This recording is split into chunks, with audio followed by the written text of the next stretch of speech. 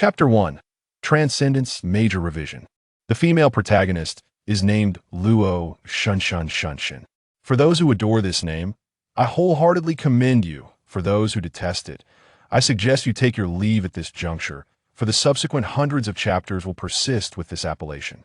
Do not burden yourself, nor the author, with such trivialities. Thank you. Luo Xinxin has traversed realms, yet upon her arrival, she is confronted with the prospect of an annulled engagement. Luo Xinxin, I possess both fire and wood dual spiritual roots, each of exceptional quality, destined to become an inner disciple of the Danding sect, perhaps even a direct disciple. You, on the other hand, are merely a waste with 5 spiritual roots, unworthy of entry into the sect. We are ultimately not of the same path, thus, let us dissolve our betrothal. Zhou Yang spoke with an air of arrogance, his words cold and devoid of compassion. An annulment suits her well, sparing her the burden of being shackled to a man. However, she retorted, I may agree to the annulment, yet as you initiated this withdrawal, compensation must be rendered to me. The slender girl stood tall, her chin raised defiantly, as if she were the one proposing the dissolution. The Zhou family was taken aback. Was this truly the timid and reserved Luo Xinxin they once knew? This Luo Xinxin was not the one they were familiar with, but rather a modern woman from the 21st century of Blue Star. The Zhou family operated an inn in Yinyang City. Years ago, Zhou Yang's grandparents encountered misfortune while traveling, only to be rescued by Luo Xinxin's grandfather, a hunter. After their families became acquainted, an agreement was made for the betrothal of Luo Xinxin and Zhou Yang. Later, a devastating flood struck their village, claiming the lives of her grandparents and parents, leaving her as the sole survivor. Zhou Yang's grandparents took her in, but now that the elders have passed, no one stands by her side, and the Zhou family harbors intentions of annulling the engagement. With Zhou Yang now possessing superior dual spiritual roots, they believe Luo Xinxin is unworthy of him, and thus they are resolute in their decision to withdraw from the engagement. Xinxin, let us not speak of compensation. Even if you cannot be wed to Al Yang, you may still remain our daughter, Zhou's mother said with a benevolent smile. Yet Luo Xinxin did not miss the disdain lurking in her eyes. Zhou's father feigned sincerity, stroking his beard. Indeed, even after the annulment, we shall continue to regard you as our daughter. Though the Zhou family is well off, their business has dwindled, leaving them with only enough to scrape by after accounting for expenses. To part with money for compensation would be akin to slicing off their own flesh. Moreover, despite their disdain for Luo Xinxin, she is efficient in her duties, saving them the expense of a maid's salary.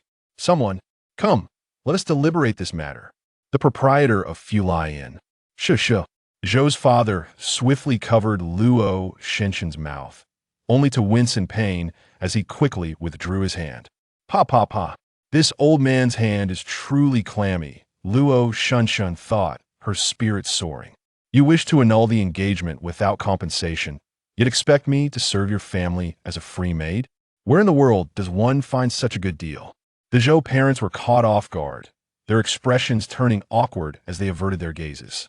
Zhou Yang's face darkened, addressing his parents, Father, Mother, if she demands compensation, grant it to her.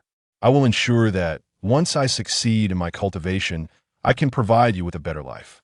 Reluctantly, Zhou's father produced 100 taels of silver.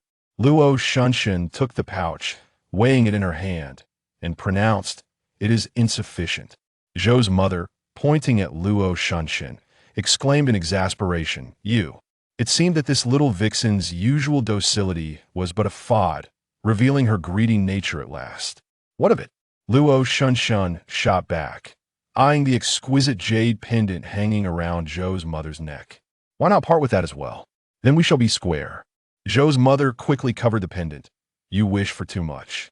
Her tone betrayed a hint of guilt. Luo Xinxin sensed her unease and suddenly recalled that the original owner had possessed a dull jade pendant, which mysteriously vanished one day. Could it be that this pendant was the very same? Indeed, she had guessed correctly. The pendant had been discovered by the original owner's mother, mistaking its worth due to its lackluster appearance, allowed her daughter to wear it as a trinket. However, upon the original owner's arrival at the Zhou household, Zhou's mother recognized its true value as a fine jade and, for reasons unknown, decided to take it for herself after polishing it. Luo Xinxin placed her hands on her hips. This pendant belongs to me. If you refuse to return it, I shall proclaim that not only do you wish to annul the engagement, but you also covet the possessions of a mere orphan. The Zhou family's and was merely a street away from the main thoroughfare of Yinyang City. Should Luo Xinxin raise her voice a few times, the entire neighborhood would soon learn of the Zhou family's misdeeds. Zhou's mother retorted defiantly, "Who says it is yours? Everyone listen. The proprietors of Zhou's and do not act honorably." Luo Xinxin shouted as she strolled toward the exit. Hey, wait. Zhou's father rushed to her side. Knowing their survival depended on loyal patrons. If their reputation were tarnished, their business would surely suffer.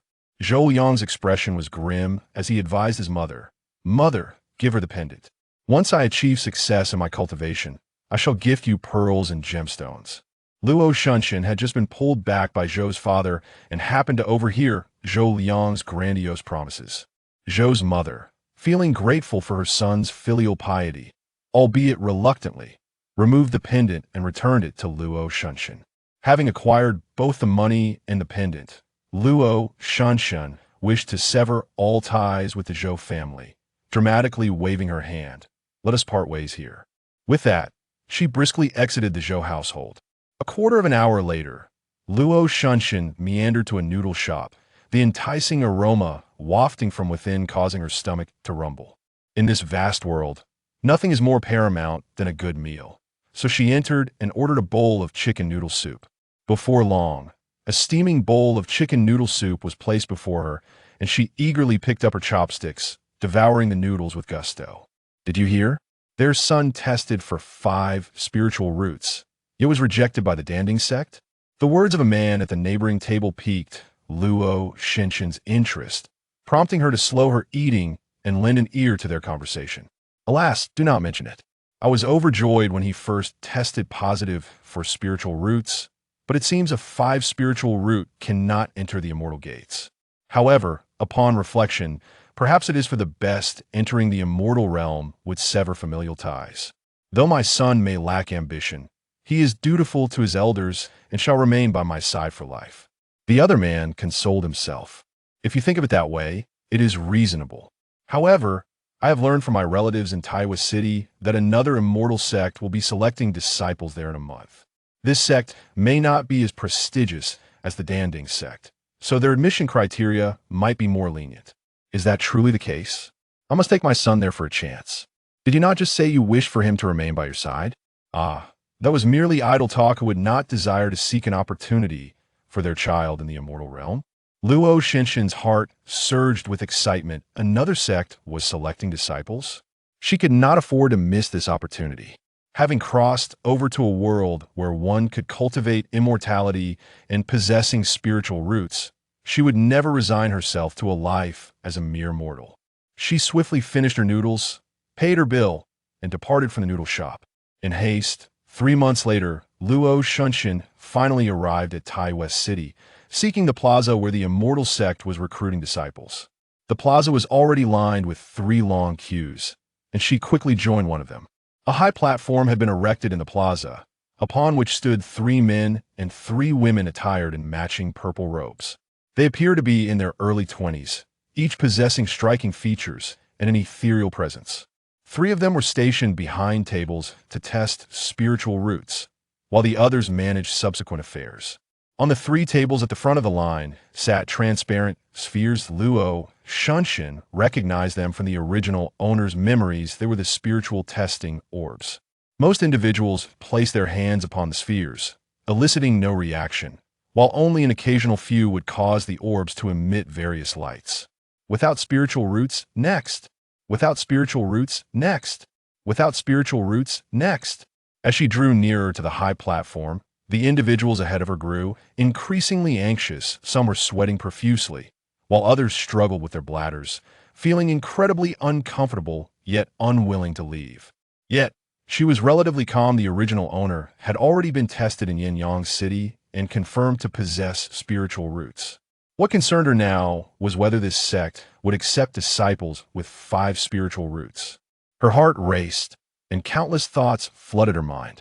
If this sect rejected 5 spiritual roots, she would have no choice but to continue living as a mortal while searching for opportunities to cultivate.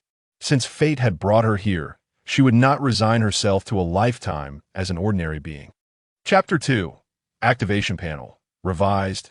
Most of those who stood before her lacked spiritual roots, leaving with despondent expressions.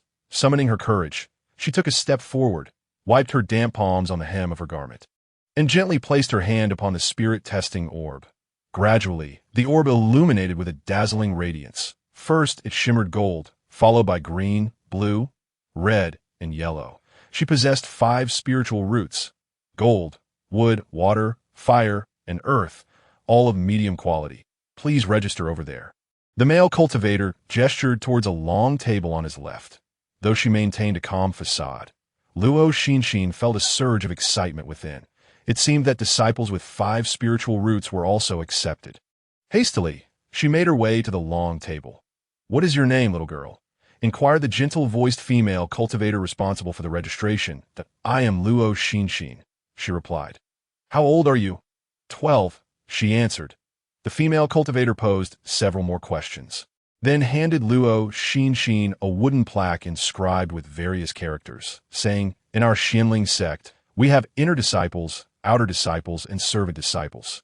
Since you possess 5 spiritual roots, according to regulations, you must begin as a servant disciple. If you cultivate to the 7th level of qi refinement within 15 years of entry, you may progress to the outer sect. Those who contribute significantly to the sect may even have the opportunity to enter the inner sect." Luo Xinxin accepted the plaque and asked, "May I inquire, what duties do servant disciples undertake?"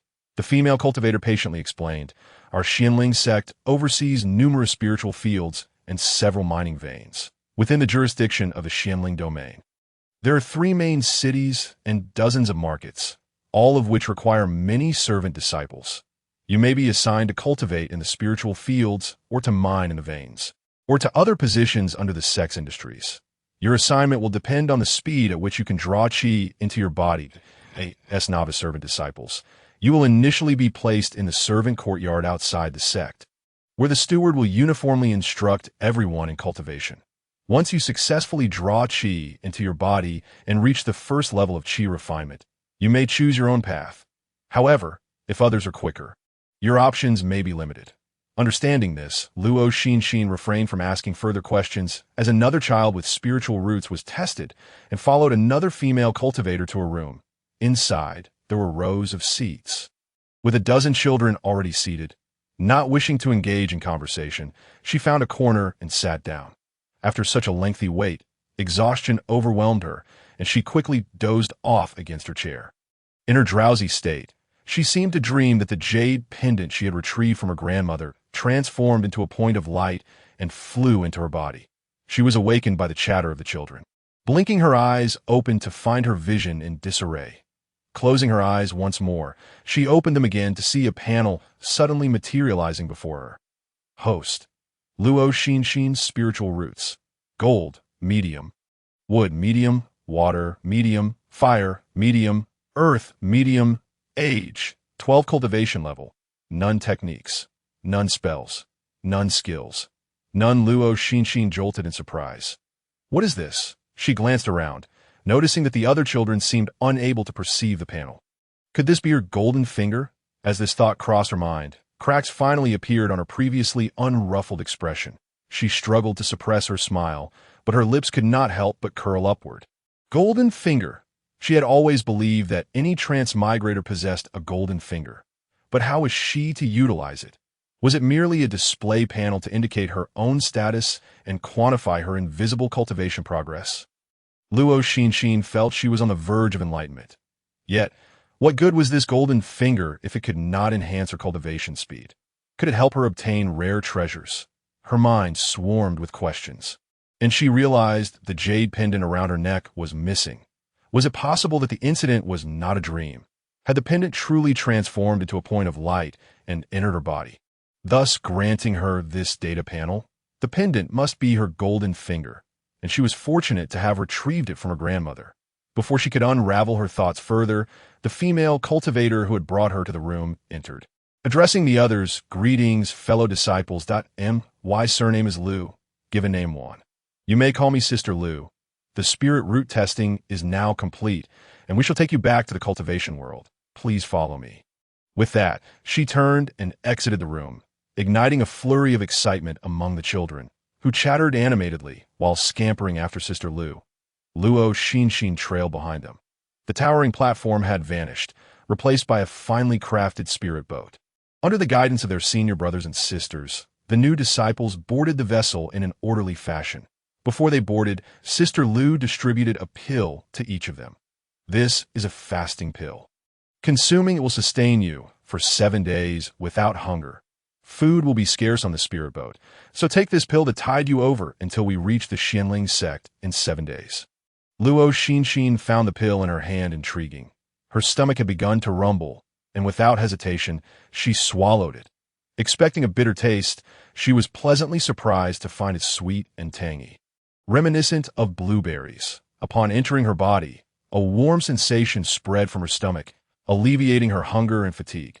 The pill was indeed remarkable, with 6 senior brothers and sisters accompanying the 30 or so new disciples.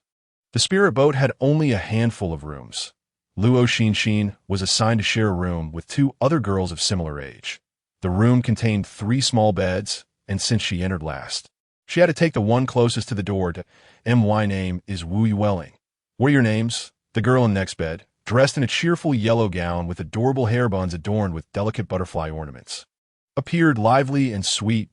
I am Luo Xinxin, she replied while making her bed. Yin Songxue, the girl by the window, responded coolly, turning her gaze back to the outside. Wu Yueling continued, "Are you both servant disciples too?" Luo Xinxin nodded. "Yes." However, Yin Songxue did not engage further. Wu Yueling, noticing Yin Songshue's aloofness, redirected her attention to Luo Xinxin. Enjoying the lively and endearing demeanor of the girl, Luo Xinxin made an effort to respond. Suddenly, a loud noise jolted them, and the spirit boat began to ascend slowly. A new journey was about to commence. In the following 7 days, Luo Xinxin and Wu Yueling spent their time either on the deck admiring the scenic landscapes or in their room poring over a storybook that Wu Yueling had brought with her, filled with tales of talented scholars and beautiful maidens. Although the stories were somewhat kitsch, they provided a welcome distraction. Yin Songxue remained indifferent, continuing to ignore the two as time swiftly passed. Sister Lu came to summon Luo Xinxin and Wu Yueling to gather their belongings in preparation for disembarking. Once they left the room, Wu Yueling curiously inquired, "Does Yin Songxue not need to disembark?" She possesses 3 spiritual roots and will directly enter the outer sect. After you disembark, she will travel back to the sect with the spirit boat. Sister Lu explained. Wu Yueling nodded in understanding. Alongside Luo Xinxin and Wu Yueling, 19 others disembarked. Sister Lu led them to the servant courtyard before returning to the spirit boat to accompany the larger group back to the sect. Chapter 3. Drawing qi into the body, they were greeted by a serene and elegant female cultivator named Su Miao, who asked them to call her Sister Su. After arranging their accommodations, Sister Su informed them, "You're the last batch of servant disciples to arrive. Starting tomorrow, you will attend classes at the transmission hall. By the way, are any of you illiterate?" Every 5 years, the sect dispatches many outer disciples to the mortal and cultivation realms to select new disciples. And today marked the arrival of the final batch. After her statement, she scanned the group of young faces, eventually noticing 2 children blushing and timidly raising their hands. Not be anxious. It is perfectly fine if you cannot read. However, you'll need to follow Brother Zhao during your classes to learn to read. Sister Su reassured them. Upon hearing this, the 2 illiterate children visibly relaxed. "All right then, you may go to the management office to collect your daily necessities, and then return to your rooms to rest. Also, the dining hall will only be open for half an hour in the evening, so do not miss the time." With that, she dismissed the group of eager children. Luo Xinxin and Wu Yueling went hand in hand to the management office to collect their supplies before returning to their room. The room was shared, and after 7 days together, they had grown familiar with one another. So they had requested Sister Su to assign them to the same room. Since they were to share with someone, it was preferable to be with someone they knew. After making their beds and resting for a while, they prepared to head to dinner when evening arrived. The meals in the dining hall were rather simple. 2 large steamed buns, a dish of cabbage, and a dish of winter melon that Wu Yueling, accustomed to a more lavish diet, frowned at the simplicity and set down her chopsticks after a few bites, unwilling to continue. Luo Xinxin encouraged her. If you want to eat better food, you must cultivate diligently. Once we leave the servant courtyard, we will be able to earn money and enjoy all sorts of delicious spiritual food. Wu Yueling's eyes sparkled with excitement. Is that really true? Luo Xinxin continued to paint a rosy picture. Of course, by then, with spiritual stones in hand, we can buy whatever food we desire. Besides, working hard in cultivation is never a mistake. After the 2 individuals had their meal, they returned to their quarters to rest. The following morning, they had breakfast at the dining hall before proceeding to the transmission hall. By the time they arrived at the transmission hall, several hundred people were already seated inside, their youthful faces brimming with a fervent desire for enlightenment. At that moment, Su Miao stood upon the elevated platform in the center of the hall and began to elucidate some aspects of the cultivation world to the new disciples. It was then that Luo Xinxin learned that the realm they inhabited was known as Yunlan continent. Within this continent existed countless sects, and their Su In'Eling sect was merely a second-tier sect beneath the 8 esteemed sects. Su Miao also spoke of the realms of cultivation. Spirit stones, spiritual herbs, magical artifacts, and the fundamental knowledge of alchemy and talismans within the cultivation world. She further elaborated on the management system for the outer disciples. These outer disciples were required to channel qi into their bodies within 6 months. Upon successful entry, they had 1 year to reach the first level of qi refinement. Afterward, they could choose to engage in roles such as planting, mining, or other positions, and once chosen, they would learn the corresponding spells. Once proficient in these spells, they would undertake labor to earn spirit stones. Senior sister, what if one cannot channel qi into their body within 6 months? Someone inquired. If you are unable to channel qi within that time frame, it signifies that you are ill-suited for the path of cultivation, and arrangements will be made to return you to the mundane realm. Su Miao replied. Upon hearing this answer, the young disciples below felt a wave of anxiety wash over them, silently resolving to strive to channel qi as swiftly as possible. What if one channels qi but fails to reach the first level of qi refinement within a year? Another voice questioned. Su Miao responded, although the spiritual energy in the outer disciples' quarters may not rival that of the sect, it is still relatively dense compared to other locations. Even those with the lowest aptitude, those with 5 inferior spirit roots, can achieve the first level of qi refinement within a year after successfully channeling qi. If you cannot, it indicates that your heart is not in this path. It would be wise to abandon it early to that point. You may choose to return to the mundane realm or remain as an independent cultivator in the cultivation world. Having concluded her preliminary remarks, Su Miao began to impart the incantation, which she had referred to as the gathering spirit technique. You must memorize these few lines of incantation, and when the time comes, sit cross-legged and continuously recite the incantation until the spiritual energy enters your meridians, thus signifying the successful channeling of qi into your body. After teaching the incantation, she discussed the body's 8 extraordinary meridians, the 720 major acupoints, and the pathway of spiritual energy flowing to the dantian. Luo Xinxin listened intently, determined not to miss a single word. After imparting the essentials for channeling qi into the body to the new disciples, Su Miao instructed them to attune themselves to the spiritual energy of heaven and earth. She also mentioned that they should return to the transmission hall daily for her to assess their progress in channeling qi.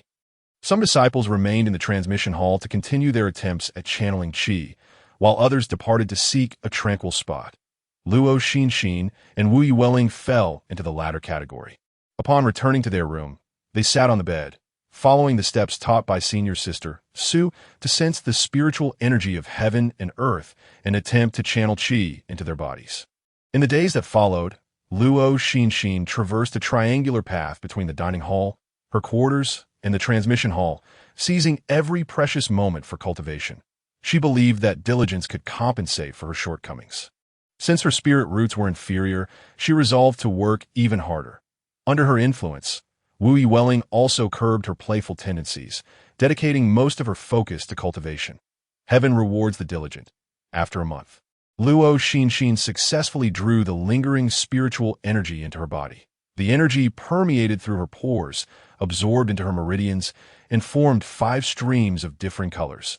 These streams traversed the extraordinary meridians and the major acupoints, circulating within her body in a grand cycle, ultimately converging in her dantian.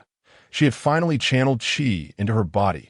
However, her joy was short-lived as a foul odor wafted through the air. Looking around, she discovered that the stench emanated from her own body, which was also covered in a layer of grimy dirt. Oh no! She nearly fainted from her own odor, hastily rushing to fetch water for a bath. After changing the water 3 times, she finally managed to cleanse herself thoroughly, both inside and out. It turned out this was the sensation of cultivation. Feeling refreshed, Luo Xinxin also noticed the changes that accompanied her successful channeling of qi. Her vision, hearing, and sense of smell had all improved, and her body felt considerably lighter. She opened her status panel and saw that the data had finally changed.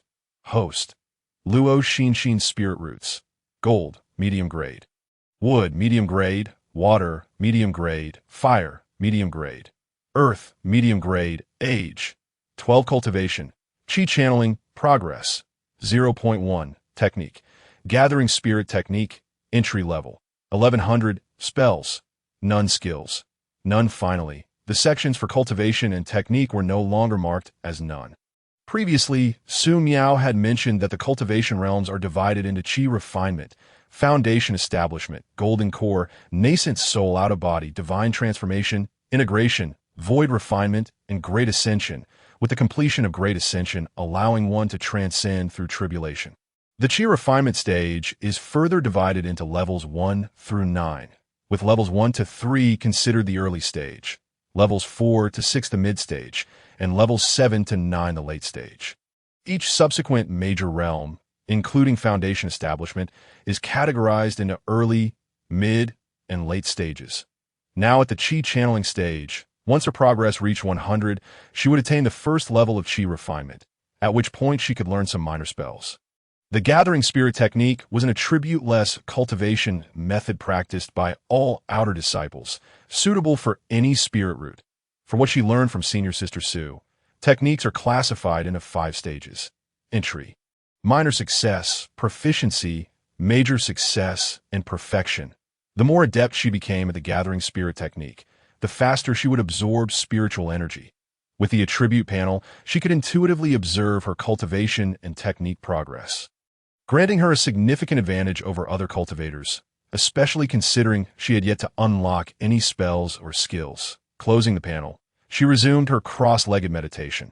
Having only just channeled qi, she still had a ways to go before reaching the first level of qi refinement, and she could not afford to become complacent. 3 months later, Luo Xinxin achieved her goal and reached the first level of qi refinement. After tidying herself up, she sought out Senior Sister Su.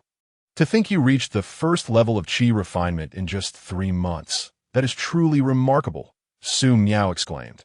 She had been astounded to learn that Luo Xinxin had channeled qi into her body within a month. And both her qi channeling and cultivation speed were comparable to those with medium-grade spirit roots. Thus, she asked, "How did you manage such a feat?" Chapter 4. Leaving the outer disciples' quarters, Su Miao's praise was somewhat effusive, prompting Luo Xinxin to feel a sense of pride. However, this pride was short-lived, as she quickly subdued it and replied, "Truthfully, since arriving at the outer disciples' quarters, I have not ventured outside except for meals and lessons at the transmission hall. I only sleep for 3 hours each day, and every spare moment is devoted to cultivation." At the age of 11 or 12, most new disciples would often form groups to go out and explore. Yet Luo Xinxin maintained such discipline that it compelled Su Miao to regard her with newfound respect. "You possess such fortitude at such a young age. You are bound to achieve great things in the future. Now that you have successfully channeled qi, have you decided what kind of position you wish to pursue?" "I choose planting," Luo Xinxin answered without hesitation, upon her arrival at the outer disciples' quarters. She had familiarized herself with all the positions available to the outer disciples of the Su Inling sect. Although working as a shop assistant provided stable resources, it required early mornings and late nights, leaving little time for cultivation. Mining, while yielding more resources upon task completion, bore the risk of receiving nothing if one failed to meet their assigned tasks, reminiscent of the KPI system from her previous life. Having traversed to the world of cultivation, she found the idea of fulfilling KPIs rather disheartening, thus resolutely opting for the position with the most freedom. Planting. Su Miao expressed surprise at her choice, as many outer disciples typically favored working as assistants, where resources were stable and there existed opportunities for advancement to management positions, offering a far more promising future than planning. However, she respected Luo Xinxin's decision and pointed to a map hanging on the wall, saying, "This map outlines the areas within the Su Inling domain. Nearly every market and major city is surrounded by numerous spiritual fields. Come, choose your destination." Luo Xinxin approached, her gaze fixed intently upon the yellowed beast skin map. After a moment's contemplation, her slender finger landed on a specific location. "I shall go here." The place she indicated was the Qinghefang region, situated not far from one of the three major cities of the Su Inling domain, Xianbei City. The map also indicated that a mountain range known as the Yunjia Mountain Range lay nearby, beneath which flowed a third-grade spiritual vein. Moreover, with her limited understanding of cultivation, she believed that areas with spiritual veins would also possess abundant spiritual energy, greatly benefiting her training. "You certainly know how to choose a location. Qinghefang is indeed a fine choice." Seeing that she had made her selection, Su Miao took out a token and handed it to her, saying, "This is your life token. After you drop your blood to recognize it as yours, proceed to the transmission hall to learn the spiritual rain technique, metal manipulation technique, and spirit gathering technique from senior brother Ifo. Once you have mastered and can proficiently employ these three spells, you may use your token to report to the sect's office in Qinghefang." Luo Xinxin received the token and, after expressing her gratitude to Su Miao, proceeded to the transmission hall in search of senior brother Ifo. The Spirit Rain technique is a specialized spell designed to promote the growth of spirit plants. By invoking this technique, one can summon a rain imbued with spiritual energy, allowing spirit plants to absorb a greater amount of this energy, thereby significantly aiding their growth. Similar to cultivation methods, spells are categorized into 5 stages: beginner, minor accomplishment, proficiency, major accomplishment, and perfection. The higher the stage achieved, the greater the spiritual energy contained in the rain and the larger the area it can cover. The Gung Gold technique is an offensive spell that manifests as a golden blade of energy when cast. In the early stages of Qi refinement, the Gung Gold technique possesses limited attacking power, yet it serves as an effective means to eliminate pests and snakes. Spirit plants often encounter insect infestations, necessitating the application of the Gung Gold technique to eradicate these pests. Mastery of the Gung Gold technique can also enable the removal of weeds and the harvesting of spirit plants, provided one has sufficient magical power. The Spirit Nourishing technique is a spell that restores vitality to spirit plants. Like ordinary plants, spirit plants can suffer from diseases and wither. However, if the Spirit Nourishing technique is applied before their vitality is entirely depleted, there is hope for revival. These 3 spells are indispensable to spirit farmers. 3 months later, after diligently studying for 3 months, Luo Xinxin had become quite adept at utilizing these 3 spells, and her cultivation had significantly progressed. She had also learned from experienced spirit farmers how to manage and tend to spirit plants. She examined her status panel data. The initial appearance of the status panel may be somewhat frequent, but it will diminish later on. Host: Luo Xinxin Spiritual Roots. Gold, medium grade. Wood, medium grade. Water, medium grade. Fire, medium grade. Earth, medium grade. Age: 13. Cultivation. Qi Refinement Level 1. Progress: 38. Cultivation Method. Gathering Spirit Technique. Minor Accomplishment: 109200. Spells: Spirit Rain Technique. Beginner: 76100. Gung Gold Technique. Beginner: 48100. Spirit Nourishing Technique. Beginner: 26100. Skills: none. During this time, she discovered an exciting fact. As her proficiency in the Gathering Spirit Technique increased, so did her speed of absorbing spiritual energy.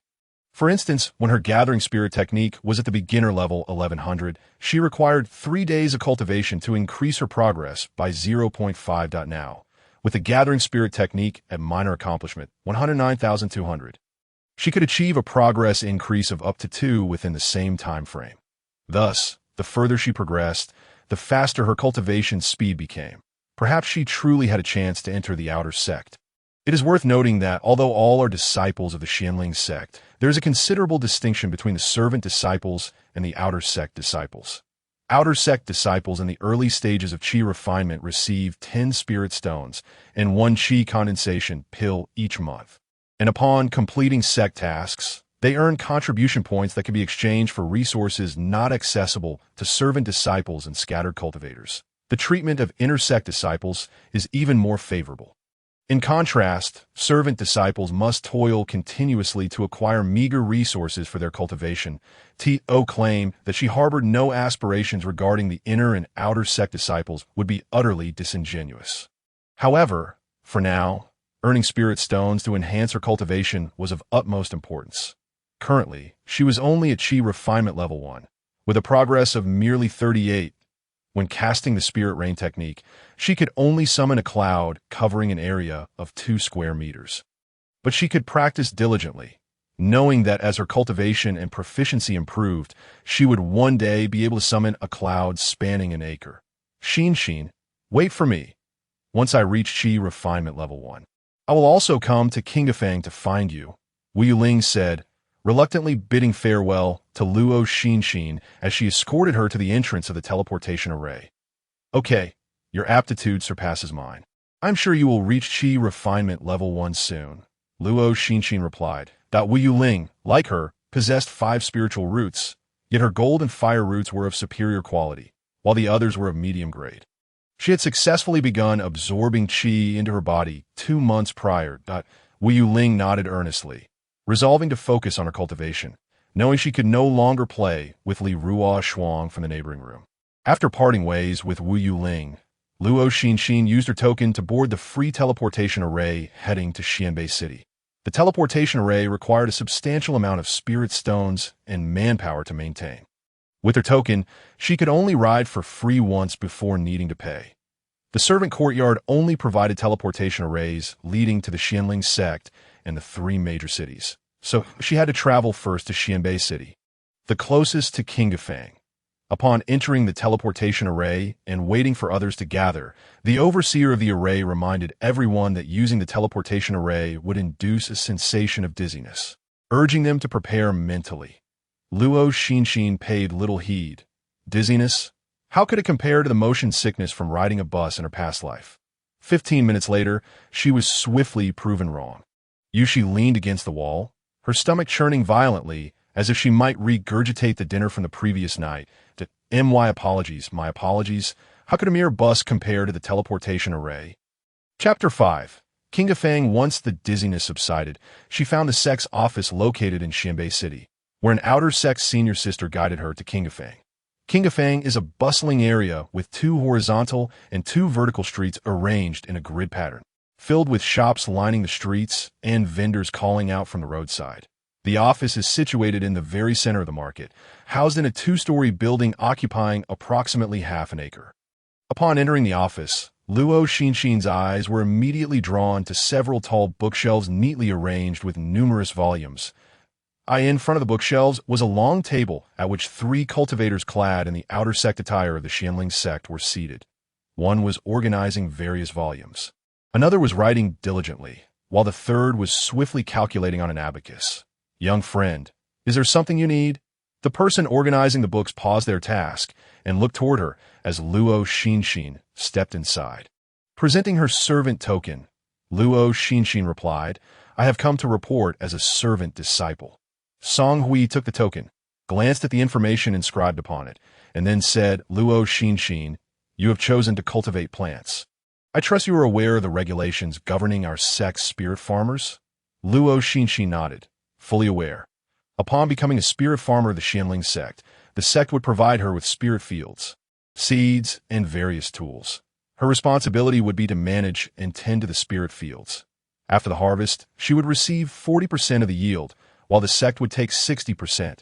Furthermore, once she became a spirit farmer, she would be obligated to cultivate for the sect for a minimum of 30 years, unless she were to break through to Qi Refinement Level 7 and enter the outer sect within 15 years.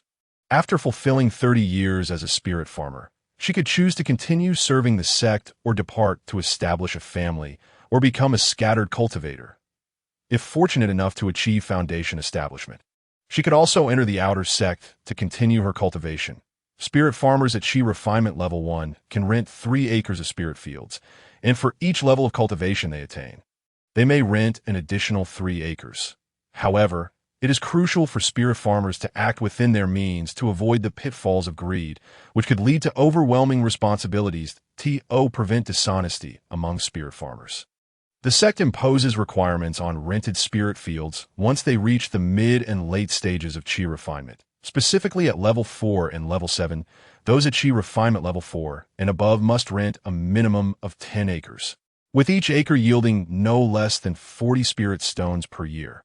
Those at Qi Refinement Level 7 and above must rent at least 20 acres, with each acre yielding no less than 60 spirit stones annually. Song Hui remarked, "As long as you understand, there are exactly 3 acres of spirit fields available in front of Cave 37 in the Wu district. I will allocate them to you now. The planting season for spirit rice has already passed, so you may choose to cultivate spirit eggplants or spirit clover." He proceeded to recommend several types of spirit plants suitable for planting in the current season. Spirit rice is noted for offering the highest yield and effort ratio among low-tier spirit plants. However, since the planting season has passed, attempting to cultivate it would require additional effort, and the yield would not be comparable to that of properly sown spirit rice. Luo Xinxin, recalling her current ability to summon only a small cloud with limited spiritual energy, decisively opted to plant spirit clover, which requires minimal water and spiritual energy. Song Hui retrieved a bag of spirit clover seeds from behind a cabinet, along with a set of farming tools from the storeroom, and finally explained the essential considerations for cultivating spirit clover. You will reside in Cave 37 of the Wu district. The rental fee for the first year will be waived. After 1 year, you will need to pay 5 spirit stones monthly, where you may seek alternative accommodation. Thank you, senior brother, for your guidance. After expressing her gratitude, Luo Xinxin left the office with the spirit clover seeds and the farming tools provided by the sect. Making her way to her new residence, Cave 37 in the Wu district is somewhat secluded, yet it boasts beautiful scenery. Looking upward reveals a range of mountains, with majestic peaks shrouded in mist, while a glance downwards exposes vast expanses of spirit fields belonging to the Xianling sect. The cave entrance also features a small courtyard, where the previous tenant had cultivated a 1-acre spirit field, though it had become overgrown with weeds due to neglect. However, this posed no problem. She could clear the weeds once she had some free time, allowing her to plant some spirit vegetables for her own consumption. After surveying the courtyard, she pushed open the door and stepped into the cave. Inside, the space was quite spacious, approximately 100 square meters, ample for her solitary habitation. She began by cleaning the interior and exterior thoroughly, then took stock of the items she would need before departing from the cave to head to the market. The journey from the cave to the market required approximately half an hour on foot. Upon leaving the servant courtyard, each servant disciple received 100 taels of silver as initial living support, while spirit stones had to be earned through their own efforts. She found a general store, purchasing pots, bowls, and various other necessities with her silver before heading to the rice shop to inquire about prices. "Shopkeeper, may I ask what the price of rice is?" Luo Xinxin inquired of the shopkeeper of the rice store, who was currently engaged in inventory. The shopkeeper paused to jot down some notes in a ledger before responding. "There are 4 types of spiritual rice. The least expensive is 10 spirit pearls per pound, while the most costly is 30 spirit pearls per pound at AS for ordinary rice. There is but one variety, priced at 1 tael of silver per pound." Having spent some time in the realm of cultivation, Luo Xinxin had developed a basic understanding of the currency system there. The primary circulating currency is spirit stones, which are classified into 4 categories: low-grade spirit stones, mid-grade spirit stones, high-grade spirit stones, and top-grade spirit stones. Unless otherwise specified, all references pertain to low-grade spirit stones. The exchange ratio among these grades hovers around 1. 100, with occasional fluctuations. In addition to spirit stones, spirit pearls are also a commonly used currency in the cultivation world. With one low-grade spirit stone able to be exchanged for 100 spirit pearls AS for silver and gold, they are indeed utilized in the cultivation realm, as there are numerous mundane items that require the use of silver or gold for purchase. Otherwise, the Labor Department would not distribute 100 taels of silver to each graduating disciple. However, it was astonishing to learn that a single tael of silver could only procure a mere pound of ordinary rice here, whereas in the mundane world, it could buy over 100 pounds. With incredulity, she asked, "1 tael of silver for a pound of ordinary rice?" The shopkeeper affirmed, "Indeed, few cultivate ordinary rice in the cultivation realm. Rarity dictates value. It is fortunate that we do not require spirit stones. There are indeed mortals in the cultivation world, but those who have not cultivated enough to draw in spiritual energy cannot consume too much food imbued with it, lest they meet with untimely demise. Food devoid of spiritual energy is typically purchased with silver or gold." Luo Xinxin blinked, finding the explanation somewhat reasonable, along with the remaining funds from her predecessor. She now possessed over 100 taels of silver, sufficient to purchase around 100 pounds of ordinary rice, which would likely last her a few months. She hoped the spirit grass would be harvested soon. As a cultivator, she could not rely solely on ordinary rice. Once she earned spirit stones, she would need to consume food enriched with spiritual energy. Ordinary food contains numerous impurities and lacks spiritual energy, rendering it unbeneficial for cultivation. Having already acquired a variety of cooking utensils, she decided to buy only 10 pounds of rice for the time being and would procure more later. Then on her way back, she passed by a seed shop where spiritual plant seeds could be purchased with spirit stones or spirit pearls. She could only buy some ordinary vegetable seeds with her silver, intending to plant them in her yard for self-sufficiency. Upon returning to her cave dwelling, the sun had already set. She prepared a simple porridge of white rice, hastily filled her belly, and then began to meditate and cultivate. It was not until the turn of the hour that she finally laid down to rest. When the first rays of sunlight streamed into the cave the next morning, Luo Xinxin awoke from her dreams. After stretching her limbs, she donned her clothes and rose from bed. Following a brief wash, she rinsed some rice and placed it in a pot. After adding a large piece of firewood to the stove, she left it to simmer, allowing the porridge to cook slowly. Grabbing a hoe, she approached her spiritual field, raising her arm to begin tilling the soil. Thanks to her childhood weekend spent helping her grandparents on their farm, even after a decade of inactivity, she found the task surprisingly familiar.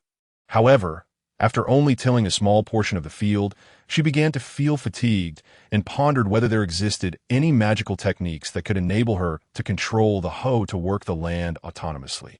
Calculating the time, she estimated that her white rice porridge was likely ready, so she hoisted the hoe onto her shoulder and returned to her cave dwelling.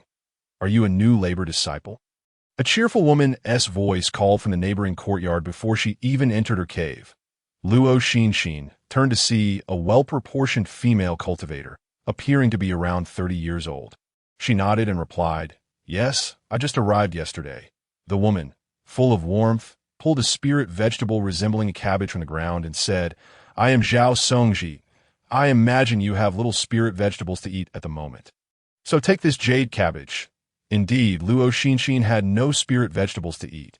Not only that, but she lacked even ordinary vegetables. Thus, she accepted the jade cabbage without hesitation, saying, "Thank you, Sister Zhao. I am Luo Xinxin." Zhao Songji's smile widened. "No need for thanks. Let me know when you've finished. I have more in my courtyard." Luo Xinxin glanced in her yard and saw a variety of spirit vegetables, envy surfacing on her face. Zhao Songji proved to be quite talkative and held her for a quarter of an hour before letting her go. The jade cabbage was similar in shape and size to a large cabbage, albeit with a slightly orange hue and a faint aura of spiritual energy emanating from it. The porridge was ready, and she tore off a few leaves of the jade cabbage, washing them thoroughly and finally chopping them for a stir-fry, a perfect accompaniment to her rice porridge. The taste of the jade cabbage was akin to that of a large cabbage, yet sweeter and more succulent. After consuming it, the faint spiritual energy dissolved within her stomach, and she circulated her cultivation technique. Absorbing the energy into her meridians, ultimately converging it within her dantian. After washing the pot and utensils, she resumed her work in the field. Once accustomed to the labor, she found her tilling efficiency improving. What began as needing a break after tilling a small plot transformed into tilling a larger area without tiring. In just 3 days, she completed the tilling of 3 acres. The benefits of cultivation were indeed manifold. Had it been previously, with her slight frame, finishing 3 acres in 3 days would have nearly led her to seek a grave. Once the land was tilled, she fetched a basket of fine soil, mixed in the seeds of the spirit grass, and evenly scattered the mixture across the spiritual ground. This technique was taught to her by an experienced spirit farmer during her time in the labor department. Direct sowing often resulted in novice farmers planting seeds too closely, wasting them and hindering the growth of the spirit grass. After completing the sowing for 3 acres, she formed hand seals and chanted incantations, summoning countless blue light points that coalesced into a small cloud above the spiritual field. Raindrops fell from the cloud, evenly watering every inch of the field. The spirit grass required little water. So after a brief period of irrigation, she maneuvered the cloud to another area to continue watering. Regrettably, her cultivation was still too shallow, having exhausted her spiritual energy after watering only a third of the field. She had no choice but to cease the rainfall and sit at the edge of the field to recover her energy. With her dantian's capacity for spiritual energy limited, it took merely half an hour to restore her energy fully, after which she resumed her irrigation. This cycle continued until she had sown all 3 acres of spirit grass and completed the watering, taking a full 5 days. Fortunately, the spirit grass required watering only once every 10 days, granting her 5 days of respite. Once the labor on the spiritual field was complete, she began to clear the weeds from the courtyard's spiritual ground. After tilling the land, she prepared to sow seeds. "Hey, what spirit vegetables are you planning to plant?" Zhao Songji's booming voice called from her own yard. Luo Xinxin paused, seed in hand, and replied honestly, "I lack spirit stones, so I cannot purchase spirit vegetable seeds. These are merely ordinary vegetable seeds. You are wasting the spiritual ground by planting ordinary vegetables. I have plenty of leftover spirit vegetable seeds. Take some and plant them," Zhao Songji said, producing a small burlap bag from thin air. Luo Xinxin's eyes widened in astonishment. How did that burlap bag appear? Could it be the fabled storage bag? Sister Su Miao had mentioned in her lectures on the common knowledge of the cultivation world that even the smallest storage bag costs around 70 to 80 spirit stones. However, they are incredibly convenient for carrying items when traveling. She vowed to purchase one once she had spirit stones. "Come over and take it," Zhao Songji urged. Luo Xinxin, without hesitation, cast aside the ordinary seeds in her hand and hurried over to accept the burlap bag from Zhao Songji, saying, "Thank you, Sister Zhao. I will return it once I earn some spirit stones." Zhao Songji smiled warmly. "No rush. Use it for now." She genuinely took a liking to this pretty, sweet-tongued girl, unlike the previous neighbor who referred to her as an old woman. With spirit vegetable seeds in hand, Luo Xinxin discarded the ordinary seeds. Under Zhao Songji's guidance, she quickly finished sowing the spirit vegetables. With both the spiritual field and courtyard planted, she finally had a moment to breathe. After bidding farewell to Zhao Songji, she returned to her cave to cultivate. With only 5 days until she needed to water the spirit grass again, she needed to seize the time to elevate her cultivation as much as possible. As the sun rose and set, 3 months slipped by in the blink of an eye. One day, as Luo Xinxin sat cross-legged in her cave, practicing the gathering spirit technique, she suddenly felt a remarkable shift in her energy, as if the surrounding spiritual energy was swirling and vying to enter her body. Suddenly, her dantian trembled, expanding to more than double its size. Within moments, her energy stabilized, exceeding her previous state, and after opening her eyes to inspect her dantian, a smile unconsciously graced her lips. "I have reached the second layer of chi refinement," she thought to herself, her mind brimming with excitement. Invoke the panel. Host: Luo Xinxin Spiritual Roots, Gold, Medium Grade, Wood Medium Grade, Water, Medium Grade, Fire, Medium Grade Earth, Medium Grade Age, 13 years old cultivation level. Chi Refining Second Layer, Progress, 0. 1. Technique, Spirit Gathering Art, Proficiency, 236300. Spell, Spirit Rain Technique Proficiency 256300, Gongjin Technique, Minor Achievement 129200, Spirit Nurturing Technique, Entry Level 88100, Skills, None.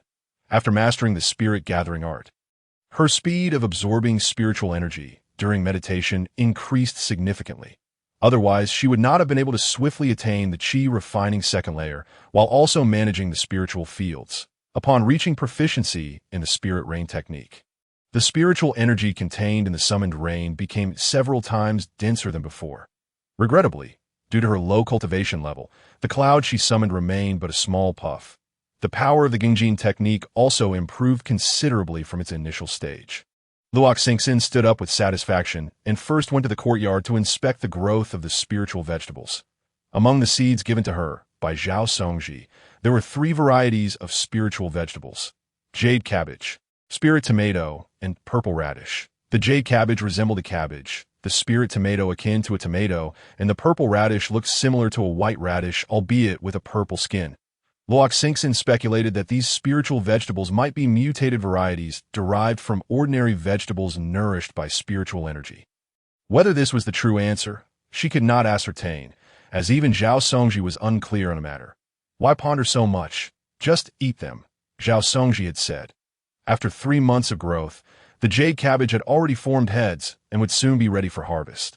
The spirit tomato had borne clusters of green fruits, while the roots of the purple radish had pushed through the soil, their purple stems emerging as she conducted her inspection. She noticed that one of the jade cabbages was inexplicably wilting, its leaves dry and withered. She quickly formed a hand seal and employed the spirit nurturing technique on it. With the infusion of spiritual energy, the wilting jade cabbage visibly regained vitality. The spirit nurturing technique is indeed remarkable. It surpasses the efficacy of modern nutritional solutions by far. After examining the spiritual vegetables in the courtyard, she moved to the spiritual field where she cultivated spirit clover. The spirit clover was thriving. She had been using the spirit rain technique every 10 days for nourishment, and it had now begun to bloom with delicate orange flowers. Chapter 7. Finally knowing what spirit stones look like, spirit clover is a favored delicacy among non-tiered herbivorous spirit beasts. Characterized by a short growth cycle, typically ready for harvest within 3 months, that if cultivated for too long, it adversely affects its flavor. Thus, she hastily took out her scissors and began to bend down to harvest the grass. The tools provided by the management were crafted from fine iron, significantly sharper than ordinary iron, making the task effortless, although her back grew tired from bending for prolonged periods. Despite possessing the Gongjin technique to assist with the cutting, using spells consumed considerable spiritual power, likely exhausting her qi before she could harvest much, necessitating an hour of meditation to recuperate. The efficiency of manual labor proved superior. After an indeterminate time, she finally finished harvesting all the spirit clover and sought out Zhao Songji, who had come to summon rain, to help her weigh it before heading to the steward. A middle-aged male cultivator accompanied her to the edge of the spiritual field, casting his gaze across the 3 acres of spirit clover before stating, You have harvested your spirit clover at just the right time. Had you delayed, the clover would have matured excessively, affecting its flavor, rendering it less appealing to spirit beasts. Luo Xinxin replied, Then please assist me in weighing it. Steward Wu took out a weighing device of artifact level, performed a hand seal, and chanted incantations, causing the scale to enlarge 100-fold and ascend into the air with a wave of his hand. The spirit clover flew onto the large scale, and the numbers displayed on the artifact fluctuated before finally settling at 30,400. In total, there were 30,400 pounds. According to regulations, Luo Xinxin would receive 40% of the harvest from these 3 acres, amounting to 12,160 pounds belonging to her. Steward Wu inquired, Do you plan to sell this over 10,000 pounds of spirit clover individually, or to the sect? Selling to the sect is priced at 10 pounds per spirit pearl. Luo Xinxin was not well versed in the market for spirit clover and was uncertain about potential buyers outside of the sect. So she decisively opted to sell to the sect, stating, I will sell to the sect. Steward Wu replied, Very well, I will record this and report to the management. You may collect your spirit stones tomorrow. Luo Xinxin nodded, expressing gratitude for his assistance. After weighing the spirit clover, Steward Wu did not linger, packing the clover into the high-grade storage bag provided by the sect before departing on his flying device. Luo Xinxin returned to her cave dwelling to continue her cultivation. The following day, the sun shone gently, and a soft breeze blew. Luo Xinxin arrived at the sect's office at dawn, since Steward Wu had reported to the office the previous day. Upon her arrival, Song Hui presented her with 12 spirit stones and 16 spirit pearls, stating, according to the sect's pricing, your spirit clover is worth 12 spirit stones and 16 spirit pearls. Thank you. Senior Brother Song. Luo Xinxin received the spirit stones with both hands, her heart brimming with excitement. After 7 months in the cultivation world, she finally beheld what spirit stones and pearls looked like. After a moment of exhilaration, she stowed the spirit stones and asked, Senior Brother Song, now that I have reached the Qi refining second layer, am I eligible to rent another 3 acres of spiritual land? Noticing the palpable aura of spiritual energy emanating from Luo Xinxin, Song Hui confirmed, indeed, you are currently renting 3 acres adjacent to a plot designated for planting symbol stargrass, which will be ready for harvest in a month. That plot will be available for lease. It will be prudent to wait a month to consolidate the spiritual fields, facilitating management. Luo Xinxin found his reasoning sound, promptly agreeing. This also afforded her the opportunity to enhance her spirit-gathering art to minor achievement. Assessing whether her cultivation speed would increase there were no suitable spiritual plants for her current skill level to cultivate this season. She refrained from acquiring seeds and departed the office with her spirit stones and pearls. Mundane rice ultimately proved unsuitable for cultivators, prompting her to visit the rice shop where she typically purchased her rations. Shopkeeper, weigh me 20 pounds of Huangya rice, Luo Xinxin exclaimed, adopting an extravagant demeanor. Huangya rice is the most affordable type of spiritual rice, priced at 10 spirit pearls per pound. There are also more expensive varieties like crystal rice and yulong rice. However, given her current financial situation, being able to afford Huangya rice was already a considerable feat. The shopkeeper, amiable and cheerful, weighed out 20 pounds of Huangya rice, stating, Huangya rice is 10 spirit pearls per pound. 20 pounds total 200 spirit pearls. Will you be paying with spirit pearls or spirit stones? With spirit stones, Luo Xinxin replied, wincing as she handed over 2 spirit stones, having only just acquired them moments ago. After purchasing the rice, she visited a seed shop, spending 1 spirit stone on a substantial quantity of spiritual vegetable seeds. She disliked accruing debts and had long been mindful of the spiritual vegetable seeds owed to Zhao Songcai in Qinghe Fong Market. Aside from the numerous shops, there were also stalls manned by scattered cultivators or idle disciples of the Xianling sect. During her time in the servant courtyard, she had been preoccupied with learning spells, and after arriving at Qinghe Fong, she had immersed herself in managing the spirit clover and her cultivation, thus never truly exploring the market. Now that she possessed spirit stones, she was eager to discover what the marketplace of the cultivation world had to offer. At this hour, the streets were not overly crowded, with only a few dozen stalls scattered about. Luo Xinxin strolled past each one, finding them quite intriguing, selling everything from homegrown spiritual vegetables and fruits to herbs dug from the mountains, and even various basic low-tier medicinal pills and talismans. Essentially, a cornucopia of goods. Although she did not purchase much, she was delighted to discover that spiritual vegetables could indeed be sold.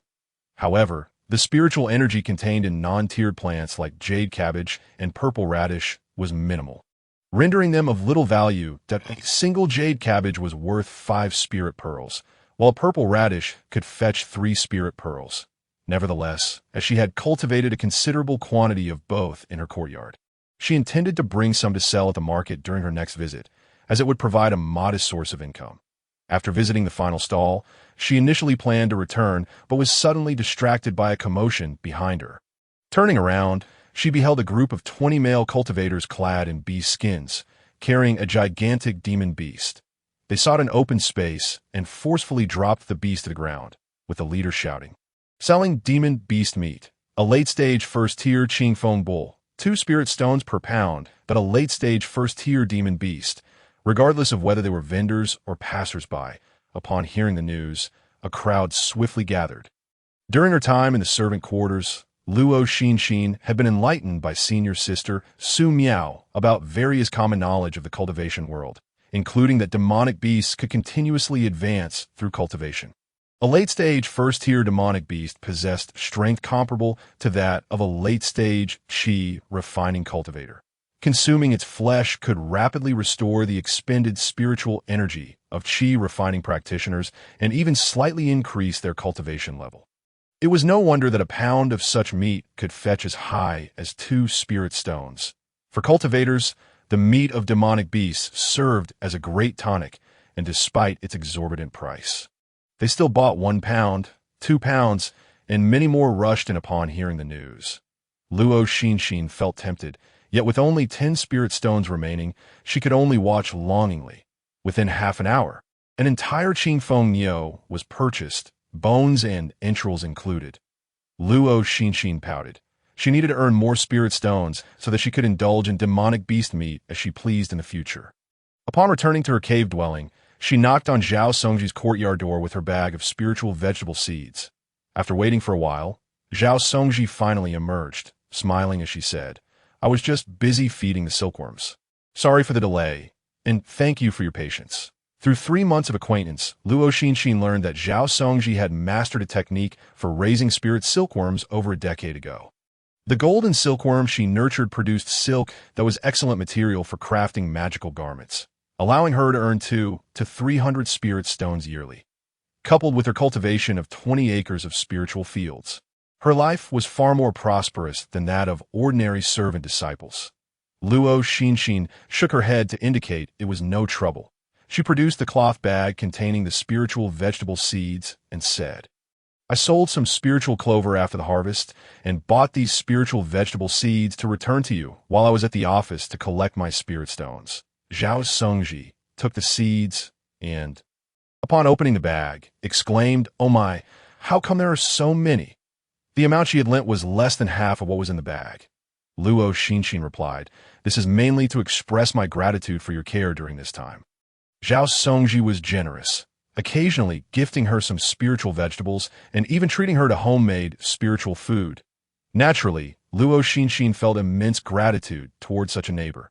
Zhao Songji laughed heartily and said, "There is no need to be so courteous." Nonetheless, she accepted the seeds, ensuring she honored the sentiment of her little neighbor.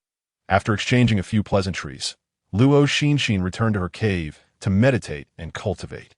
That evening, under the celestial tapestry of stars, she tasted her first bowl of spiritual rice. The texture was soft and the aroma rich, truly worthy of being priced at 10 spirit beads per pound. She could hardly imagine how delectable rice priced at 30 spirit beads per pound would be. The spiritual rice contained more spiritual energy than the spiritual vegetables like jade sprouts, and after finishing her meal, she didn't even bother to clean up, opting instead to sit in place and absorb the energy from her stomach through her cultivation methods. But a month later, Luo Xinxin rose early to harvest the mature jade sprouts, egg fruits, and purple radishes in her courtyard. In the spirit of reciprocity, she sent a basket of spiritual vegetables to Zhao Songji and borrowed a large basket to transport her own harvest. She then made her way to the market. In Qinghe Square, there was a regulation that required 10 spirit beads as a stall fee for vendors wishing to set up shop. After paying the stall manager the requisite 10 spirit beads, she found an empty spot to lay out a clean cloth and arranged her spiritual vegetables neatly. Thanks to her meticulous care over the past 4 months, each vegetable looked vibrant and fresh. Before long, a customer approached and purchased all the egg fruits, along with 10 jade sprouts and 10 purple radishes in one go. The cultivation world had many preservation techniques, so Luo Xinxin was unconcerned about waste from the customer being unable to finish the food. Happily, she accepted the spirit stones. With a promising start, more customers began to stop by her stall to inquire about prices, and soon the remaining spiritual vegetables were sold out. The egg fruits sold for 1 spirit bead each, the jade sprouts for 5 spirit beads apiece, and the purple radishes for 3 spirit beads each, totaling 2 spirit stones for the entire basket of spiritual vegetables. After tidying up her stall equipment, she proceeded to the sec's office. Today, only Song Hui was present, and she quickly approached him. "Brother Song, may I ask if the 3 acres of spiritual land you mentioned for lease has become available?" UVE come at the right time. The crops on that land were cleared just yesterday. What was your name again? I'll allocate it to you. Luo Xinxin hurriedly introduced herself. Song Hui opened a booklet and jotted down a few notes. All right, this plot of spiritual field is now rented to you. If you decide to stop renting in the future, please inform us at least a month in advance. Servant disciples could rent spiritual fields based on their cultivation levels. Some disciples, unaware of their capabilities, would rent too much land and later find it unmanageable, resulting in withdrawal from the lease. Others wishing to leave the Xinxin sect could not continue renting the spiritual fields as servant disciples and would need to follow a different leasing process. Luo Xinxin replied, "Got it, I'll remember that. Brother, I have one more question. What spiritual plant should I plant in this season?" The cultivation world experienced seasons just like the mortal realm, and many spiritual plants required seasonal consideration for planting. Song Hui furrowed his brow in thought, and, after a moment, suggested, "I recommend planting spiritual clover. Given your current abilities, you can only plant non-tiered spiritual plants, and there are not many suitable for this season. Fortunately, you have experience with spiritual clover, and after this batch, you'll be ready for winter, allowing you to plant spiritual rice come spring." Luo Xinxin felt somewhat disappointed. After 3 months of hard work, she had only earned 12 spirit stones from 3 acres of spiritual clover. If she planted 6 acres, she would only make 24 spirit stones, and managing 6 acres of spiritual clover would be no small feat, further reducing her cultivation time. Yet, there was little to be done. One could not expect to achieve great things overnight, and Song Hui's advice was indeed practical. Thus, she nodded in agreement. She left the office with her 6 acres of spiritual clover seeds and went to the rice shop to purchase a month's worth of spiritual rice. Passing by the meat shop, she spent 20 spirit beads to buy a pound of spirit-infused black pork to take home. Inching a square. There were 2 meat shops, typically selling only non-tiered spiritual poultry and beast meat with minimal spiritual energy. With first-tier demonic beast meat being a rare offering, if second-tier demonic beasts appeared, they would be swiftly purchased by the nearby inns or families at high prices, for servant disciples and scattered cultivators wishing to enjoy such delicacies. Their only option was the inns, which were prohibitively expensive. Finally, she stopped by a general store to buy some seasonings before returning to her cave, and on the following days, Luo Xinxin busied herself with plowing the spiritual fields, sowing seeds, and invoking spiritual rain. Drawing from her previous experience, she completed the planting of 6 acres of spiritual clover in just 8 days. After finishing the sowing, she rested for 2 days before starting a new round of spiritual rain. And in her spare time, she cleared weeds and pests from the fields. Consequently, her cultivation time diminished significantly, forcing her to shorten her own sleep to merely 2 hours a night, dedicating the remaining time to her cultivation. After breaking through to the second layer of qi refining, the amount of spiritual energy required to fill her dantian increased, causing her cultivation progress to slow. While it took only 5 hours to advance a level in the first layer, it now required 12 to 13 hours in the second layer. However, despite the slower pace, the speed at which she absorbed spiritual energy improved as she became more adept at her cultivation methods. 2 months later, standing beside her spiritual fields after completing her final rain for the day, she anticipated reaching perfection in her spiritual rain technique. Eagerly, she performed the hand seals and recited the incantation for the spiritual rain spell. As her finger movements grew increasingly fluent, she swiftly cast a spell, and a cloud formed, enveloping 2 acres of the spiritual field, with spiritual rain gently falling to nourish every inch of the soil. Subsequently, a notification appeared in her mind. Spiritual rain technique has reached perfection, activating the advanced spellwater curtain, Celestial Splendor. Simultaneously, the hand seals and incantation for water curtain, Celestial Splendor, were etched into her memory. Luo Xinxin exclaimed, "An advanced spell?" She promptly opened her status panel. Host, Luo Xinxin Spiritual Root. Gold, medium, wood, medium, water, medium, fire, medium, earth, medium, age, 12 cultivation, qi refining second layer, progress, 23, cultivation method, gathering spirit technique, great accomplishment, 388400, spells, spiritual rain technique, perfection, metal technique, proficient, 274300, spirit nourishing technique, minor accomplishment, 162200, Advanced Spell, Water Curtain. Celestial Splendor, Entry Level, 01000, Skills, None indeed. A new advanced spell appeared in the spells section. Luo Xinxin couldn't contain her excitement. Thinking, I knew it. This panel is not merely for displaying my attributes. It holds such wonderful uses. Anxious to test what Water Curtain, Celestial Splendor could do, she ventured into the vast wilderness. Her lips parted as she recited the incantation from her memory, her fingers deftly weaving the necessary seals. A shimmering water curtain instantly materialized before her. What did this mean? After pondering for a while, she finally grasped its function. It was a defensive technique capable of shielding her from various forms of harm. This was excellent, as an additional layer of defense meant an extra assurance of survival. The fact that the spiritual rain technique advanced to Water Curtain Celestial Splendor raised her curiosity about the potential advancements for metal technique and spirit nourishing technique as well. Perhaps the gathering spirit technique would also have an opportunity for advancement upon reaching perfection. The gathering spirit technique is merely 12 points away from perfection, so one can look forward to it. 5 days later, upon achieving completion of the gathering spirit technique, Luo Xinxin opened the panel and noticed a transformation in the section pertaining to the techniques. Originally, the column displayed Gathering Spirit Technique, 399,400. But now it had changed to 5 elements Gathering Spirit Technique, Entry, 01000. The faint smile graced Luo Xinxin's lips as she mused that, indeed, after reaching perfection, the technique underwent a metamorphosis. Closing the panel, she activated the 5 elements Gathering Spirit Technique to absorb spiritual energy, and to her delight, she discovered that the rate of absorption had increased by 20. Not only that, while the Gathering Spirit Technique was a non-attribute skill, suitable for cultivation by any elemental affinity, the 5 elements Gathering Spirit Technique was an all-attribute skill, particularly suited for individuals with complete affinities for the 5 elements of metal, wood, water, fire, and earth. Techniques are categorized into 4 ranks: Heaven, Earth, Mysterious, and Yellow, each further divided into 3 tiers: Upper, Middle, and Lower. The Gathering Spirit technique practiced by these miscellaneous disciples was the lowest tier, classified as Yellow lower grade.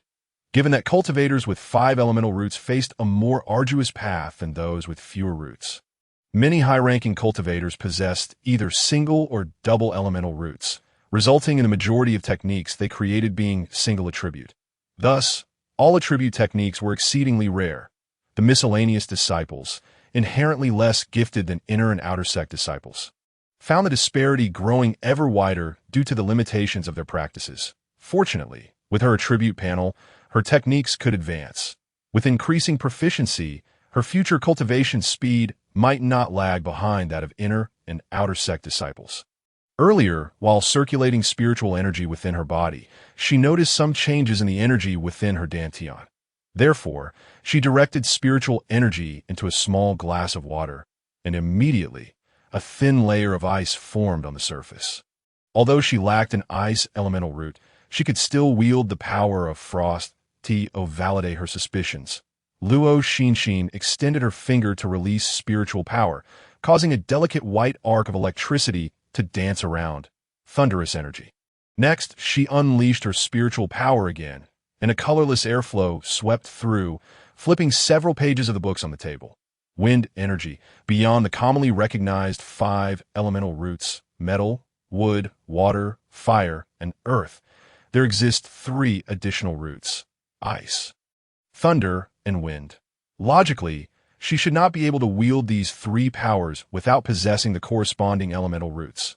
However, after progressing to the 5 elements Gathering Spirit technique, she found herself capable. The surprises bestowed upon her by the proficiency panel were truly overwhelming. The heavenly way indeed favors me, Luo Xinxin thought joyfully. With this newfound motivation, she felt invigorated in her cultivation, and even though the hour had passed midnight, she remained wide awake, continuing her practice of the technique. Since the panel urged her to exert herself, she resolved to do so thoroughly. Chapter 10. Preparing to explore side professions in the blink of an eye, 2 months had passed, and it was once again time to harvest the spiritual alfalfa. The Xianling domain had also entered its coldest season. This season, due to weather conditions, the growth of the spiritual alfalfa was significantly slower than in the previous season, taking 4 months to reach a state that had previously taken 3 months to achieve. Luo Xinxin's cultivation level and accomplishments in the metal transformation technique had both improved, and this time she did not rely on a sickle for the harvest. However, with the metal transformation technique, she could only harvest 2 mu of land at a time, followed by more than an hour of meditation to restore her spiritual energy. After 6 full days, she finally completed the harvest of the spiritual alfalfa.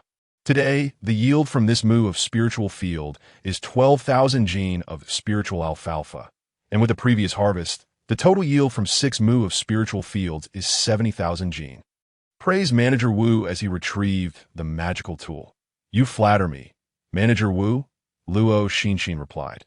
After reaching perfection in the metal rain technique, the spiritual energy contained within the spiritual rain indeed surpassed previous levels, allowing the spiritual alfalfa to absorb sufficient energy and thrive accordingly. During her earlier studies in the miscellaneous disciples' courtyard, her senior brother had mentioned that very few chi refinement stage cultivators could master the metal rain technique to perfection. Fortunately, with her panel, as long as she was willing to exert herself, perfection was attainable.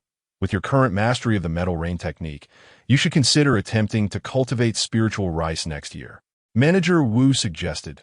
"Certainly, that is my intention," Luo Xinxin affirmed. "As for this season's spiritual alfalfa, shall we sell it to the sect?" Manager Wu inquired. "Naturally," she replied. "Then proceed according to the standard procedures. You may collect it at the sect's office tomorrow." Currently, it was indeed the season for harvesting many spirit plants. Manager Wu not only had to tend to his own rented spiritual fields, but also assist other miscellaneous disciples in weighing and recording their yields. Having conveyed what needed to be said, he summoned a flying magical tool and hurriedly departed.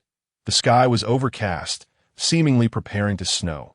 Luo Xinxin hastened back to her cave dwelling. After the harvest of this season's spiritual alfalfa, the spiritual field would require 3 to 4 months of recuperation before she could plant spiritual rice in the spring. Having spent 8 months in Qinghe workshop, she had been either engrossed in her cultivation or occupied with tending to the spiritual fields. Seemingly forgetting something, Wu Yueling had previously mentioned that once she had successfully drawn energy into her body, learned spells, and cultivated plants, she would come to find her at Qinghe workshop. Yet, 8 months had passed without any word from her. When she left the miscellaneous disciple courtyard, Wu Yueling had already drawn energy into her body for 2 months. If she had applied herself diligently, she could have reached the first layer of chi refinement. Had she chosen not to come to Qinghe workshop, or had she still not reached the first layer of chi refinement? Tomorrow, when she went to the office to collect the spirit stones, she would inquire with senior brother Song. With these thoughts weighing on her mind, Luo Xinxin found herself restless throughout the night, opting instead to sit cross-legged in meditation. The following day, as Luo Xinxin received 28 spirit stones from Song Hui, she seized the opportunity to ask senior brother Song, "Has a female disciple named Wu Yueling come to report during this time?" "Let me check for you," Song Hui replied, turning to retrieve a thick ledger from the shelf behind him. After flipping through it for a while, he remarked, "There is no record of such a person. May I ask why you are inquiring?" Luo Xinxin explained the situation honestly. Perhaps she changed her mind and found a more suitable place. Or maybe she is yet to master the required spells, Song Hui suggested. Luo Xinxin found his reasoning sound and subsequently bid him farewell. Previously, the spiritual alfalfa she sold had garnered 12 spirit stones, and she occasionally sold some of her homegrown spiritual vegetables. Yet, her expenses were substantial. She needed to spend 2 spirit stones each month on spiritual rice and occasionally purchase spiritual beast meat to enhance her diet. With the proceeds from this season's sale of spiritual alfalfa, she now had only 34 spirit stones in hand. With 3 to 4 months until spring, and the cultivation of a season's worth of spiritual rice requiring 8 months. This meager sum of spirit stones would barely cover her daily expenses, let alone the rent for her cave dwelling next year. She needed to devise a method to earn spirit stones. Previously, she had heard senior sister Su Miao mention that in the realm of cultivation, for professions were particularly lucrative: alchemist, talisman maker, array master, and artifact refiner.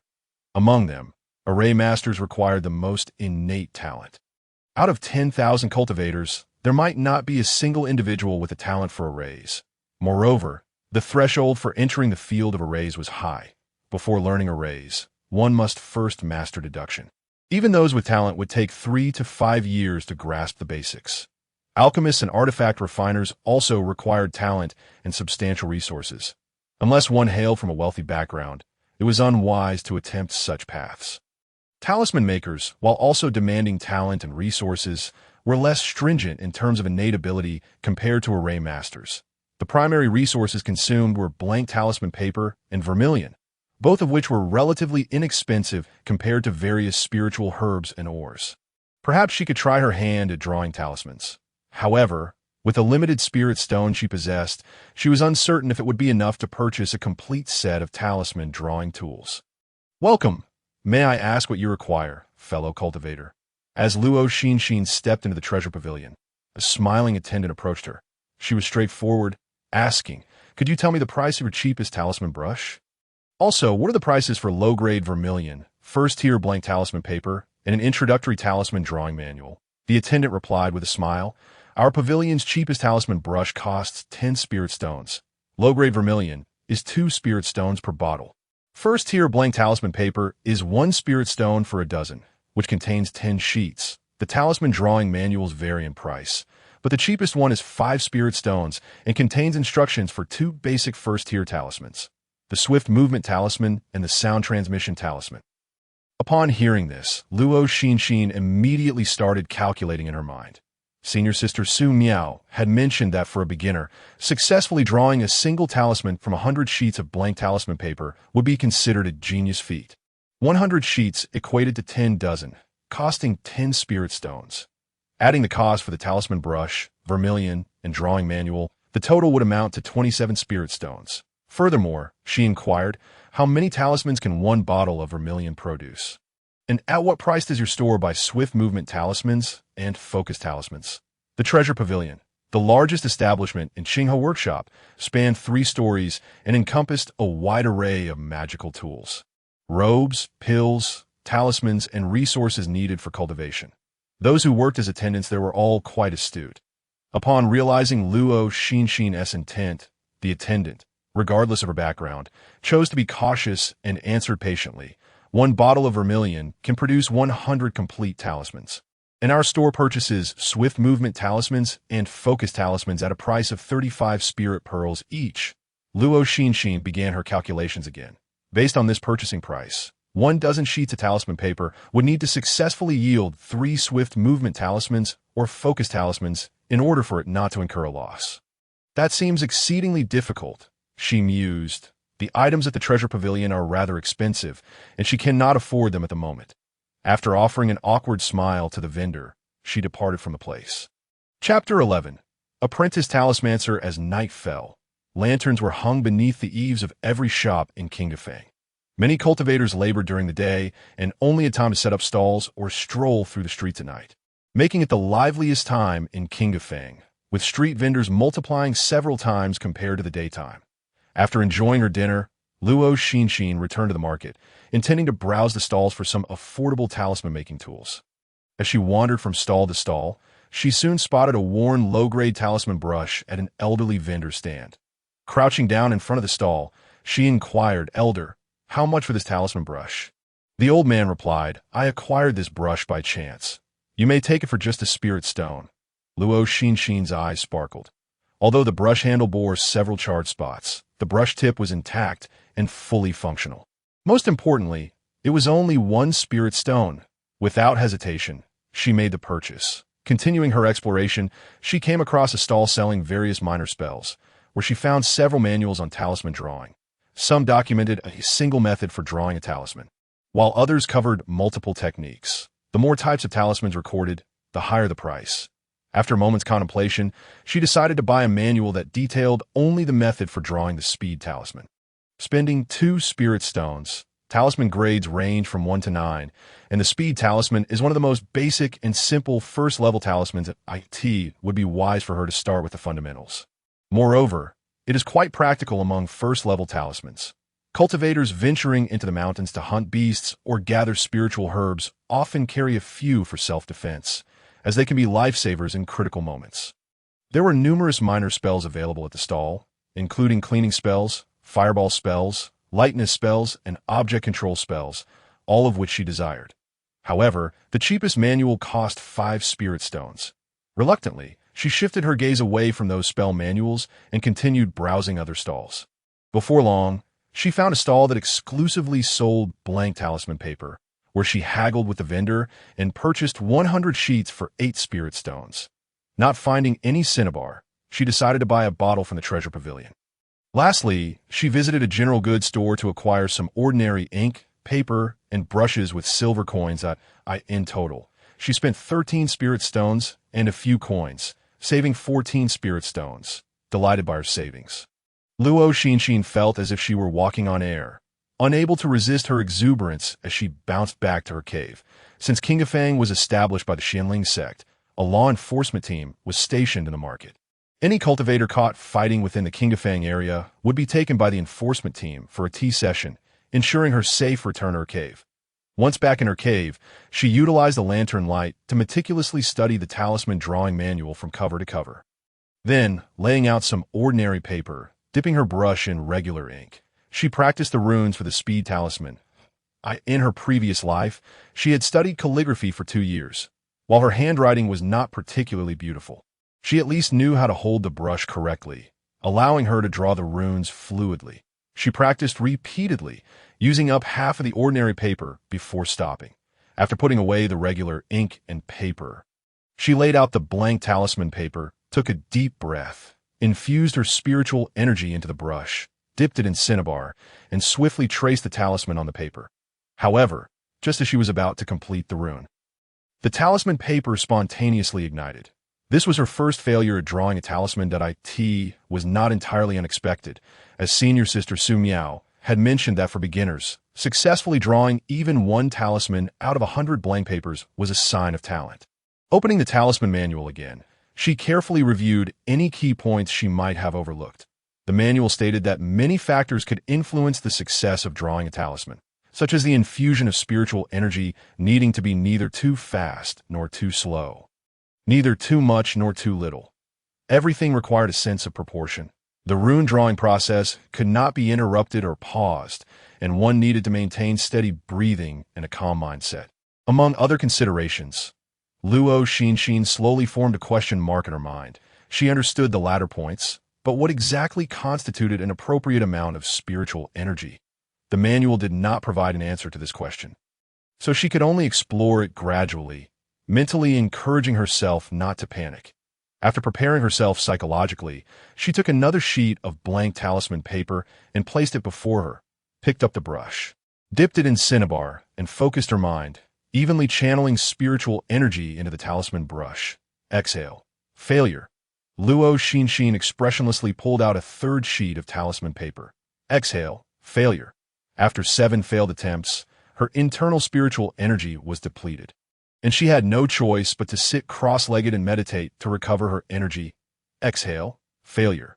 After the 11th failure, her energy was exhausted once more, prompting her to continue meditating that if she could not draw even one talisman tonight, she suspected she would not be able to sleep.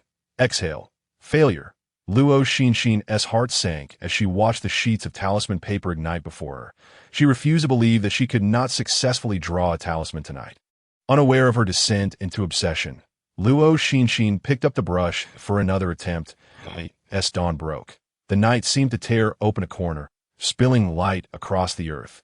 A peculiar yet crisp laughter echoed from a cave in the Wu district of Qingfang. Zhao Songji. Where's that strange sound coming from? Cultivators are light sleepers with keen hearing.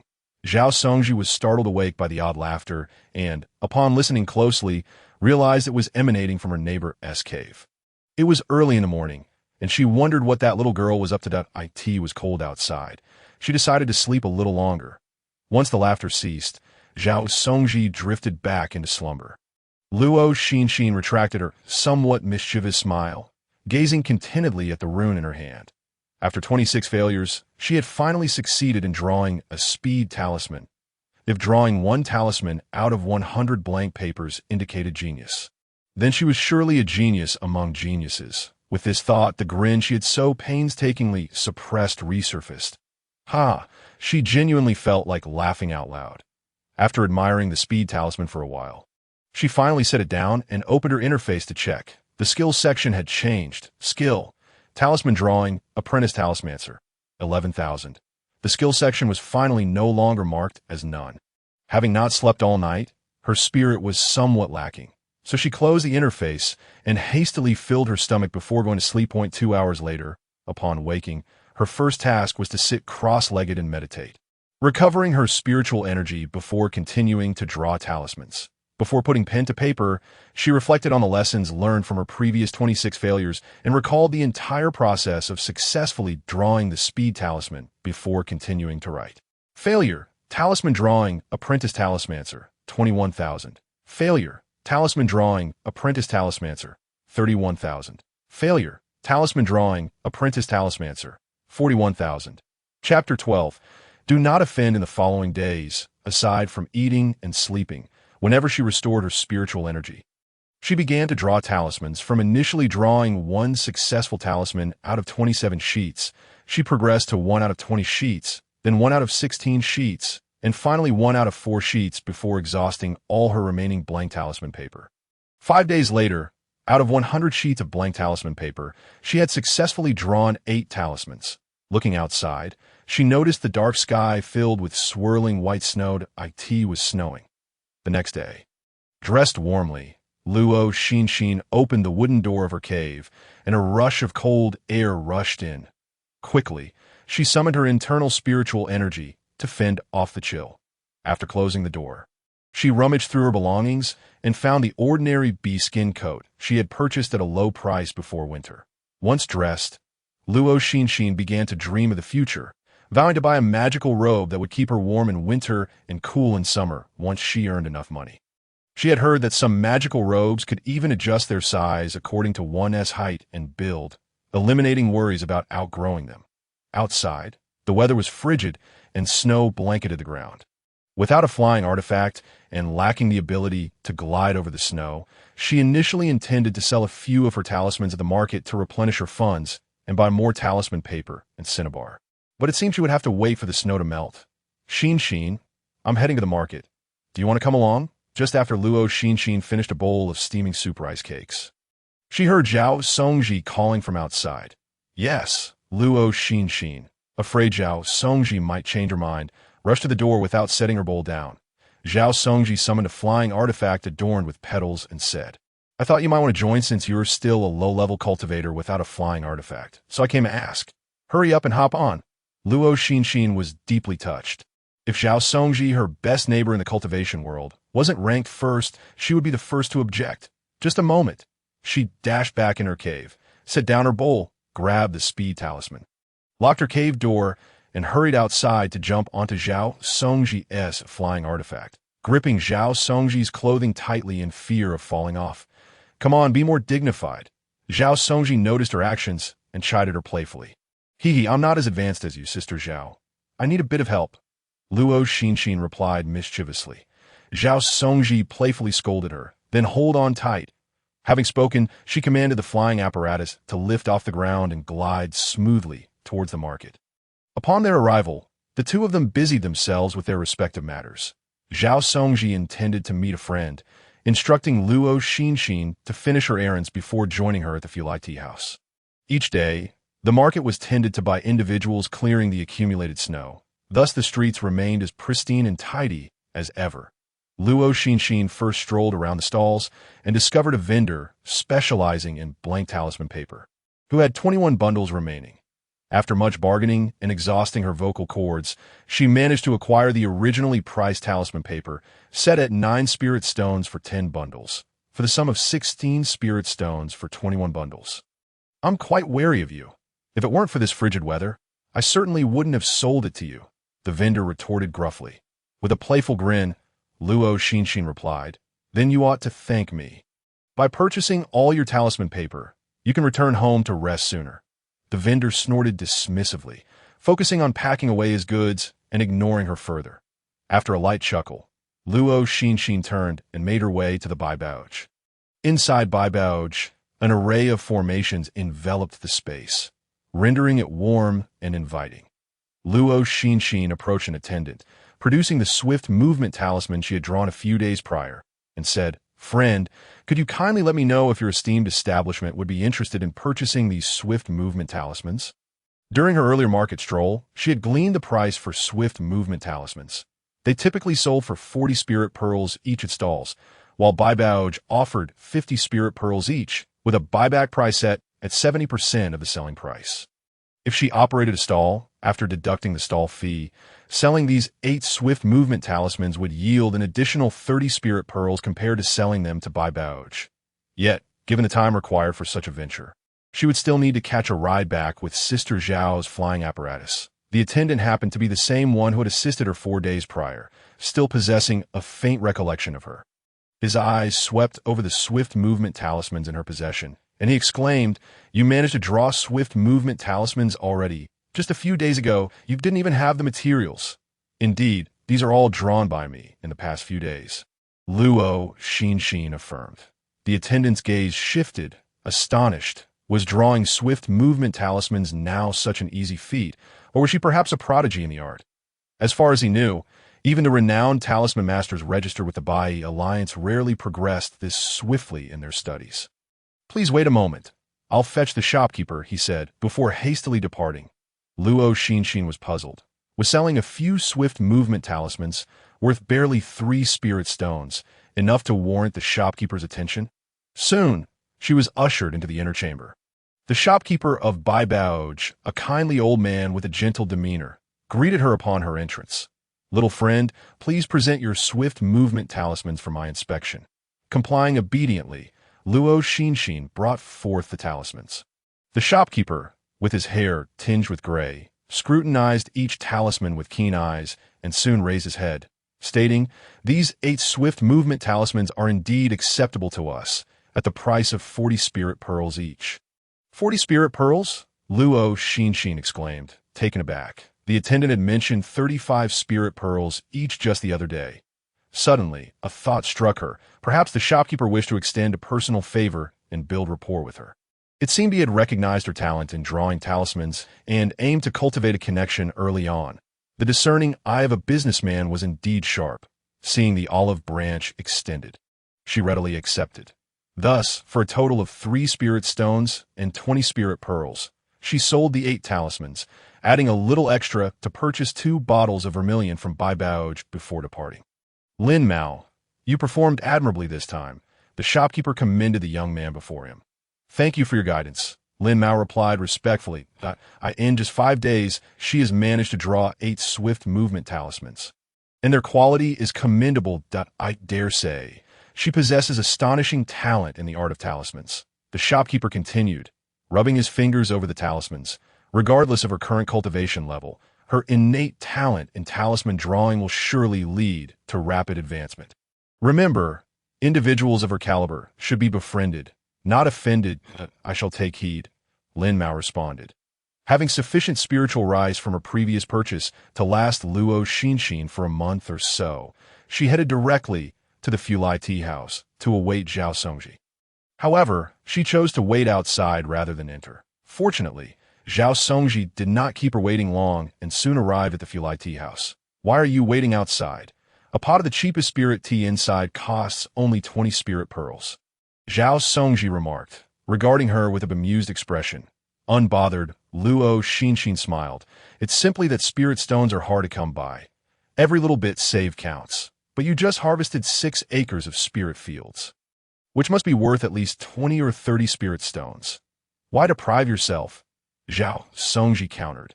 With the talisman paper and vermilion stowed away in the pockets of her coat, Luo Xinxin scratched her nose and then shifted the topic. Asking Sister Zhao, "Have you met your friend?" "Yes, I did, and I even purchased a few bottles of elixirs," Zhao Songji replied. Luo Xinxin felt a twinge of envy. Now that was what it meant to be affluent, buying elixirs by the bottle. Chapter 13. Spring arrives upon returning to her cave dwelling. Luo Xinxin laid out the blank talisman paper she had just acquired and resumed her drawing. Last night, her success rate had reached 25%. With Baibaoj purchasing her swift movement talismans at 40 spirit pearls each, a 25% success rate merely ensured she broke even. Thus, she needed to enhance her success rate further, given her current cultivation level. Completing a single swift movement talisman consumed half of her full spiritual energy. Should she fail, the energy expended varied between 1/20th and 1/2. Therefore, each time she drew a swift movement talisman, she had to meditate to recover her spiritual energy. Ensuring she had sufficient reserves to finish inscribing the complete runes. As her success rate increased, the pace at which she consumed blank talisman paper began to slow. Drawing talismans, first level talismancer, 118, 1000. Drawing talismans, first level talismancer, 119, 1000. Drawing talismans, first level talismancer, 120, 1000. With a consecutive success in drawing 3 swift movement talismans, her 220 sheets of blank talisman paper were nearly exhausted. And a month had passed. During this time, she had managed to elevate her success rate to approximately 65%, producing a total of 112 swift movement talismans from her 220 sheets. Rubbing her sore arms, Luo Xinxin carefully stowed the swift movement talismans in the pocket of her fur coat, preparing to venture once more to the market. Due to the geographical location of the Xianling domain, it typically only experienced 1 or 2 snowfalls a year. Any accumulated snow would melt away within a few days, leaving only traces of white on the branches and beneath the forest canopy as proof that the heavy snowfall had not been a mere dream. Having drawn over 100 swift movement talismans, she had yet to experience the sensation of using a talisman, so she cautiously took one swift movement talisman and affixed it to herself. As the name suggests, a swift movement talisman enables one to run swiftly. However, after 2 breaths had passed, she remained completely still. Was there something amiss with her swift movement talisman, or was the fault her own? No, the talisman must be fine. Otherwise, Baibaoj would not have accepted it. It must be her issue. Was it perhaps because she had not taken a step? Enlightenment struck her, and she tentatively took a step forward. In the next instant, she shot forward like an arrow released from its bow. She was so startled that she could not finish her thought, her body propelled forward by her swiftly moving legs. And it took considerable effort to regain control, deftly sidestepping ditches and ridges.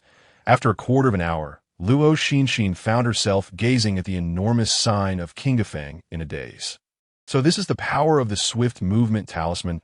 What typically took her an hour to walk was now halved in time. Regulating her state of mind and tidying her hair, which had become disheveled from her rapid pace, she finally stepped into the market. "Friend, you've arrived."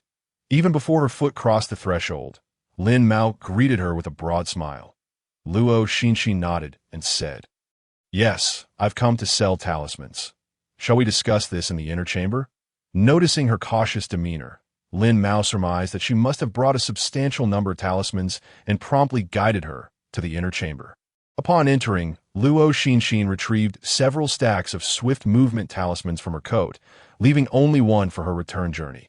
Lin Mao's eyes widened in astonishment as he beheld the talismans in her hand. "You've drawn all these in just a month?" He estimated she had over 100 talismans. He had never seen a beginner produce so many in such a short span of time. The shopkeeper had been correct. This girl possessed extraordinary talent in the realm of talismans. And moving forward, she must not be offended. "Indeed, but will you still purchase them at the rate of 40 spirit pearls each?" Luo Xinxin inquired. Lin Mao, regaining his composure, nodded fervently. Naturally, he accepted the talismans, placing them on the table, and after preparing a cup of spirit tea for Luo Xinxin, he began to meticulously examine each one. Holding the warm teacup, she took delicate sips. This was her first experience with spirit tea. It was richer and more fragrant than ordinary tea, and as it flowed down her throat, a hint of spiritual energy permeated her meridians. Whether it was spirit rice, spirit vegetables, or spirit tea, everything seemed to possess a superior taste. The talismans were all in order, totaling 110, at 40 spirit pearls each, that amounted to 44 spirit stones. Once she finished her tea, Luo Xinxin set the cup down and stated, "Excellent. I also require 30 bundles of talisman paper and 3 bottles of vermilion." Before arriving at the treasure pavilion, she had already taken a cursory stroll around stalls and noticed that none were selling blank talisman paper today. Thus she could only purchase it here. "All right, please wait a moment," Lin Mao said, before leaving the inner chamber. Shortly thereafter, he returned with a tray bearing talisman paper, vermilion, and a small pile of spirit stones. Luo Xinxin, with an untroubled demeanor, took out a burlap bag and filled it with the talisman paper, vermilion, and spirit stones. Upon leaving the treasure pavilion, she discreetly surveyed her surroundings before concealing the burlap bag beneath her coat. Winter was manageable, as her coat provided cover, but in summer, it would attract attention. 2 months later, she returned to the treasure pavilion with 250 swift travel talismans. Lin Mao, now somewhat desensitized, recognized her talent for drawing talismans, but was unaware that her abilities had reached such a formidable level. After only a brief period of practice, her success rate for the Swift Wind Talisman had exceeded 80%. "This time, for 250 talismans, it will cost you 100 spirit stones," Lin Mao stated, placing the inspected talismans down. "What else do you require today?" Luo Xinxin had numerous needs, but with only 100 spirit stones at her disposal. She decided to prioritize her purchases, saying, "I would like a vial of qi condensing pills, a vial of bigu pills, 10 bundles of talisman paper, and a vial of vermilion." The qi condensing pills were vital auxiliary elixirs for cultivators in the qi refining stage, as consuming them could transform the spiritual energy contained within into personal spiritual power. She had previously consumed a bigu pill, which could satiate hunger for 7 days, allowing her to save considerable time not having to cook or eat. The past 3 months, dedicated solely to drawing talismans, had caused her cultivation to lag. Henceforth, she would need to balance her talisman drawing with her cultivation efforts. Very well, the qi condensing pills are 25 spirit stones per vial, with 10 pills in each, while the bigu pills are 10 spirit stones per vial, also containing 10 pills. You're already aware of the prices for talisman paper and vermilion, so I will need an additional 53 spirit stones from you." Lin Mao concluded before fetching the elixirs and spirit stones for her. After receiving the elixirs and spirit stones, Luo Xinxin left the treasure pavilion and spent 10 spirit stones at a stall to purchase a book on object manipulation technique. As the temperature warmed and nature began to revive, the season for planting spirit rice was approaching. She took a detour to the sex office, intending to collect this year's seeds, as she would need to return in a few days. At this time, the sex office was bustling with activity, filled with spirit farmers from the Xianling sect, all applying for additional spirit fields or collecting seeds. After waiting in line for half an hour, she finally reached the front. "Senior Brother Song, I am here to collect spirit rice seeds," she announced, finding herself in the queue behind Song Hui. Song Hui explained, "There are 4 types of spirit rice: Huanya rice, Bailing rice, Jingsue rice, and Yulong rice. Huanya rice requires the least spiritual energy, while Yulong rice requires the most.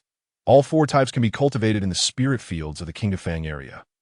However, given your current cultivation, you will likely be unable to provide sufficient spiritual energy for any spirit rice other than Huanya rice, so I can only issue you the seeds for Huanya rice." "All right, I understand," Luo Xinxin acknowledged, recognizing her low cultivation level, and who would believe that a mere second-tier qi refining cultivator could have perfected the reign of spirit technique? "Good, I will now weigh your seeds." Behind the counter, various spirit plant seeds were on display. After finishing his explanation, Song Hui went to weigh the Huanya rice grains and soon returned with several dozen pounds of Huanya rice for her. Luo Xinxin accepted the heavy burlap sack and departed from the office. Upon returning to her cave dwelling, she first consumed a bigu pill, then picked up the booklet on object manipulation technique to study it carefully. The object manipulation technique is divided into 5 stages: beginner, minor achievement, proficient, major achievement, and perfection. At 8T, the beginner stage, one can lift object from a distance. Upon reaching minor achievement, one can command objects to move freely. At proficient, multiple objects can be directed simultaneously. At major achievement, different objects can perform distinct movements. Achieving perfection in this technique would become an immensely useful offensive method, allowing one to attack swiftly with leaves, stones, and other weapons without the need for hand seals or incantations. Even a simple leaf could become as sharp as a flying knife, making it difficult for enemies to defend against. Moreover, the more adept one becomes at the object manipulation technique, The further one can control objects. In essence, if she could practice the technique to minor achievement, she would be able to command a hoe to till the soil or a sickle to harvest spirit plants. The booklet remarked that while the object manipulation technique is a fundamental spell, mastering it is often a lengthy and arduous process requiring immense effort and perseverance from the practitioner. For Luo Xinxin, this posed little challenge, as she possessed a status panel that clearly indicated her cultivation progress. After studying the object manipulation technique for about 15 minutes and memorizing the incantations, she began practicing the hand gestures depicted in the booklet. She directed her attention to a nearby stool, practicing each movement methodically. After failing several dozen times, the stool suddenly trembled, and Luo Xinxin felt a connection form between herself and the stool, attempting to lift it with her spiritual energy. She was delighted to see the stool slowly rise under her control. Just as she was about to maneuver the stool closer to her, it fell with a thud onto the ground.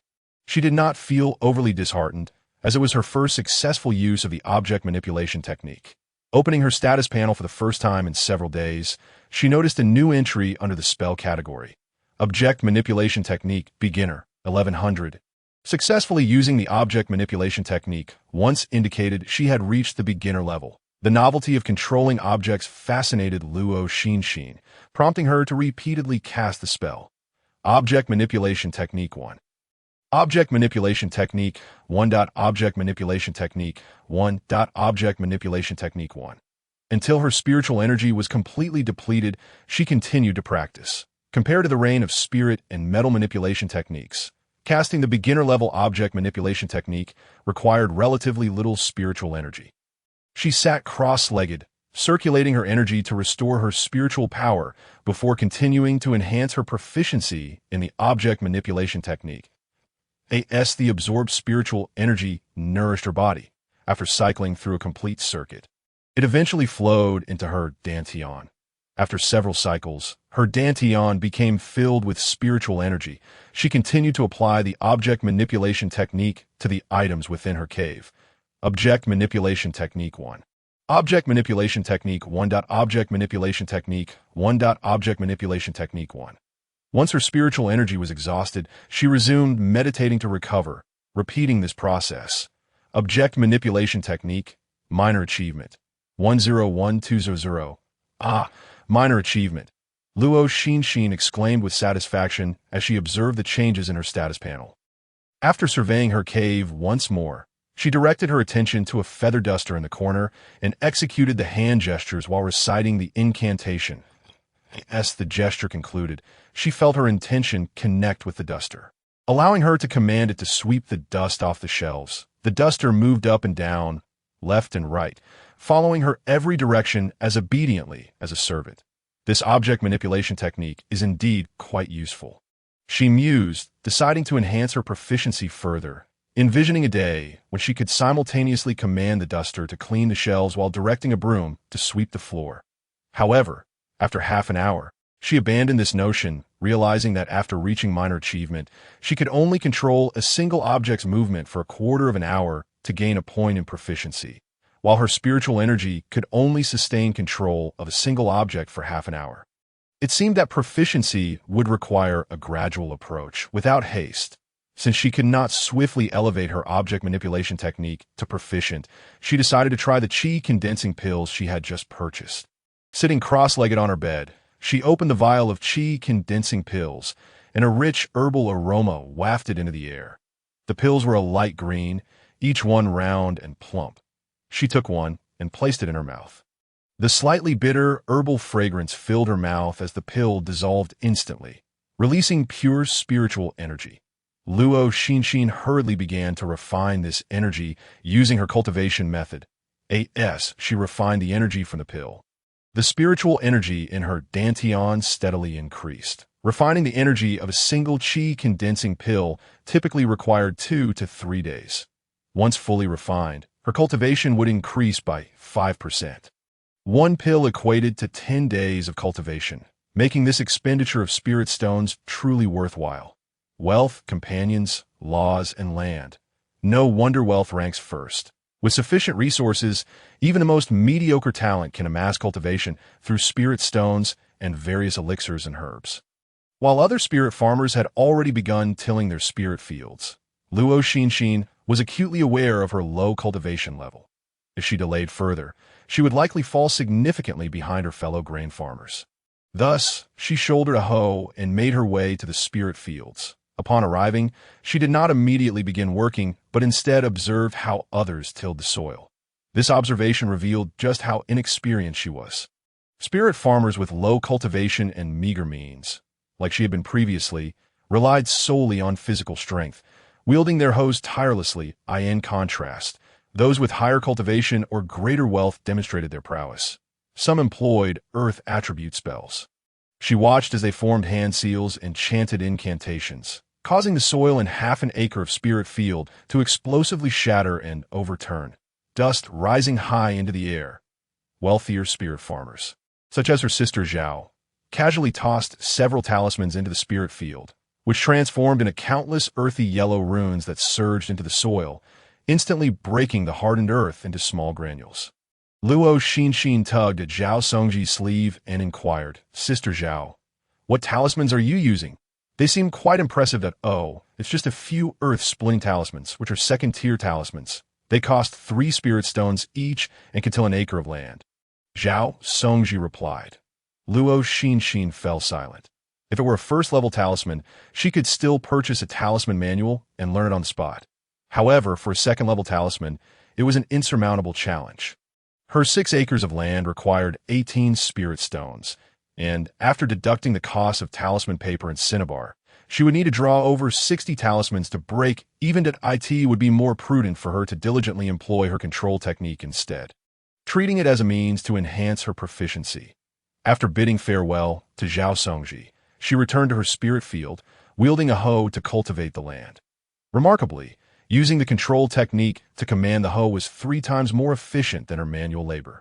However, she had to meditate for over an hour every half an hour to restore her spiritual energy, which, when calculated, equated to a similar output of physical labor. Nonetheless, it was certainly an improvement over relying solely on her own strength, allowing her to bolster her proficiency in both control technique and the 5 elements gathering technique. During the day, she cultivated the land with her control technique, and by night, she consumed a qi condensing pill. Due to the excessive time spent tilling the soil during the day, it took her 3 nights to refine only a third of the pill that took her 3.5 days to cultivate the 6 acres of spirit field. The Huanya rice was drought-resistant, utilizing a whole sowing technique. Luo Xinxin bent down to press each grain of Huanya rice into the soil, spacing each seed half a foot apart, and then covering them with a thin layer of dirt. Currently, her spirit rain technique could cover 3 acres, so she would cast the technique to irrigate after planting every 3 acres. Once her spiritual energy was replenished, she continued to sow and apply rain. After 5 days of relentless work, she finally finished sowing the 6 acres of spirit field. Meanwhile, Zhao Songji, who was at the 8th level of qi refining, had already completed planting 20 acres. Luo Xinxin sighed. Realizing her own inadequacies, the newly planted spirit rice required ample moisture and spiritual energy, necessitating irrigation every 3 days. Fortunately, spring was the season of abundant rainfall, and thanks to the rich spiritual energy of the Luoxiao mountain range, the rain here contained sufficient spiritual energy for the plants, sparing her from having to constantly employ the spirit rain technique. This year's rainfall is indeed plentiful, unlike last year when it barely rained, forcing me to cast rain daily, Zhao Songji remarked, gazing at the gentle drizzle before her. Luo Xinxin, invited to Zhao's courtyard for tea and conversation, held a cup of warm spiritual tea, feeling grateful for her good fortune. It was her first time planting spirit rice, and she encountered such favorable weather. After a leisurely half-hour of chatting, she returned to her cave dwelling, realizing she had yet to draw her talismans for the day. Since planting the spirit rice, whenever she was free from farm work, she diligently drew 3 swift travel talismans daily, using the remaining time to cultivate or refine her medicinal pills on the 15th day of the 3rd month. After refining the last qi condensing pill, she effortlessly broke through to the 3rd level of qi refining. with her dantian expanding to more than double its size, capable of accommodating a greater volume of spiritual energy. Chi refining level 3, progress, 0.1. Calculating the time, she had been in the cultivation realm for over a year, marking her 12th month in Qingefang. Next month, she would need to pay her rent. In Qingefang, whether one was a loose cultivator or a miscellaneous disciple of the Xianshang sect, they could choose their own place to build a house, provided they paid a management fee of 1 spirit stone each month. However, the locations abundant in spiritual energy were monopolized by the Xianshang sect for their cave dwellings or spirit fields, leaving any self-chosen locations relatively sparse in spiritual energy. Of course, they could also build houses outside the Qingefang area without incurring any fees, albeit without any protection. This meant that if one resided within Qingefang and encountered danger, they could seek help from the enforcement team, whereas those living outside would have to rely solely on themselves. She found her current residence quite comfortable and had no desire to move, leaving her with no choice but to pay the rent. It had been almost a year, yet Wu Yueling had still not sought her out. She wondered whether Wu had found a better place or had failed to absorb spiritual energy and was sent back to the mundane world. Perhaps she could inquire about it if she ever returned to the miscellaneous disciple courtyard. She glanced outside at the finally pleasant weather, opened the door of her cave, and carried her hoe to the spirit field. The spirit rain soaked the field, nurturing the spirit rice while also encouraging the growth of weeds. To prevent the weeds from stealing nutrients and spiritual energy from the rice, she utilized the weakest power of the metal technique to slice through the weeds one by one at ground level. This method required 700 or 800 uses of the weakest metal technique to gain a slight increase in proficiency, whereas using her full strength would yield a proficiency increase in a single use.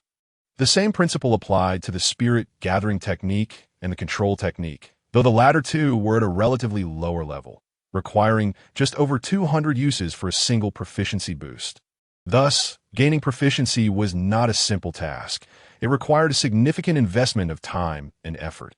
After clearing the weeds, she used the metal technique to eliminate 20 to 30 pests before returning to her cave to draw talismans. Currently, her success rate in talisman crafting had risen to over 90, and with only a few blank talisman papers remaining, she intended to use them all today so she could sell the talismans in the market for medicinal pills that evening. Since her breakthrough to the 3rd level of Qi refining, she could now draw 5 swift travel talismans in a single sitting at full capacity, although the time required to meditate and restore her spiritual energy had extended to 2 hours. After all, her dantian could now hold more than double the previous volume of spiritual energy, which meant her absorption speed had also improved. As the sun set, the fiery red sunset painted half the sky. After completing the last talisman, Luo Xinxin set down her brush and took out the swift travel talismans she had crafted over the past few days to count them, from 10 pieces of blank talisman paper. She had successfully created 88 talismans. She now had over 30 spirit stones in hand. Along with the 50 spirit stones she had saved, she left her courtyard, applied a swift travel talisman to herself, and sprinted towards the market with the speed of the wind. With several experiences under her belt, she had become increasingly adept at utilizing the swift travel talisman. Upon arriving at the market, she first visited the Baibao Pavilion to sell her talismans. She decided to keep 2 of the 88 talismans for herself and sell the remaining 86 swift travel talismans, totaling 34 spirit stones and 40 spirit pearls. "Do you require anything else, fellow cultivator?" Lin Mao inquired as he finished counting and inspecting the talismans in the back room. "May I ask how much is the cheapest storage bag in your esteemed shop?" Luo Xinxin asked. Lin Mao replied, "We offer low-tier, mid-tier, and high-tier storage bags. The higher the tier, the larger the space and the stronger the sealing strength. For instance, a low-tier storage bag can hold the equivalent of 10 water tanks and can withstand the spiritual sense probing of cultivators below the late golden core stage. Although this is also related to your own cultivation level." That he refrained from mentioning that a Qi refining level 3 cultivator could probably only resist the spiritual sense of a foundation building stage cultivator, fearing it might hurt her pride. And what is the price of a low-tier storage bag? Luo Xinxin felt that given her current situation, a low-tier storage bag would suffice. Lin Mao responded, 80 spirit stones each. Luo Xinxin realized she only had over 90 spirit stones in total. Purchasing the storage bag would leave her with barely enough to buy talisman paper, let alone medicinal pills. The Baibao Pavilion, owned by the Bai Alliance, had shops scattered across the Linglan continent and was known for its fixed pricing with no room for negotiation. Luo Xinxin did not want to put Lin Mao in a difficult position. So she simply said, "Then never mind, just give me my spirit stones back." In the evening, there were many stalls outside, and she could buy various items from them, including medicinal pills. However, she was cautious about purchasing pills, as they were consumables. Nevertheless, Sister Zhao had recently recommended a loose cultivator alchemist who arrived at Qingafang 10 years ago. The quality of his pills rivaled those of the Baibao Pavilion, yet they were a few spirit stones cheaper. She frequently bought pills from this alchemist, who only set up his stall on the 15th of each month, which was why she had chosen to come to the market today. Chapter 16. Qi Refining Level 4. However, "Was that you, Xinlin?" Luo Xinxin stopped in front of a stall where the vendor appeared to be a young cultivator in his 20s, casually lounging in a reclining chair with a toothpick in his mouth. Illuminated by the lantern hanging from the eaves, revealing his bald head. "That's me. What brings you here?" he said, maintaining his relaxed posture, his right leg swaying up and down. Luo Xinxin surveyed the stall, which displayed only 3 porcelain white bottles, and inquired, "Do you have qi condensing pills and bigu pills available?" Shunlin finally shifted his posture, putting his right leg down and pointing, "Yes, I have just 2 bottles of qi condensing pills and 1 bottle of bigu pills left." "How many would you like?" Luo Xinxin noticed that although all 3 bottles were porcelain white, the colors of their caps differed. 2 were blue and 1 was brown. "What are the prices for these 2 types of pills?" Shunlin replied, "Bigu pills cost 8 spirit stones per bottle, while qi condensing pills are 22 spirit stones each. If you want all 3, I can give you a discount, just 50 spirit stones for the lot." Indeed, they were cheaper than those at the Baibao Pavilion. Luo Xinxin thought to herself that Sister Zhao had not deceived her. The 3 bottles of pills would cost 60 spirit stones at the Baibao Pavilion. So this was a tempting 10 spirit stone discount. However, this meant she would only have 43 spirit stones left. She still needed to buy talisman paper and cinnabar, and with rent due next month, it seemed her plan to buy a storage bag would have to be postponed. Unexpectedly, after purchasing the pills and walking past a few stalls, she stumbled upon a half-used storage bag on one of the tables. Although the bag appeared clean, it was evidently old. Luo Xinxin crouched in front of the stall, inspecting the storage bag, and asked, "How much for this storage bag?" The vendor replied, 30 spirit stones. Only 30 spirit stones. Luo Xinxin was quite eager for this second-hand storage bag, but her apprehension lingered. "If I buy this storage bag, will anyone come looking for trouble?" After all, this second-hand storage bag is often obtained through unscrupulous means and then resold. One must be cautious that the previous owner might recognize it after she purchases it and come to settle the score. The stall owner, being forthright, remarked, "Not long ago, 2 families clashed, and I took advantage of the chaos to acquire these 2 storage bags. You hold a low-tier storage bag. The previous owner is deceased, so who would trouble you?" Luo Xinxin pondered this. She was unperturbed by using items once owned by the deceased. Moreover, this storage bag was priced at merely 30 spirit stones. What was there to complain about? Nevertheless, she felt the price could be negotiated, stating, "After all, this is an item once used by the dead. I fear it may affect my fortune, that if you can lower the price to 20 spirit stones, I shall buy it." The stall owner countered, 20 is too little. How about 25? Luo Xinxin replied, "Then I shall continue to browse. I do not urgently need a storage bag." With that, she stood to leave. "Wait, fine, 20 it is," the stall owner conceded, wearing a resigned expression, in a place unnoticed by the stall owner. Luo Xinxin revealed a triumphant smile. After paying the spirit stones, she received the storage bag. The previous owner's lingering spiritual essence had long since faded, and under the stall owner's guidance, she inscribed her own spiritual mark upon it. From that moment on, only she could access this storage bag unless a cultivator of a higher realm forcibly pried it open. After stowing her belongings within, she continued her exploration of the market. With the burden lifted, her steps felt considerably lighter. After wandering for a while longer, she purchased 10 bundles of talisman paper and a vial of cinnabar. As she prepared to leave the market, she passed by a stall selling minor spells and spent 5 spirit stones on a cleansing technique. Engaging in spiritual farming inevitably led to dirt on her clothes and hands. With the cleansing technique, she could save the time needed for bathing and washing. With 7 spirit stones remaining, she passed by the sex office and, noticing it was still occupied, decided to pay her rent, thus avoiding an additional trip in a few days. Upon returning to her cave dwelling, she prioritized studying the cleansing technique that it proved slightly simpler than the object control technique. Within half an hour, she successfully grasped it. Hooray, no more laundry! From that point onward, Luo Xinxin's daily routine revolved around managing her spiritual farm, crafting talismans, and cultivating. Her life was both busy and fulfilling. Each month, she would sell talismans at the market, pay her rent, and return with a vial of elixirs. Time flowed like water, and in the blink of an eye, 6 months had passed. Luo Xinxin had successfully advanced to the 4th layer of qi refining, and her metal technique had reached perfection, activating the advanced spell, Golden Light Sword Shadow. While wielding the Golden Light Sword Shadow, she could condense metal attribute spiritual energy, unleashing sharp sword qi capable of delivering a lethal strike to her adversaries. If the water Curtain Heavenly Splendor was purely a defensive spell, then the Golden Light Sword Shadow was purely an offensive one.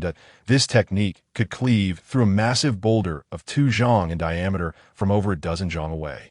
Luo Xinxin could hardly fathom the consequences should such a strike land on a person. Advancing to the 4th layer of qi refining not only marked an elevation, but also transitioned her from the early to mid stages of qi refining. Her senses sharpened, and her Dantian's capacity for spiritual energy increased severalfold. Now, she could irrigate 2 mu of spiritual fields with a single full-force application of the spiritual rain technique, and as she practiced the 5 elements gathering spirit technique to minor completion, her meditation restored her spiritual energy in just 3 hours. Both her control over spiritual energy and the speed at which she absorbed it had significantly improved. With a thought, she opened her status panel.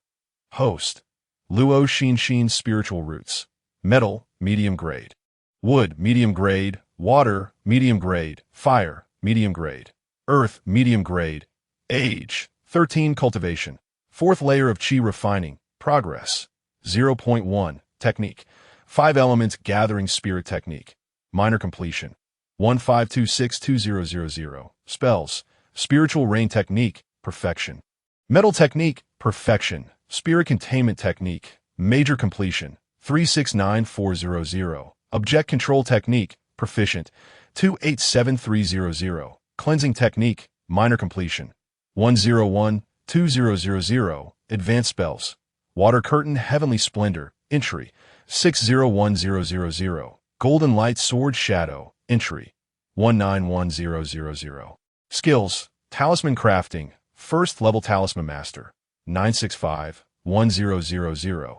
Seeing that she was merely 35 proficiency points away from upgrading to a 2nd Level Talisman Master, Luo Xinxin resolved to set her cultivation aside momentarily to elevate her talisman crafting level, creating some defensive and offensive talismans. Although residing in the Qinghe market was relatively safe, this realm of cultivation was still a place where the weak were devoured by the strong.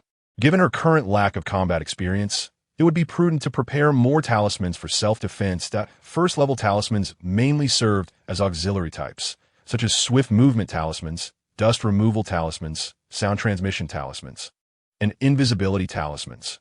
Only at the 2nd level did offensive and defensive talismans begin to emerge. She retrieved the remaining blank talisman paper, drew one out, and placed it before her, then took her talisman brush, dipped it in spiritual ink, and carefully inscribed the runes onto the paper after channeling her spiritual energy. Unexpectedly, she encountered consecutive failures with the first 2 attempts at, this brush is worn out. My input of spiritual energy is somewhat obstructed. Previously, her success rate for crafting swift movement talismans had reached 100%, yet now she faltered right from the start. However, rather than making a trip to the market for a new brush, she adjusted her spiritual energy input, and on her 3rd attempt, she successfully inscribed a talisman. Skill. Talisman Crafting, 2nd Level Talisman Master. 02000. Excellent. She had finally achieved her status as a 2nd Level Talisman Master before her brush was completely worn out. Setting the brush aside, she reviewed her previous creations, totaling 170 swift movement talismans. In her haste to elevate her cultivation to the mid-stage of qi refining, she had purchased 3 vials of qi condensing pills and the usual fasting pills.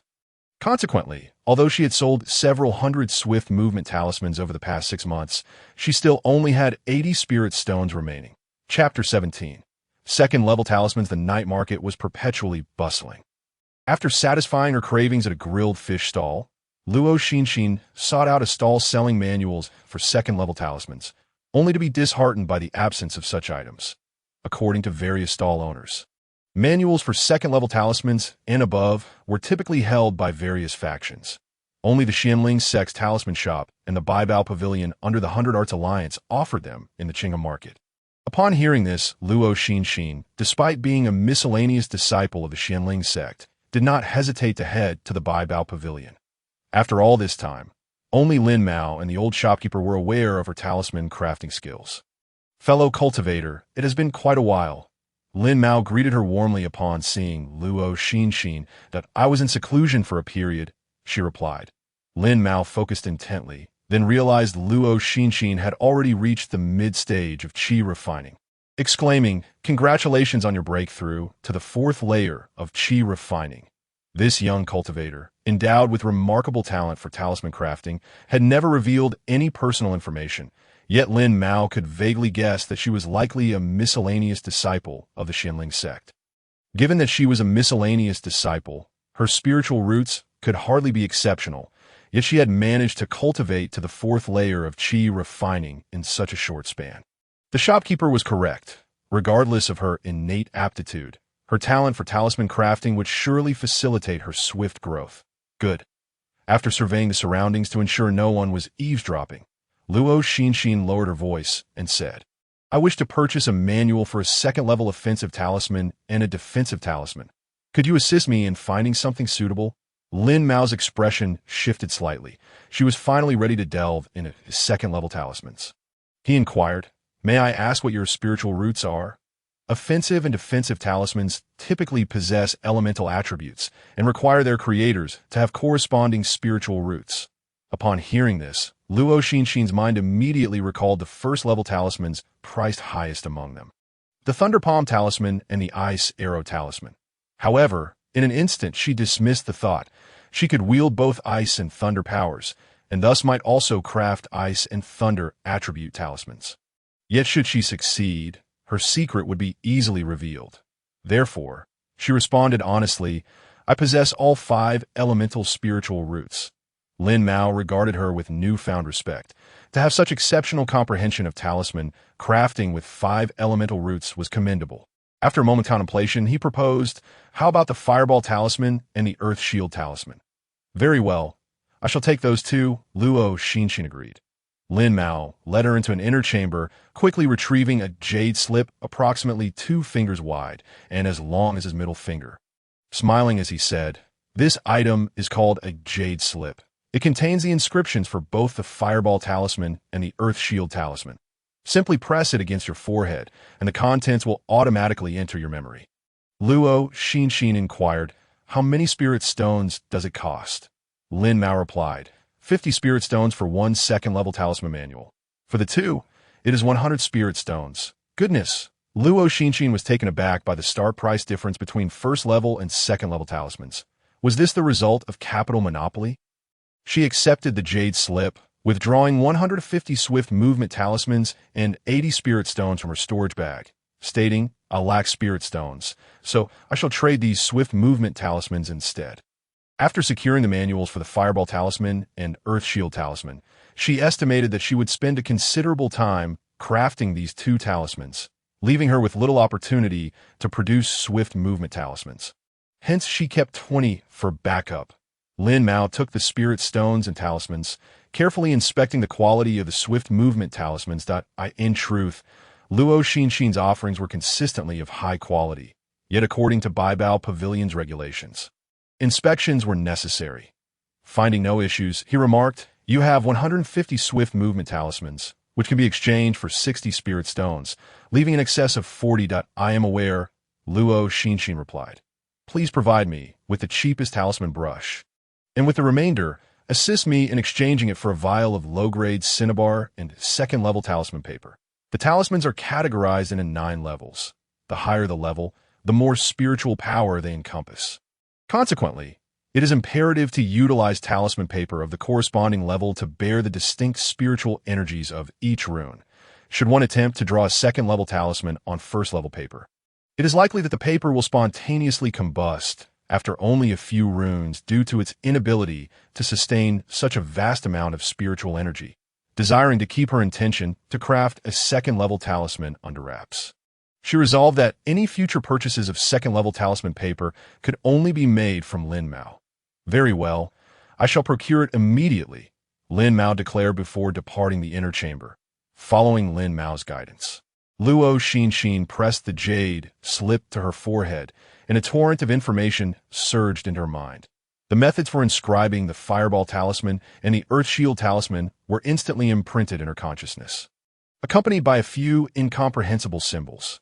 Once all the information had been absorbed, the jade slip lost its luster, transforming into an ordinary gray-white stone. It seemed this jade slip was indeed a one-time use, which explained the scarcity of second-level talisman papers available for sale outside. However, what did those symbols signify?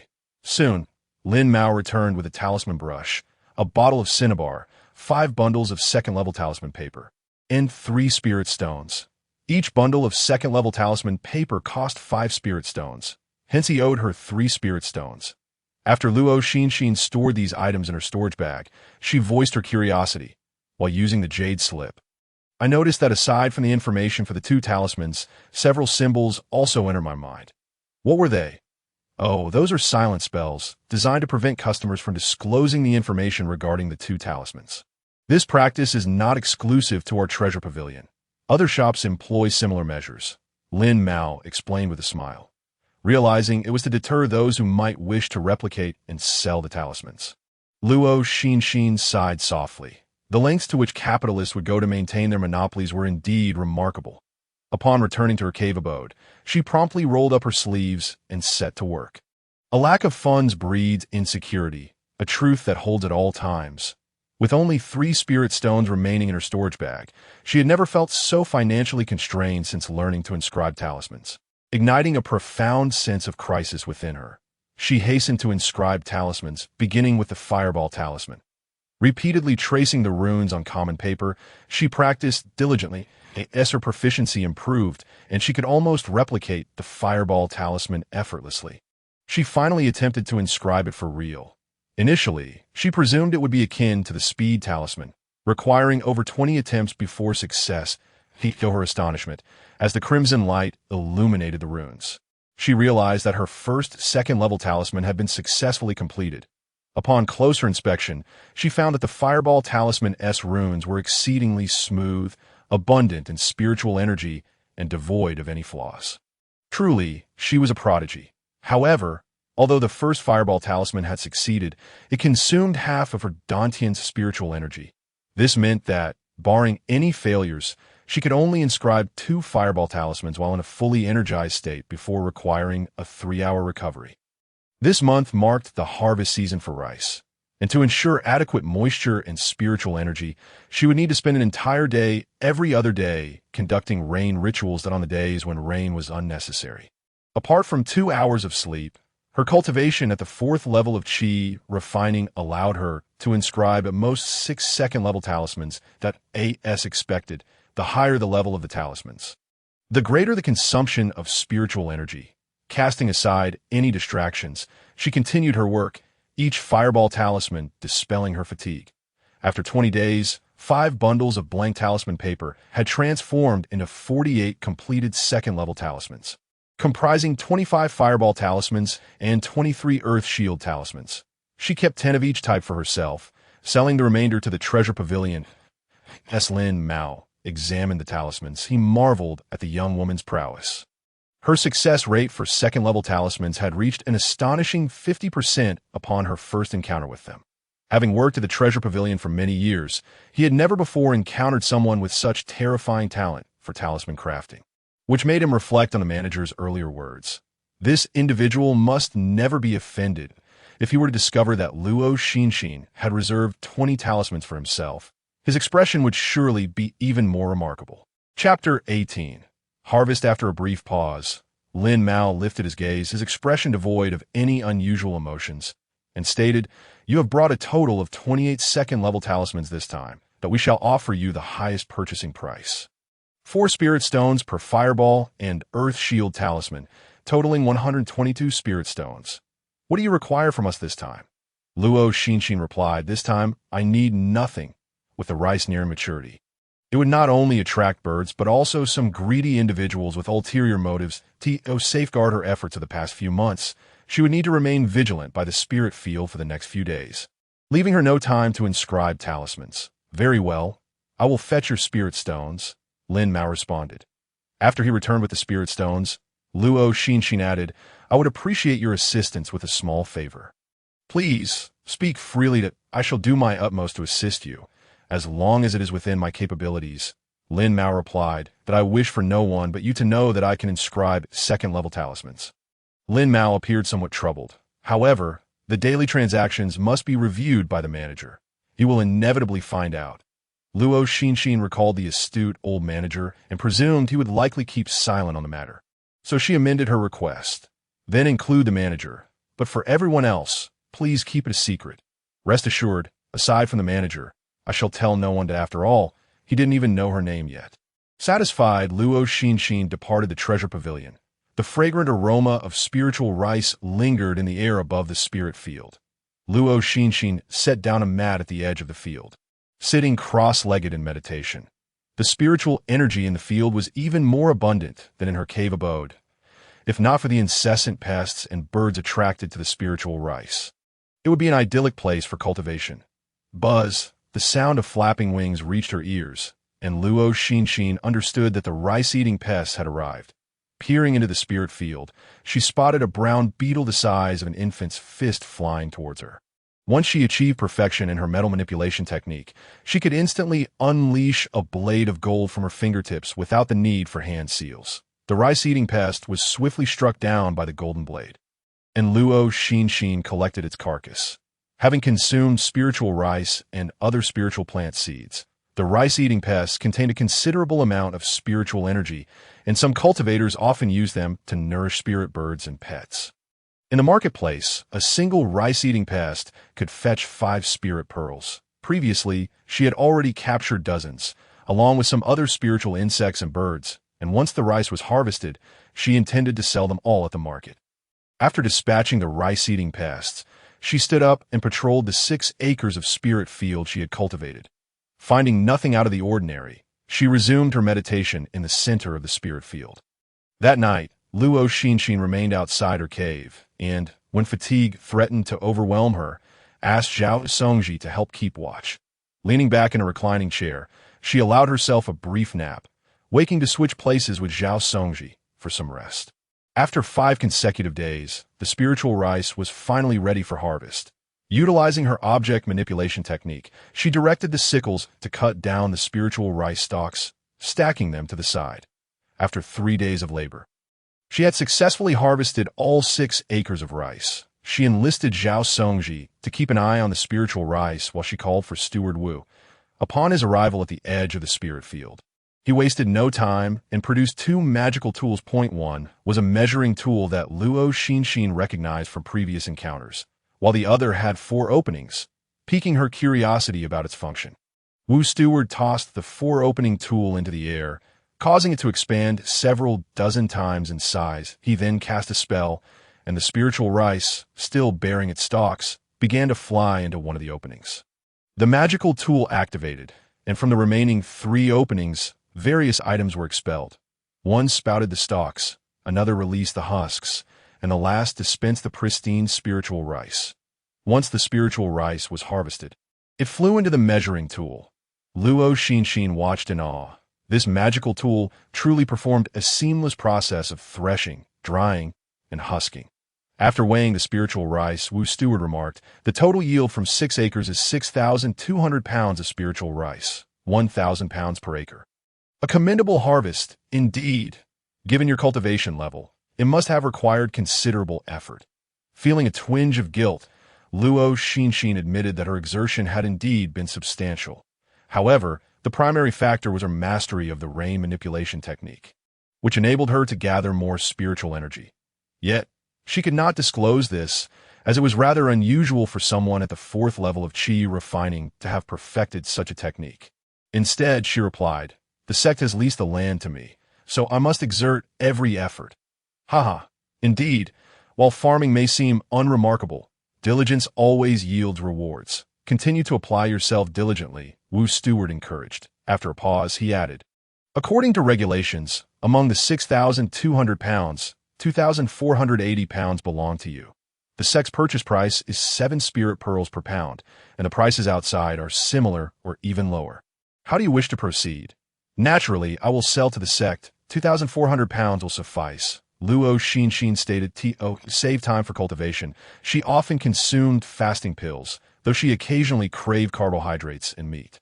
So she decided to keep 80 pounds for herself. The Wu Steward replied, "Very well, I have been quite busy lately, but once everyone has finished harvesting their spiritual rice, I will report it all to the office. You can expect to collect your spirit stones in about 10 days. Upon finishing his words, he hurriedly departed. Luo Xinxin quickly calculated in her mind, if she sold these 2,400 pounds of spirit rice, she would earn nearly 170 spirit stones.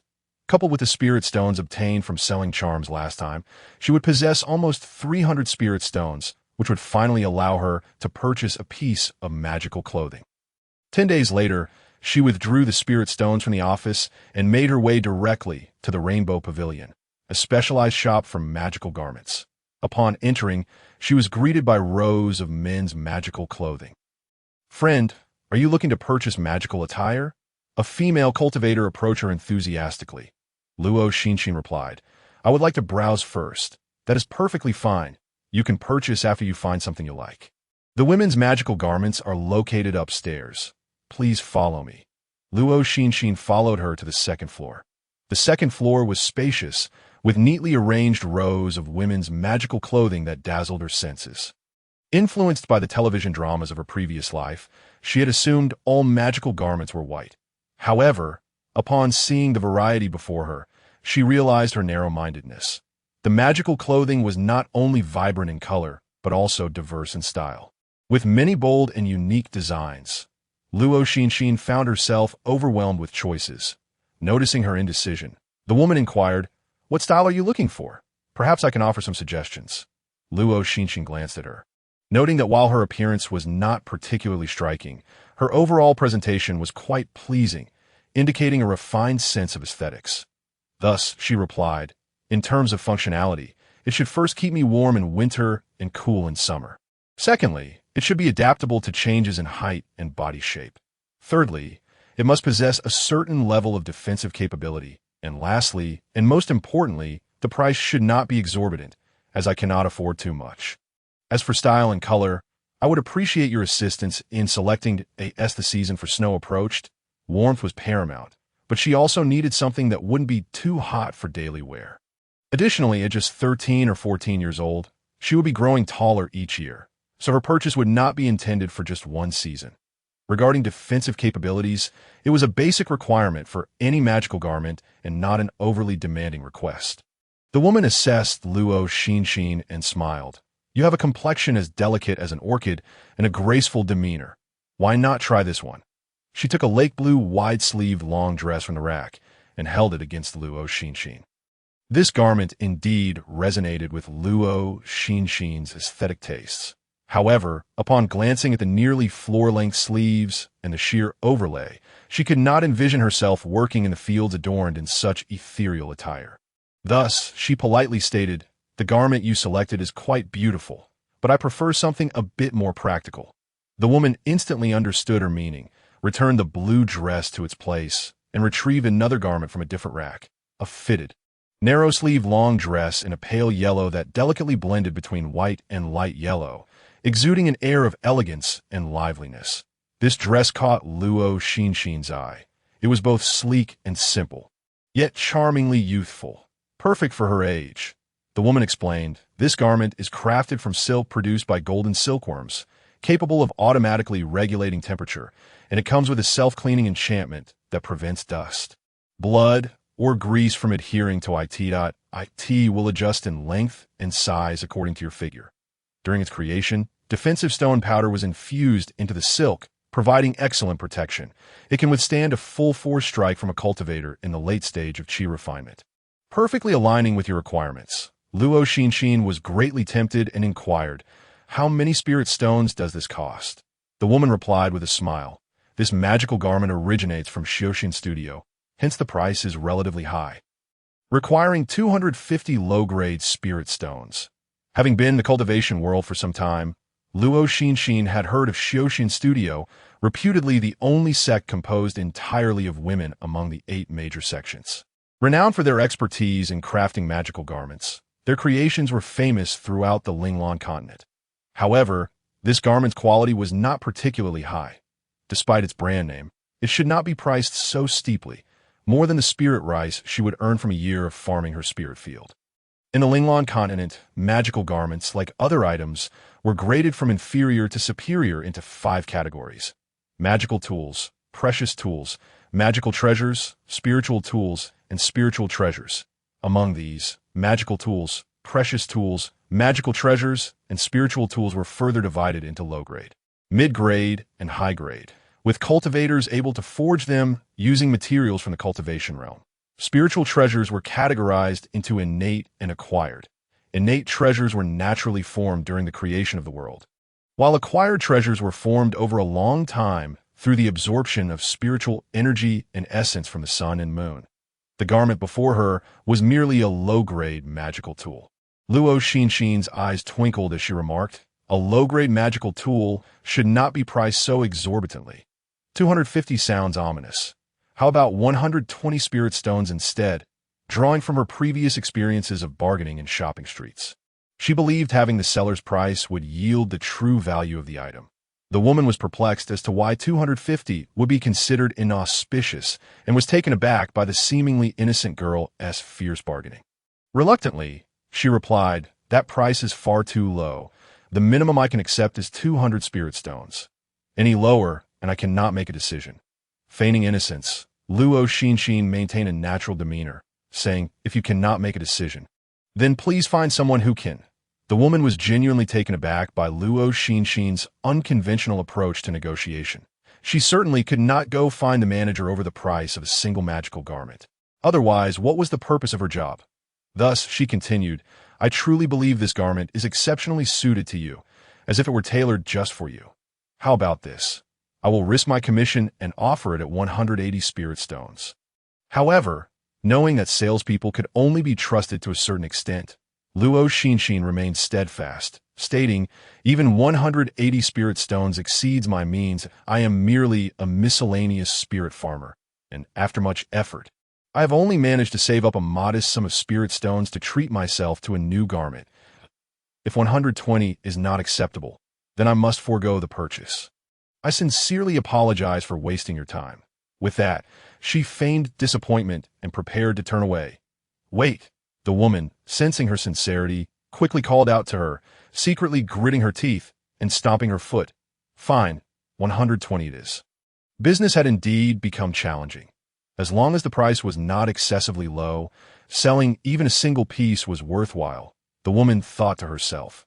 Moreover, this garment did not truly originate from Xiaoxin Studio, but rather from its affiliated sect, Xianhua Pavilion. Her earlier words were merely to impress this young girl. Selling the garment for 120 spirit stones would still yield a modest profit of 20 to 30 spirit stones. Luo Xinxin revealed a sly smile and turned back, saying, "You're truly a kind person." If the woman had known what was in Luo Xinxin's mind, she would have regretted offering such a price. The woman chuckled softly. Luo Xinxin paid the spirit stones and immediately donned the garment, marveling as it adjusted to fit her size perfectly. "Oh, this is a magical garment. It truly is miraculous." Having purchased the magical clothing, she still had over 170 spirit stones remaining, so she proceeded to buy Baoj to find Lin Mao.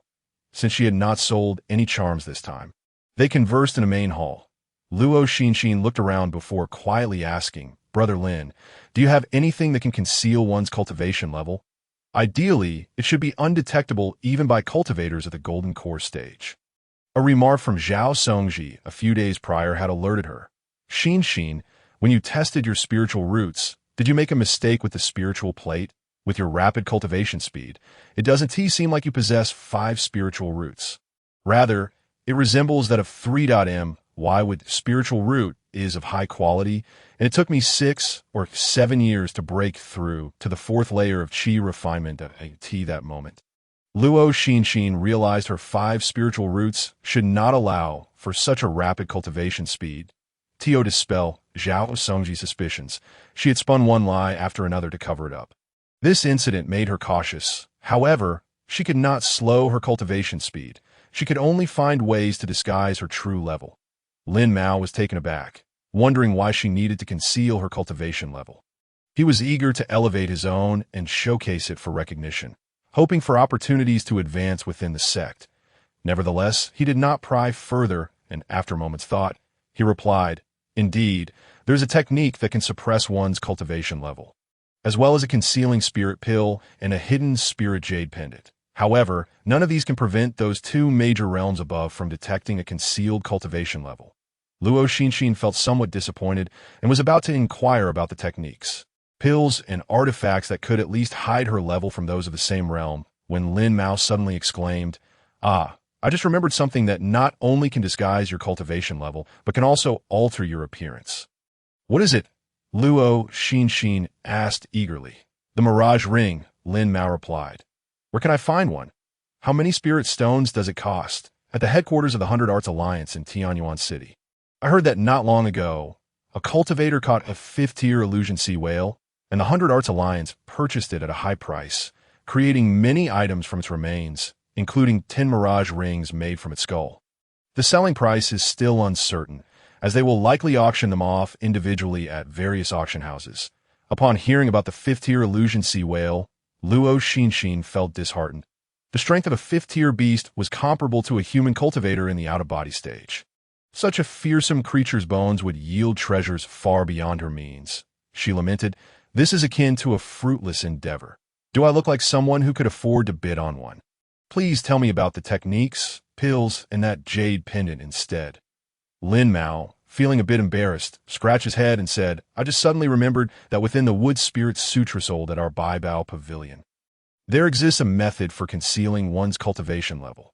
However, switching cultivation techniques typically results in a decline in one's realm. If the technique you're practicing is somewhat similar to the Wood Spirit Sutra, I would advise against this option.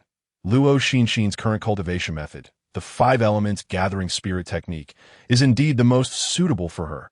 Once she reaches perfection, she might even advance to a higher tier of cultivation technique. Hence her first instinct was to eliminate this option as well."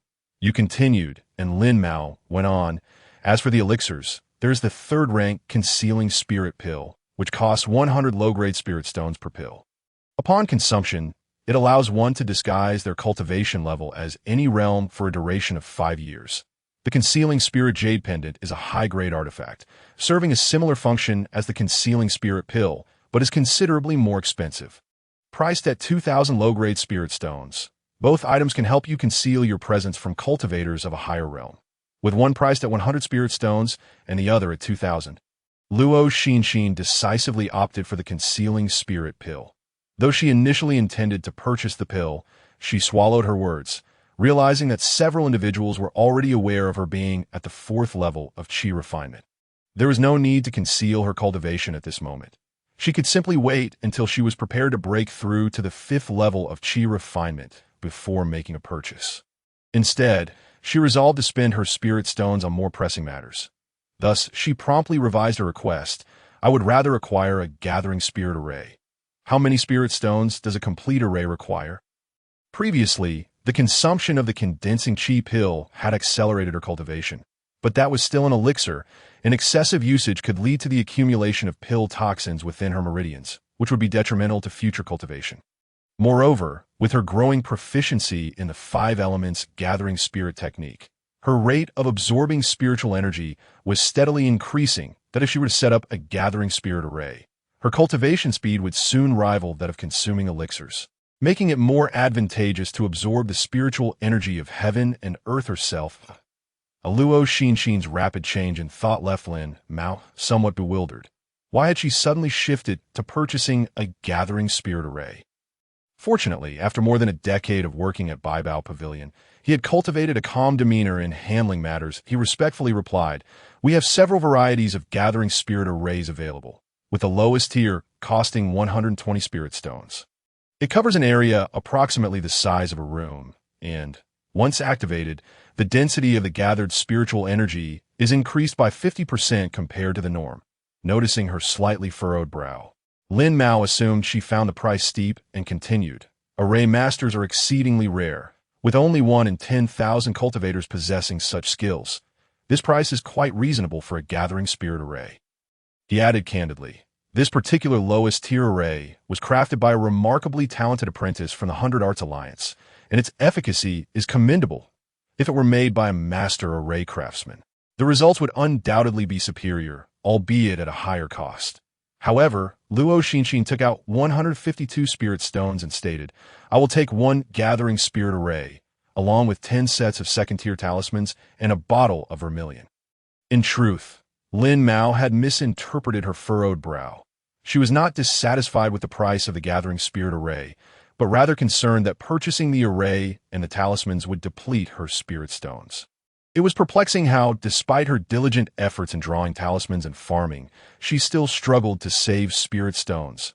Building up wealth from scratch was truly challenging.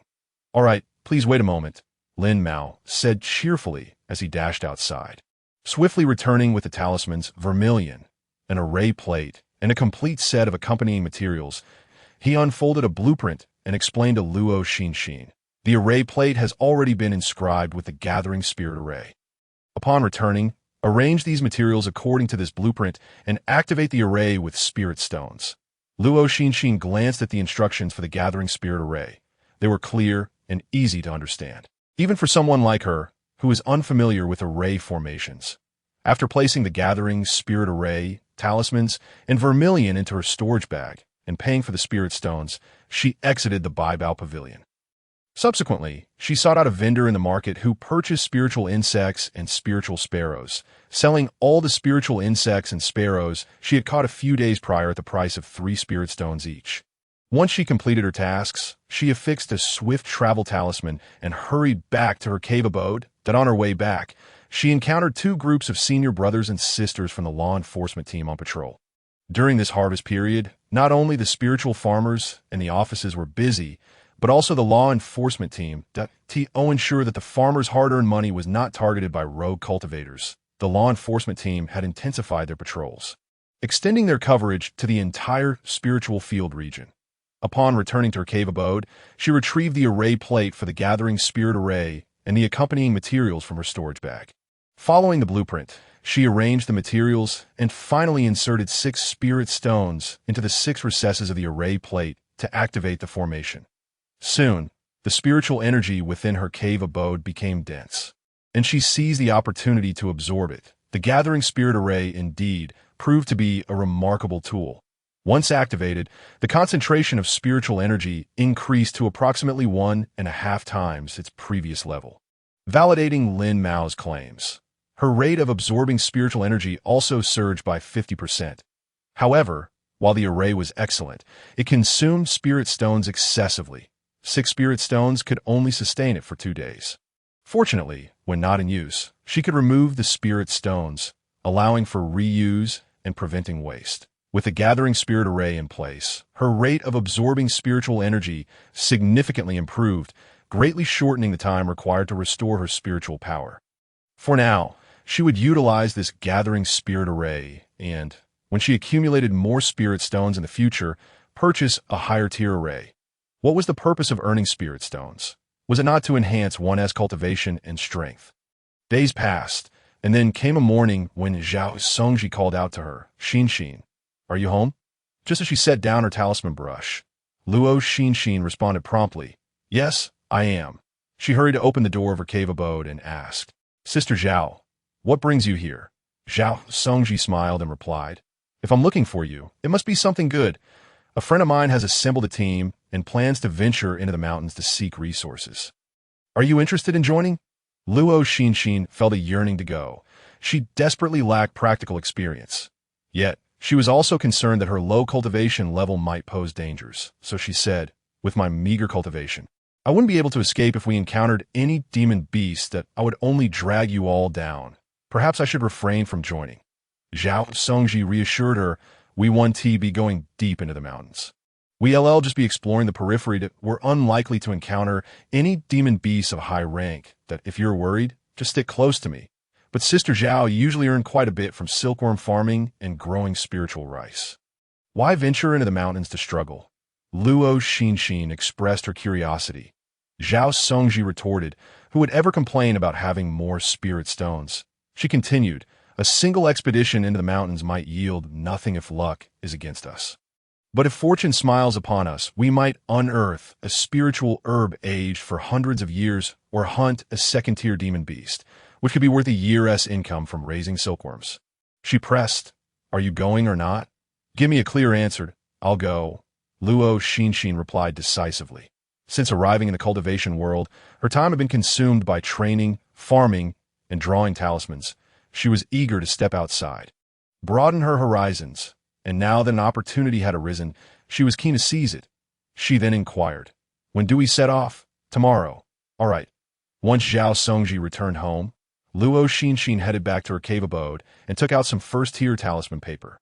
Over the past few days, she had crafted nearly 100 fireball and earth shield talismans, which should suffice for this upcoming excursion. She decided to draw a few swift movement talismans, just in case they encountered danger. Better to run than to fight if the odds were against them. Chapter 21. Encountering murder and treasure, seizing the following morning. Zhao Songji brought her along to meet with the others. Including her, there were a total of 8 individuals for this expedition, with her being the only one at the lowest cultivation level. The others were all at least at the 6th level of qi refinement. But then again, if her cultivation level were too low, she would never have had the chance to team up with Zhao Songji, who was at the 8th level, except for her connections. Su Shu, Zhao Songji's friend, addressed the group once everyone had gathered. Before we set off, I would like to say a few words. Although we are entering the mountains to hunt demon beasts and gather spiritual herbs, compared to these resources, our lives are far more precious.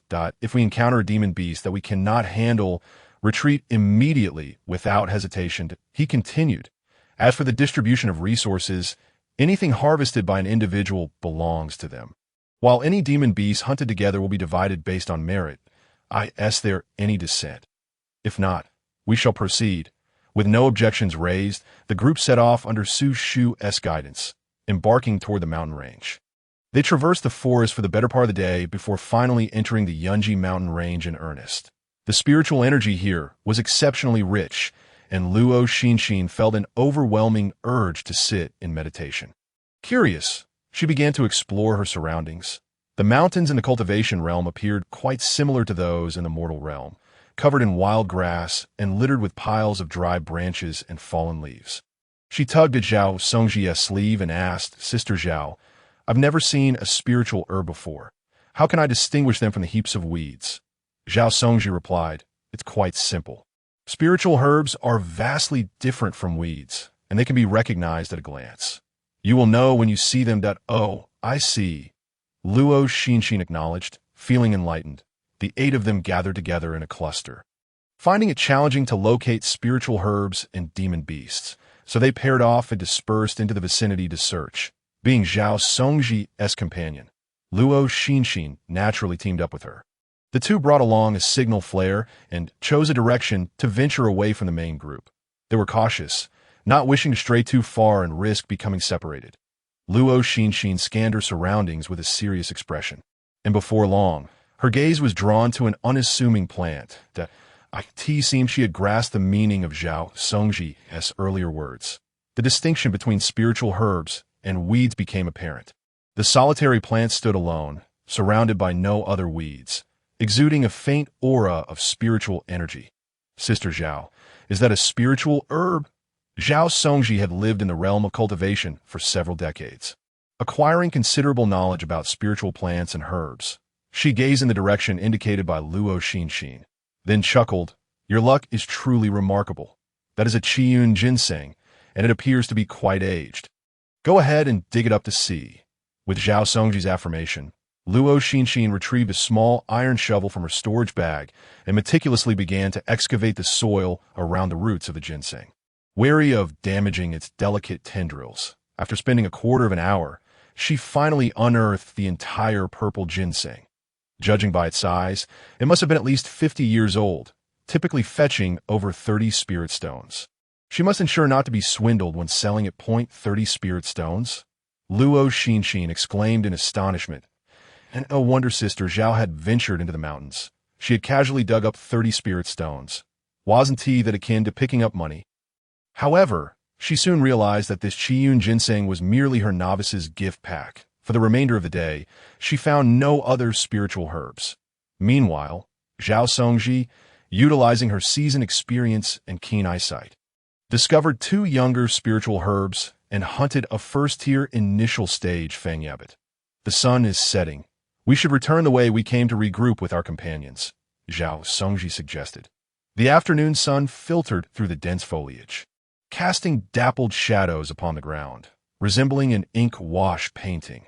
Within the forest, the night concealed myriad unforeseen dangers, making it far safer to be with companions. Naturally, Luo Xinxin agreed, closely following behind her. After walking a few steps, a sharp whistling sound approached rapidly, accompanied by a fierce, murderous aura.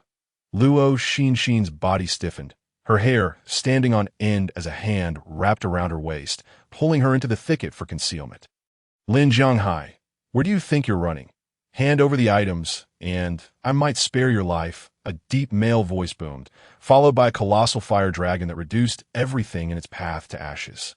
Crouched in the underbrush, Luo Xinxin's eyes widened in terror. Such power could only belong to a cultivator above the foundation establishment stage. The fire dragon pursued a young male cultivator clad in gray. He activated his flying magical tool, expending all his remaining energy to flee, his clothes stained with blood and his face devoid of color, clearly bearing grave injuries. Yet to those behind him, his struggles appeared to be futile. Soon he was struck down by a fire-based spell. Lin Zhonghai spat out a mouthful of blood, his eyes filled with hatred as he glared at his pursuer.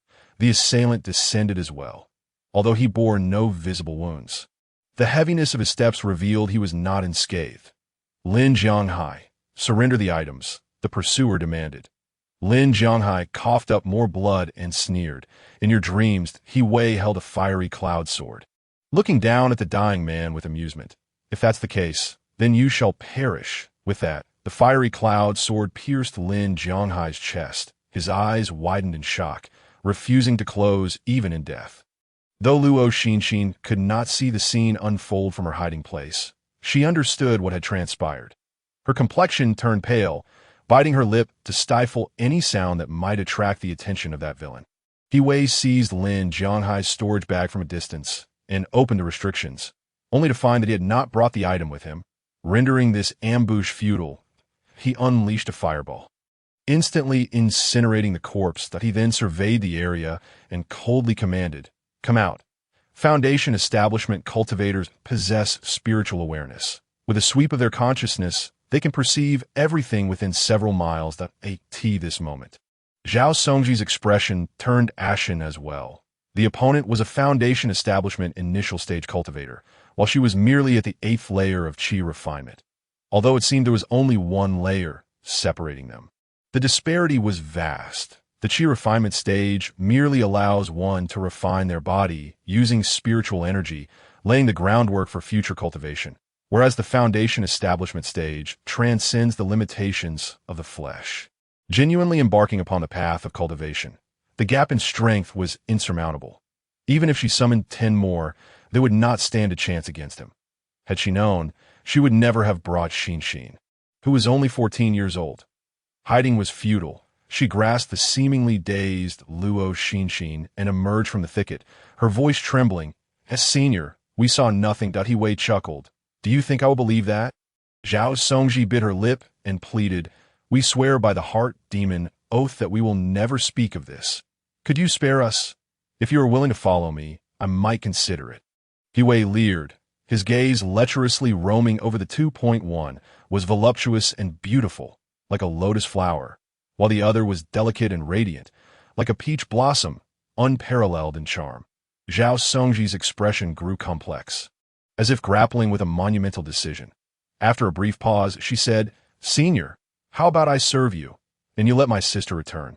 She's only 13 or 14, too young to understand how to serve." He Wei's gaze lingered on Luo Xinxin. With some training, she would learn this moment. Luo Xinxin regained her composure. She did not miss the hidden malice in He Wei's lecherous eyes, regardless of whether they agreed or not. He would not spare their lives. It was better to take a gamble. Her fingers, concealed in her sleeve, discreetly scribbled "run" on Zhao Songji's palm.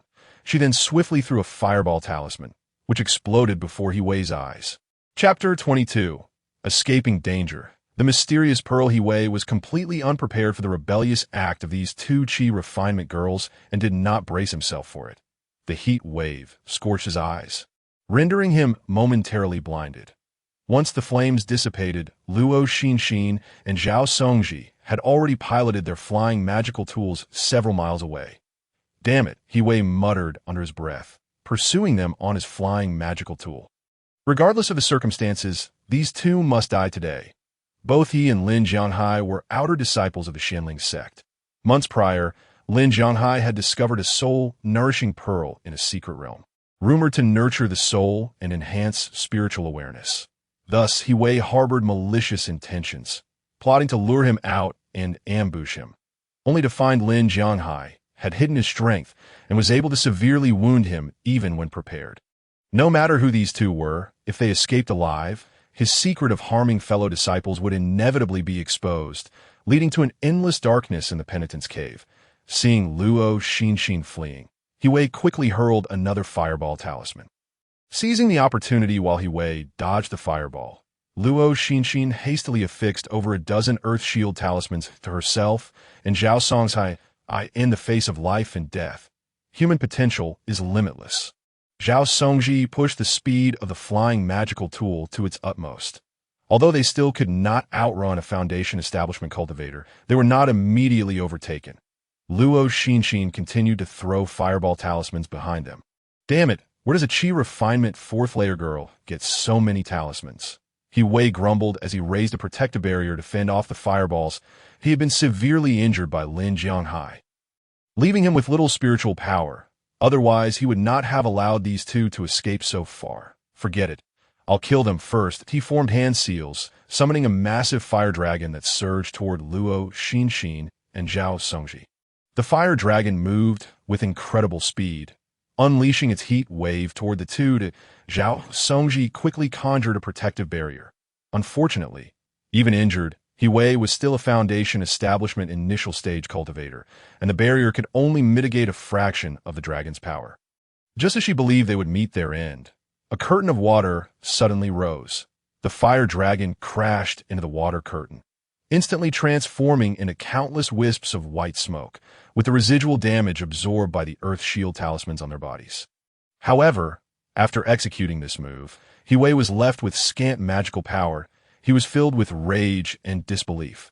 He never anticipated these two girls had so many tricks up their sleeves, especially the younger one, who seemed to carelessly dispense second-tier talismans, possessing such assets at merely the 4th layer of Qi refinement.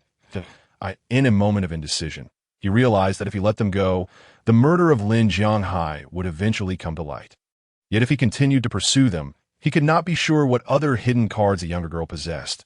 He might end up in dire straits. Furthermore, they were nearing the Qingafang area, where the enforcement teams comprised outer disciples, some of whom may have crossed paths with him before. He did not wish to expose any vulnerabilities. After a moment's hesitation, he ultimately decided to let them escape, allowing them a brief reprieve. When Zhao Songji saw he had ceased his pursuit, she finally exhaled in relief. They flew for a while before finding a place to land. "That was close. I thought we were going to lose our lives." She leaned against a large tree, panting heavily. For the first time facing death, Luo Xinxin was so nervous that her palms were clammy. She stared blankly at the pearl that had somehow gotten caught in the folds of her clothing. The pearl was the size of a longan, glistening and translucent, with a swirling nebula within and a faint white glow on its surface, quietly hanging in the creases of her garment. Having survived a calamity, Zhao Songji, seeking to alleviate the tension, asked, "How do you have so many talismans? And what was that sudden water wall?" Its defensive power was remarkable. Not receiving a reply, she pinched Luo Xinxin's cheek. "What's wrong? Did you get scared, silly?" Luo Xinxin snapped back to reality. "That hurts. I'm not silly. Just be gentler." Zhao Songji retorted, "If you're not silly, then speak up." Luo Xinxin silently stowed the pearl back in her storage bag and then said, "I'm just tired. This is the truth. Just now, in order to fend off that person's attack, she unleashed her entire spiritual power to perform the water curtain Heavenly Splendor. Now, she finds herself in a state of complete spiritual depletion." She then inquired, "Sister Zhao, could you check if you've lost anything?" This bead, upon closer inspection, was clearly not an ordinary item. Her instincts told her that it had no connection to Zhao Songji. Nevertheless, she decided to ask, as it might indeed belong to her. Zhao Songji examined her storage bag and replied, "No, everything that should be here is present." She then removed 2 talismans from her person that had not been activated, exclaiming in surprise, "Oh, a level 2 Earth Shield talisman. One of these costs around 4 or 5 spirit stones, right? Just a moment ago, you used over 10 of them in a flurry, and I saw you throw out so many fireball talismans. You wouldn't have spent all the money for selling spirit rice on talismans, would you?" The bead indeed had no relation to Zhao Songji, so Luo Xinxin chose not to mention it again. She shook her head and said, "No, these talismans were drawn by me as familiar neighbors. It was only a matter of time before Zhao Songji discovered her ability to draw talismans. It was better to come clean directly, sparing herself from having to concoct excuses later. Furthermore, they could be considered life and death friends, making it unnecessary to hide her talent for drawing talismans." Zhao Songji gasped, "When did you learn to draw talismans?" Luo Xinxin recounted the events truthfully, naturally omitting any mention of the information regarding her interface. Zhao Songji remarked, "No wonder your cultivation has advanced so rapidly. It turns out you could draw talismans, and so skillfully too. You can already produce level 2 talismans. With this skill, entering the outer sect will be just a matter of time, and the inner sect won't be out of reach either." Suddenly, she grasped Luo Xinxin's hand, half jokingly and half seriously saying, "Sister Xinxin, remember not to forget your friends when you achieve wealth and status." Luo Xinxin laughed. "You're exaggerating. Is it really that easy to enter the inner sect? Inner sect disciples are all direct disciples, cultivated from a young age. Not only do they possess high talent and qualifications, but they also have a stronger sense of sect loyalty compared to the loosely trained outer sect disciples and servants. Just considering this point, the chances of outer sect disciples and servants entering the inner sect are quite slim." Not wishing to dwell on this topic, she shifted the conversation. "Should we find Brother Su and the others to regroup?" Zhao Songji replied, "What is the point of searching? We should hurry back to our cave and avoid the limelight. If that Foundation establishment cultivator is still around, encountering them again might not afford us the same luck to escape, and we could end up implicating them." After speaking, she took out a sound transmission talisman with Su Shuling's spiritual imprint and said, "Old Su, I've run into some trouble here. Xinxin and I are heading back first. My apologies for this trip. In a few days, I'll come to your door to offer my apologies over the moon immortal drunkenness." After finishing, she stepped onto the flying artifact and said to Luo Xinxin, "Let us go." Luo Xinxin agreed, finding her reasoning quite sound, and also stepped onto the flying artifact. The two soared directly towards the spirit fields. The dim candlelight cast a warm glow throughout the cave abode. Luo Xinxin retrieved the bead from her storage BAG.I in the faint night. The light emitted by the bead appeared even more radiant. "What kind of bead is this?" The nebula within sparkled brilliantly under the candlelight. Just as she intended to bring it closer for a closer inspection, the bead suddenly seemed to come alive, shooting into her sea of consciousness through her brow. Luo Xinxin was taken aback. "What is happening? Did I invite you into my mind?" The sudden appearance of an unknown entity within her body, particularly in her head, sent a wave of panic through Luo Xinxin, prompting her to hastily seek a way to expel the bead. However, in the next instant, she felt a jolt throughout her body, and her senses became acutely clear. Not only that, But she sensed another layer of transformation occurring within her. The surroundings became increasingly vivid. Without looking back, she could still perceive the stone bed behind her, the buzzing insects outside the cave, and the frost settling on the branches. She could even see 5 colored points of light floating in the air. This was an unprecedented sensation for her. Could it be the legendary spiritual consciousness? But isn't spiritual consciousness something only Foundation establishment cultivators possess? Or is it due to the bead? This sensation lasted only for a brief moment. With a sharp pain in her mind, it abruptly vanished. After a quarter of an hour, she attempted to project her spiritual consciousness again, and it was as before. It felt as though she had gained a pair of invisible eyes. As long as she wished, she could sense the scenes behind her and outside the cave, provided the range did not exceed 10 zhong. This bead truly is a treasure. It has enabled the Qi refining cultivator to develop spiritual consciousness. She tried to extract the bead but found that despite her many attempts, none were successful. Well, since it cannot be removed, she decided to let it be. Though her journey into the mountains cost her over 30 Earth Shield talismans and more than 10 Fireball talismans. Acquiring this bead meant that, given the current situation, she had not only avoided a loss, but had actually profited immensely.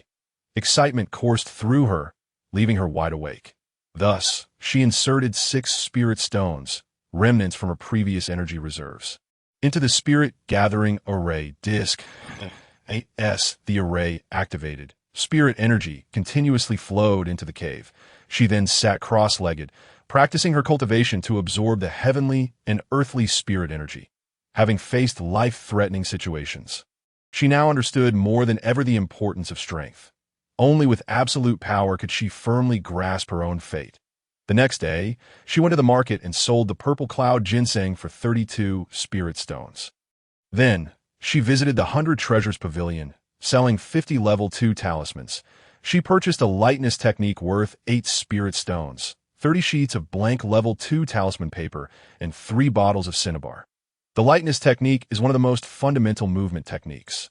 Initially, she had intended to buy a better technique, but upon inquiring about the price, she fell silent. The cultivation world also engages in knowledge monopolization. Aside from the commonly available basic spells, those of higher quality command exorbitant prices. Otherwise, one must join a sect and exchange contribution points within the sect. Currently, as merely a servant disciple of the Xianling sect, she had no means to undertake sect tasks, thus lacking the opportunity to earn contribution points. She might as well study the lightness technique diligently. The lightness technique is unique in that it does not require hand gestures or incantations. One merely needs to disperse spiritual energy throughout their body to achieve a lighter form and consequently run faster. Spells can be used in conjunction with talismans, thus increasing her chances of escape when faced with danger by applying a swift movement talisman while simultaneously utilizing the lightness technique. After leaving the market, she did not return to her cave, but headed towards the spirit fields. The spirit fields in the Qinghe Fang area primarily cultivated spirit rice, along with some other spiritual plants, since the spirit rice had already been harvested. Most of the fields were left vacant, with few obstacles, making them ideal for her to practice the lightness technique. The manual stated that the lightness technique involves filling one's joints with spiritual energy and then controlling the body to run forward. Following the instructions, she circulated her Dantian's spiritual energy to various joints and then took a step forward. Smack. Luo Xinxin, covered in dirt, scrambled up from the ground. That was close. Her face nearly collided with the stubble of the rice stalks, threatening her appearance. She had just taken a step when, unable to balance the spiritual energy across her body, she stumbled and fell. Clearly, the lightness technique posed quite a challenge for beginners. Her robe had a built-in cleaning spell, so even after falling, it remained free of dust. Undeterred, she pressed on, continuing to channel spiritual energy into her joints. For 2 consecutive days, aside from returning to the cave at night, she either fell or was on the verge of falling. On the 3rd morning, she finally managed to balance the spiritual energy in each joint, her body becoming light enough to traverse the rice stumps at 1.5 times her usual speed. Lightness Technique, Beginner 1100. Lightness Technique, Beginner 2100. Lightness Technique, Beginner 16100. She gradually discovered the pattern for increasing her proficiency in the lightness technique, the beginner level.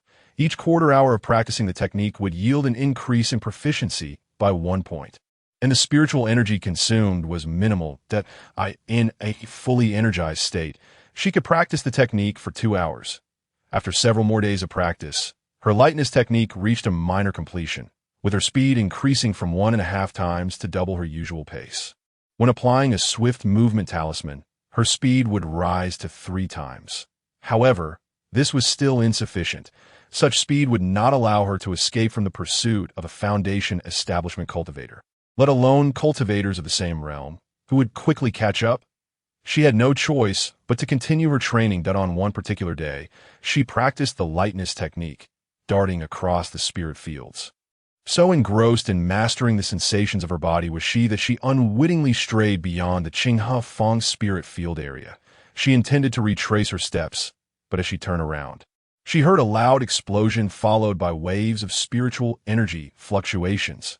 Luo Xinxin projected her spiritual consciousness and sensed that there were 2 cultivators in the forest above her realm. Could it be that she was cursed with misfortune, encountering conflicts wherever she went? In the next moment, she activated the lightness technique and dashed away without looking back, before she had covered several zhong. A male cultivator in a brown robe leapt out from the forest, using his movement technique to run in the same direction as her. Close behind him was an elderly man in gray. "Shunlin, where do you think you're running?" the elder exclaimed, launching a golden blade towards the brown-robed youth. Shunlin, Luo Xinxin, upon hearing a familiar name, took a moment to glance back, and indeed it was Shunlin, the individual she often frequented to procure elixirs. In recent times, the condensing energy powder and fasting pills she had consumed were both sourced from him, and after several interactions, they had become somewhat acquainted. However, she had not yet reached the audacious point of recklessly offering assistance to acquaintances. Thus she affixed a swift travel talisman and hastened her escape. "Old man, we bear no grievances against each other. Why do you seek to bring me to my demise?" Shunlin evaded the old man's attacks, while fleeing. "No grievances. The counterfeit pills you sold have severely harmed my daughter, and you say there are no grievances?" The old man retorted with fury. Upon hearing this, Luo Xinxin halted her steps and turned to Shunlin, inquiring, "You sold counterfeit pills?" A hint of panic crept in her voice. "What counterfeit pills? All my elixirs are genuine. I have never sold any counterfeit products," Shunlin shouted, and at this moment he noticed that the girl in front of him was Luo Xinxin. "Itsu. Please do me a favor, I will sell you elixirs at a reduced price from now on." Luo Xinxin glanced back at the old man, saying, "But he claims you harmed his daughter." "That I truly have never sold counterfeit pills," Shunlin insisted. The 3 remained in a relentless chase, yet the distance between Luo Xinxin and them was steadily diminishing. The indignity of having low cultivation was palpable. Despite her employing the swift travel talisman, Luo Xinxin felt a pang of frustration, and thus she channeled her lightness technique to its utmost limits. The old man shouted, "You dare to quibble? My daughter consumed the counterfeit pills you sold. The toxins have obstructed her meridians, and not only can her cultivation not advance, but she also suffers daily from excruciating pain." After speaking, he summoned a magical artifact that soared into the air, transforming into a massive metal bowl that ensnared both Luo Xinxin and Shunlin. Luo Xinxin was plunged into darkness as she collided painfully with the bowl's wall, followed closely by another thud beside her. "Ugh," she groaned, rubbing her throbbing forehead, grateful that her body had been enhanced by spiritual energy, rendering her sturdier than an ordinary person. Otherwise, such a collision might have resulted in a concussion. "Ouch," Shunlin muttered, also nursing the spot he had hit, then remarked, "Why is this old man so unreasonable?" Luo Xinxin wholeheartedly agreed with this sentiment, wondering why she too was ensnared in this predicament. The surrounding darkness enveloped her, yet she extended her spiritual sense, peering through the metal bowl to see the old man stationed just outside. "Shunlin, if you do not provide me with an explanation, you shall not leave here alive," the old man declared. "What explanation do you want from me?" Shunlin responded, "About your sale of counterfeit drugs." "That I have not sold counterfeit drugs," Shunlin retorted. "You still dare to deny it?" Listening to their exchange, Luo Xinxin felt exasperated. This back and forth would lead them nowhere, and she had been inexplicably dragged into this matter. She could no longer remain a passive observer. Thus she interjected, "Wait, allow me to say something. You little girl, you are in league with him. What is there to discuss?" The old man scoffed. "Shun Lin is correct. This person truly lacks reason," she replied, rolling her eyes in the darkness before continuing. "I am not well acquainted with him. How can you be so certain that the pills your daughter consumed were purchased from him?"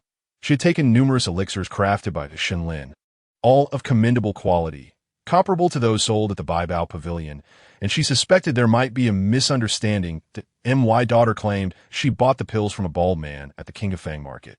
"I inquired around and discovered he is the only bald vendor selling elixirs. I waited a long time for him to leave the market," the old man explained. "Had I known, I would not have shaved my head." Shun Lin lamented. "What more can you say?" The old man pressed that "It truly is not me. I have refined pills for many years, using only genuine spiritual herbs. Never counterfeit," Shun Lin insisted. The old man continued to accuse him. And Luo Xinxin, exasperated, said, "Whether he is lying or not, you can take him back to your daughter and find out." Shun Lin objected, "What if this is a scheme devised by both father and daughter? Otherwise, will you remain imprisoned here and implicate me?" Shun Lin's bravado deflated in an instant as he conceded, "Let us do as she suggests. Allow me to meet your daughter and ascertain whether she indeed purchased the pills from me." The old man, hearing this, was less obstinate than before. "Fine, but you must not resort to trickery. I have already discerned your place of residence." All right, I will heed your words," Shun Lin acquiesced. The old man retracted the metal bowl, and Luo Xinxin and Shun Lin were once again greeted by light. "Since that is the case, it seems I have no further involvement. I shall take my leave," Luo Xinxin declared, ready to activate her lightness technique. However, before she could escape, her collar was seized by the old man. She turned to find him there. "You cannot leave. You must come with us." "What does this have to do with me?" she asked, casting a resentful glance at Shun Lin, her face a canvas of accusation. Shun Lin, resigned, replied, "Just accompany us this once. From now on, I will sell you fasting pills for 6 spirit stones a bottle." "That sounds more reasonable," Luo Xinxin thought. Retracting her resentful gaze, it seemed the profit margins for alchemists were indeed substantial, as he offered her a discount without a second thought. The old man's residence was nestled within a bamboo grove near King of Fang. The grove was vast, and within it lay a quaint courtyard. Along the way, Luo Xinxin learned that the old man was named Huang Fuwang, originally a farmer's son from the mortal realm, who had fortuitously entered the immortal cultivation world, later marrying a mortal woman with whom he had a daughter. His wife had passed away 5 years prior, leaving only him and his daughter. "Xiaoya, come out," the old man called into the house. Moments later, a pale, delicate female cultivator emerged from within, and upon seeing Shun Lin and Luo Xinxin in the courtyard, she asked, "Father, do we have guests? Who are they?" Her gaze lingered longer on the bright and beautiful girl than on Shun Lin. Huang Fuwang pointed at Shun Lin, inquiring, "Do you not recognize him?" Huang Xiaoya shook her head, wearing a bemused expression. "Should I know him?" Huang Fuwang pressed, "Did you not purchase elixirs from his stall?" Huang Xiaoya replied, "No, I did not." Huang Fuwang, seeking confirmation, urged, "Take another look. Perhaps time has dulled your memory." Yet Huang Xiaoya was resolute. "I genuinely do not recall that I typically pay attention to the hands of others. I remember the person who sold me elixirs had a green flower at the base of his right thumb. As I enjoy looking at beautiful hands, and his hands were indeed quite attractive, which is why I glanced at them a couple of times. This fellow's hands do not bear that flower." It seemed there indeed was a misunderstanding, and Luo Xinxin silently applauded her own cleverness. Realizing he had made an error, Huang Fuwang bowed to Shun Lin and Luo Xinxin, saying, "It appears I have made a mistake. I sincerely apologize." Luo Xinxin waved off the apology, while Shun Lin showed no sign of relief from his unjust accusation, his expression remaining grave. After a brief pause, he finally bowed to Huang Fuwang and Huang Xiaoya, saying, "This matter may indeed still have some connection to me." The others were taken aback. If he had not sold counterfeit pills, how could it involve him? Shun Lin sighed, stating, "Regardless of whether this matter pertains to me, I shall first examine Miss Huang. Perhaps I can alleviate the poison afflicting her."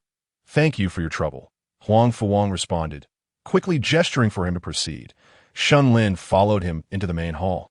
And Luo Xinxin thought that since she was already there, she might as well see what transpired. After examining Huang Xiaoya's pulse, Shunlin released her wrist, saying, "The poison can indeed be resolved, but I lack one specific spiritual herb necessary to concoct the antidote. Give me some time, and I will prepare the antidote and bring it to you." Huang Fuang, relieved to hear that the poison afflicting his daughter could be cured, inquired with concern, "What herb is missing? Let me see if I can procure it." Shunlin shook his head. "It cannot be found. That particular herb is only available in a single location, and I will go seek it myself." Hearing this, Huang Fuang felt it inappropriate to press further. Shunlin then produced a vial of elixirs, saying, "This vial can help temporarily suppress the pain in her meridians. I will bring the antidote in a few days." Huang Xiaya accepted the vial and expressed her gratitude. "Thank you, Taoist Shun." With the herb still lacking, Shunlin and Luo Xinxin felt their presence here was futile, and thus they departed together in the Wan Poison Valley. Shunlin confronted the shadowy figure seated in the main position, asking, "Did you orchestrate this?" "Indeed," the figure replied, their voice deep and resonant like a gnarled old tree stump, their long, pale fingers drawing attention to the striking green flower blooming at the base of their right thumb. "Why? We are both disciples of our master. Why have you been allowed to disperse your cultivation and roam freely as a loose cultivator while I am bound to this oppressive Wan Poison Valley? It was your choice from the beginning that I have reversed my decision. Why bother? I return this time to pluck a bone flower. Very well, I have a condition. Speak. Remain in the Wan Poison Valley. On what grounds? Simply because that female cultivator was poisoned due to you. You think I would forsake my freedom for someone entirely unrelated? You would." Shunlin fell silent, demonstrating his remarkable ability to remain composed.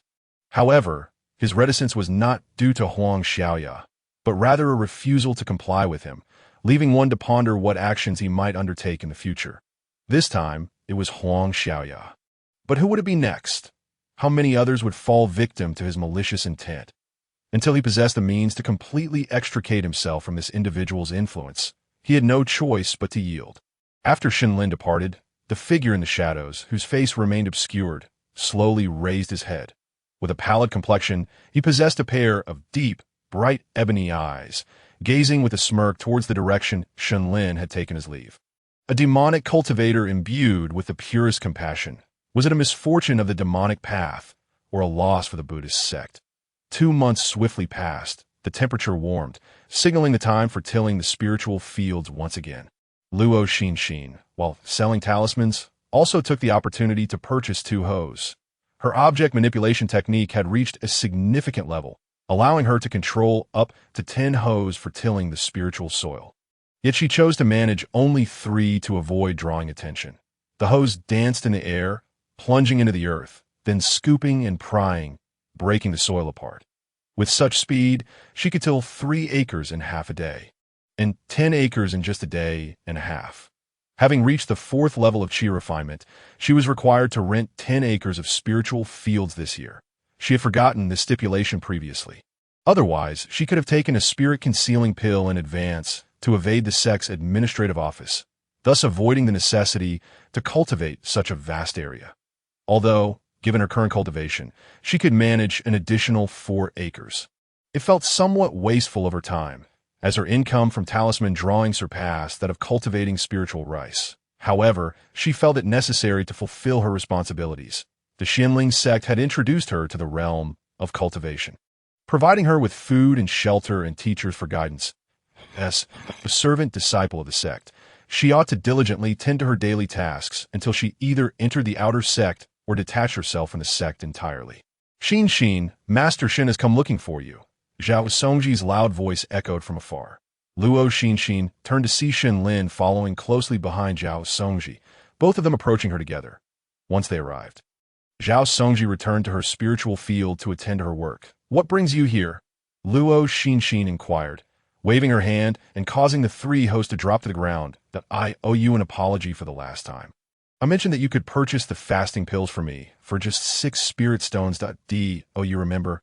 Luo Xinxin indeed recalled this fortunate arrangement, responding, "Of course, you made a long trip just to change your mind?" Shunlin chuckled. "Not exactly a change of heart. I merely plan to relocate, and will no longer be able to sell you the fasting pills that I wish to exchange for some form of compensation."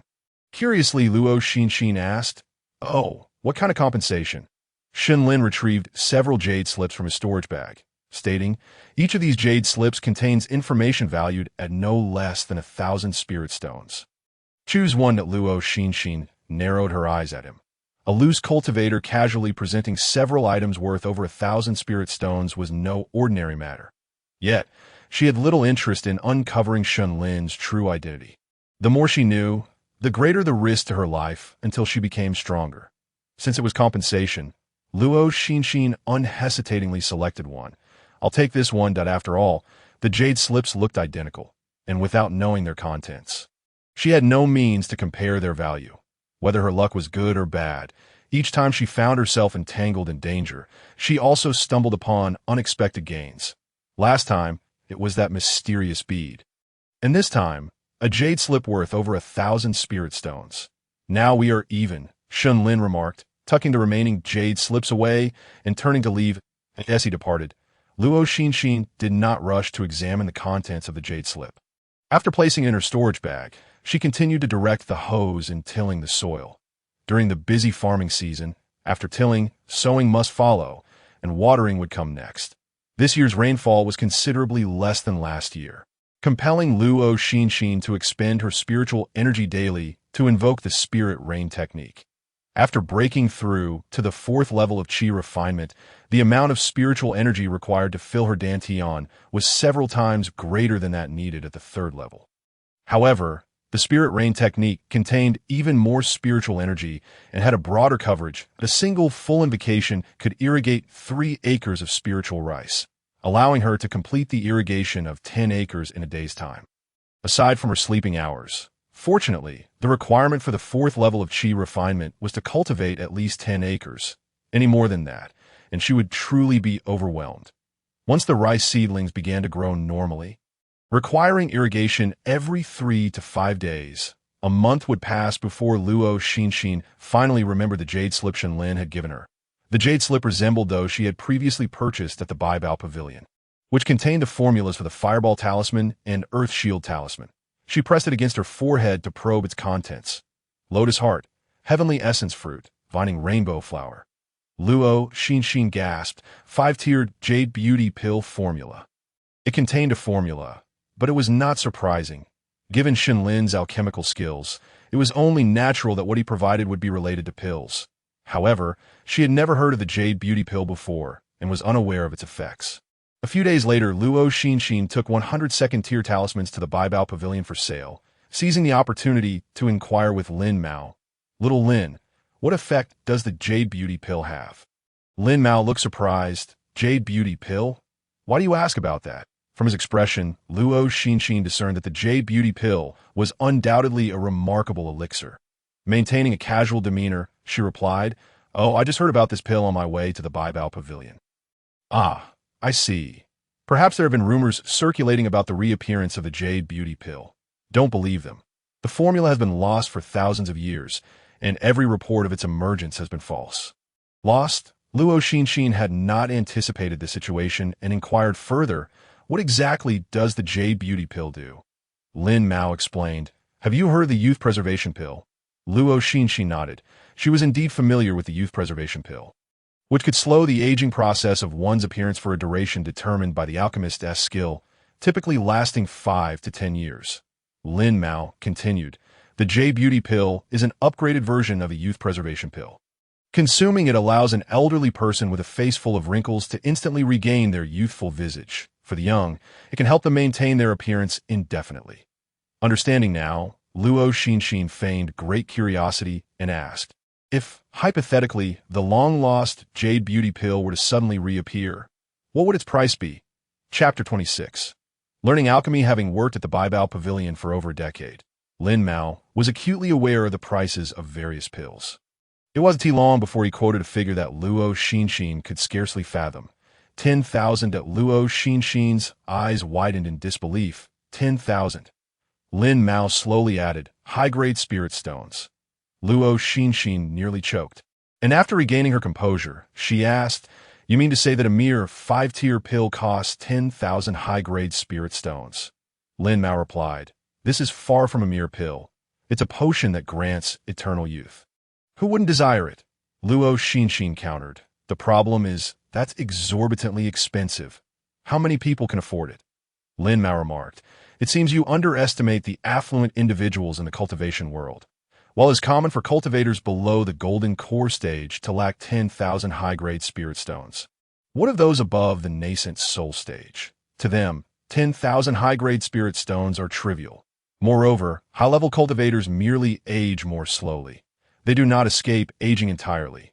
Everyone, regardless of gender, yearns for beauty, and who among them does not wish to possess an eternally youthful visage? Listening to Lin Mao's words, Luo Xinxin found them quite reasonable. She lowered her gaze, lost in thought, staring at the storage bag hanging from her waist. Did Lin realize that he had given her the formula for the Jade Beauty Pill? Or was it possible that the formula was a forgery? Lin did not strike her as the type to present a counterfeit. Alchemy. Perhaps she could attempt it herself. When she upgraded to a 5-tier alchemist, she might be able to refine a batch according to the formula to determine its authenticity. With this thought, she felt a surge of excitement, eager to discover whether she possessed an innate talent for alchemy. After selling this batch of talismans, she had accumulated 1,000 spirit stones, which should be sufficient to purchase an alchemy furnace and several medicinal materials. However, since Lin Mao and the pavilion's manager were already aware of her talent for talisman drawing, it would be prudent not to reveal her interest in alchemy. Thus, as before, she purchased 10 packs of second-tier talisman paper and departed the Baibao Pavilion. The Xinling sect had also established several shops in Qingafeng, one for magical artifacts, one for talismans, one for pills, and one for the acquisition and sale of spiritual herbs. Although there were some pill formulas available for sale at the stalls, she dared not purchase them. After all, pills were ingested, and a single misstep could lead to dire consequences. With her limited knowledge, she could not discern the authenticity of the formulas on offer, nor did she wish to let the Baibao Pavilion know of her intent to pursue alchemy. Her best option was to visit the alchemy shop of the Xinling sect to see if they had any formulas for sale. Indeed, they did. Upon hearing Luo Xinxin's request, the attendant cheerfully replied, we have formulas for commonly seen first and second-tier pills available. What type of pill formula are you looking for? Luo Xinxin seized upon a key point in the attendant's words and inquired, why are there no formulas for third-tier or higher pills available for sale? The attendant chuckled, explaining, formulas for third-tier and above pills generally do not circulate in the market. They are held within the major sections. For instance, within our Xinling sect, only the inner disciples have access to them, while other disciples must exchange contribution points to obtain them. As expected, Luo Xinxin realized the reason many loose cultivators aspired to join sects. Without such affiliations, they would lack resources and opportunities to access various teachings. What type of formula do you require, fellow cultivator? The attendant noticed Luo Xinxin lost in thought and couldn't help but inquire once more. Luo Xinxin regained her composure and replied, let us go with the fasting pill. The fasting pill is one of the most fundamental elixirs, and since she regularly consumes it, she decided to start with it. The attendant presented a small booklet, saying, here is the formula for the fasting pill, along with some introductory insights on alchemy, priced at 5 spirit stones. After paying the spirit stones, Luo Xinxin took the booklet and leafed through it briefly. The booklet was meticulously detailed, explaining not only the quantities and essential steps of various materials, but also elucidating the medicinal properties of each ingredient. After departing from the elixir shop, Luo Xinxin proceeded to the magical artifact shop, where she purchased the cheapest alchemy furnace for 200 spirit stones, along with a specialized fire source for 300 spirit stones. TSK, TSK, TSK. It is no wonder that alchemists accumulate wealth through spirit stones. She had already spent 505 spirit stones before even beginning her alchemy practice. The materials for the fasting pill included not only spirit rice, but also several types of spirit herbs and fruits. She still had dozens of pounds of spirit rice, needing only to procure a few supplementary materials. Thus, she made her way to the herb hall. The herb hall is a shop established by the Xinling sect, specializing in the procurement and sale of spirit herbs. Luo Xinxin stated, I would like 20 moon apricot fruits, 20 stalks of 10-year-old. She intended to purchase 20 sets of materials to test the waters. The attendant replied, certainly. The materials for concocting the fasting pill were quite common, and the attendant swiftly packaged the requested spirit herbs, cheerfully stating, the total comes to 62 spirit stones, including 70 spirit pearls. As she retrieved the spirit stones, Luo Xinxin quickly calculated in her mind that to produce a batch of fasting pills, 3 pounds of spirit rice were needed, which equated to 30 spirit pearls, adding the other spirit herbs and fruits. The materials for a single fasting pill would cost over 3 spirit stones. If the alchemist possessed exceptional skills, mastering the control of spiritual energy, heat, and time to an extraordinary level, and if no materials were wasted, a single batch could yield a maximum of 10 pills. According to market prices, the pill yield rate had to reach 45 to avoid losses, and that did not even account for the consumption of the furnace and fire source. After calculating, Luo Xinxin began to doubt whether her decision to pursue alchemy had been somewhat impulsive. However, with all her purchases completed, she could only brace herself for what lay ahead. Upon returning to her cave dwelling, she commenced her preparations for alchemy.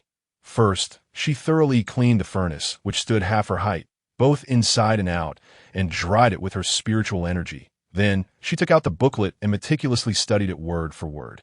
Next, she sorted the materials and spirit rice she had bought and retrieved the fire source. The fire source, worth 300 spirit stones, was made of red copper and resembled the alcohol lamp used during her previous life as chemistry classes. According to the attendant, this fire source contained a vast amount of extremely high-temperature earth fire, capable of burning continuously for a year. When not in use, it could be extinguished and reignited with a flicker of fire spiritual energy. The size of the flame could also be controlled with spiritual energy. Before truly embarking on her alchemical endeavor, she needed to familiarize herself with managing the heat, releasing spiritual energy from her fingertips. She infused it into the fire source. Within a breath, a small flame began to rise from the outlet. As she continued to channel her spiritual energy, the flame gradually grew larger, enveloping the entire cave in warmth. After half an hour, feeling confident in her ability to control the heat, she began practicing the alchemical seal. The alchemical seal could shape the amorphous medicinal liquid into small pellets, and furthermore, it could seal the properties and spiritual energy of the pills within, preventing their dissipation. Another hour passed, and after her hand gestures for the alchemical seal became swift enough to create afterimages, she commenced the actual alchemy. With the earth fire preheating the furnace, the internal temperature had reached the requisite level for adding the materials. Following the steps, she first added which had the highest melting temperature. Then, using her fire spiritual energy, she controlled the heat to a level that would melt the spirit herbs into liquid without charring or vaporizing them. With the furnace lid closed, she could not see the internal conditions. Fortunately, her intrinsic awareness, granted by the mysterious pearl within her, allowed her to probe the furnace. She discovered that it was in good condition and, upon infusing her with spiritual energy, sensed the herb's internal state, detecting faint signs of melting. She ceased inputting spiritual energy into the fire source, allowing it to maintain this level of heat. Before long, a rich aroma of herbs wafted forth. Once again, she released her awareness and found that it had nearly completed its melting process. After they had fully melted, she reduced the heat and added the spirit rice, which had the second highest melting temperature. Continuing to probe with her awareness, she monitored the state of the spirit rice within the mixture. However, for some inexplicable reason, despite her constant adjustments to the heat, the spirit rice remained unmelted. 15 minutes later, a burnt odor emanated from the furnace, indicating that part of the spirit rice had been scorched. Luo Xinxin helplessly extinguished the fire source, relieved that it had not affected the adjacent juice. Otherwise, she would have wasted a stalk of. Why had the spirit rice burned? She had been adjusting the heat consistently. I am such a fool. After pondering for a few moments, Luo Xinxin suddenly slapped her forehead, expressing a mix of frustration and self-reproach. The booklet hadn't mentioned it, and she hadn't considered that the dried spirit rice had little moisture. How could it possibly melt? Realizing the crux of the issue, she quickly fetched a basin, poured in 3 pounds of spirit rice, and soaked it in water. An hour later, The spirit rice had been sufficiently soaked, and Luo Xinxin reignited the earth fire.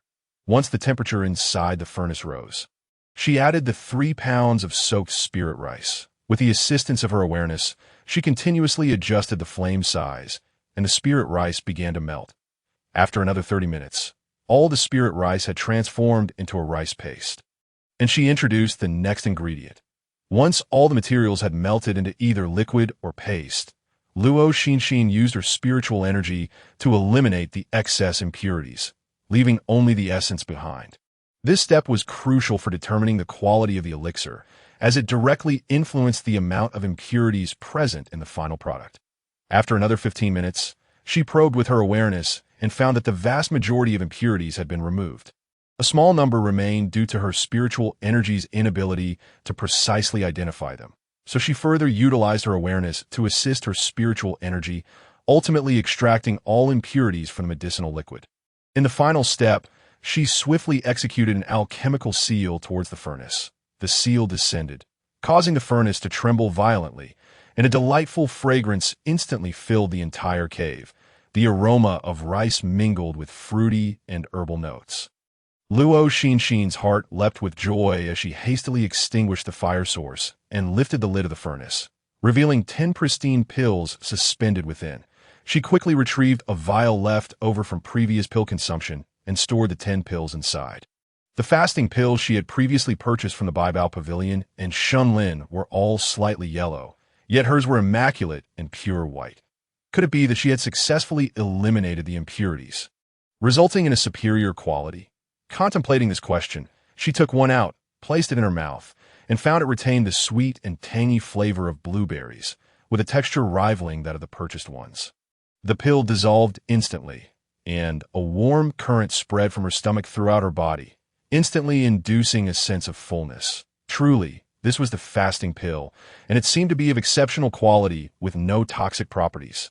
She had effortlessly concocted her first batch of pills, and they were of outstanding quality, an unprecedented achievement. Truly a prodigy hindered by her spiritual roots, but of course, she was aware that her success was partly due to her unique advantage. Possessing the awareness typically found in foundational stage cultivators at the qi refining stage, in comparison to other alchemists at the same level, she was indeed a prodigious anomaly. But what of being an anomaly? That was merely her fortune. She resolved to create more talismans for Sister Zhao. Had it not been for her leading Luo Xinxin into the mountains, she would not have encountered such a fortuitous opportunity. Opening her interface, she discovered a new skill had been added. Host. Luo Xinxin's spiritual roots. Gold, medium, wood, medium, water, medium, fire, medium, earth, medium, age, 14 cultivation. Qi refining, 4th layer, progress. 23, cultivation technique. 5 elements gathering spirit technique, minor success. 15. 692,000, spells, spiritual rain technique, perfected. Metal light sword shadow, perfected. Spirit nurturing technique, major success. 398,400, object control technique, major success. 325,400, cleansing technique, minor success. 182,200, lightness technique, minor success.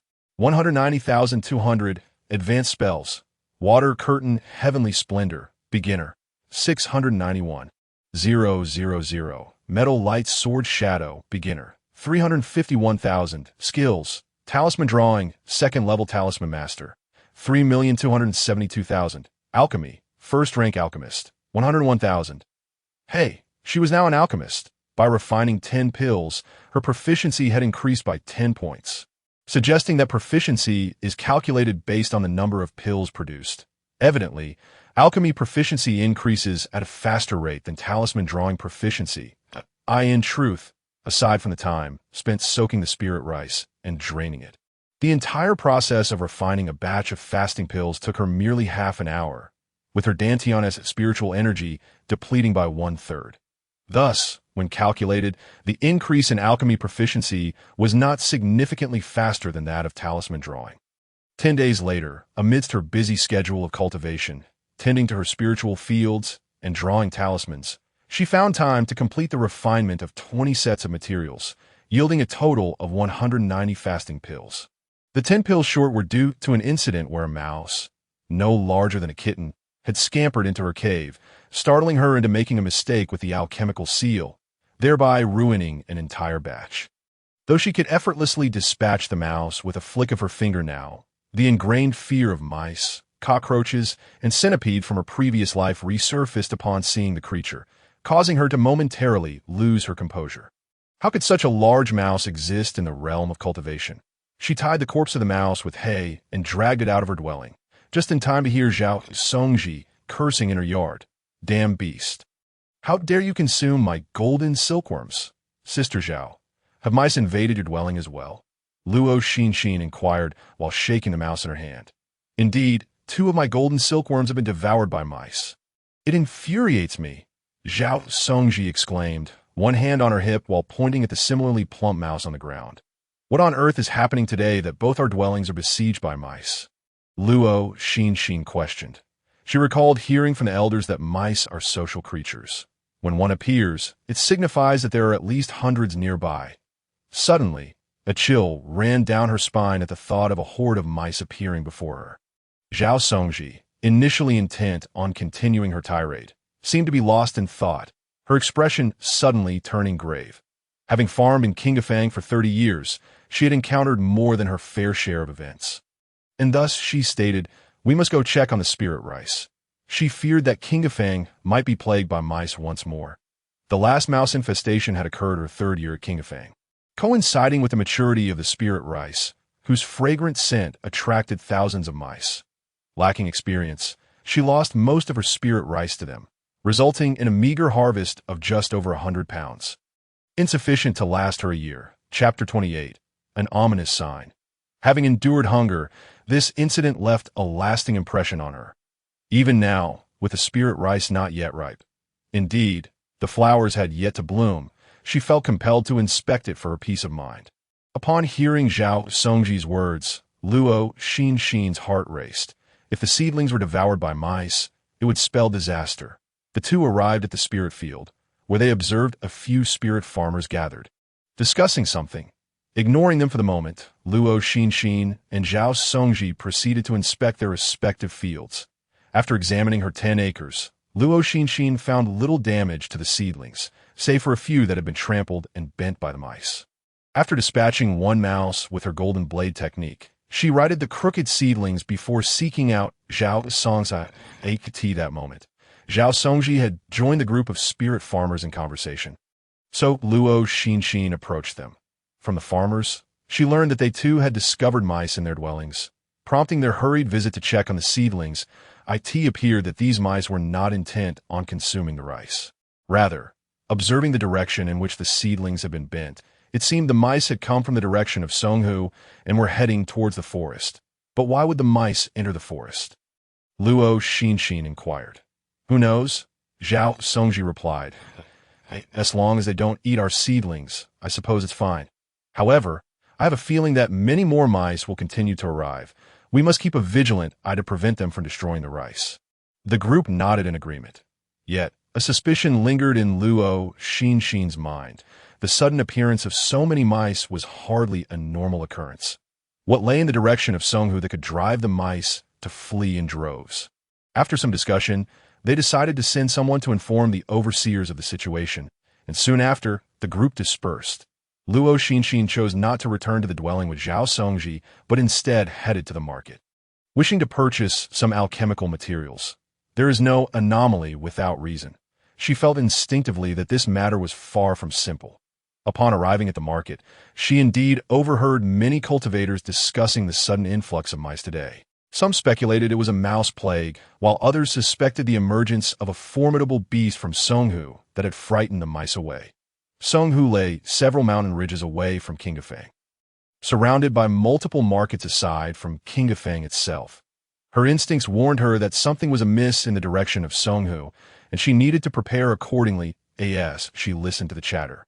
She made her way to the Baibao Pavilion. Lin Mao greeted her with his usual warmth, smiling, "Ah, my friend, you've returned." Luo Xinxin nodded and stated, "This time, I wish to purchase the talisman formulas for the Evasion Talisman and Earth Prison Talisman." The Evasion Talisman is a second-tier talisman, belonging to the category of non-attributed talismans. When affixed to the body and activated, it allows one to remain undetected by cultivators below the foundation establishment stage and second-tier beasts. Provided no spiritual power is used, she wished to prepare a few, just in case. The Earth Prison Talisman is also a second-tier talisman of the Earth attribute, capable of restraining cultivators below the foundation establishment stage for a time, making it quite useful in emergencies. Very well, I shall fetch them for you immediately, Lin Mao said as he dashed off, soon returning with a jade slip in hand. The evasion talisman formula costs 60 spirit stones, while the Earth Prison Talisman formula is 50 spirit stones, totaling 110 spirit stones. Luo Xinxin paid the required amount and placed the jade slip into her storage pouch before leaving the Baibao Pavilion. She crossed the street and arrived at the Xianling Sect's alchemy shop, Lingdan Pavilion. Greetings, I would like to purchase the formula for the recovery pill, as well as 1 vial each of the blood coagulation pill and the rejuvenation pill. Luo Xinxin stated directly. The recovery pill is a first-tier pill that, when consumed, instantly restores a portion of the spiritual energy in one's dantian. The blood coagulation pill treats external injuries, while the rejuvenation pill has certain healing properties for internal wounds. All 3 types of pills are essential for cultivators at the Qi refinement stage during combat. Currently, she was refining the pill of abstinence, and barring any mishaps, each batch yielded 10 high-quality pills. Thus, she sought to attempt refining the recovery pill. Even if it was not needed, she could sell IT.AS for the blood coagulation pill and the rejuvenation pill. She intended to purchase them for self-defense. Being on the territory of the Xianling sect, which held greater prestige than the Bai Alliance, Lingdan Pavilion enjoyed better business than Baibao Pavilion. The staff interacted with a wider range of customers and thus did not recognize Luo Xinxin, who had visited 10 days prior for a formula. He promptly presented a small booklet and 2 vials of pills, stating the formula for the recovery pill costs 5 spirit stones, the blood coagulation pill is 12 spirit stones per vial, and the rejuvenation pill is 15 spirit stones per vial. Luo Xinxin handed over 22 spirit stones and departed Lingdan Pavilion with a booklet and 2 vials of pills. The materials for the recovery pill consisted of over a dozen ingredients, which she could not memorize at once. Therefore, she sought a secluded spot to jot down the necessary materials before heading to Baiketang. Shopkeeper, my elders sent me to procure these herbs. Could you assist me in checking their availability? The shopkeeper took the paper, glanced at the listed items, and replied, "We have them all." Luo Xinxin then pointed to the ingredients, inquiring, "What are the prices for these herbs?" The shopkeeper patiently provided answers one by one. Luo Xinxin's mind raced, and she quickly calculated that the materials for the recovery pill would cost around 5 spirit stones. She nodded and said, "All right, please prepare 10 portions of each herb." After some time, the shopkeeper finally packaged all the herbs for her. That will be a total of 53 spirit stones plus 75 spirit orbs. You can pay me 53 spirit stones. Luo Xinxin paid for the spiritual stones and packed the medicinal herbs into her storage bag before departing from the herbal pavilion. Upon returning to her cave, she first organized the spiritual herbs she had purchased, then thoroughly reviewed the alchemical formula from beginning to end. The pill of abstinence was the most fundamental elixir among first-grade pills, requiring fewer materials, thus boasting a higher success rate, making it the preferred choice for all aspiring alchemists. In contrast, the revitalizing pill, while also a first-grade elixir, was considerably more complex, with the formula merely outlining the sequence for adding the spiritual herbs. Lacking confidence in her ability to simultaneously refine the numerous ingredients for the revitalizing pill, she resolved to sacrifice one portion of materials to experiment with the melting points of various herbs. After preheating the alchemical furnace, she added 10-year-old golden mallow cautiously, skillfully controlling the flame to reach the necessary temperature for its melting. With the aid of her spiritual awareness, she quickly succeeded in melting the first spiritual herb and recorded the heat required to reach the melting point of the golden mallow in her notebook. In the realm of cultivation, there were no thermometers, so she used the melting point of spiritual rice as a reference, estimating that the melting point of golden mallow was approximately 3 times that of spiritual rice. She continued to test each herb, meticulously documenting the corresponding temperatures. Initially, the first material was intended for abandonment, Yet to her surprise, the entire process yielded success. She decided to proceed to the next step, eliminating impurities from the materials. Each ingredient possessed unique medicinal properties, and removing the impurities from over a dozen components proved to be a formidable challenge. Luo Xinxin patiently separated the impurities, little by little. However, due to the excessive impurities mingling with the medicinal liquid and her current level of spiritual power, it became somewhat impossible to eliminate them entirely. Thus, she resolved to directly mold the pill. The fragrant aroma of the medicine wafted through the air as she waved her hand to lift the lid, revealing 10 dark green pills floating within the furnace. Chapter 29. Supreme Revitalizing Pill. Although Luo Xinxin had never encountered a revitalizing pill before, the dark green hue gave her the impression of a poison. Before leaving, she had crafted 2 talismans and refined a batch of abstinence pills. Yet now, after concocting a batch of revitalizing pills, the spiritual energy within her dantian had dwindled significantly. After a moment's hesitation, she resolved to try one. As the pill entered her mouth, it bore a slightly bitter and astringent taste. Fearing that chewing would intensify the bitterness, she opted to swallow it whole, in no time. The pill dissolved in her stomach, and her previously empty dantian swiftly regained a third of its spiritual energy. Indeed, it was a revitalizing pill. After waiting for half an hour without experiencing any adverse effects from the pill, she chuckled to herself, realizing that she had successfully mastered the small revitalizing pill. Subsequently, she consumed 2 more pills and continued to refine her next batch. This time, with sufficient spiritual energy, she managed to eliminate the impurities more thoroughly. The second batch of revitalizing pills turned a light green, though it consumed more spiritual energy than the first.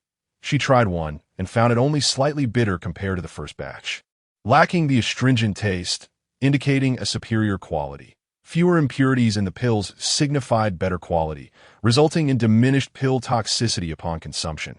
She needed to continue enhancing the quality of her pills, alleviating her concerns about toxin accumulation within her meridians. This way, she would no longer fear that crafting a few talismans and refining 2 batches would leave her devoid of spiritual energy, necessitating hours of meditation to recuperate. After consuming 2 more revitalizing pills, she ignited the flame, added the materials, and resumed alchemical practices. Contemplating the issue of the rodents, she set out early the next morning to inspect the spiritual field and assess whether the rice seedlings had been harmed. Zhao Songji, having arrived earlier, called out to her upon seeing Luo Xinxin. "Xinxin, come and see the condition of your rice seedlings." Not only did rodents pass through the spiritual field last night, but there were also wild boars and mountain rabbits. Lao Su just hunted one. It seems this situation is truly unusual. Upon hearing this, Luo Xinxin hurried to examine the rice seedlings, noting that there were indeed more that had been bent than the previous day. Zhao Songji shouted from the far end of the spiritual field, "At this rate, more and more mundane beasts might pass through here. If they come in droves, they could trample my rice seedlings into the ground." Luo Xinxin wholeheartedly agreed with her assessment, replying, "You're absolutely right. That I wonder if any demon beasts will pass by. If they do, hunting near the spiritual field wouldn't be a bad idea. Rodents, wild boars, and mountain rabbits are merely mundane creatures, not worth much in the eyes of cultivators, but it's the demon beasts and spirit beasts that hold value." Zhao Songji remarked, "It's unlikely. Demon beasts typically possess territorial instincts and rarely stray from their domains. Moreover, while lower-tier demon beasts may lack intelligence, they are still smarter than ordinary mundane creatures, aware of dangers lurking outside and seldom venturing forth. But this situation is already quite extraordinary," Luo Xinxin countered. Zhao Songji fell silent for a moment before responding, "That is true. Perhaps we should set up a watch that we might even be able to hunt a few demon beasts." Luo Xinxin considered this. Yet her time was limited, so she suggested, "Sister Zhao, why not keep an eye on my spiritual field? I'll reward you with 3 second-grade talismans each day." "Dead girl, 3 second-grade talismans a day. That must be worth a dozen spiritual stones." "Are you truly so generous?" Zhao Songji shot her a sidelong glance. Luo Xinxin shrugged nonchalantly. "It doesn't matter. It's for you, not someone else." This statement pleased Zhao Songji greatly, and she chuckled, "Oh, it's just watching over your spiritual field." Whether you give me talismans or not is of little consequence. That simply won't do. One must be fair, Luo Xinxin insisted. She had originally intended to craft more talismans for Zhao Songji when she had time. Sister Zhao was one of the few individuals in Qingafeng who treated her well. She thought to bring her along when gathering resources in the mountains and would never abandon her in times of peril. Moreover, she felt a twinge of guilt for not informing Zhao about the mysterious bead she had obtained during their last excursion into the mountains. Zhao Songji waved her hand dismissively, saying, "We'll discuss this later. You should head back now." "All right, when you need to return to tend to the silkworms, I'll come by to help," Luo Xinxin replied. Zhao Songji interjected, "No need. I'll have Lao Su come in my stead. Your time is precious. Hurry back to draw your talismans." "Very well." Since Zhao Songji insisted, Luo Xinxin readily agreed. With 6 portions of materials for revitalizing pills remaining from her previous purchases, she returned to continue her alchemical endeavors. The quality of the revitalizing pills she refined improved with each batch, culminating in a final batch that was pure and flawless. Drawing on her experience from crafting the abstinence pills, she quickly discerned that this batch was a supreme revitalizing pill devoid of any residual toxins. The supreme revitalizing pill not only lacked astringency, but also bitterness, exuding a delicate fragrance, and the amount of spiritual energy it restored surpassed that of the previous pills laden with impurities. The first batch of revitalizing pills could only restore 1/3 of her spiritual energy per pill, while the supreme revitalizing pill restored her energy completely with just 1 dahihi, with toxin-free pills. She could consume them at her leisure without concern for toxin accumulation within her meridians, thus facilitating her cultivation that on a breezy early summer morning, carrying a hint of warmth, Luo Xinxin set out to inspect the spiritual field at daybreak. Although she had entrusted Sister Zhao with watching over the field, she could not entirely abdicate her responsibilities. "Sister Zhao, how was the situation yesterday?" she inquired of Zhao Songji, who was holding 2 earthy-colored mountain rabbits. Zhao Songji responded, "The number of mundane beasts appearing in the spiritual field is increasing. Look, in just a short while I've caught 2 rabbits." She shook the rabbits in her hands before placing them in her storage bag. Though mundane rabbits held little value, every bit counted, and occasionally she might encounter 1 or 2 that had mutated from consuming spiritual herbs. Luo Xinxin asked, "But were there any demon beasts?" Zhao Songji replied, "None in the spiritual field area, but I heard from Lao Su that he encountered a tusked rabbit outside the forest yesterday." Luo Xinxin inquired, "What about the sect? With so many mundane beasts appearing out of nowhere, and even a first-tier demon beast spotted in the forest. The office and enforcement team must have noticed." Zhao Songji explained, "I've inquired. They sent people to the Song Lake area. Apart from numerous mundane beasts fleeing from there and the water beasts in the lake causing a commotion, nothing unusual has been discovered. As for the demon beasts, if they don't come to the spiritual field, they're not a concern for now. What could be happening at Song Lake?" Luo Xinxin pondered. Finding the situation increasingly enigmatic, she retrieved the 20 or so fireball and earth shield talismans she had drawn a few days prior and handed them to Zhao Songji, saying, "Sister Zhao, take these talismans for now. If you encounter any troublesome demon beasts, use them to defend yourself. The office and the enforcement team would initiate the defensive formation and might even contact the sect to send reinforcements, thus sparing these lowly disciples from any concerns. Song Lake is merely a vast expanse of water, predominantly inhabited by aquatic beasts, which typically does not lead to a surge of beasts. Rather, it is the mountains nearby that experience beast tides every few decades." Chapter 30. Purchasing a flying artifact. Unable to comprehend the situation, Luo Xinxin refused to let her emotions falter. After all, if the heavens were to fall, there would surely be someone tall enough to bear the burden. Even if malevolent entities were to appear at Song Lake, it would be beyond her control, as the sect would naturally intervene. After bidding farewell to Zhao Songji, she returned to her cave dwelling to inscribe talismans. From her storage bag, she retrieved the jade slips containing the techniques for the escape talisman and the earth prison talisman. Following Lin Mao's instructions, she pressed them against her forehead, and the information about the talismans immediately flooded her mind. She then took out ordinary writing materials to practice the runes, only beginning to inscribe on talisman paper once she felt sufficiently skilled. Having gained experience from the previous Fireball Talisman, she found the process of drawing the Earth Prison and Escape Talismans to be quite manageable. She tirelessly inscribed one talisman after another, and when her spiritual energy was depleted, she consumed a recovery elixir to replenish it, continuing until she had completed all the remaining talisman paper, producing a total of 32 Escape Talismans and 34 Earth Prison Talismans. Observing the twilight outside her cave, she noted that it was just the right time to witness the sunset. Feeling it was still early, she decided to visit the market once more, passing by the 100 Dishes building. The enticing aroma of spiritual cuisine wafted out, reminding her that she had not indulged in a proper meal for quite some time. Even after consuming fasting pills, her appetite stirred at the scent. With the means at her disposal, Luo Xinxin felt no need to deprive herself, and instead of heading directly to the 100 Treasures Pavilion, she turned into the 100 Dishes building.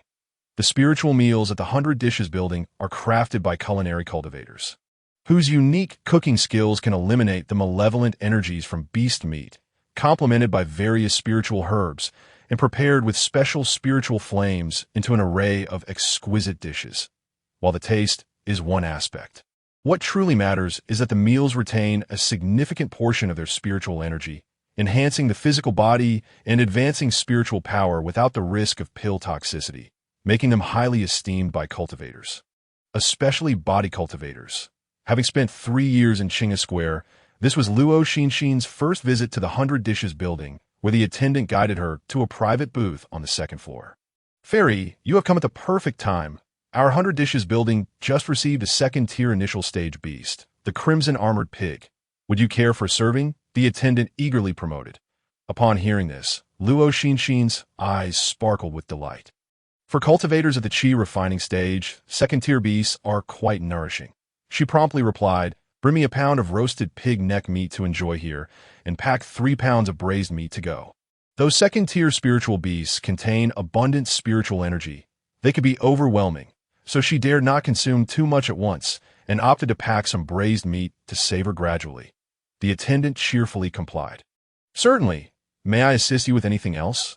Luo Xinxin also ordered a soup made from first-tier initial stage beast meat, a dish of spiritual mushrooms stir-fried with spiritual vegetables, and a bowl of rice.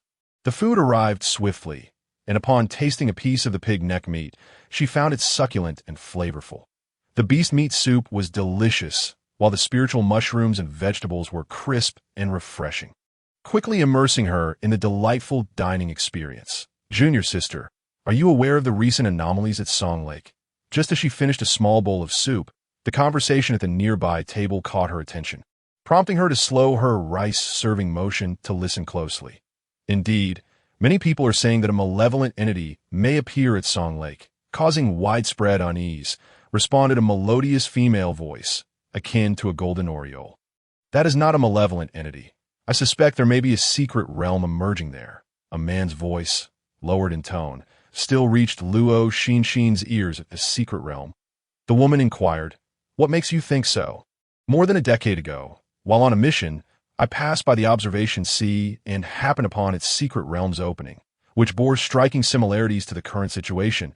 The man explained, "I have heard of the observation sea's secret realm. It is said to open once every 50 years. I did not realize you were fortunate enough to witness it," the woman remarked. "Fortunate? The secret realm at the observation sea has no cultivation restrictions. And at that time, numerous golden core and nascent soul masters guarded the entrance. That I was merely at the late stage of Qi refinement, and I dared not compete with them. I merely observed for a moment before departing. Since we have some time before returning to the sect, why not wait and see? Within a month, we will know if it is indeed a secret realm. That if it is, we can explore and see if any opportunities await us." "I will follow your lead," the woman replied. Hearing this conversation, Luo Xinxin felt a ripple of excitement within her. A secret realm, a place brimming with treasures. Secret realms are often remnants of ascendant or transcendent beings that could not carry away their legacies, collapsing into a small world replete with rich spiritual energy, often housing rare spiritual herbs. If luck is on one's side, one might even encounter legacies left by powerful beings, soaring directly from the Qi refining stage to the golden core stage. Luo Xinxin realized she could not afford to miss this opportunity and resolved to prepare diligently upon her return, for whether true or not, she would discover the truth soon enough, this moment. Her thoughts were tumultuous, and the delicious spiritual meals seemed as bland as chewing wax. She hastily finished the remaining food on her table and began to refine the absorbed spiritual energy within her stomach. Indeed, the initial stage second-tier beast was remarkable. Having consumed merely a pound of pig neck meat, her cultivation progress surged by one that had she not been in a hurry to return, she would have desired to pack more. However, when it came time to settle the bill, she felt grateful she hadn't overindulged, for this meal, combined with the 3 pounds of meat in her storage bag, cost nearly 100 spiritual stones. The 100 Dishes building was certainly not a place ordinary cultivators could afford. She first visited the 100 Herbs Hall, purchasing materials for 15 recovery elixirs, and then went to the 100 Treasures Pavilion to acquire 30 rolls of second-tier talisman paper. Observing that she still had 200 spiritual stones remaining in her storage bag, she decided to ask Lin Mao for a recommendation for a flying artifact within her budget. Although she possessed lightweight technique and swift movement talismans, which could provide an advantage in battles against enemies or beasts, having a flying artifact would offer an additional option for escape. Lin Mao pondered for a moment and said, "For 200 spiritual stones. Rather than a flying artifact, I recommend you purchase a pair of wind-treading boots." "Why is that?" Luo Xinxin inquired. "With 200 low-grade spiritual stones, you could only acquire a low-grade flying artifact, which would be slow. However, if you buy the mid-grade wind-treading boots, their fundamental agility enhancement would allow you to surpass the speed of a low-grade flying artifact, and the spiritual energy consumed while wielding the boots would be less than that of operating a flying artifact. However, they do have a drawback. The wind-treading boots cannot be used to run in mid-air." Luo Xinxin considered this, realizing that while the wind-treading boots combined with lightweight technique and swift movement talismans could indeed offer superior speed compared to a flying artifact, she remained uncertain about the nature of the secret realm at Song Lake. Would it be predominantly lakes and marshes, or mountains and plains?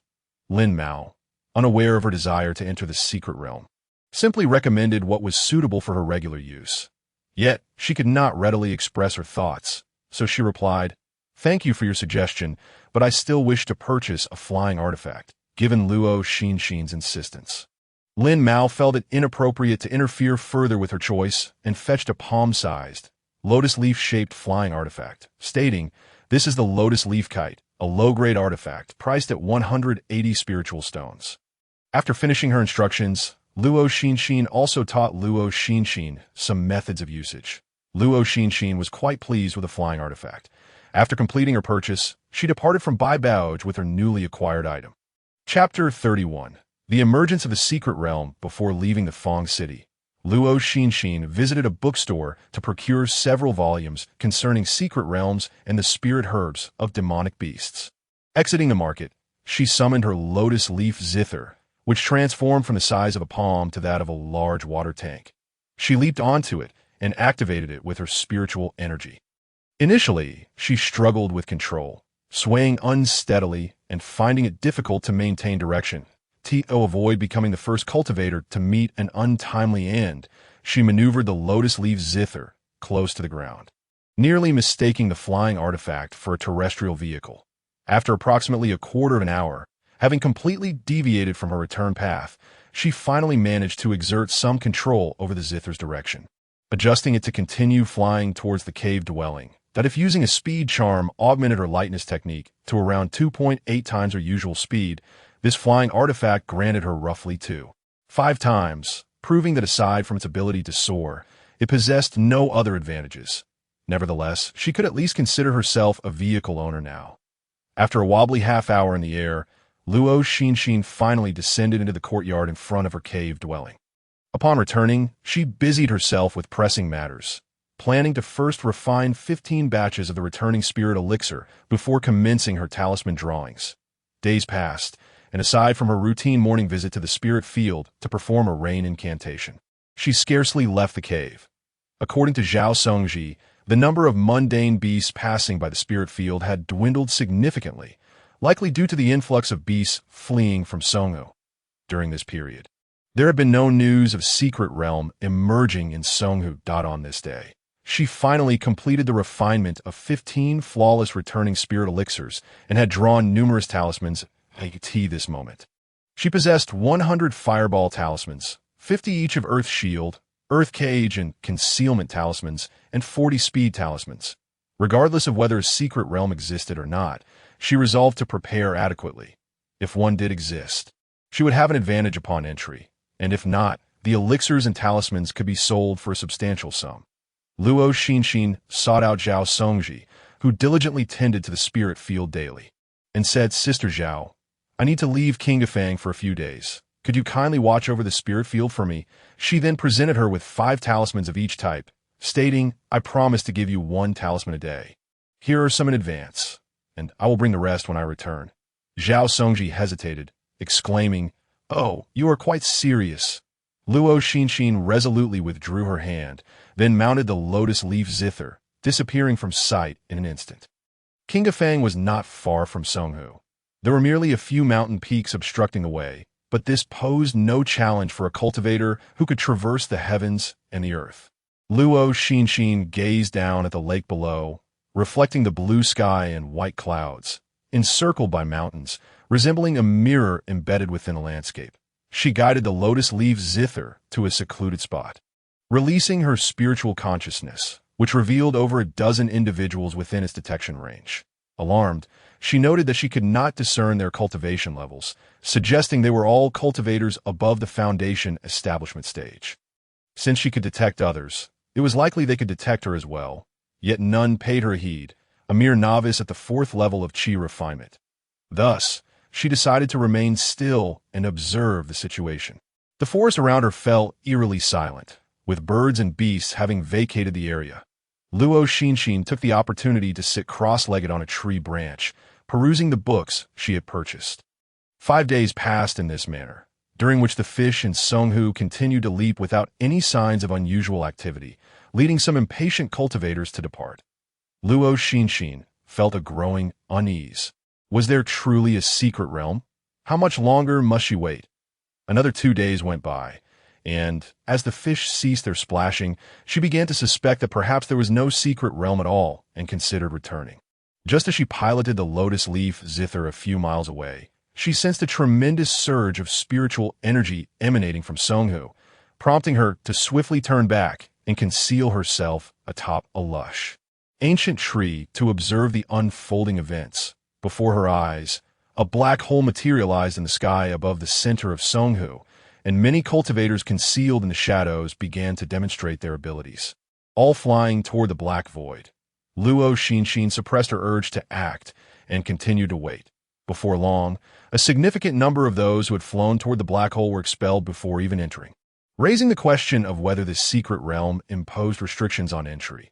Some could enter while others could not. As she continued to observe, she noted that those expelled were all individuals whose cultivation levels were obscure to her. In other words, those who were ejected were either above the foundation establishment stage or had concealed their cultivation through some means that if one did not intentionally showcase their strength, it was nearly impossible for her, at the Qi refinement stage, to discern the cultivation of someone at a higher major realm. Her suspicions were soon confirmed. She noticed that cultivators at the Qi refinement stage who entered did not return, while those whose level she could not discern were the ones being expelled. Joy surged in her heart. Truly, heaven was aiding her. Initially, she had intended to enter only if the secret realm imposed no restrictions, fearing that she would be outmatched or serve as fodder for those above foundation establishment. However, as it appeared, the secret realm only permitted Qi refinement cultivators to enter. With her abundance of talismans, she could fully unleash the water curtain heavenly transformation to withstand a full-force strike from cultivators at the 7th or 8th level of Qi refinement, enabling her to survive among her peers. As for any demonic beasts, she would flee regardless of whether she could contend with them. Moreover, having read the books on secret realms she had purchased, she knew that in realms with cultivation restrictions, the levels of demonic beasts typically were not very high. Applying a concealment talisman would render second-tier and below demonic beasts oblivious to her presence. Continuing her observation of the surroundings, she noticed that the expelled cultivators had not entirely vacated the area. causing her brows to furrow. What were these individuals still doing here? Were they perhaps waiting to ambush the Qi refinement cultivators upon their exit?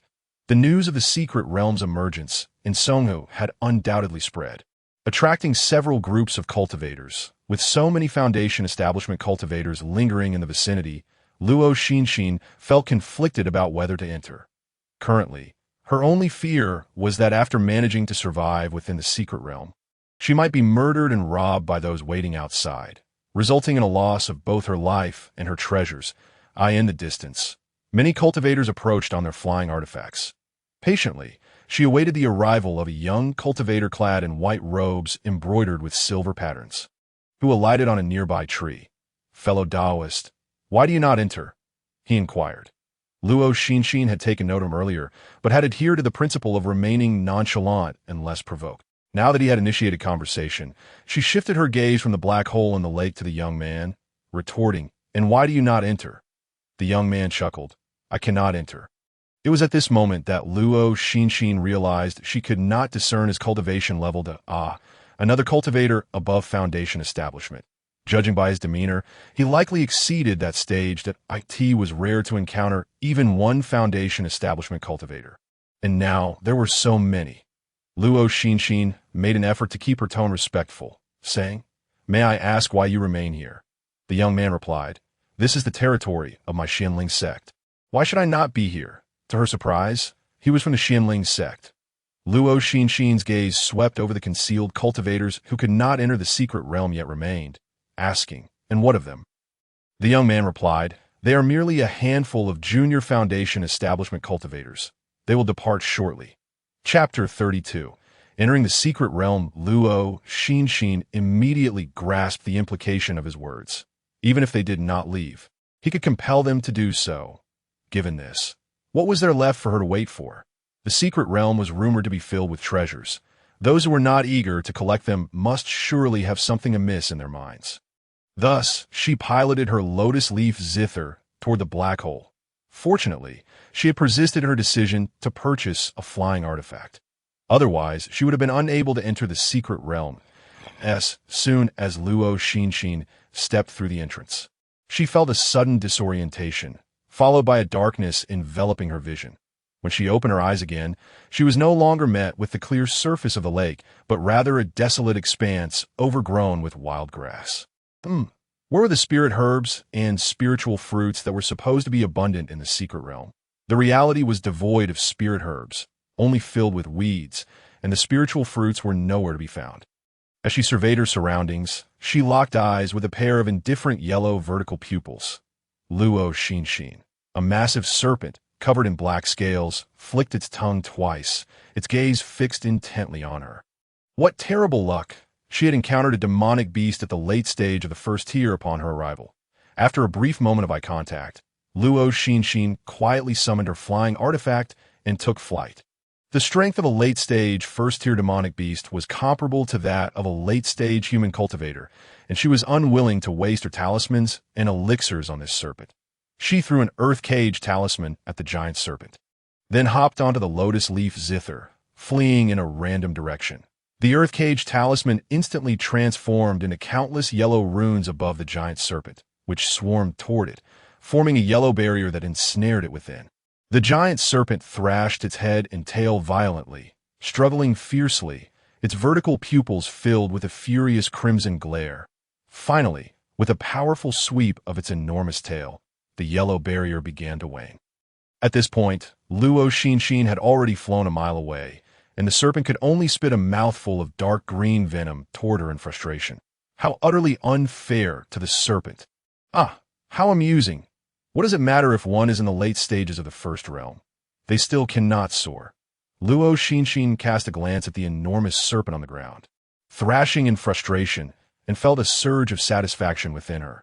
The overgrown grass of the wilderness posed a threat, concealing dangers she could not perceive, prompting her to leave the desolate expanse and deliberate her next course of action. Navigating the flying artifact required considerable spiritual energy. She consumed 2 recovery pills along the way before finally departing the wasteland. At this juncture, she found herself upon a wild mountain, where trees were sparse yet each stood as a towering giant. seemingly having thrived for millennia.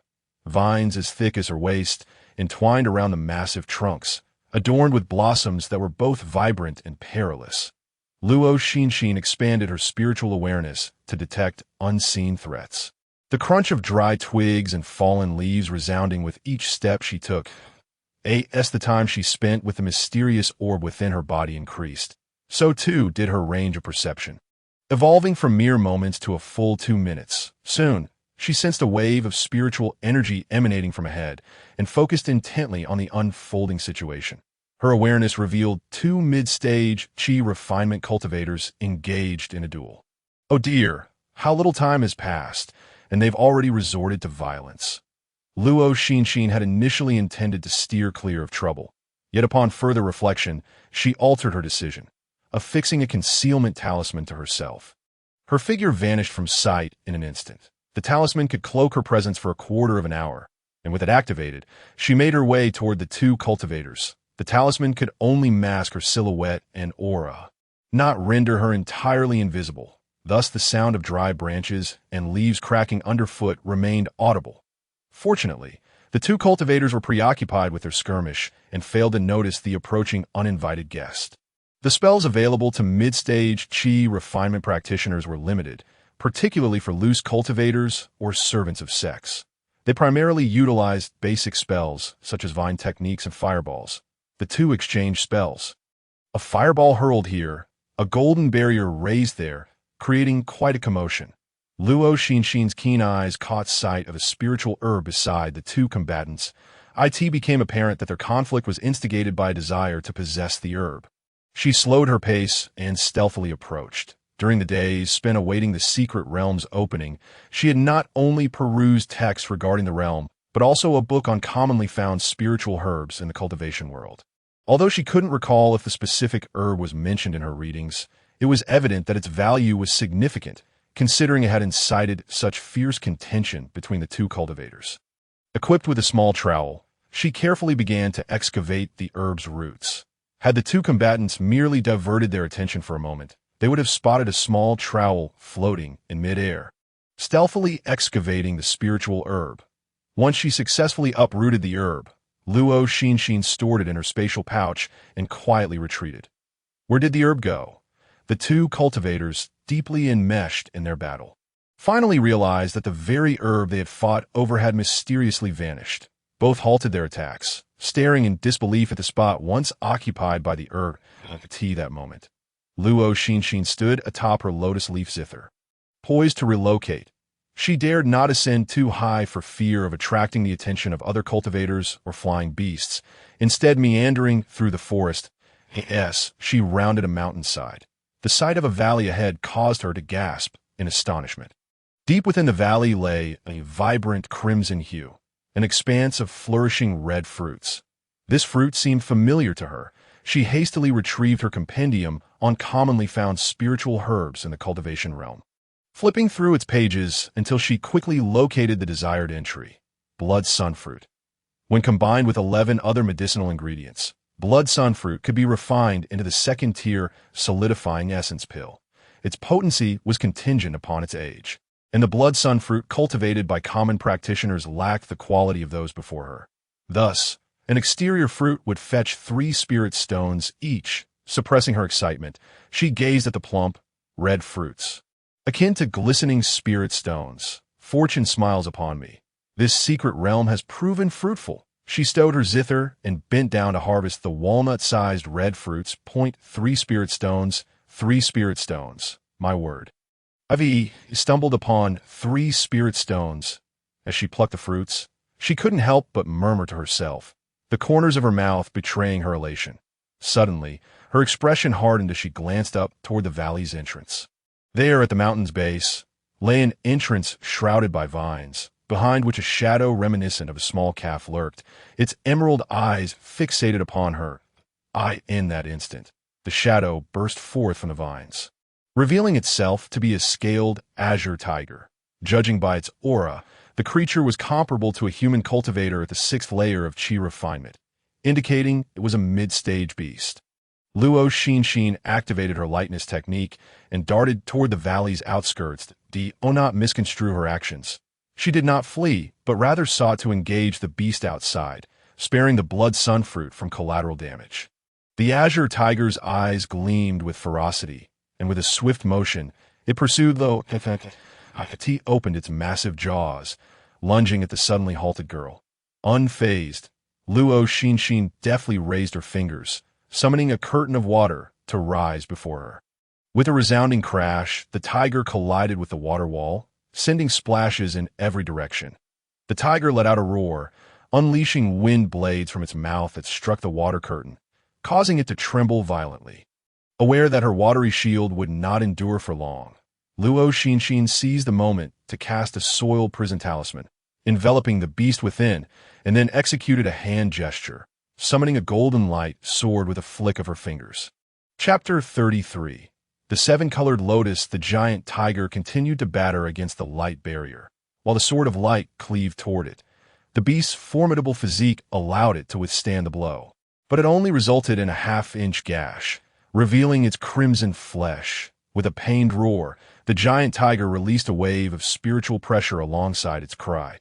Luo Xinxin quickly affixed a soil shield talisman, activating her lightness technique to spring away, landing 2 yards distant. The soil shield formed a yellow barrier around her, absorbing the tiger's spiritual force. Undeterred, she hurled a fireball talisman at the creature and unleashed another golden light sword, this time targeting its forehead, for it was said that a tiger's life was most vulnerable there. With the tiger preoccupied by breaking free from its confinement, it failed to evade the incoming assault. The fireball struck, tearing its flesh, while the subsequent sword energy carved a 2-inch deep wound into its brow. With a thunderous crash, the tiger collapsed to the ground, whimpering softly. Seizing the opportunity, Luo Xinxin delivered the final blow, thrusting a golden blade technique into the wound on its forehead. Moments later, the beast's life extinguished. After stowing the tiger's body in her spatial pouch, Luo Xinxin resumed her harvest of the blood sunfruit. To avoid further complications, she hastened her gathering, shedding the earlier playful demeanor. Half an hour later, only a few blood sunfruits remained, and her spiritual awareness detected approaching footsteps. Her brow furrowed slightly as she activated her lightness technique and concealed herself behind a massive stone. "Look, blood sunfruit!" As 2 figures drew near, they marveled at the scene within the valley. "It appears someone has already harvested here. There are even signs of a struggle point," one remarked. "Who cares? Let us gather what we can first," the other replied. Both individuals possessed the cultivation level of the 7th layer of qi refinement. Luo Xinxin could only remain motionless behind a massive rock, clutching a fleeing talisman in her hand, ready to use it if necessary. The 2 soon harvested the remaining blood sunflowers. Emerging from behind a boulder, Luo Xinxin wore a face of disappointment. If only she had been a fraction quicker. All those blood sunflowers would have been hers. For now, she could only console herself by reminding that one must not be overly greedy. The ones she had gathered were sufficient to sell for several thousand spirit stones. Summoning her lotus leaf zither, she prepared to depart in the opposite direction from where the 2 had left. However, just as she stepped onto the zither, the sounds of a fierce battle erupted behind her. It seemed those 2 had encountered another group of individuals, and she felt fortunate that it was them and not herself who had run into that band. With this thought, she quickly urged the zither to take flight. In the secret realm, day and night passed as well. The sky gradually darkened. Even though cultivators had exceptional eyesight, the night would still affect visibility. Luo Xinxin decided to find a place to rest. Retrieving a lounge chair from her storage bag, after applying a soil shield talisman to herself, she settled down to meditate and cultivate. The spiritual energy in the secret realm was denser than that in her grotto, where she had activated a gathering array, so she seized the opportunity to refine her skills. Surrounding her was an inky darkness, occasionally accompanied by the sounds of something scuttling over the dry branches and fallen leaves. Nonetheless, this did not disturb Luo Xinxin. She greedily absorbed the 5-element spiritual energy, feeling it flow through her meridians into her dantian, transforming into a colorless and transparent essence. The sun slowly rose. The resplendent dawn unfurled across the horizon. Luo Xinxin opened her eyes, surveying her surroundings and finding nothing amiss. Rising from the lounge chair, she stowed it away and set off, lacking a map and unaware of what lay within the secret realm. She wandered aimlessly, changing direction whenever she sensed someone nearby. If she encountered a monster she could fight, she would engage. If not, she would flee. Her fortune was not lacking. Over several days, she had gathered numerous aged spiritual herbs and fruits, collected various medicinal seeds, and even unearthed a sapling of the moon-gazing fruit point one day. She stumbled upon a tree laden with ripe moon-gazing fruits, and her heart raced with excitement. Climbing up, she harvested all the fruits. However, the tree was too large for her to uproot. Just as she was about to leave in disappointment, she spotted a slightly shorter sapling a few meters away. Naturally, she would not let this opportunity slip by. She uprooted it, hoping to plant it in her grotto-esque garden. Several days later, Luo Xinxin concealed herself in the branches of a towering tree, observing the situation near a cave. It turned out that while passing by the previous day, she had sensed an unusually dense spiritual energy emanating from the cave, accompanied by a faint yet enchanting aroma. She speculated that there must be some ancient medicinal herb within. Just as she was about to investigate further, a colossal scorpion came into view. Devising a plan to lure the scorpion out, she soon realized its terrifying strength. It was at the perfected late stage of the first rank, likely on the verge of breaking through to the second rank. The disparity in their powers was too great. Thus, she threw down 2 soil prison talismans to momentarily trap the scorpion, applying a swift movement talisman to herself and activating her lightness technique to the utmost, narrowly evading the attack of its poisonous stinger as she fled. After a considerable distance, she recalled the exceptionally dense spiritual energy and fragrance, feeling a twinge of regret. She turned back to find a place to observe. Curious if the scorpion would leave the cave on its OWNAS, she attentively watched, occasionally extending her senses to scout the surroundings. She suddenly noticed a cultivator approaching. She quickly affixed a fleeing talisman to conceal her presence. A moment later, a youth clad in a tight-fitting outfit of blue and silver brocade passed by, seemingly detecting something and stopping abruptly, turning back toward the cave entrance. With a slight frown, he ventured inside. Luo Xinxin silently wished this brave youth good fortune for daring to approach. Sure enough, a loud crash echoed from within the cave, followed by a flash of blue as the scorpion, a massive yellow creature, emerged in pursuit. The scorpion towered over a meter high, its tail as hard as iron, arched menacingly, striking rapidly with a whistling sound cutting through the air. Upon closer inspection, she noticed the silver barbs that flung from its tail. The young man dodged left and right, summoning a defensive artifact that formed a golden protective shield around him. The silver stingers of the scorpion clashed against the shield with a resounding clang. It was unclear what the youth had done to provoke the scorpion, as it relentlessly pursued him. Seeing an opportunity, Luo Xinxin took advantage of the scorpion's departure from the cave to leap down from the tree and swiftly slip inside. The cave was shrouded in darkness and without any lighting tools. She ignited a fire seed with a small amount of spiritual energy, illuminating the surroundings to her astonishment. The cave was vast, with a pond at its center. As she approached the water, she beheld a magnificent, blooming lotus at its heart, as if it had existed in solitude for a millennium, quietly observing the world. Luo Xinxin's face lit up with excitement. She finally understood the source of the cave's abundant spiritual energy and fragrance. The 7-colored lotus was a 5th-rank medicinal herb, with petals and fruit both suitable for medicinal use. The petals were a primary ingredient in the formulation of the beauty elixir, the recipe for which she possessed, while the lotus leaves were vital for crafting the heart-calming pill. Most precious of all were the lotus seeds. Except for those gifted with singular spiritual roots, cultivators often faced numerous bottlenecks during their training. Consuming the seeds of the 7-colored lotus could directly break through cultivation barriers, facilitating a smoother path of advancement. That it was truly astonishing that a secret realm, which even high-ranking demonic beasts and cultivators above the foundation establishment stage could not endure, harbored 5th-rank medicinal herbs. The 7-colored lotus was not a common sight in the cultivation world. It could even be considered rare. Luo Xinxin was familiar with it because the petals were the main ingredient for the beauty elixir. Previously, When she purchased alchemical materials, she had casually inquired about it from the proprietor of the Baichao Hall, who had shown her an illustrated catalog featuring images of the seven-colored lotus, suppressing her excitement. She summoned her lotus leaf zither. Just as she took 2 steps, a chilling aura erupted from the pond. Luo Xinxin remained composed, not allowing her joy to cloud her judgment. She kept her wits about her, skillfully dodging the rushing jet of water, though some splashed upon her, drenching her.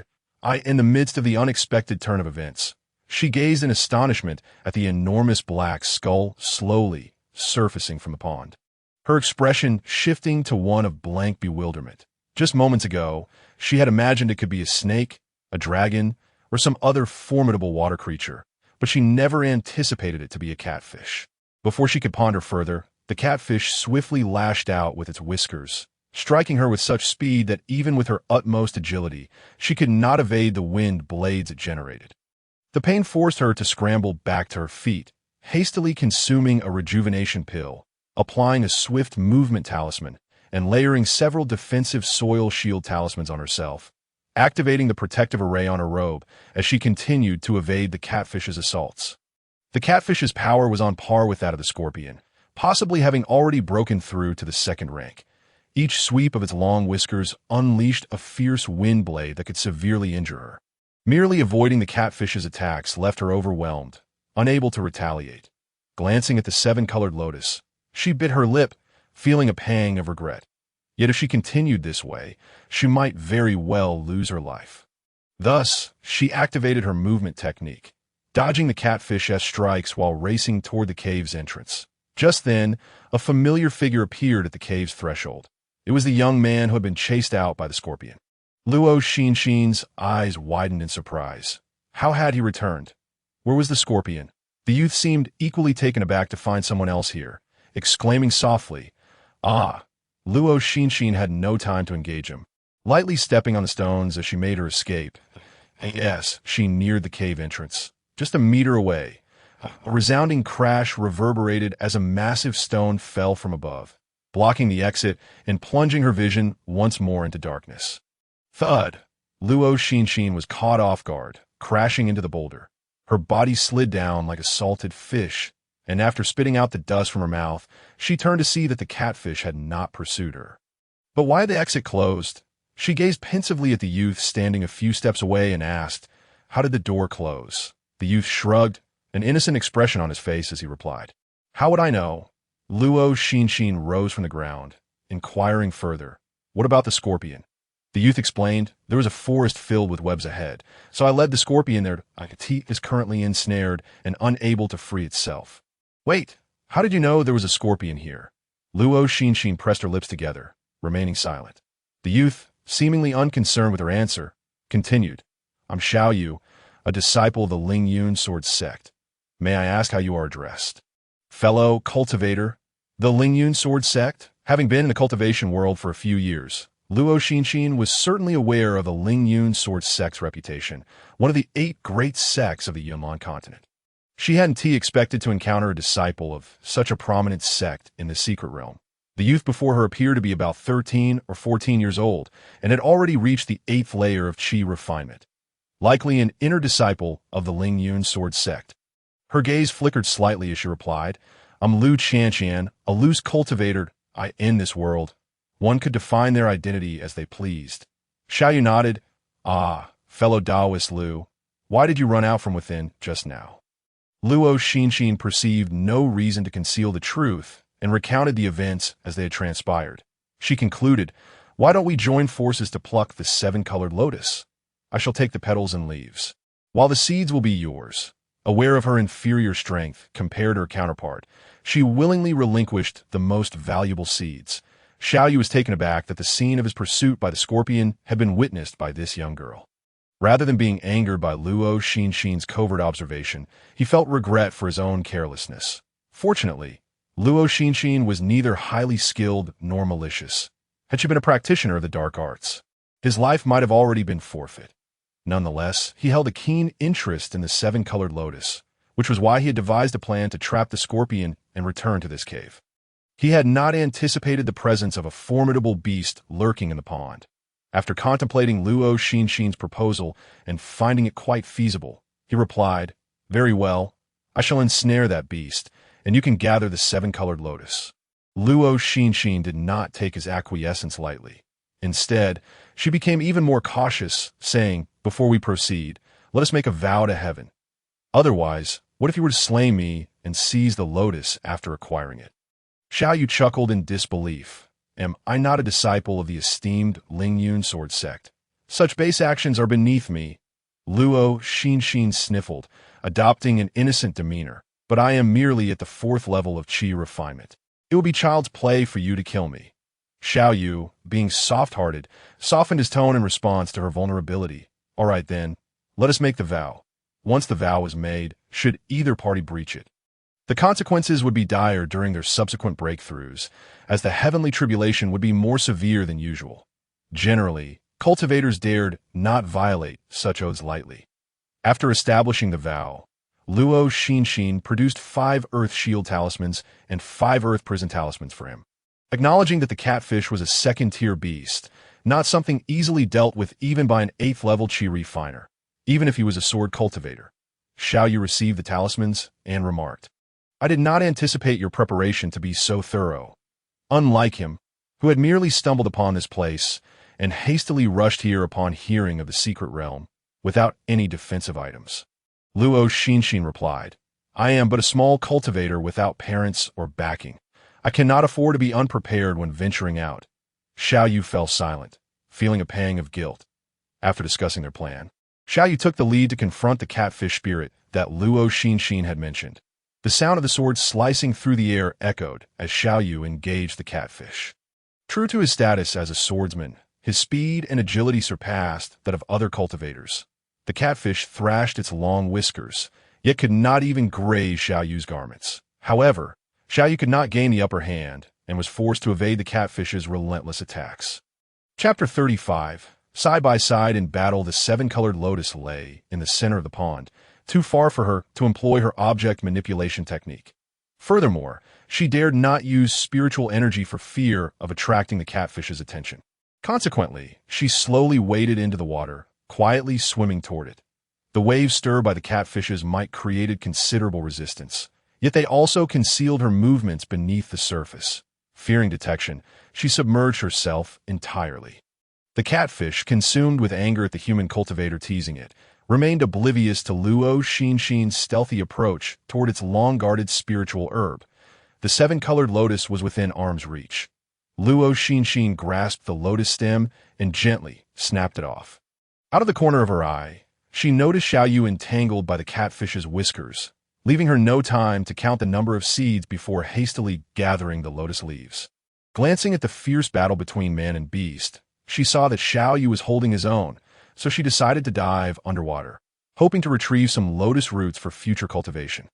As her head submerged, she was taken aback by the sight beneath the water and involuntarily inhaled. Coughing violently as she emerged, her lungs spasmed, and she struggled to catch her breath. After regaining her composure, she peered back into the depths. Below lay an expansive cavern, dominated by a colossal stone statue with a hollowed belly. Strangely, the entrance appeared to be protected by a barrier, preventing any water from entering. Leaving the ground dry and unblemished, with a resounding splash, a large object fell beside her. It was none other than Xiao Yu, having been flung into the water by the catfish's whiskers. Luo Xinxin quickly grasped his arm and dragged him toward the entrance, narrowly avoiding the catfish's sweeping tail. Expecting to be halted by the barrier like water, Luo Xinxin was astonished to find that they passed through without obstruction. The catfish, unable to follow due to its size, struggled in the water. "Where are we?"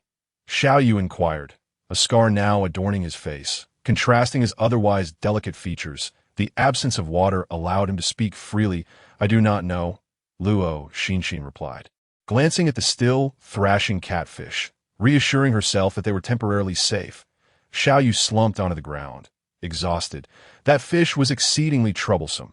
Luo Xinxin retrieved the lotus pod from her storage pouch, stating, "According to our original agreement, the petals and leaves belong to me, while the seeds are yours." Xiao Yu accepted the lotus pod and discovered 7 seeds within that he broke off 2 and handed them to Luo Xinxin, saying, "You previously mentioned only wanting the petals and leaves. These 2 seeds shall serve as a token of gratitude for your talismans." The generosity of a disciple from a major sect was evident, and Luo Xinxin accepted the seeds with delight. Her few talismans could not compare to the value of the 7-colored lotus seeds, thus they had effectively divided the lotus equally. She glanced at the catfish, now enraged over the loss of its spiritual herb, then turned to the dark, indistinct passage behind them, suggesting, "Since we cannot leave at present, why not explore this passage to see if there is another exit?" Xiaoyu rose, sword in hand. "All right." After producing a luminous pearl that illuminated a small area, he took the lead. The passage ahead was narrow, obscuring the view of its end. Luo Xinxin followed, closely behind Xiaoyu, engaging in casual conversation, primarily listening to him. Through their dialogue, she learned that he had been completing a mission for his sect and, upon passing through Qinghe Fong City, had heard of the secret realm, prompting him to rush in before the entrance closed. Turned out the secret realm had only been open for an hour. She wondered how many other cultivators had entered after her. Luo Xinxin did not consider the passage to be entirely safe, thus she frequently extended her spiritual consciousness to gauge their surroundings.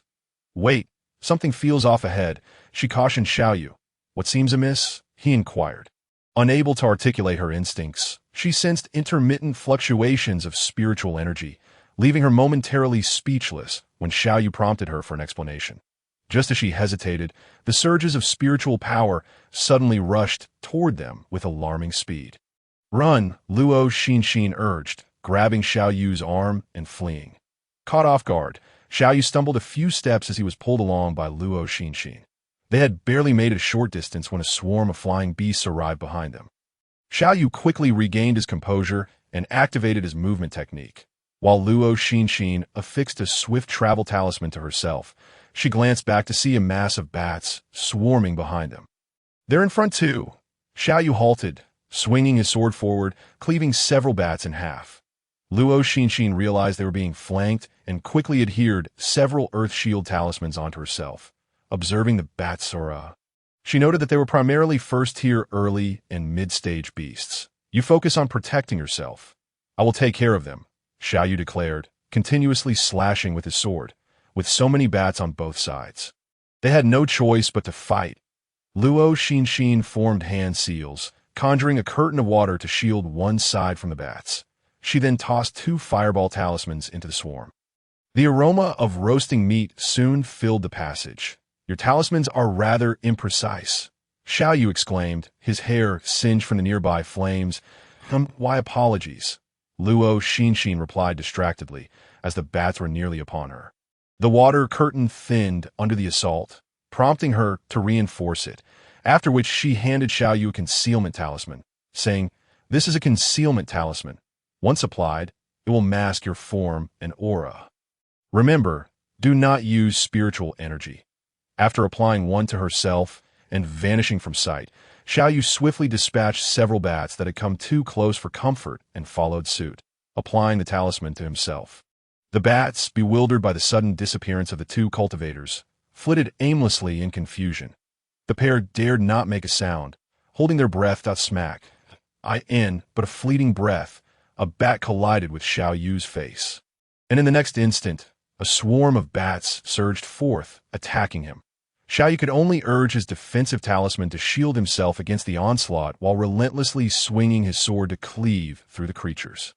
Observing this, Luo Xinxin swiftly consumed a healing elixir, maintaining the shimmering barrier of water to fend off a portion of the bats, while simultaneously hurling talismans into the fray.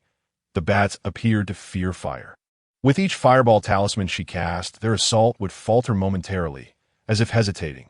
Luo Xinxin intermittently reinforced the water barrier, sporadically launching fireballs that not only obliterated numerous bats, but also granted Xiaoyu precious time. After a quarter of an hour, the last bat was reduced to charred remains by one of Luo Xinxin's fireballs. "Are you certain you are a loose cultivator?" Xiaoyu leaned weakly against the wall. Having never encountered a mid-stage, chi-refining loose cultivator so recklessly flinging talismans, even he, with his abundant resources, would need to weigh his actions carefully. "I am quite sure. Luo Xinxin retorted defiantly. Xiaoyu remained silent, his gaze drifting towards a door not far off, lost in thought. Noticing his silence, Luo Xinxin followed his line of sight. Before their encounter with the bats, the passage had seemed interminable, yet inexplicably, it had reached a terminus, revealing a door. Chapter 36. The Plum Forest Illusion. It was a stone door etched with bizarre runes, reminiscent of an ancient script that evoked a sense of distant vitality. Steadying himself against the wall, Xiaoyu pushed the stone door open from a distance. As the light streamed in, Luo Xinxin instinctively shut her eyes, slowly reopening them moments later. Having lingered too long in the darkness, she found herself momentarily blinded by the intense light. Upon adjusting her vision, she was left speechless by the scene before them. They stood in a vast plum forest, where snowflakes danced gracefully, lightly brushing against the petals before cascading to the ground. Below, a thick layer of pristine snow blanketed the earth, occasionally punctuated by scattered crimson petals. Such breathtaking beauty amidst the snow was not uncommon outside the secret realm. Yet after their harrowing experience with the thousands of bats, this sight was exceptionally striking, an allure born from the juxtaposition of peril and beauty. "Where on earth are we?" Luo Xinxin murmured. Xiaoyu stroked his chin, feigning profundity. "Perhaps it is an illusion." "An illusion?" Luo Xinxin questioned. "With such heavy snowfall, yet devoid of any chill. Do you not feel it?" Xiaoyu prompted. Indeed, Luo Xinxin realized. While her robe could shield her from the wind and snow, her hands and face felt no trace of coldness. Xiaoyu directed a gust of energy at the nearest plum tree, yet it remained steadfast, proudly standing amidst the snow. Luo Xinxin, her expression peculiar, approached the tree and reached out to touch it. The tree was indeed real. Its rough bark scraped against her fingertips, delivering a faint sting. The sensation was genuine, and as instinct dictated, she understood that should they perish within this illusion, they would vanish from the world forever. "How do we escape this plum forest?" Luo Xinxin inquired. As a disciple of a major sect, Xiaoyu was likely more knowledgeable than she. Illusions were merely a form within the array. By locating the eye of the formation, they could uncover the means to break free. True to her expectations, Xiaoyu did not disappoint. Luo Xinxin's face lit up with eager curiosity as she asked, "Then how do we find the eye and the foot of the formation?" "I am merely a sword cultivator," Xiaoyu replied, exuding a sense of justification. It was entirely normal for a sword cultivator to be oblivious to formations. "What a waste of my feelings," Luo Xinxin retorted. "Let us act according to the situation and explore the surroundings," Xiaoyu suggested. Understanding she had no choice, Luo Xinxin noted the dwindling fireball talismans and the remaining few of other types. Hoping they would not encounter any more beasts, the two ascended on their respective flying artifacts, soaring into the air to survey the plum forest's entirety, only to behold a vast expanse of white snow and red plums. If this was indeed an illusion, it would not permit their easy escape. It seemed their only option was to dismantle the illusion. Descending back to the ground, Xiaoyu concluded, lacking knowledge of formations. Luo Xinxin asked, "You mentioned earlier that one must locate the eye and the foot of the formation to break it. May I inquire what items typically constitute them?" Xiaoyu pondered for a moment. Drawing upon his limited understanding of formations, there are many possibilities. The eye could be the one who set the formation, or it might be another living or inanimate object. Anything could potentially serve as the eye. At her words, Luo Xinxin's mind began to race. Aside from the plum trees, all that surrounded them was the thick blanket of snow. Thus, the eye must lie among one of these two. The swirling snowflakes seemed unlikely to be the eye. So, it must be the plum trees. I believe that among these countless plum trees lies the eye of the formation. We should search for it, she proposed. You make a compelling argument, Xiaoyu agreed. In unanimous accord, they began to scrutinize each plum tree. The rough bark of the trees scraped against Luo Xinxin's fingertips, yet the trees appeared utterly unremarkable, save for one detail. Despite their various attempts, they could not budge them. Convinced that the eye must differ from the other plum trees, Luo Xinxin decided to expand her consciousness to sense the essence within each tree, to avoid revealing her possession of spiritual awareness before Xiaoyu. She continued her tactile exploration, touching and prodding at the trees. Suddenly, her gaze fell upon a plum tree that appeared rather ordinary. However, she sensed a distinct flow of spiritual energy within it. The energy of the other plum trees seemed to follow a steady, predictable rhythm, slow and stable. In contrast, the tree she focused on exhibited a dynamic essence. While it remained steady at times, it would abruptly pause at certain points, as if striving to break through a hidden barrier. Though fleeting, this moment was not lost on her. Taking decisive action, she shook the plum tree vigorously, dislodging the snow that had accumulated on its branches. The branches shivered, and several plum blossoms succumbed to the onslaught, drifting gracefully to the ground. "Xiaoyu, I have found it!" Luo Xinxin exclaimed in joy. Hearing her call, Xiaoyu hurried over. "Try this tree. It seems to move," she urged. Xiaoyu unleashed a surge of energy, and the forceful wind snapped several branches. "Indeed, it does," Luo Xinxin pressed. "What should we do now? Shall we cut it down?" "I believe that would be appropriate," Xiaoyu replied candidly, sharing her sentiment. Drawing his sword, he swung it at the plum tree. The blade sang through the air, its energy aimed directly at the trunk. However, the plum tree did not topple as expected. Instead, the sword's energy merely stripped away a layer of its bark, releasing a stream of white sap. The tree shook violently, conjuring a fierce wind that sent Luo Xinxin's skirt fluttering and contorted her expression. Before they could comprehend the situation, the plum tree grew in size, its roots uprooting from the ground and lunging towards them. Caught off guard, Luo Xinxin was hurled several yards away by the force of the roots. Hiss! Luo Xinxin rose from the snow. The plum tree continued its rampage, its main trunk swaying wildly, and its roots thrashing about. Xiaoyu, with quicker reflexes, nimbly evaded the tree's relentless assaults. The plum tree had seemingly gained sentience, possessing at least the strength of a nascent foundation cultivator. But thankfully, it remained rooted in place. Swiftly, he swung his sword, severing a root that threatened to strike his face. However, his actions seemed to provoke the plum tree further, which began to release an oppressive aura. Xiaoyu, caught too close, was struck by the force, causing him to spit blood before being sent flying by a root. Luo Xinxin rushed over to assist him. "Are you all right? You mustn't be harmed. I cannot face this plum tree demon alone." Xiaoyu hastily swallowed a medicinal pill. "I'm fine. Perhaps due to its nature, this plum tree's power is less than that of the fish outside. What are our chances against it?" Luo Xinxin inquired. "That if we can withstand its oppressive force, we should manage. Let us proceed. We ought to give it a try, that if we cannot defeat this plum tree, we may be trapped here forever." Chapter 37. The falling shadow glass mirror. After deliberating, they decided that Xiaoyu, with his superior cultivation and agility, would take the lead, drawing the plum tree demon's attention. The sword in his hand gleamed like lightning, directly targeting the trunk of the plum tree. As the tree thrashed about, its roots attempted to absorb the blow.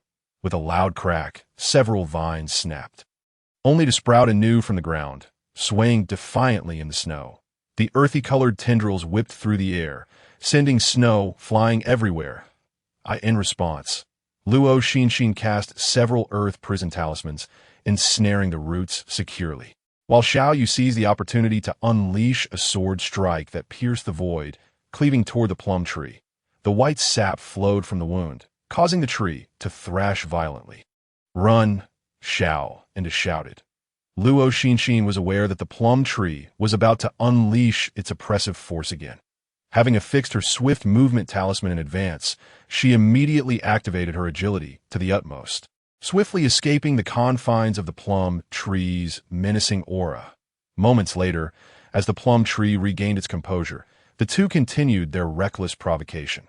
Luo Xinxin summoned the defensive talismans on her person to withstand a wave of damage, then hurled 2 fireball talismans. The fire, being a natural counter to wood, caused a portion of the branches to ignite instantaneously, leaving many scorched in the aftermath. The plum tree, now in a frenzy, was mercilessly tormented by the duo. Without a hint of guilt, took advantage of its immobility. This cycle continued, and when their spiritual energy was depleted, they consumed recovery pills. For external injuries, they resorted to purchase coagulation pills, while for internal injuries, they relied on rejuvenation pills. Eventually, the plum tree's spiritual power diminished significantly. During a brief respite when Luo Xinxin contained the plum tree with several earth prison talismans, Xiao seized the opportunity to cleave the trunk with a single sword stroke, causing the charred branches of the plum tree to collapse with a thunderous crash. As the tree fell, the ground trembled violently, and one by one, other plum trees withered and died. The snowfall ceased. The accumulated snow vanished, and the earth beneath them began to dry and crack. The once ethereal snowy plum grove was visibly deteriorating at an alarming rate, just as Luo Xinxin and Xiao absorbed the scene before them. Attempting to calm their emotions, the entire space warped and shattered. Upon regaining their senses, they found themselves in a transformed environment. A resplendent hall, illuminated brilliantly, housed a captivating woman in red, gracefully reclining on a concubine chair with a fan in hand. Exuding an array of enchanting postures, with a radiant smile, she spoke. I warmly welcome the two fated individuals. Exhausted and bewildered, Luo Xinxin and Xiao exchanged glances, pondering the current situation, realizing that this woman, whose cultivation level they could not discern, was beyond their reach. Unperturbed by their astonishment, the woman shifted her position and continued.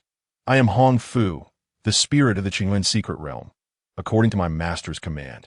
This realm opens every century, awaiting fated individuals to lend assistance on their path of cultivation.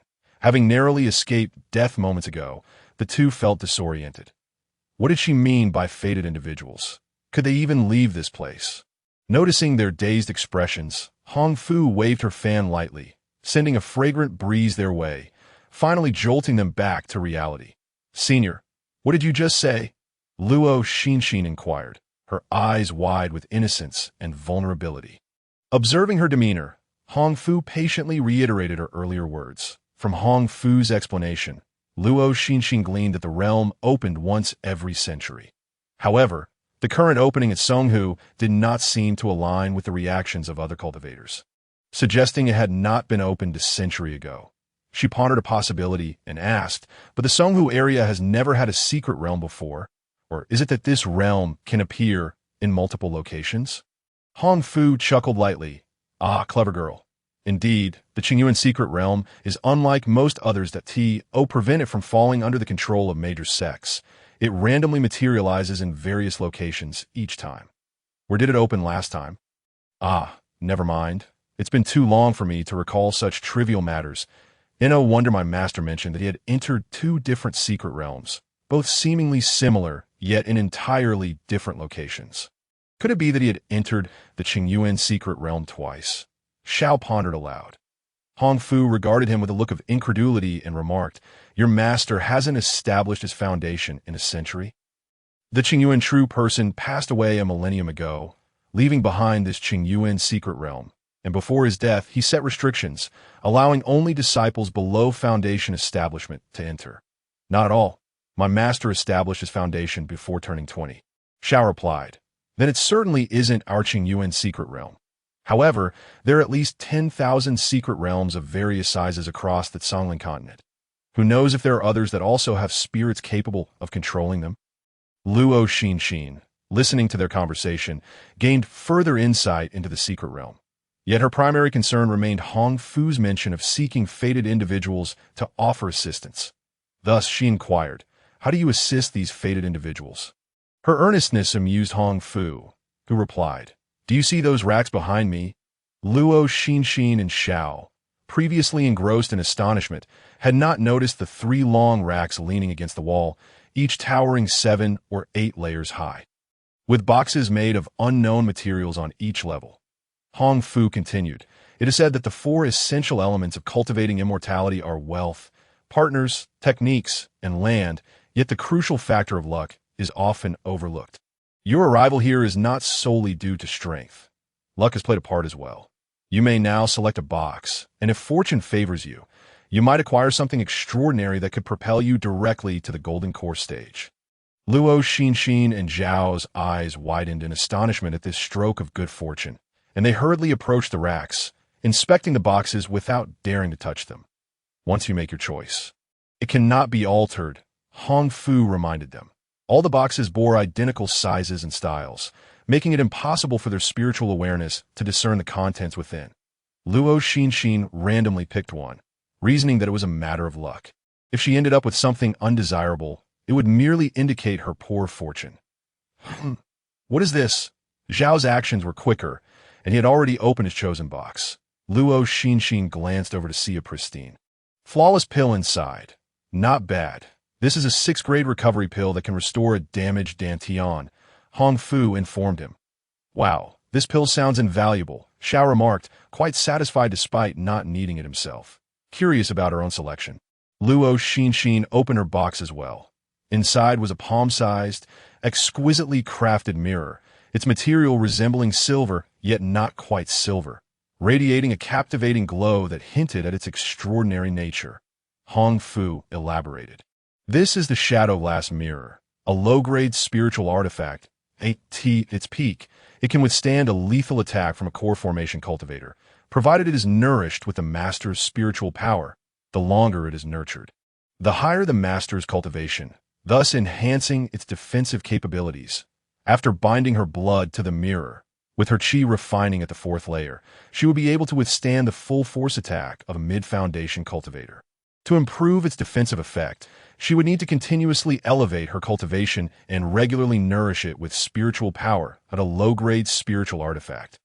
Luo Xinxin's eyes sparkled with excitement upon hearing this. It was indeed a precious item for self-preservation. Immediately, she bit her finger, allowing a few drops of blood to fall onto the mirror. Upon absorbing her blood, the mirror erupted in brilliant light, shimmering with vibrant colors. And after a few moments, it returned to its original appearance. This indicated her successful bond with it. Chapter 38. Departing the secret realm, Xiao cast an envious glance at Luo Xinxin. In comparison to the pill, he yearned for a spiritual artifact. How splendid it would be! However, recalling that his companion was a loose cultivator in greater need of this defensive artifact, his fleeting envy dissipated. Now that you have chosen your treasures, you may take your leave, Hong Fu declared. With a gentle wave of her fan, the figures of Luo Xinxin and Xiao vanished from the hall. Just as they were about to inquire where they were headed, they felt the world spin around them, plunging into darkness. When they regained consciousness, they found themselves surrounded by lush greenery, seemingly in a valley. Have we left the secret realm? Luo Xinxin sensed that the spiritual energy here was considerably sparser than within the secret realm. Xiao surveyed their surroundings and replied, "It seems so." After speaking, he mounted his flying artifact and soared into the air, pointing in a direction that we really made it out. There's a market over there.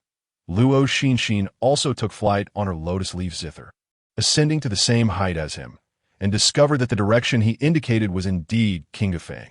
Since we're out, I'll take my leave first. Until we meet again, she declared before attempting to pilot her zither away.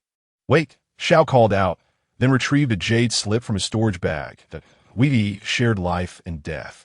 Why not leave a spiritual mark for future contact? Luo Xinxin regarded the jade slip with curiosity. She had encountered similar slips before at the Baobao Pavilion, but they were all finger-sized, while the one in Zhao's hand was 4 fingers long, and he spoke of leaving some spiritual mark. Confused, she asked, "What is this?" Realizing that Luo Xinxin was a loose cultivator and unfamiliar with such items, Xiao explained, "This is a communication jade slip, crafted by the array masters of Ziyun's sect. With it, you can send messages at any time and place. More convenient than sound transmission talismans that IT has become quite popular among young cultivators. Is this not the cultivation version of a mobile phone?" Luo Xinxin mused, but since she did not possess one, she replied, "I don't have this item." Hearing this, Xiao produced a matching communication jade slip from his storage bag. "Then take this one for now. I originally intended to buy it for my master, but you can use it first." Luo Xinxin did not accept it and inquired, "How much do these things cost?" She did not wish to owe Xiao a favor without understanding the price first. If it was within her means, she would consider purchasing one. If it was too expensive, she would rather use sound transmission talismans, which cost only a few spirit pearls each. Besides, she could draw talismans herself, so she could just buy a sound transmission talisman template and draw her own. However, she recalled that sound transmission talismans required leaving a spiritual mark of the contact person on each one. Without such a mark, A pile of sound transmission talismans would be useless. From Zhao's words, it seemed that this communication jade slip required only one spiritual mark, making it less cumbersome than the talismans. Not expensive, only 500 spirit stones. Xiaoyu deduced the meaning behind Luo Xinxin's words and promptly stated the price. After their journey through the secret realm, Luo Xinxin felt somewhat euphoric, surprisingly considering 500 spirit stones to be a modest sum. To put things into perspective, she had to toil for an entire year on her spirit field just to earn a little over 100 spirit stones.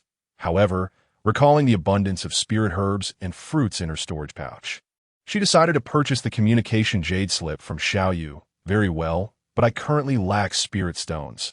May I offer this 100-year-old purple spirit mushroom in exchange? Upon finishing her sentence, she produced a purple spirit mushroom from her storage pouch. The purple spirit mushroom served as a crucial ingredient for various healing elixirs. One of that age could fetch around 500 spirit stones in King of Fang, and perhaps even more in a larger city. No problem, Xiaoyu replied, accepting the purple spirit mushroom and handing the communication jade slip back to Luo Xinxin. That he cautioned, the array inscribed on the communication jade slip will weaken with increased usage. When it eventually becomes ineffective, you will need to seek a formation master from the Ziyun sect in the major cities to reinforce it, which will cost 50 spirit stones per reinforcement. Generally, it lasts for 3 to 5 years, and if used sparingly, it may last even longer. So, that implies additional cost for communication. Luo Xinxin accurately interpreted his words, nodding in acknowledgement. Understood. After Xiaoyu instructed Luo Xinxin on how to activate the communication jade slip, they exchanged spiritual marks and parted ways. Having been away for several days, she wondered if Sister Zhao could manage the 30 acres of land alone without becoming overwhelmed. However, upon her return to the spirit fields, she discovered that the familiar figure tending to the fields was not Zhao Songji, but rather 3 unfamiliar cultivators.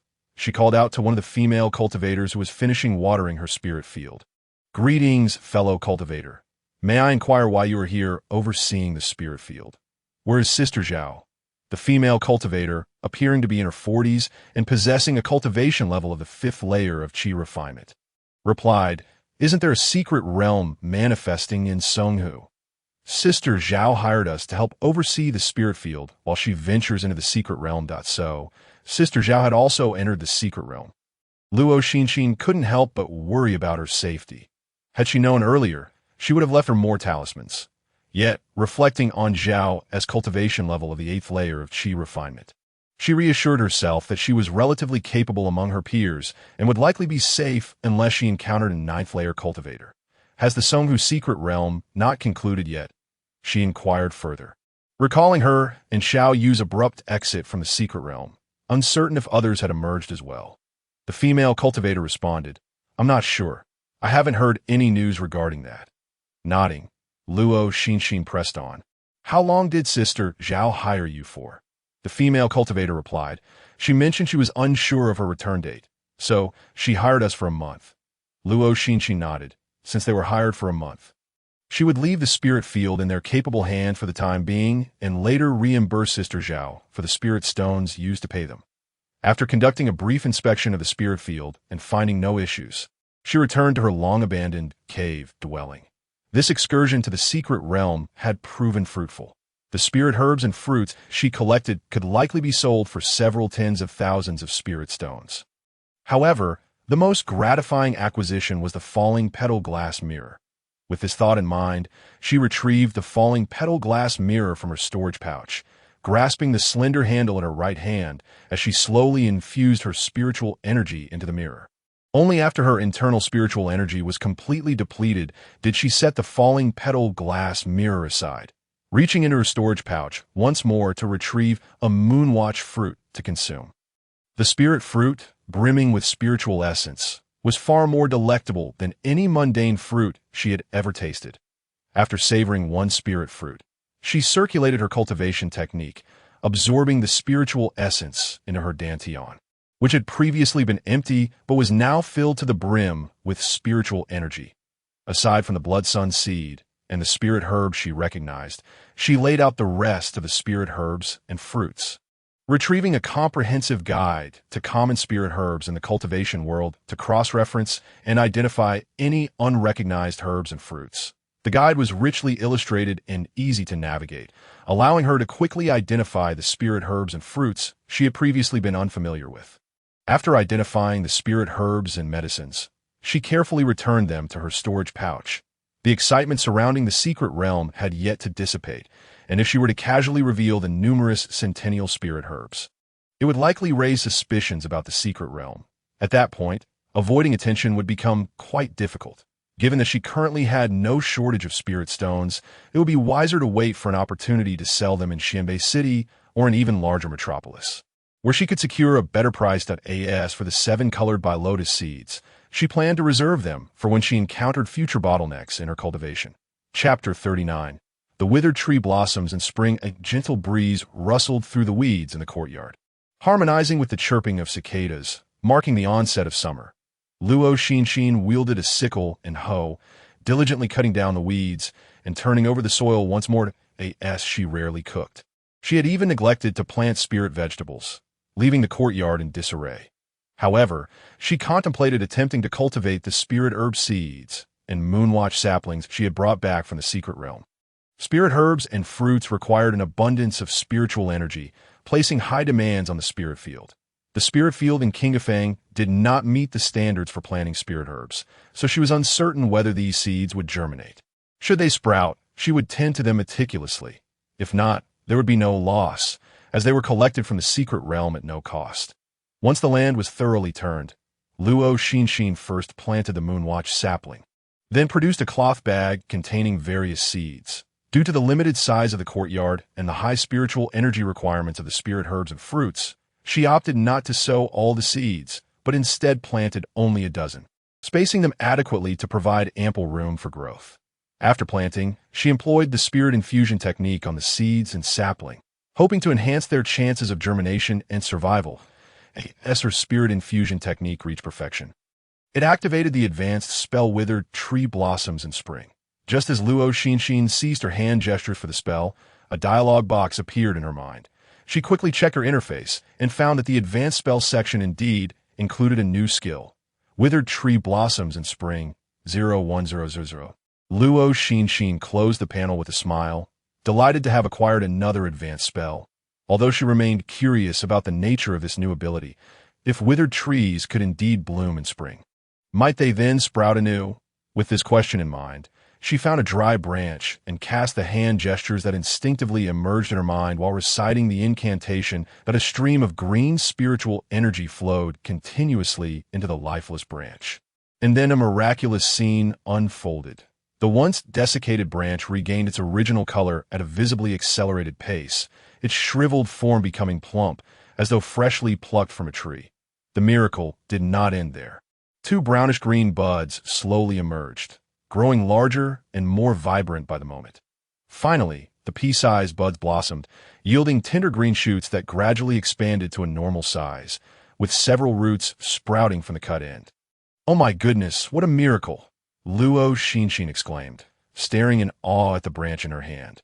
The spirit infusion technique could breathe life back into nearly wilted spiritual plants, provided they had not completely withered away. While withered tree blossoms in spring could cause lifeless branches to sprout anew, with this spell in her possession, she could potentially cultivate a multitude of spirit medicines. As soon as the thought crossed her mind, she retrieved a thumb-sized, unknown spiritual plant seed from her bag and performed the technique withered would revive and spring upon it. The verdant spiritual energy continuously flowed into the seed. Initially, the seed showed no response, but as her spiritual energy began to dwindle, it finally swelled, faintly indicating signs of germination. Luo Xinxin halted her spell casting, consumed a recovery pill, and resumed her efforts with the seed. The swelling on the seed grew ever larger until it broke through the seed coat, revealing a tender green sprout. Luo Xinxin's complexion flushed with excitement. It truly had sprouted. However, this seed demanded an excessive amount of spiritual energy, depleting the energy replenished by the recovery pill. She was uncertain of what kind of spiritual herb seed it was. After taking another recovery pill, she continued to channel her spiritual energy until the seedling fully emerged. Luo Xinxin buried the sprouted seed in the soil, deciding it would be best to let the seed strive on its own.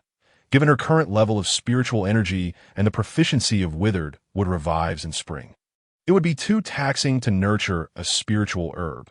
She retrieved her last recovery pill from her storage bag, consumed it, and applied the less energy-intensive version of withered would revives in spring on the newly planted seed. One at a time. She lacked the capability to fully germinate all of them at once, but by nurturing them daily, she believed they would eventually sprout. Once her spiritual energy was entirely depleted, she ceased her spell casting.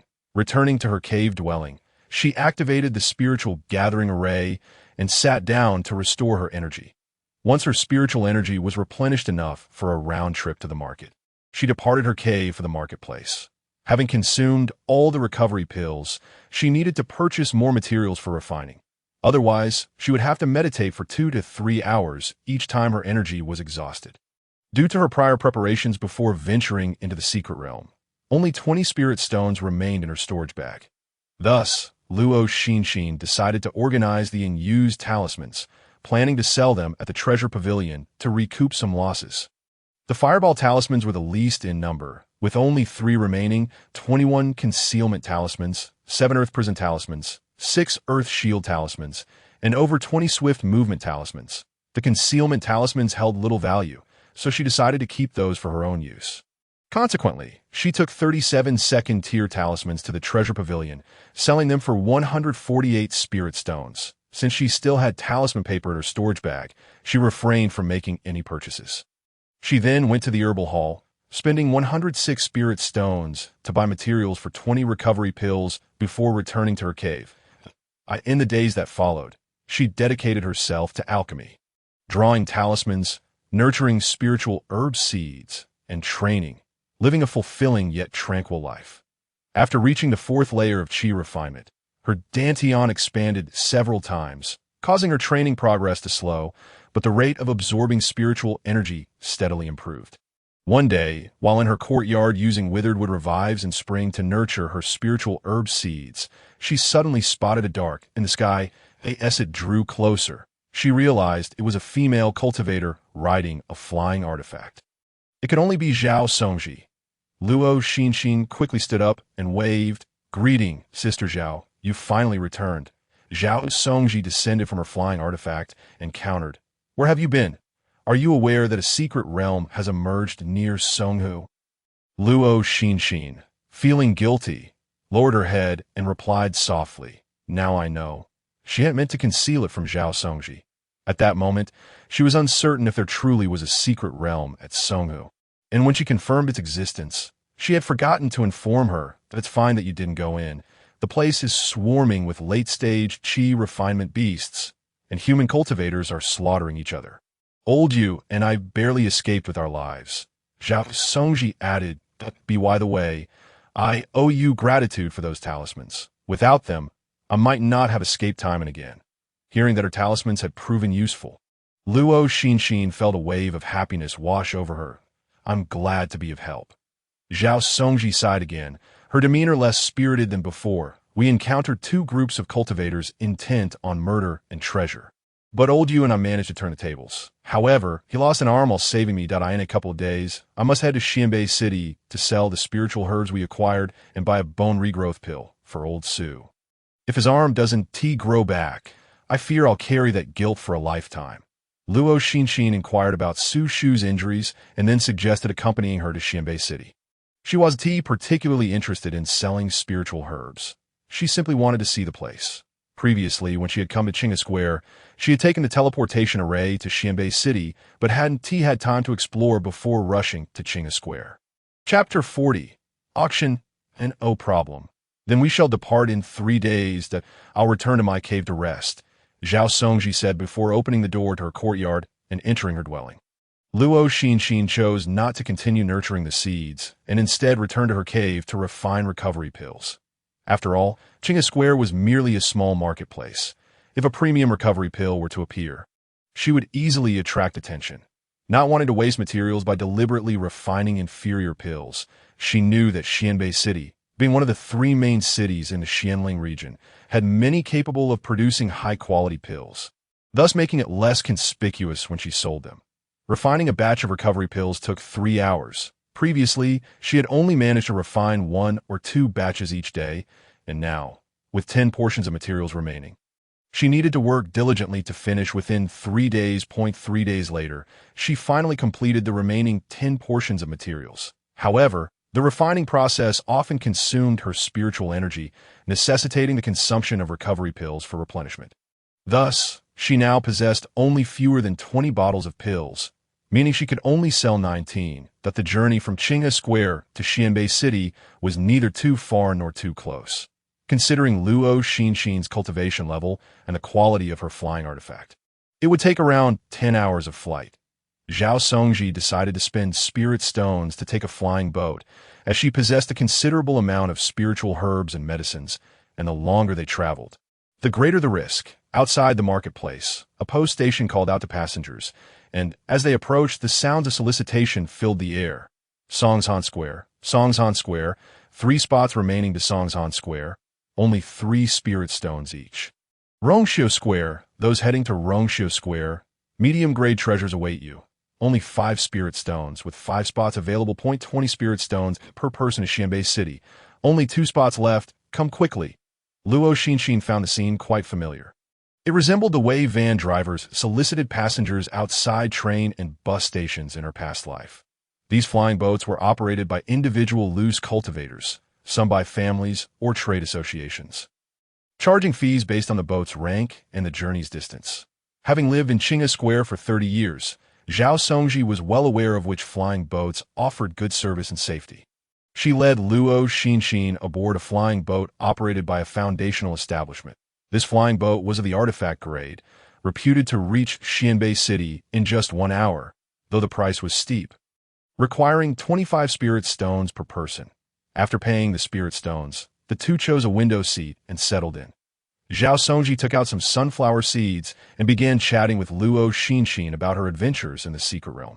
Luo Xinxin also pulled out a few moonlit fruits, sharing 3 with Zhao Songji, nibbling on one herself as she responded to her. After recounting how she counted the bandits, Zhao Songji picked up a moonlit fruit to taste, curiously asking, "Hey, this spiritual fruit you brought is quite delicious, and it contains a lot of spiritual energy." Luo Xinxin casually replied, "I bought some from a vendor in the marketplace." Zhao Songji did not probe further into the truth of her statement and shifted to a new topic. As the two chatted and snacked, before long, the flying boat was filled to capacity. The boat ascended slowly, initially experiencing some turbulence, but once it reached a higher altitude, it began to fly smoothly. Luo Xinxin, having stayed up all night refining pills, felt drowsy on the steady flying boat and soon fell into a deep sleep. Lulled by Zhao Songji's animated voice, it was unclear how long she slept, but she was awakened by the voices of a couple seated behind her. Rubbing her eyes, she turned to see Zhao Songji sprawled awkwardly in her seat. Bored, she decided to take out the communication jade slip she had purchased from Xiaoyu a few days prior. After exchanging spiritual connections with Xiaoyu last time, she had placed the communication slip in her storage bag and only remembered it now. Upon opening the communication jade slip, she saw Xiaoyu's spiritual imprint glowing, along with a message he had sent 3 days prior. "I sold the purple spirit mushroom for 550 spirit stones. I'll return the extra 50 next time I pass through Qinghe Square." The voice of the 13 or 14-year-old boy, still in the midst of his voice change, sounded even more indistinct through the communication slip. Luo Xinxin replied, "No need." Xiaoyu almost instantly responded, "Haha, I just captured a red spirit bird." Luo Xinxin, confused, asked, "What is a red spirit bird?" Xiaoyu explained, "The red spirit bird is a mid-tier first-grade beast, one of the most favored mount for female cultivators in the Qi refinement stage. It can be sold for at least 2,000 spirit stones." Luo Xinxin exclaimed. She finally understood how sword cultivators earned their living. Casually capturing a first-grade beast could yield 2,000 spirit stones. She was also curious about how he managed to catch it. Xiaoyu replied, "It's simple. I knocked it out." Luo Xinxin, "It's not simple at all. You know, Xiao seems to be in a hurry to leave." And after exchanging a few casual words, there was no further communication. Luo Xinxin then began to explore the other functions of the communication jade slip, besides being able to send messages by clicking on the spiritual imprints of friends. There is also a consultation section. Upon switching to it, she was greeted by a stream of scrolling messages. Some were offering substantial rewards for rare elixirs, while others were putting bounties on heads, along with an array of gossip. For instance, this one, a delicate pill practitioner exclaimed, "Extra, extra! I've heard that an elder of the Shanshan sect, who is 800 years old, has secretly courted the 18-year-old great-granddaughter of another elder who is 600 years old. Is that true?" Tang Tang, who despises fighting, inquired, "Is there anyone from the Shanshan sect willing to speak up?" The lady serving meals in the canteen remarked, "It's true. Oh my, what a sensational scoop." Luo Xinxin found the gossip quite captivating. It reminded her of the world channel she used to enjoy while playing online games in her past life. This communication jade slip was indeed a worthwhile purchase. Not only could she stay in touch with friends, but indulging in some gossip would also add a touch of amusement to her otherwise monotonous cultivation life. Oh, a communication jade slip? You actually managed to acquire such a thing? Unbeknownst to her, Zhao Songji had awoken and was gazing intently at the communication jade slip in Luo Xinxin's hand. "I just bought it a few days ago," Luo Xinxin replied, still engrossed in the gossip. Zhao Songji remarked, "The communication jade slip has only emerged in recent years, and it is quite expensive. They are not available in Qingafang yet. Only major cities have them for sale. So, when you mentioned you were away for a few days, you were actually out to buy this?" Huh. Luo Xinxin finally grasped the situation, mumbling, yes. Zhao Songji extended her hand. Her curiosity piqued. "Sister, let me take a look at this novel item." Luo Xinxin handed her the communication jade slip. "Wow, this is marvelous. I'll see if I can buy one when we get to Xianbei City," Zhao Songji said, examining the jade slip. She didn't want to monopolize it for too long. So after a brief moment, she returned it to Luo Xinxin. Just then, Luo Xinxin noticed an advertisement that piqued her interest. The Baibao Pavilion, under the auspices of the Bai Alliance, would hold a grand auction in Xianbei City on the 18th of next month. The auction items would include magical treasures, elixirs, talismans, and a primary material for crafting foundation-building elixirs. 9-leaf purple orchid. All cultivators were welcome to attend. Chapter 41. Bai Alliance and Auction, and it's happening right in Xianbei City. Lin Mao had previously informed her that the Bai Alliance had crafted 10 illusory transformation rings from the bones of 5th-tier demon beasts, which would be showcased at various auctions. She noted down a username for herself, and then clicked on the spiritual imprint of the advertisement's poster for a private chat. Little girl cultivator online enjoying gossip. Will there be illusory transformation rings at the auction? Baibao Pavilion, Xianbei City branch. Yes, indeed. Really? Luo Xinxin inquired further. What are the conditions for entering the auction venue? Ordinary seats require a fee of 300 spirit stones, while VIP seats necessitate 800 spirit stones. If you can sign items valued at over 3,000 spirit stones at the auction, entry to the venue is free. Luo Xinxin indeed had items worth over 3,000 spirit stones. Leaves, flowers, and seeds of the 7-colored lotus, each priced above 10,000 spirit stones. She asked, "I have 7-colored lotus leaves. Can I consign them?" She had 3 leaves in total, and relative to her other items, they were the least essential at the moment. She planned to sell them at the auction to save on the entry fee. "Yes, but you need to register 5 days in advance," the Baibao Pavilion, Xianbei City branch replied. Before she could inquire further about the auction, the flying boat descended at the station outside Xianbei City. She had no choice but to return the communication jade slip to her storage bag and follow Zhao Songji off the flying boat. Much like the station in Qingafang, numerous cultivators were loudly soliciting passengers. But unlike Qingafang, the station in Xianbei City boasted several teleportation arrays of various sizes. These arrays were constructed by the Xianling sect, and the fare was more expensive than that of the flying boat. Luo Xinxin had the fortune of riding one for free once. Armed with the Xianling sect's servant disciple token, the two of them entered the city without paying any entrance fee, walking boldly through the city gates. Xianbei City truly lived up to its reputation as one of the 3 major cities in the Xianling domain, with broad, well-maintained streets and majestic buildings, bustling with people, having come to Xianbei City for a specific purpose. Zhao Songji led Luo Xinxin directly to the largest spirit herb purchasing shop in the city. The Shinnong Pavilion occupied a vast area and was teeming with customers. 6 attendants were busy weighing herbs, attending to clients, and sorting materials, each one bustling about without a moment's rest. Zhao Songji approached the old shopkeeper, who was rapidly calculating with an abacus. "Shopkeeper, I have a word. I have a number of spirit herbs to sell." Upon hearing this, the old shopkeeper immediately ceased his calculations and escorted Zhao Songji to the inner chamber.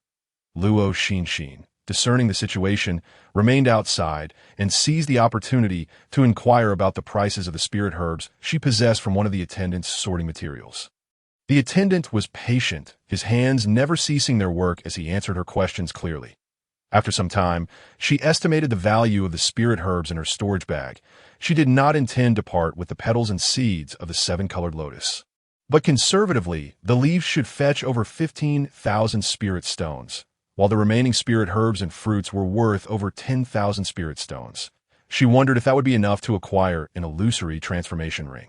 With 35 days remaining until the 18th of next month, it seemed she would need to enter seclusion to draw talismans and refine elixirs. After she finished her inquiries, Zhao Songji emerged from the inner chamber with the old shopkeeper. And judging by their expressions, it appeared to be a mutually satisfactory transaction. After leaving the spirit herb shop, the two made their way to the elixir shop established by their sect in Xianbei City. "Excuse me, senior brother, do you have any bone restoration pills here?" Zhao Songji asked a middle-aged cultivator who was reviewing account books. Upon hearing her address him as senior brother, the middle-aged man inquired, "Are you both servant disciples of the Xianling sect?" Zhao Songji nodded, replying, "Yes, we are from King of Fang." The middle-aged man continued, "Oh, I see you are 2 junior sisters. However, we do not have any bone restoration pills here. Perhaps the sect might have some. Bone restoration pills are 4th-tier elixirs. And the Xianling sect does not possess a deep foundation in alchemy. Currently, there's only one 4th-tier alchemist in the entire sect, and the elixirs produced are prioritized for inner disciples. Thus, they are generally not available for sale." Zhao Songji felt a wave of disappointment upon hearing this, and with no other choice, she prepared to leave. Luo Xinxin consoled her. Why not inquire at the Baibao Pavilion? Perhaps they have some. Thus, the two made their way to the Baibao Pavilion in Xianbei City. The Bai Alliance was established 5,000 years ago by a loose cultivator in the nascent soul stage, initially aimed at gathering scattered cultivators skilled in various arts of cultivation. Over the years, it has subtly evolved into the 9th force beyond the 8 great sections today. The Bai Alliance is not merely a loose cultivator organization, but also functions as a specialized institution for cultivating diverse arts of cultivation. Not only loose cultivators, but also disciples of sects who cannot access core inheritances pay to further their studies at the Bai Alliance, seeking to acquire skills that will allow them to stand firm in the cultivation world. The Bai Alliance's enterprises have spread across the entire Yunnan continent, with numerous main cities hosting its branches, including Xianbei City. The Baibao Pavilion in Xianbei City, integrated with the Bai Alliance's branch, features a 3-story pavilion at the front and a branch of the Bai Alliance covering dozens of acres in the back. The scale of the Baibao Pavilion in Xianbei City is significantly larger than that in King of Fang, yet the overall style remains quite similar. Upon noticing the two, an attendant approached them enthusiastically. "May I ask what the 2 fairies require?" Zhao Songji directly stated her purpose. "I would like to purchase a bone restoration pill.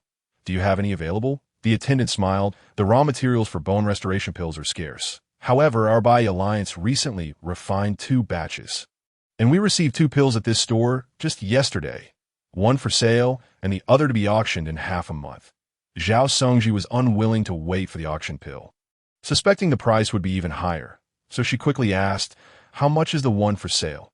The attendant held up 2 fingers, stating 20,000 spirit stones.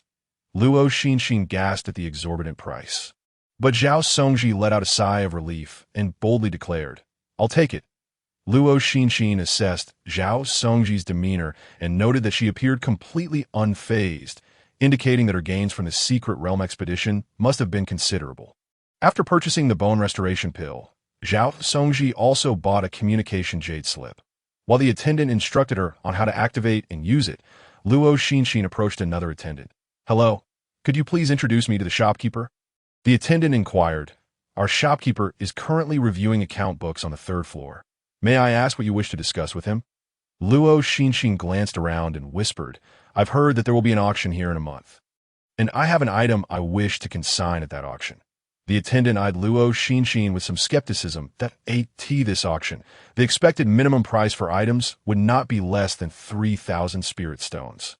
Could this young girl truly possess an item worth over 5,000 spirit stones? Sensing the attendant's doubt, Luo Xinxin added, I truly do have such an item. Please go and inform him I won't take much of your time.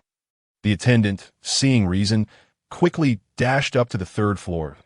In less than a moment, he returned and announced, the shopkeeper has agreed to meet with you. He is currently waiting for you in the tea room on the third floor. Chapter 42. The young and beautiful female shopkeeper. Thus, Luo Xinxin followed him to the tea room on the third floor. She had assumed that the shopkeeper of the Xianbei City branch would be like the one in King of Fang. An elderly man with graying hair. Her surprise. It was a young and stunning female cultivator, and of course, it was also possible that she had profound cultivation or had consumed a beauty-preserving elixir. The age of a cultivator cannot be judged merely by appearance. The young shopkeeper was named Su Yu, adorned in a flowing smoky purple gown with a sheer white veil draped over her shoulders. Radiating beauty and an enchanting aura, that I hear you have an item that requires consignment at the auction, Su Yu inquired. Luo Xinxin retrieved the colorful Bai Lian leaf from her storage pouch, placing it delicately in her palm. This is the item in question. Su Yu's gaze swept over the misty, glimmering lotus leaf, and she subsequently produced a communication jade slip, glancing at it before saying, Is the little girl cultivator online, indulging in gossip? Luo Xinxin realized that the charming sister before her was the same one she had communicated with earlier. Nodding, she affirmed, Indeed. Su Yu continued, Very well, I shall assist you with the registration. This auction will feature 50 items, of which our Bai Alliance will contribute 10. The remaining 40 will be selected from the consigned items based on their value. Since you possess a communication jade slip, please leave your spiritual imprint. Regardless of whether the colorful Bai Lian leaf is selected, you will be notified 5 days prior to the auction. Upon finishing her explanation, she noted the details of the colorful Bai Lian leaf in her ledger. Luo Xinxin had not anticipated this procedural formality, believing she could consign the item directly. After exchanging spiritual imprints with Su Yu, she produced 19 vials of premium recovery elixirs from her storage pouch and inquired, Do you accept premium recovery elixirs? Premium recovery elixirs. Su Yu regarded the vials on the table with skepticism. Luo Xinxin maintained a calm demeanor and fabricated a story. Indeed, these are concocted by an elder in my family, who instructed me to sell them, along with the colorful Bai Lian leaf, for the auction, that if only she possessed a facade ring, she would not need to concoct such elaborate excuses. Alas, she remained a mere fourth-layer qi refining cultivator with 5 spiritual roots, and claiming to have crafted them herself would likely draw disbelief. Su Yu appeared to accept her explanation, for who would suspect that a mere fourth-layer cultivator could produce elixirs devoid of poison or possess valuable 5th-tier spiritual herbs? I will first examine the elixirs, Su Yu declared, picking up a vial of recovery elixir, uncorking it, and pouring out its contents. Sure enough, the elixirs were pure and flawless. She opened the other vials, discovering that each contained only the finest quality. Confident in the quality of her elixirs, Luo Xinxin asked, What do you think? Will you accept them? Certainly, Su Yu responded. After finishing her inspection, she returned the elixirs to their vials and stated, However, despite the absence of any elixir poison, these premium recovery elixirs are still only first tier and can only restore a small amount of spiritual energy. According to the regulations of the Bai Baoj, each vial is worth 50 spirit stones. For Luo Xinxin, a single premium recovery elixir could fully replenish her spiritual energy, but for cultivators of higher realms, it would only restore a fraction. Furthermore, unless absolutely necessary, few cultivators would resort to recovery elixirs, as ordinary ones contain elixir poison and premium ones, devoid of it, are quite costly. Thus, relying on recovery elixirs to restore spiritual energy is not economical. After all, not everyone is like Luo Xinxin, who can continue to concoct premium elixirs or achieve a 100% success rate in talisman crafting after consuming recovery elixirs. Luo Xinxin was aware that high-quality recovery elixirs typically sold for around 12 spirit stones per vial, with a purchase price of approximately 9 to 10 spirit stones. Hence, Siyu's offer was already 5 times the usual price, leaving her little room for negotiation. Very well, my elder may be refining another batch in a few days. I shall bring them here for sale as well. Upon leaving the tea room, Luo Xinxin found her storage pouch enriched with 950 spirit stones. Xinxin, where have you been? Zhao Songji had long activated her communication jade slip and was eagerly browsing the information feed. Upon seeing Luo Xinxin descend from the upper floor, she seized a moment to inquire. Not wanting to dampen Zhao's enthusiasm, Luo Xinxin continued her ruse, saying, I was just drawing some talismans, but due to a lack of spirit stones, I went to sell them. As for the talismans I owe you, I shall draw them for you next time. Zhao Songji, engrossed in the communication jade slip, replied absent-mindedly, Sure, whenever you can provide the talismans is fine. Observing her infatuation, Luo Xinxin felt a twinge of concern and cautioned. Zhao, cultivation is of utmost importance. Do not become too absorbed in the jade slip. Zhao Songji retorted playfully, Do you think I lack self-control? Luo Xinxin made a shushing gesture before suggesting, Now that my matters are settled, since you rarely visit Xianbei City, why not allow me to show you around? Zhao Songji tucked away her communication jade slip. However, Luo Xinxin was preoccupied with the thought of returning to concoct elixirs and draw talismans for profit, stating, I have already seen the grand cities. I can visit any time. For now, I must return and deliver the bone regeneration elixir to Brother Su. Very well. I shall take you out for a proper visit next time. Zhao Songji replied. Thus, the two proceeded directly to the station outside the city, boarding the return flying boat. The flying boat was quite noisy, as the swift speed hindered the cultivation of spiritual energy. Luo Xinxin decided to take out paper and pen to meticulously calculate how she could earn more spirit stones before the auction commenced. She had yet to establish her foundation and still required at least 2 hours of sleep each day, leaving her with 10 usable hours. With 35 days remaining until the 18th of next month, she needed to allocate 5 days to prepare for the auction in Xianbei City, granting her a total of 30 days available for work. She now had 3 plans. Plan 1, solely refining elixirs. Each batch of recovery elixirs required 3 hours to concoct, meaning she could produce a maximum of 5 batches per day, consuming 3 recovery elixirs in the process. After deducting costs, she would earn approximately 120 spirit stones, totaling 3,600 spirit stones in a month. Plan 2, refining elixirs to assist in talisman crafting that if she continuously consumed recovery elixirs, she could conservatively draw 60 talismans per hour in 10 hours. That would amount to 600 talismans, but she would need to consume 30 vials of recovery elixirs, which would take 10 days to refine. After costs, she could earn 2,000 spirit stones in 11 days, totaling over 5,600 spirit stones in 30 days. Plan 3 combined both plans. She would spend 9 hours refining 3 batches of elixirs and use the remaining hour to draw talismans, yielding over 200 spirit stones per day, resulting in over 6,000 in a month. Among the 3 plans, Plan 3 was the most lucrative but also the most exhausting. Nevertheless, Luo Xinxin resolutely chose Plan 3, accepting the fatigue since she was in dire need of funds, especially with her spiritual field requiring continued oversight for a while longer. She continued jotting down the quantities of elixir materials and blank talisman paper she needed to purchase, her pen gliding across the rice paper, producing a soft, rustling sound. Chapter 43. The Great Effort. Meanwhile, Zhao Songji was engaged in a discussion on the information feed with several online acquaintances about how to break through the barrier between the 8th and 9th layers of qi refining. Having attained the 8th layer for 8 years and reaching perfection therein a year ago, she found herself stagnated at this bottleneck. Despite her devoted cultivation and attempts at gathering elixirs, she could not shatter this barrier. Now at 43, her chances of establishing her foundation before 60 were becoming increasingly grim. Cultivators in the qi refining stage are merely mortals with enhanced physiques, capable of absorbing and utilizing spiritual energy. Their lifespan rarely exceeds 120 or 30 years, Excluding factors such as hidden injuries that may affect longevity, cultivators above 60 begin to experience a decline in vitality.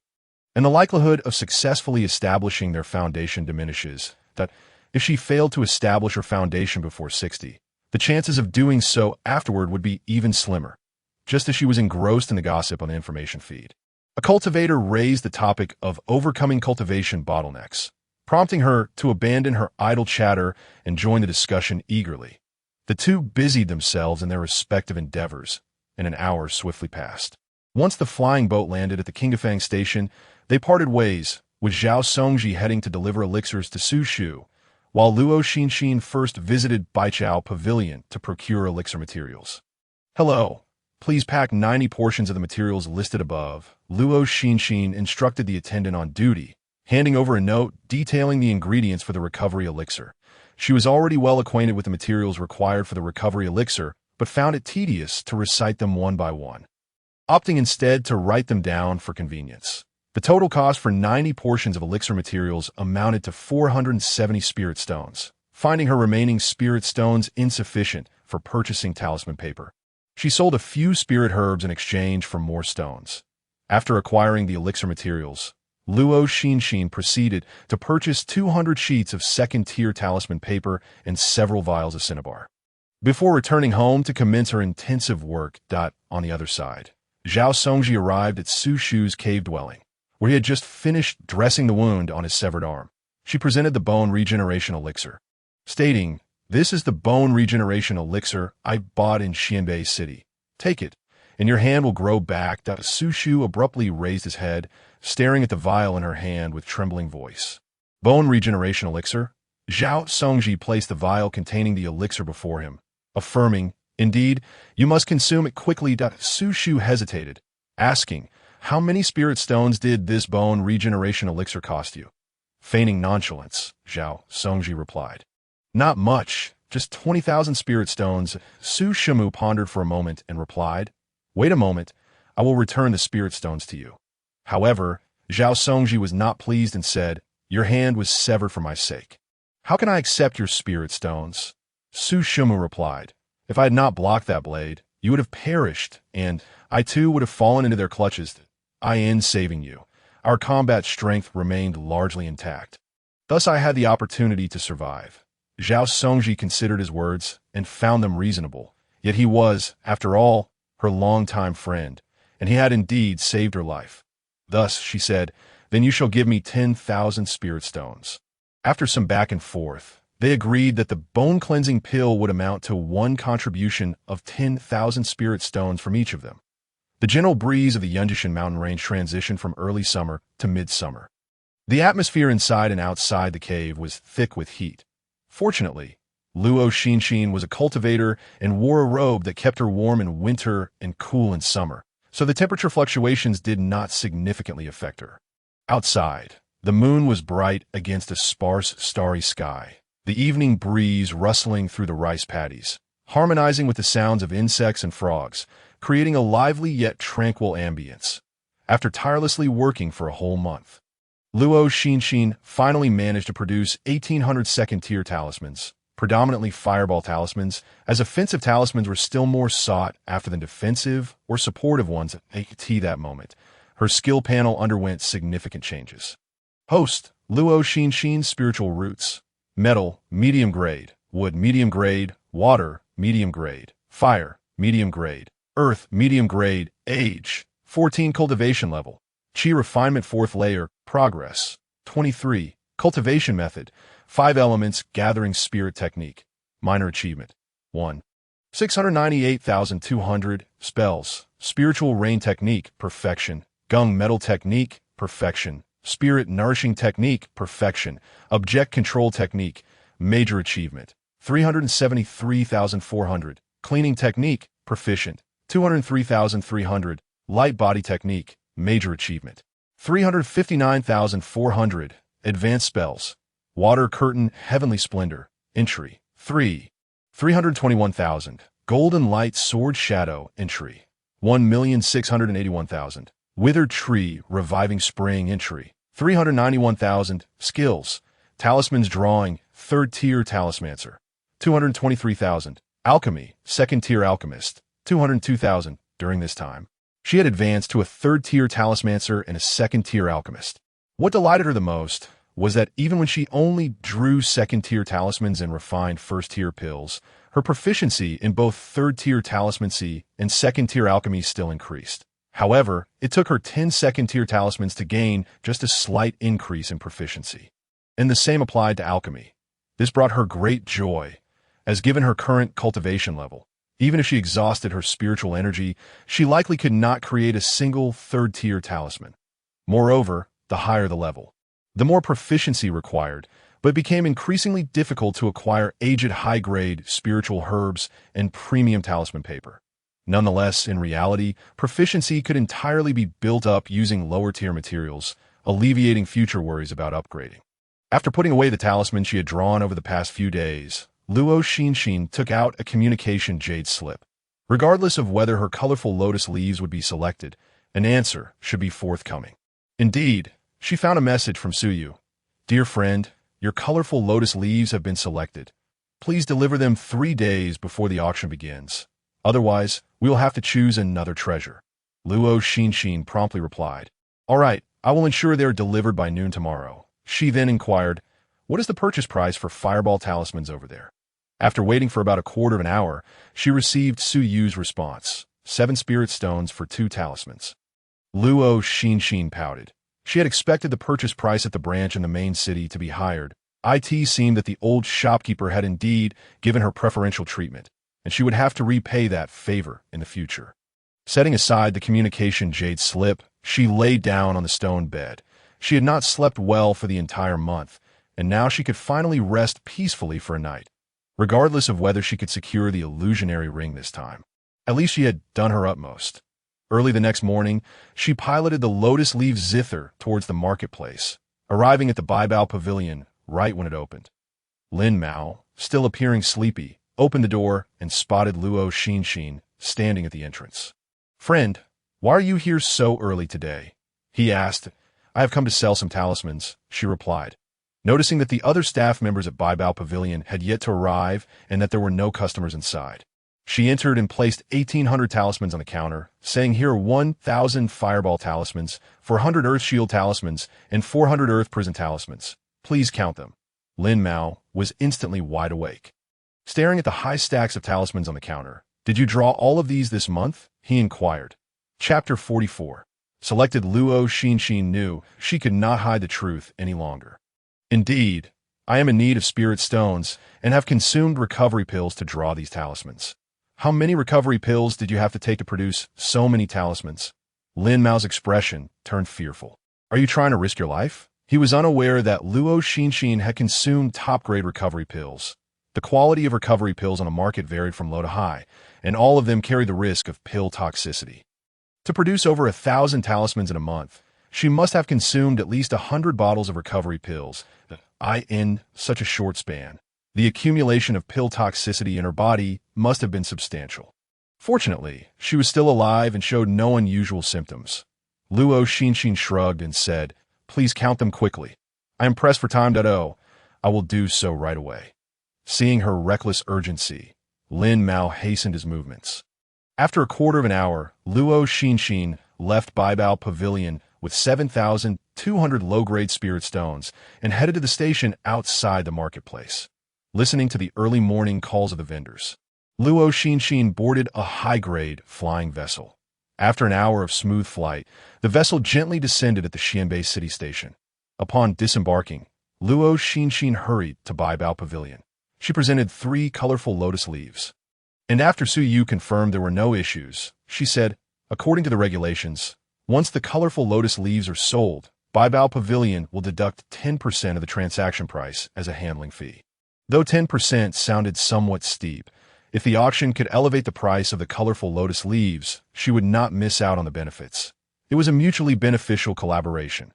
Luo Xinxin nodded. All right, I understand. Here is your entry token.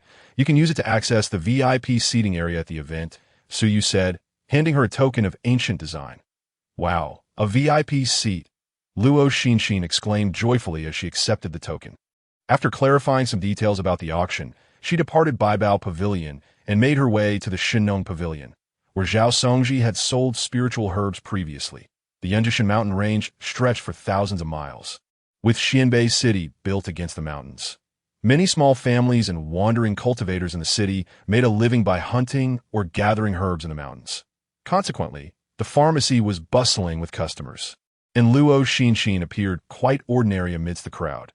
She did not rush to sell the materials in her storage bag, but instead quietly stood by, observing, "Friend, may I ask how much this 30-year-old haunching grass can sell for?"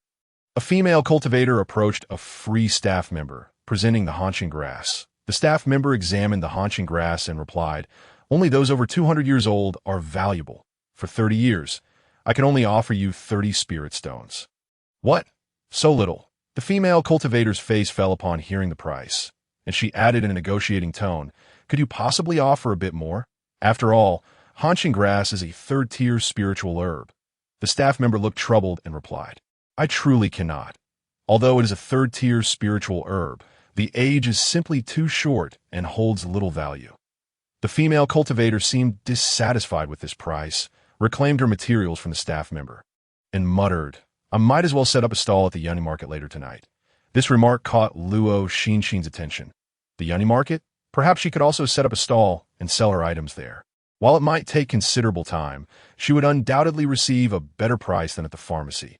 After all, this month she had either been refining pills or drawing talismans, which was quite enough. It would be better to go and unwind at the market.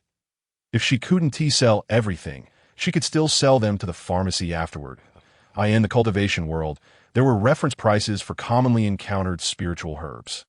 When Zhao Songji had come to sell materials last time, she had inquired about the approximate prices, so she would not be at a loss when setting up her stall. The night market was crowded, but it was still broad daylight, so Luo Xinxin did not rush to leave the Shinnong Pavilion. Instead, she continued to mingle among the crowd, observing and learning, primarily to recognize various spiritual herbs and their selling prices. "Friend, may I ask if you purchase blood sun seeds?" Luo Xinxin noticed an elderly man approaching the counter, inquiring of the staff member who had just finished attending to the previous customer. "Yes, show me what you have," the staff member replied. The elderly man then produced dozens of blood sun seed from his storage bag and placed them on the counter. The staff member picked one up for inspection and, after a moment, remarked, "Yours are cultivated, are they not?"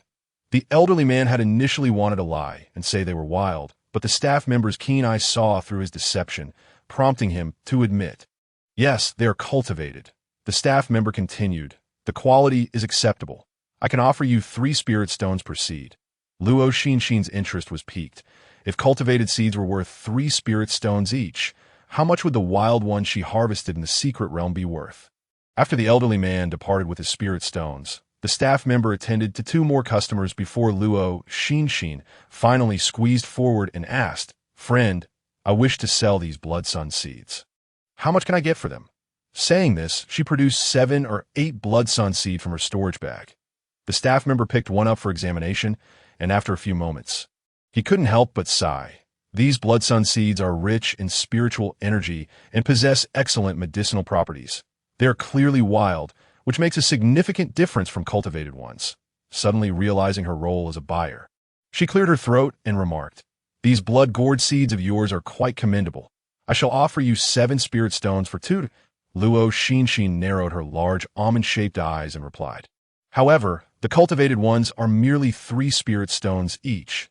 These wild ones, teeming with spiritual energy and possessing superior medicinal properties, are worth at least 7 spirit stones for 2. The attendant wished to slap himself. Yet in the realm of cultivation, there exists no remedy for regret. Thus, he continued, "Nevertheless, blood-gourd seeds are ultimately a second-tier spiritual fruit, primarily utilized in the refinement of solidifying essence pills, which fetch only 20 to 30 spirit stones apiece. If the cost of raw materials escalates, the alchemist would be reluctant to purchase them." Luo Xinxin was unaware of how many blood-gourd seeds were required to concoct a batch of solidifying essence pills. But she knew that the wild blood-gourd seeds harvested from the secret realm were certainly worth more than this price. Therefore, she stated, 9 spirit stones for 2, a 1T sell for less. The attendant feigned hesitation but ultimately acquiesced. Though others were unaware, he understood that wild blood-gourd seeds were becoming increasingly scarce, especially those of such high quality before him, which indeed warranted the price. Moreover, Shinong Pavilion was a property of the Danding sect, ostensibly engaged in the spirit herb trade. Yet in reality, it primarily procured high-quality alchemical materials for the sect. After all, the quality of elixirs not only depended on the alchemist's skill, but also on the quality of the raw materials. Renowned for its alchemical expertise across the Yunnan continent, the Danding sect naturally needed superior elixirs to uphold its prestige, and thus was willing to pay a premium for quality materials. From the attendant's expression, Luo Xinxin discerned that there was indeed room for negotiation on the price. Feeling fortunate that she had only brought out 7 or 8 pieces to gauge the market after selling the blood-gourd seeds, she lingered for a while before departing from Shinong Pavilion. Although the day was still young, she did not intend to return to Qingdafeng, as the round trip would cost her a substantial sum in spirit stones. Surrounded by mountains on 3 sides, Xianbei City had opened numerous caves for rent to miscellaneous disciples, scattered cultivators, and traveling practitioners. Through inquiry, Luo Xinxin located the steward, who was enjoying spiritual tea, and stated, "Hello, I wish to rent a cave." Setting his teacup aside, the steward inquired, "For the short term or long term?" Luo Xinxin replied, "I wish to rent it for 4 days." The steward responded, "The daily rental fee for a short-term cave ranges from 50 spirit pearls to 10 spirit stones. The more expensive the cave, the denser the spiritual energy. Caves costing more than 5 spirit stones are equipped with spiritual gathering arrays. Then I shall rent the one for 10 spirit stones." Luo Xinxin declared, as it conveniently allowed her to use the savings from the travel expenses to secure the cave. The steward produced a token and said, "You will need to pay 70 spirit stones. 30 of that will serve as a deposit, which will be returned to you when you return the token." Luo Xinxin handed over 70 spirit stones to the steward and received the token in return. Following his directions, she arrived at the entrance of a cave. Placing the token into the recess above the stone door, it slowly opened, and after removing the token and stepping inside, the stone door closed gently behind her. Upon entering the cave, she was immediately enveloped by an abundance of spiritual energy, at least 3 times denser than that of her cave in Qingdafeng. The cave was not only rich in spiritual energy, but also remarkably spacious and bright. With a bed and stool crafted from whole jade, the floor polished to a mirror-like sheen, and a large luminous pearl adorning the ceiling, truly, it was the most luxurious cave. She suddenly felt that the one she had rented in Qingdafeng was merely a cave dwelling. In an effort to maximize her use of spirit stones, she located the focal point of the spiritual gathering array, placing 10 spirit stones into its 10 recesses. Once the spiritual energy intensified, she began to meditate and cultivate. This spiritual gathering array was evidently of a much higher grade than the one she had purchased. In no time at all, the concentration of spiritual energy had increased 3-fold. Calming her mind, she focused on absorbing the surrounding spiritual energy. After guiding the energy through 2 complete cycles within her body, she finally opened her eyes. The richness of the spiritual energy was indeed remarkable. Here, just 1 cycle increased the energy in her dantian. More than 5 cycles had previously. It seemed that henceforth she ought to seek out a location abundant in spiritual energy for her cultivation, as well as a more advanced spiritual gathering array. Were it not for pressing matters at hand, she would have preferred to remain in the cave, cultivating day and night, reluctantly retrieving the spirit stones from the focal point. She discovered that the originally lustrous stones had become somewhat dull. Indeed, it appears that cultivation requires resources to sustain it. In just this short time, the spiritual energy of 10 spirit stones has nearly been exhausted. As the sun set, Xianbei City was bathed in twilight. The Yun Market, located in the northeastern quadrant of Xianbei City, spanned over 100 acres. As night fell, the foot traffic began to swell. Luo Xinxin adorned herself with a veil to obscure her features and proceeded to the administrative office to pay a stall fee of 50 spirit pearls. Finding a suitable location, she spread out a clean cloth, arranged her medicinal herbs neatly, and sat in wait for customers. These herbs had been gathered from the secret realm, boasting good quality and ample spiritual energy. Hardly had she settled when customers began to arrive. How much for this blazing sunflower? inquired a female cultivator whose level of cultivation was difficult for Luo Xinxin to discern, with neither deference nor arrogance. Luo Xinxin replied, "This blazing sunflower is 180 years old. I shall part with it for 300 spirit stones." "That is not expensive," the female cultivator remarked, promptly retrieving the spirit stones to complete the purchase. With a successful start, customers continued to come. "How much for the 7-star frost leaf flower?" asked an elderly man. 600. Luo Xinxin replied. The elder frowned. "That seems a bit steep," confident in the quality of her 300-year-old 7-star frost leaf flower. She retorted, "You may well inquire at the apothecary whether a flower of such quality can be obtained for 600 spirit stones." The elder huffed disdainfully before turning to leave. However, he found himself quite taken with the 7-star frost leaf flower.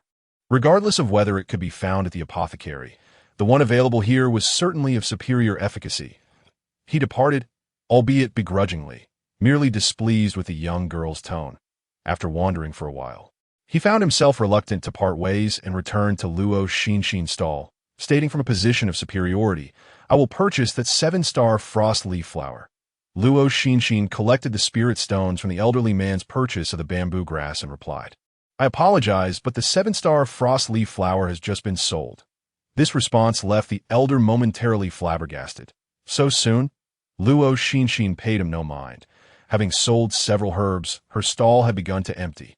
So she placed several blood-gourd seeds on display, intending to price them at 5 spirit stones each.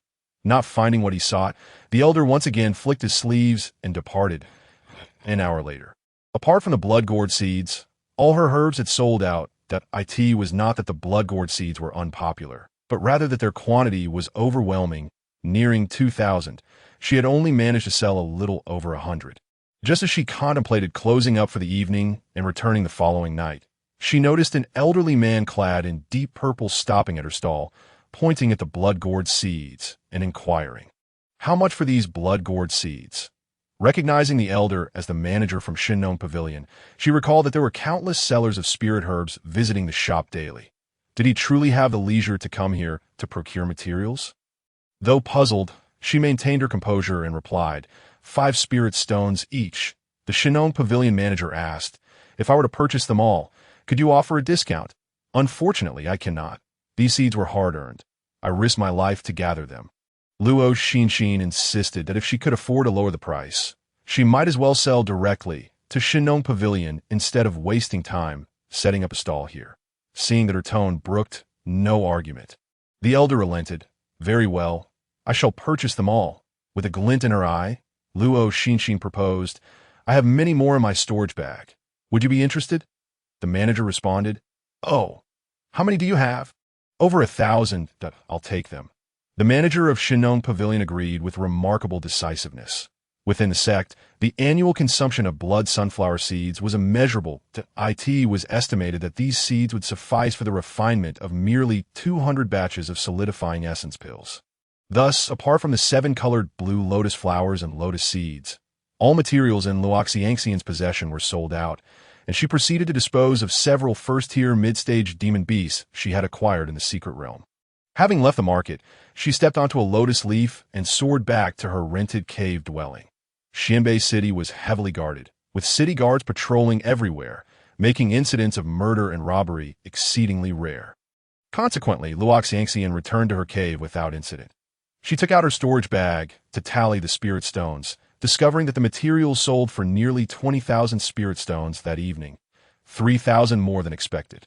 Indeed, her decision to set up a stall had proven wise. Combined with the spirit stones earned from selling talismans that morning, she now possessed a total of 26,000 spirit stones. Once the 7-colored blue lotus leaves were sold, she would have enough for 40,000, which should suffice to purchase the illusory transformation ring. Chapter 46. The Auction, Part 1. However, upon further reflection, the functionality of the illusory transformation ring seemed somewhat superfluous. It was unnecessary for the powerful, and the lower-tier cultivators had no use for it. Only those like her, who harbored secrets or needed to assume new identities, would consider acquiring it. Thus, the competition was unlikely to be fierce. With this thought in mind, she felt reassured and inserted spirit stones into the spirit gathering array. Such favorable conditions should not be squandered without cultivation. Time swiftly passed until the day of the auction arrived. Luo Xinxin timed her rental termination perfectly, and after receiving 30 spirit stones as collateral, she made her way to the auction venue. The auction was held within the Bai League branch in Xinbei City. Holding her entry token, Luo Xinxin followed the attendant to the VIP seating on the second floor. The so-called VIP section consisted of small private rooms of about 5 square meters, separated by beaded curtains that concealed the view from the audience. The entire venue was circular, surrounding a central square stage. The ceiling was adorned with numerous twinkling night pearls, resembling a shimmering river of stars. Arriving early, Luo Xinxin took a seat and noticed many vacant spots in the ordinary seating on the first floor. The beaded curtains obstructed her view of the opposite VIP section, making it impossible to determine if it was occupied. She attempted to extend her consciousness, only to find that the curtains effectively blocked her probing. This suited her intentions perfectly. Thinking the time was still early, she pulled out a communication jade slip that she hadn't checked in over a month, curious to see if there were any messages. However, there were none. Given that she had only 3 friends, this was to be expected. She casually browsed the information bar until the ordinary seats below filled to capacity before setting the communication jade slip aside. Rumor had it that the highlight of this auction was the primary material for refining foundational establishment pills, the 9-leaf purple orchid. Thus, even with the exorbitant entry fees of 300 and 800 spirit stones, cultivators continued to flock to the event. The raw materials for foundational establishment pills were not secrets within the cultivation world. Indeed, some smaller sects and families possessed the formulas. However, only a select few foundational establishment pills circulated in the market. The reason was simple. The 5 primary materials for these pills could only be found in the Yulong Mountain secret realm, controlled by the 8 great sects, granting access solely to their disciples and affiliated sections. Similar to today's auction, smaller sects or families could sometimes gather the materials for foundational establishment pills through various means. If they could not collect the materials, they had no choice but to purchase them from larger sects, often at exorbitant prices. Thus, whenever an auction for foundational establishment pill materials occurred, it was invariably packed to the brim. The sound of a delicate bell resonated from the audience, gradually silencing the once boisterous venue. A woman clad in silver and red ceremonial robes gracefully ascended the auction stage. Her beauty was striking, with willow-like brows and captivating eyes, her figure elegant and her steps light, as if she were treading on lotus flowers. Many male cultivators were entirely captivated by her, and even Luo Xinxin rested her chin in her hand, savoring the sight of such beauty. That waist, those legs, that face, that aura. Welcome, esteemed guests, to the Bai Baoj auction. I am Luo, and I shall be your host for this event. All items for auction have undergone stringent evaluation by the League's elders, ensuring their authenticity. Fellow cultivators may bid with confidence. Luo's voice was soft and enchanting, resonating with an undercurrent of spiritual energy, each word weaving its way into the ears of the assembled guests. After introducing the auction's details, she continued, without further ado. Let us proceed to the first item. With a gentle clap of her hands, a graceful attendant emerged, cradling a vial as she ascended the auction stage. Luo announced, "This is a low-grade earth attribute technique. The Liantian Haodu Ju, accompanied by several formidable spells."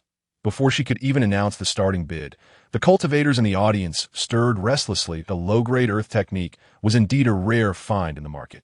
Initially, many cultivators had come for the 9-leaf purple orchid, but now their resolve began to waver.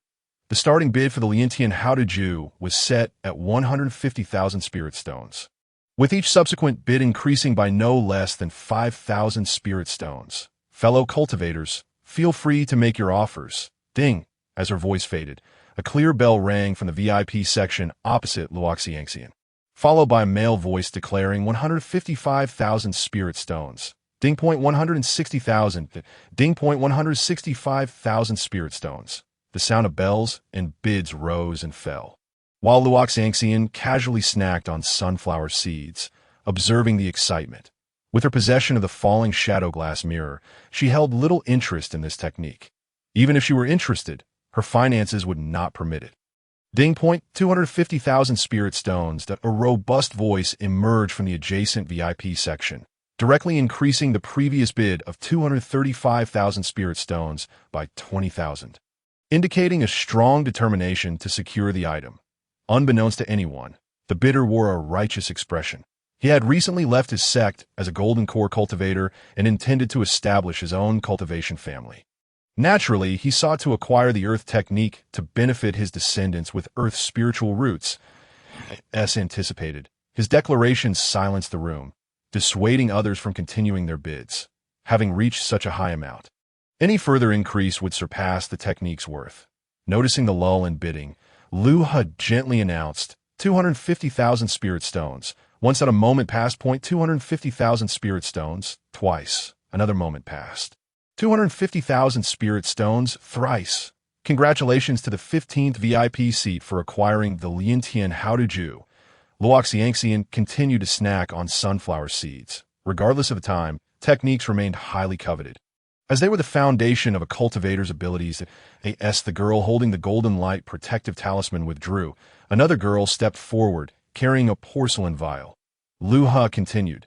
Next, we shall auction the second item, the 4th grade bone regeneration pill. The bone regeneration pill not only facilitates the growth of broken bones, but also allows for the rapid recovery of lost muscle.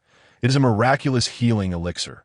The starting bid is 10,000 spirit stones, with each increase no less than 500 spirit stones. Ding point 10,500. Before Luo could finish her announcement, someone hastily raised their bid.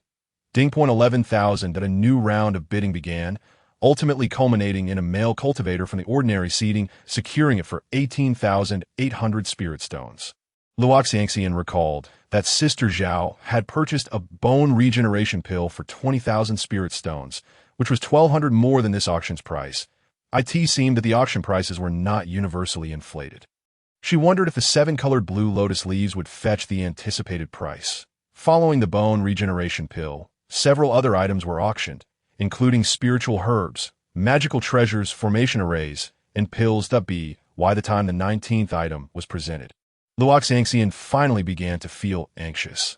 Luo smiled radiantly and announced the 19th item, a 5th grade spiritual herb, 3 pieces of 7-colored blue lotus leaves. Chapter 47. The Auction, Part 2. She paused briefly before continuing. These 7-colored blue lotus leaves are one of the primary ingredients for refining the 5th grade Tranquil Mind Pill, which can suppress inner demons and counteract the toxins of demonic cultivators. These 3 leaves can be used to refine 3 batches of Tranquil Mind Pills. With a starting bid of 10,000 spirit stones, each increase must be no less than 500 spirit stones. Luo Xinxin clenched her fists, feeling a bit of sweat in her palms. Many cultivators present were likely there for the 9-leaf purple orchid, and among them, there were bound to be alchemists. She hoped they would drive the price up. Ding point 10,500 at ding point 11,000 at ding point 11,500. Listening to the rising tide of bids, Luo Xinxin finally relaxed a bit. When the price reached 15,000, her previously anxious heart settled completely. As long as it exceeded her anticipated price, she would be satisfied. The bidding continued until a voice from a VIP room called out 20,000 spirit stones. Halting the bidding frenzy, a radiant smile spread across Luo Xinxin's face, one she could hardly contain. This exceeded her expectations by 5,000 spirit stones, even with Baibouge deducting 2,000 spirit stones as a handling fee. She would still net an additional 3,000 with her current spirit stones. She now had a total of 44,000 spirit stones, boosting her confidence for the bid on the illusory transformation ring. Luo announced 20,000 spirit stones, once point 20,000 spirit stones, twice point 20,000 spirit stones, thrice. Congratulations to the 33rd VIP seat for acquiring the 3 pieces of 7-colored blue lotus leaves. Subsequently, the 7-colored lotus leaf was taken away, followed by the auctioning of another item. Luo Xinxin continued to enjoy the spectacle. This auction was indeed worthwhile. Even if she did not secure the illusory ring, the plethora of treasure she had witnessed greatly expanded her knowledge. As the 36th item was presented, her tension resurfaced. It was time for the illusory ring. The attendant slowly opened the box, revealing a lustrous, white ring that lay quietly within. Luo softly stated, "This illusory ring is crafted from the skull of a fifth-tier demon beast, the illusory sea whale.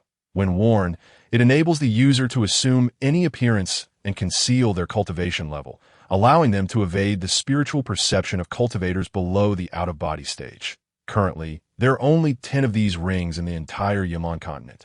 With a starting price of 20,000, each increment must be no less than 1,000. As soon as she finished speaking, bids began to pour in. 21,000, ding to 20, ding.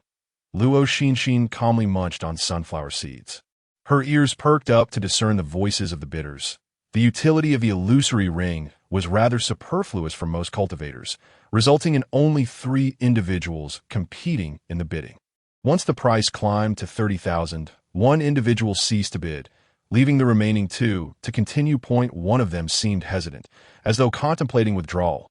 Upon reaching 36,000, that person indeed refrained from further bidding. Luo smiled gracefully and announced, 36,000 once. Is there anyone else wishing to raise the bid? 36,000 twice. Ding. Luo Xinxin rang the bell beside her chair, the clear chime resonating throughout the auction hall. 38,000. Ding. 39,000. The male cultivator who had been bidding gritted his teeth and continued to raise the price, vexed that he had thought 36,000 would secure the ring, only to discover others were still in contention. Ding. 41,000. Luo Xinxin added another 2,000. The male cultivator slammed his hand on the armrest of his chair in frustration, yet he did not bid again. He was a disciple of the Wuyo sect, who had accidentally killed a fellow disciple during a trial. The disciple happened to be the beloved grandson of an elder. To escape the elder's vengeance, he had no choice but to defect from the Wuyo sect. With other sects' territories proving hostile for him to continue his cultivation, the Wuyo sect had issued a bounty against him. He could only change his appearance and live incognito. The commonly used illusory pills cost 50 spirit stones each, with an effect lasting merely 3 days. So he sought to acquire this illusory ring to avoid the need to consume 10 illusory pills every month.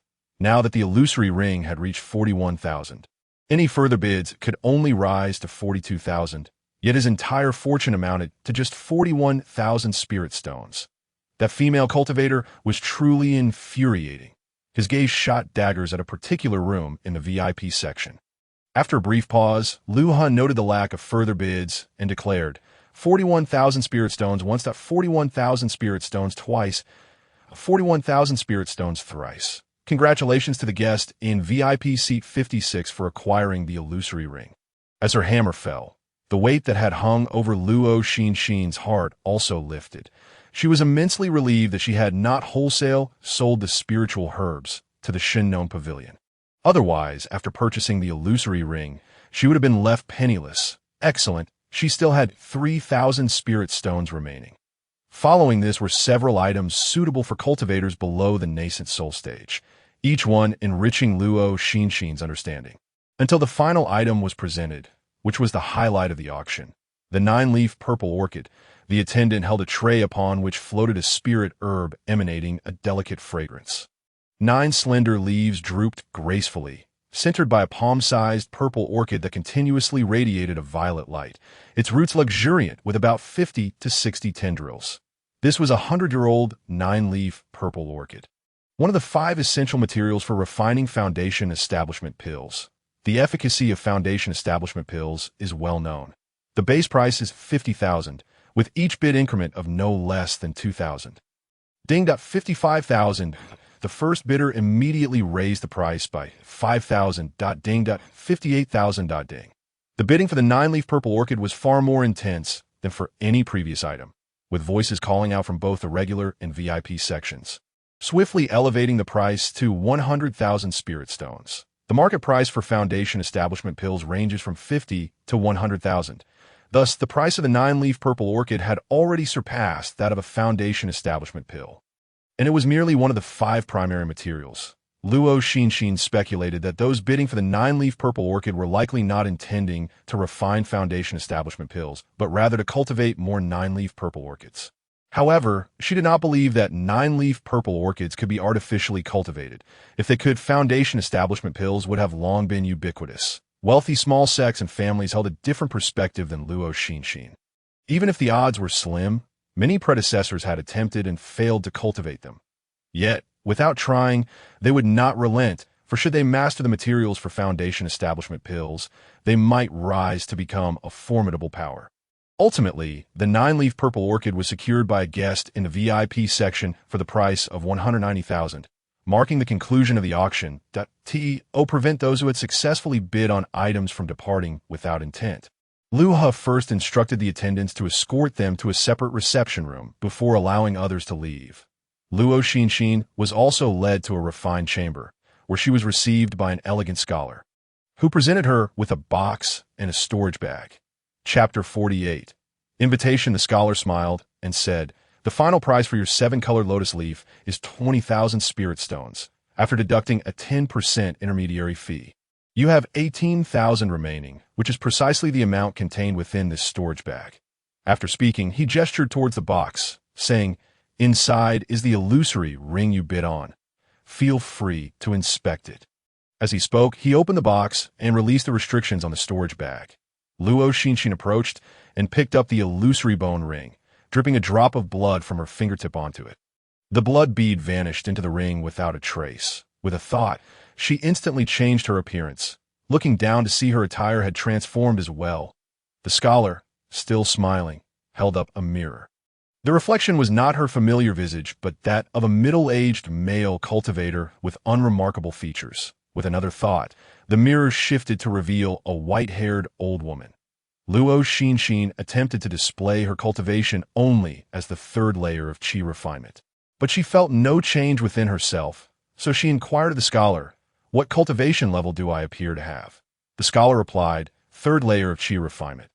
Luo Xinxin then displayed her cultivation as the 1st layer of qi refinement and asked, "What about now?" The scholar responded, "1st layer of qi refinement." Satisfied, Luo Xinxin nodded, pleased with the effect of the illusory ring. She then produced 23,000 spirit stones, saying, "Adding this to the proceed from the sale of the 7-colored lotus leaf. It totals precisely 41,000 spirit stones." After the scholar scanned the mound of spirit stones on the table with his spiritual sense and confirmed everything was in order, he signaled to Luo Xinxin that she could leave. After exiting the auction hall, Luo Xinxin transformed her appearance to that of a female cultivator in her 20s before heading to the city's outskirts to take a flying boat back to Qingafeng. After disembarking, she changed back to her original appearance in a secluded area, her cultivation level displayed as her true realm. With the illusory ring, she could now cultivate in peace, no longer fearing that her rapid advancement in cultivation would raise suspicions. In the courtyard, the moon-watching fruit sapling had taken root, and to her delight, several of the spirit herb seeds, aside from the one she had painstakingly nurtured, had also sprouted.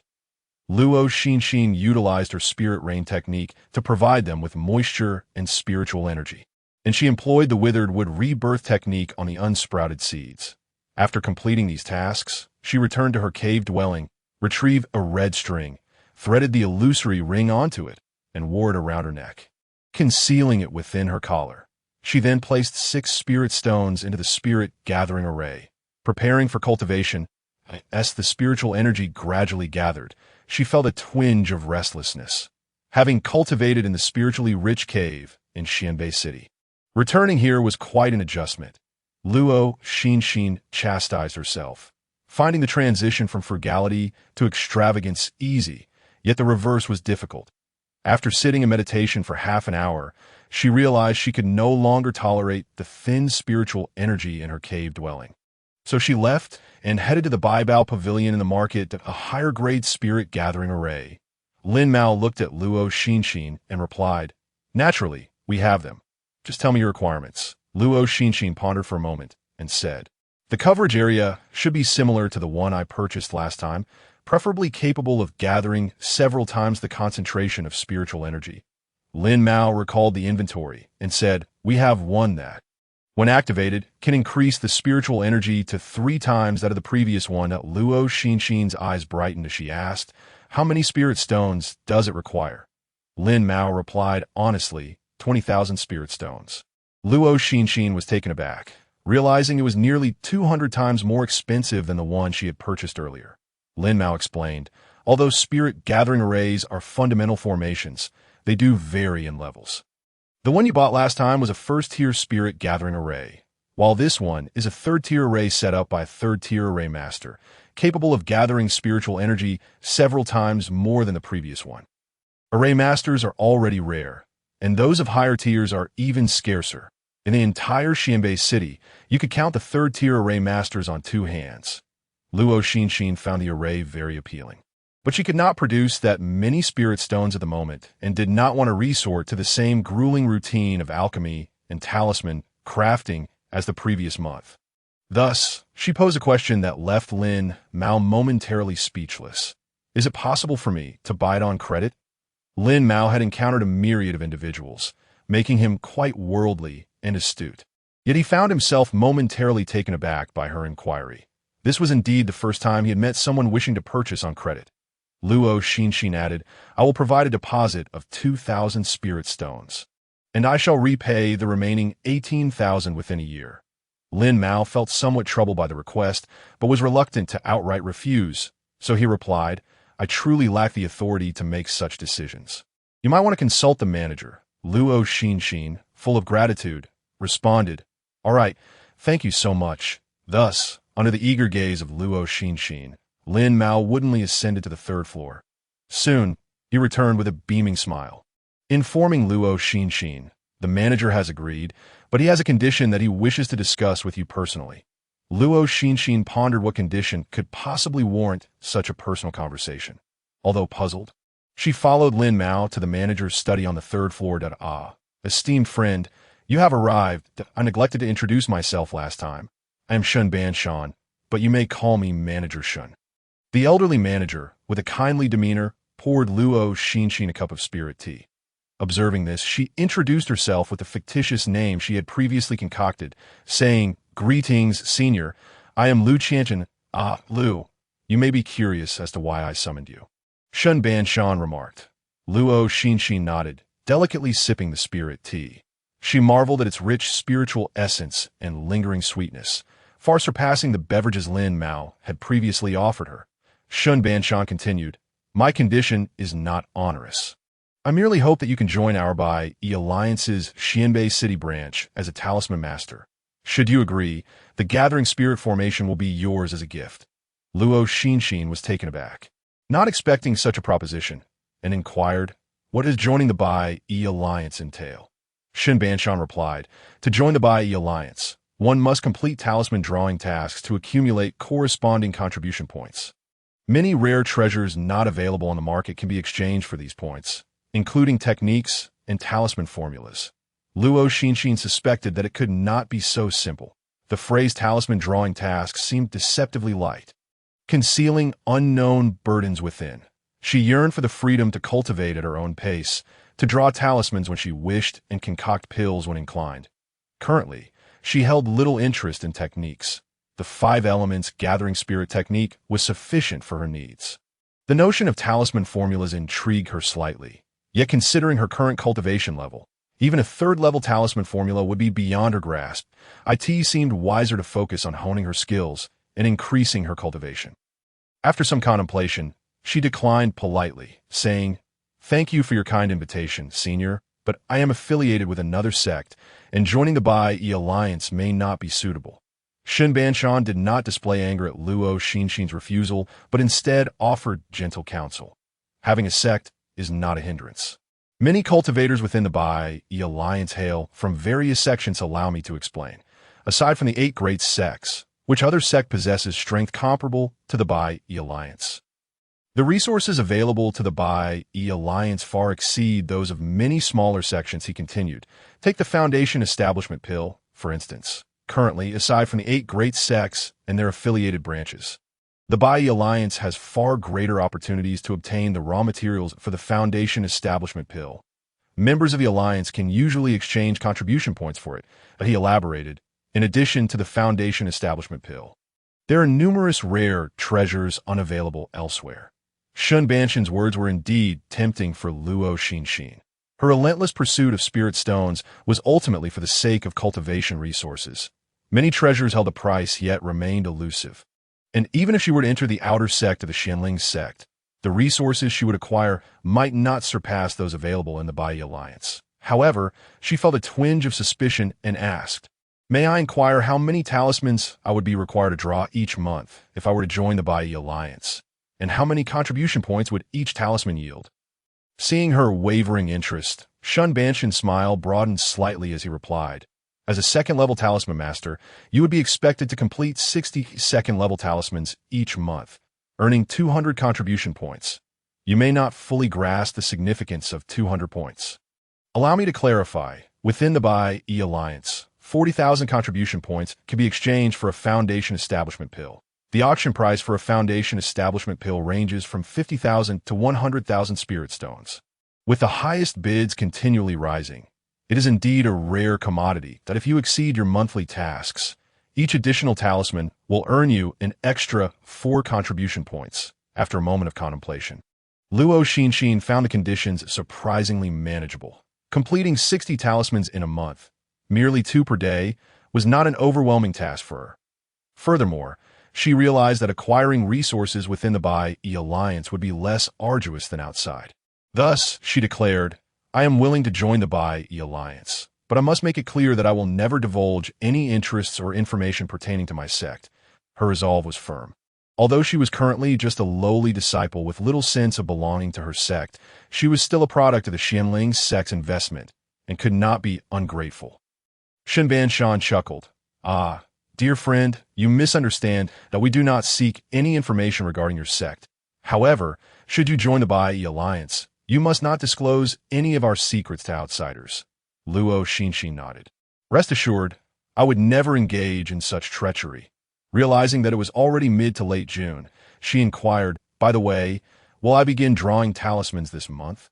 Additionally, if I am delayed for any reason, may I make up the shortfall later?" Shun Banshan explained, "It is not uncommon for cultivators to enter seclusion for months or even years.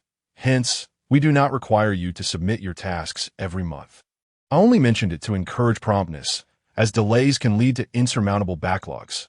However, for talisman masters below the Foundation Establishment stage, you must complete your tasks within a year, since it is now mid to late June. We will consider next month as the beginning. You will need to submit 360 second-level talismans by the end of the year."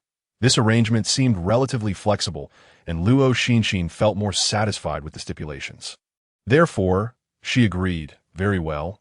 I shall begin drawing talismans next month and submit them in 6 months. Then, you will sign this agreement with your spiritual essence and add a drop of blood from your heart." With a wave of Shun Banshan's hand, a piece of parchment inscribed with terms appeared on the table. Luo Xinxin moved the contract before her, realizing it was a heavenly Dao contract. Once signed, any violations would result in severe backlash. She read through it meticulously, noting that aside from the 10-year cooperation term being somewhat lengthy, there were no hidden traps. Thus, she signed with her spiritual essence and added a drop of her heart's blood. The agreement between her and the Bai Alliance was now officially in effect. Shen Banshan, pleased, store the contract and produced a jade token inscribed with talisman characters, saying, "This is the token of a second-level talisman master within the Bai Alliance. Keep it safe. Once you are capable of drawing third-level talismans, the Alliance will upgrade your status accordingly." Luo Xinxin accepted the token, examining it closely. The back bore the simple character 2. Shun Banshan then presented several communication talismans, saying, "Qian, inscribe some of your spiritual essence on these, so I may contact you when needed." Luo Xinxin complied, though she felt inclined to suggest that manager Shun use a communication jade slip. While costly, it was far more convenient. Yet, considering each generation has its own customs, she refrained from voicing her thoughts. Before departing from the Baibao Pavilion, Shen Banshan specifically instructed Lin Mao to present the set of third-level gathering spirit formations to Luo Xinxin. "What conditions did the manager discuss with you?" Lin Mao inquired curiously, but upon asking, he felt he had overstepped and quickly added, "I was merely asking casually. If it is not convenient, feel free to disregard it." Luo Xinxin did not perceive this as a matter unfit for discussion and replied candidly, "It's nothing much, just that I am to join the Bai Alliance." Lin Mao's eyes instantly sparkled with envy. How wonderful! It was only natural. With her talents, the Alliance would surely seek her out in due time. Noticing his expression, Luo Xinxin asked, "Aren't you also a member of the Bai Alliance?" Lin Mao shook his head. "Not at all. I am merely an employee of the Bai Bao Pavilion and cannot be considered a member of the Bai Alliance." Luo Xinxin is not yet fully acquainted with the operational mechanisms of the Bai Alliance. Yet she refrains from discussing it further. After purchasing 100 talisman papers and several bottles of vermilion, she departs. They can only roughly estimate her high success rate in crafting talismans, but they cannot truly gauge her actual success rate. Thus, she decides to buy more at once, both for her own use and to obfuscate their conjectures. Now a second-tier alchemist, she does not intend to attempt crafting second-grade elixirs immediately. Instead, she acquires 30 sets of materials for the recovery elixir, planning to refine them at her leisure, as the top-grade recovery elixir still holds significant benefits for her. Upon returning to her cave dwelling, she eagerly dismantles the original first-tier spirit gathering array and arranges the third-tier array according to the provided blueprint. After placing 10 spirit stones into the array's grooves to activate the formation, she immerses herself in her cultivation. As the spirit gathering array operates, the spiritual energy in the cave gradually condenses, and her absorption rate doubles compared to before. Although the concentration of spiritual energy still pales in comparison to that of the cave she rented in Xianbei City, it at least alleviates her discomfort. However, given her spiritual root aptitude, a higher concentration of spiritual energy is not always beneficial. At times, her body cannot absorb such quantities. For instance, even after the ground-moving spirit gathering array in Xianbei City. The concentration of spiritual energy was 5 times greater than in her current cave, yet her absorption rate was only 2.5 times that of her present situation. To expedite her absorption of spiritual energy, she must not only enhance her proficiency in her techniques and seek a more spiritually dense environment for cultivation, but also improve the purity of her spiritual roots or eliminate a few. She dismisses the notion of eliminating her roots and recognizes that every item aimed at enhancing purity is a rare treasure, often unattainable in the market at present. At it is best to focus on her cultivation for now. In the future, she may find an opportunity to relocate to a cave with richer spiritual energy and acquire a higher-grade spirit gathering array. She calms her mind and gradually immerses herself in the inhalation and exhalation of the world's spiritual energy. After circulating the absorbed spiritual energy through 2 complete cycles, she notices the energy in the cave beginning to thin again. Upon opening her eyes, she discovers that the spirit gathering array has ceased its operation, and the 10 spirit stones in the grooves have turned dull and gray, resembling ordinary stones. How long has it been? Has it even been 2 hours? The 10 spirit stones have already been depleted. Indeed, to traverse further along the path of cultivation, sufficient resources are essential. The 4 fundamental elements of cultivation, wealth, companions, techniques, and land, are not mere words. Removing the 10 depleted stones from the grooves, she replaces them with another 10 and continues her focused practice. Chapter 50. Mastery of Object Manipulation in the Deep Autumn of September. The fields outside are a blend of yellow and green, with the gentle autumn breeze stirring a coolness in the air. However, the young girl inside the cave remains entirely unaffected. With her eyes firmly closed, she sits upon the meditation mat on her stone bed, assuming the 5 hearts upward posture. Suddenly, the surrounding spiritual energy surges, continuously flowing into her body, enveloped by a faint, ethereal halo. Moments later, the spiritual energy stabilizes, and the halo gradually fades. Luo Xinxin opens her eyes, a subtle smile gracing her lips. She has finally achieved 50% mastery in her qi refinement. The journey has been filled with numerous experiences, and with the increased demand for spiritual energy to fill the space after reaching the 4th layer of qi refinement, her progression to the 5th layer has taken an entire year. She opens her status panel. Host, Luo Xinxin Spiritual Roots, Gold, Medium Grade, Wood, Medium Grade, Water, Medium Grade, Fire, Medium Grade, Earth, Medium Grade, Age, 15 Cultivation, Qi Refinement 5th Layer, Progress, 0.1, Technique, 5 Elements Spirit Gathering Technique, Proficiency, 20113000, Spells, Spirit Rain Technique, completed. Metal manipulation technique, completed. Spirit nurturing technique, completed. Object manipulation technique, major completion. 396400. Cleansing technique, proficient. 261300. Lightness technique, major completion. 386400. Advanced spells. Water curtain, celestial radiance, beginner. 3321000. Golden light sword shadow, beginner. 1681000. Wither tree spring revival, beginner. 3591000. Skills, talisman drawing, 3rd tier talisman master. 403000. Pill refining, 2nd tier alchemist. 232,000. After months of diligent effort, her cultivation has reached the 5th layer of chi refinement. And her proficiency in the 5-element spirit gathering technique has also reached mastery. Aside from Wither Tree Spring Revival, she has not spent much time enhancing her proficiency in other spells. Since she is currently focused on drawing 2nd-tier talismans and refining 1st-tier elixirs, her skills in talisman drawing and pill refining have not increased significantly. Closing the status panel, she utilizes the illusion ring to display her cultivation as the 4th layer of chi refinement to the outside world. She rises from her bed, dons her shoes, and proceeds to the courtyard in a one fun-sized plot of spiritual earth. The moon-watching fruit tree occupies the central position, surrounded by the soil from which several tender sprouts emerge. These are the spiritual herb seeds she has sown. Although these spiritual herb seeds have only sprouted into small seedlings after 3 months, this is a testament to her daily application of the Withered Tree Spring Revival technique. Otherwise, germination would have been a challenge. Planting these spiritual herb seeds in the sparsely populated spiritual energy courtyard raises doubts about whether it was the right choice. Nonetheless, having sown them, she must tend to them with great care each day. Perhaps some rare spiritual medicines lie within. As the sun gradually descends in the west, she recalls that she has important matters to attend to today.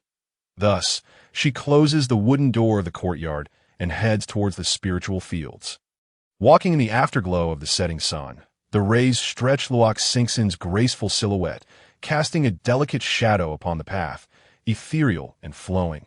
"Fairy, you have arrived?" The woman seated on the ridge of the field notices Luo Xinxin and quickly pulls the girl beside her to stand. Luo Xinxin, with an apologetic expression, replies, "I am sorry for the delay. Some matters held me up." The woman waves her hand dismissively and says, "No worries, no worries. We have just finished pulling the weeds." Luo Xinxin smiles and retrieves a spirit stone from her storage pouch, saying, "I truly appreciate your efforts. This spirit stone is your payment for the past few days." The woman gratefully accepts the spirit stone and responds, "What labor? We must thank you for providing us with work." Luo Xinxin replies with a smile, "You work diligently and swiftly. I will have you assist me again next year. It is getting late now. You should head back, having received her wages for the recent days of labor." The woman took her daughter and headed home. Luo Xinxin watched them depart for quite a distance. After the term of the nun who had assisted her in managing the spiritual field ended, she chose not to continue employing her and decided to tend to the field herself. This decision stemmed from 2 reasons. First, the cost of hiring the nun was rather steep, amounting to 15 spiritual stones per month. Second, although the nun had attained the 5th level of chi refinement, her mastery of the spiritual rain technique was lacking, resulting in the rain she conjured being infused with very little spiritual energy. Moreover, since it was not her own spiritual field, even if she received compensation, her commitment would be minimal. As long as the spiritual rice did not perish, the task would be deemed accomplished, leading to a certain degree of perfunctory effort. Luo Xinxin was concerned that if she continued to rely on the nun, the yield of the spiritual field would not meet the sect's requirements. Thus, she decided to take over the management herself. Eventually, she realized that clearing the weeds from the spiritual field was exceedingly time-consuming, which began to impede her cultivation. She confided her troubles to Zhao Songji, who then recommended a pair of mundane mother and daughter to assist her in weeding every month.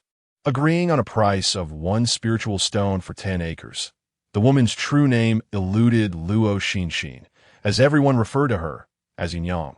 Children born of cultivators do not necessarily possess spiritual roots. Hence the presence of many mortals in the cultivation world, of which Yinyang was one that her parents were wandering cultivators in the chi refinement stage, after discovering that she lacked spiritual roots upon her birth.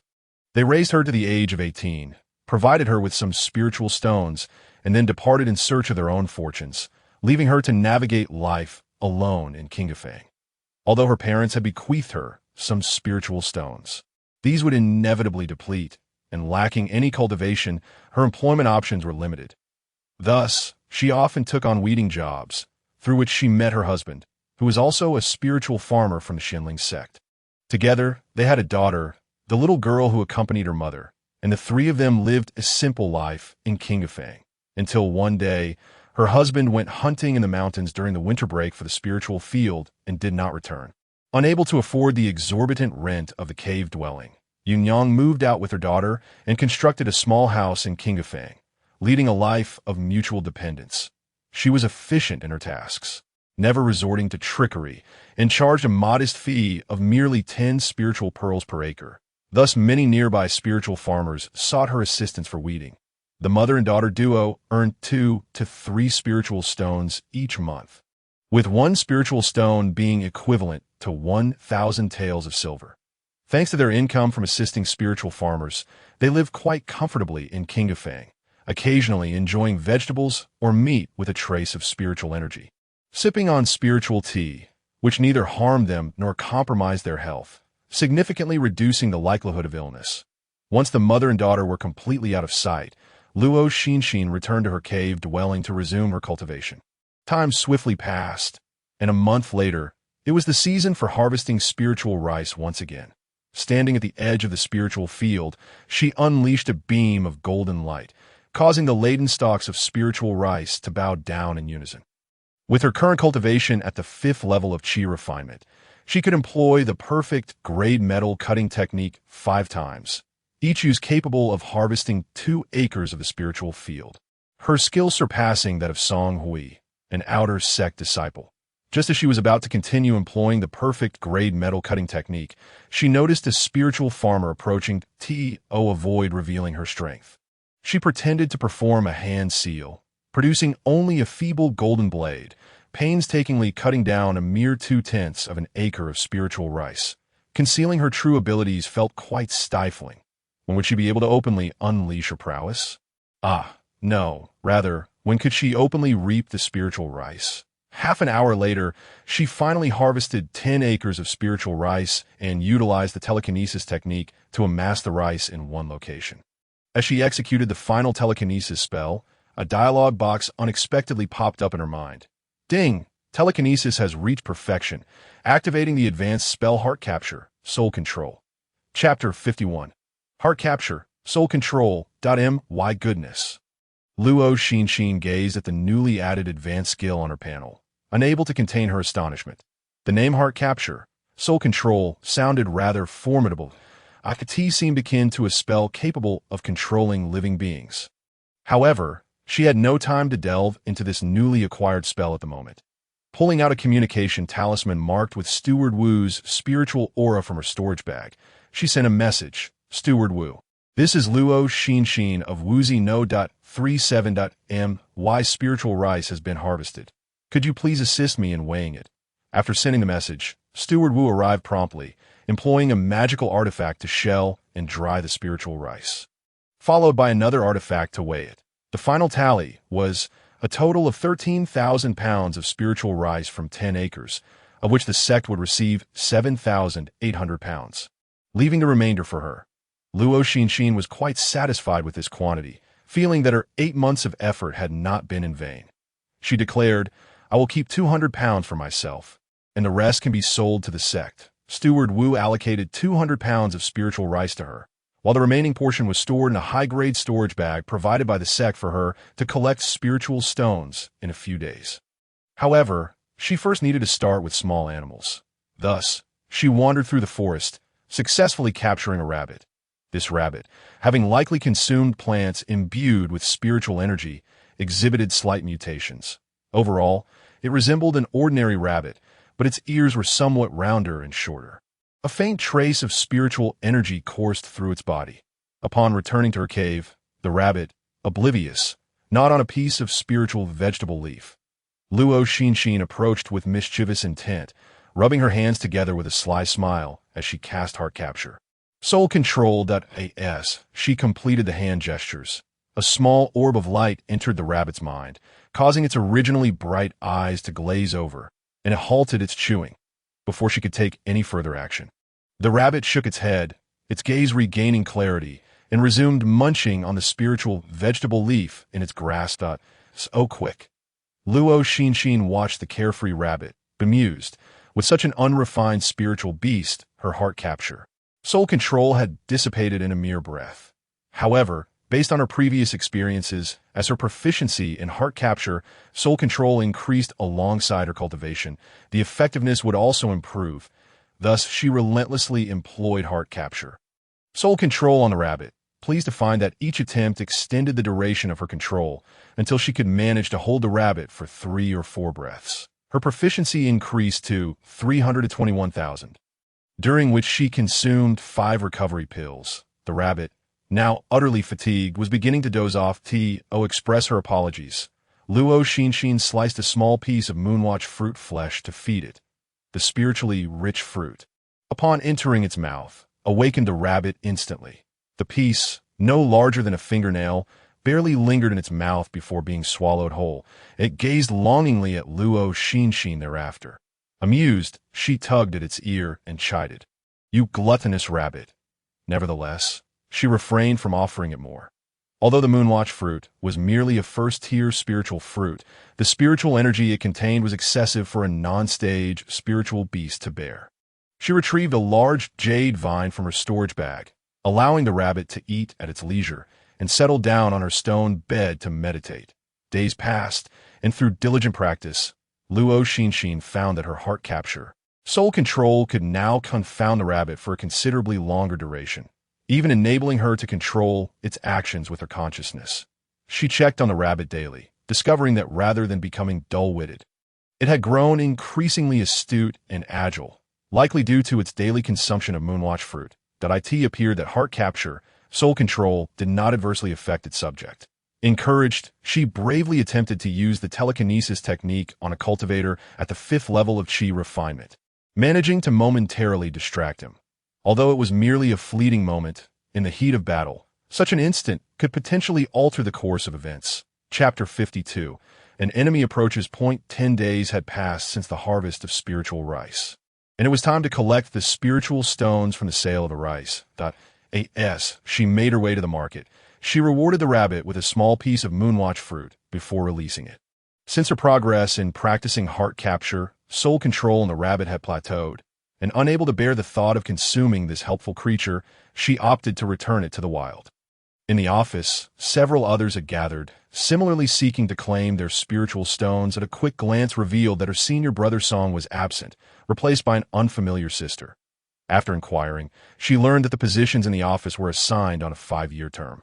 Her senior brother had completed his assignment last month and returned to the sect to focus on his cultivation, with a new sister taking over his duties, after receiving 350 spiritual stones from the office staff. Luo Xinxin counted out 60 stones to pay for her rent for the following year, ultimately departing Qingfang with 290 spiritual stones, with over 200 second-tier talismans in her possession. She needed to return and complete the remaining 100 or so. The cold wind howled, and the branches of early winter were adorned with frost. Luo Xinxin set down her talisman brush, pondering that it would soon be time to purchase new brushes for her next visit to the market. The current brush was functional, albeit occasionally leaking spiritual energy. Had she not exercised control, she would have surely wasted several sheets of talisman paper. Since her breakthrough to the 5th level of Qi refinement, she could draw 5 fireball talisman while fully charged with spiritual energy, but correspondingly, the recovery time for her spiritual energy had also increased, discovering that her Dantian still had enough energy to draw 1 more talisman. She resolved to exhaust it. Just then, the communication jade slip on the table lit up. Glancing over, she saw that it was a message from Zhao Songji. "Xinxin, I spotted that person from last year at the market. You must avoid going out recently." That person from last year? Luo Xinxin felt perplexed. Which person could that be? Subsequently, she widened her eyes in shock. Was the foundation-building cultivator who had been pursuing them back at Qingfang? Realizing this, she quickly sent a message back to Zhao Songji, inquiring, "Sister Zhao, where did you see him? Where are you now?" Zhao Songji replied in an instant, "I'm at the market. I'm not sure if he recognized me. But just to be safe, I haven T returned to my cave. I've boarded a flying boat to Zhaisongfang to avoid the storm before coming back. You should remain in your cave. There is no need to go out." A heaviness settled in Luo Xinxin's heart. Last time, they had escaped by the skin of their teeth because that man was injured, after a year of recovery. If they were to encounter him again, even with her numerous talismans, she might not stand a chance against him. Although she possessed the illusion ring and the falling shadow glass mirror, which could shield her from detection, Zhao Songji did not have such protections. The hurried escape was proof of that. Though there were law enforcement patrols in the market, Qingfang was vast, and it was impossible for them to arrive immediately in case of an incident. That man always managed to find an opportunity.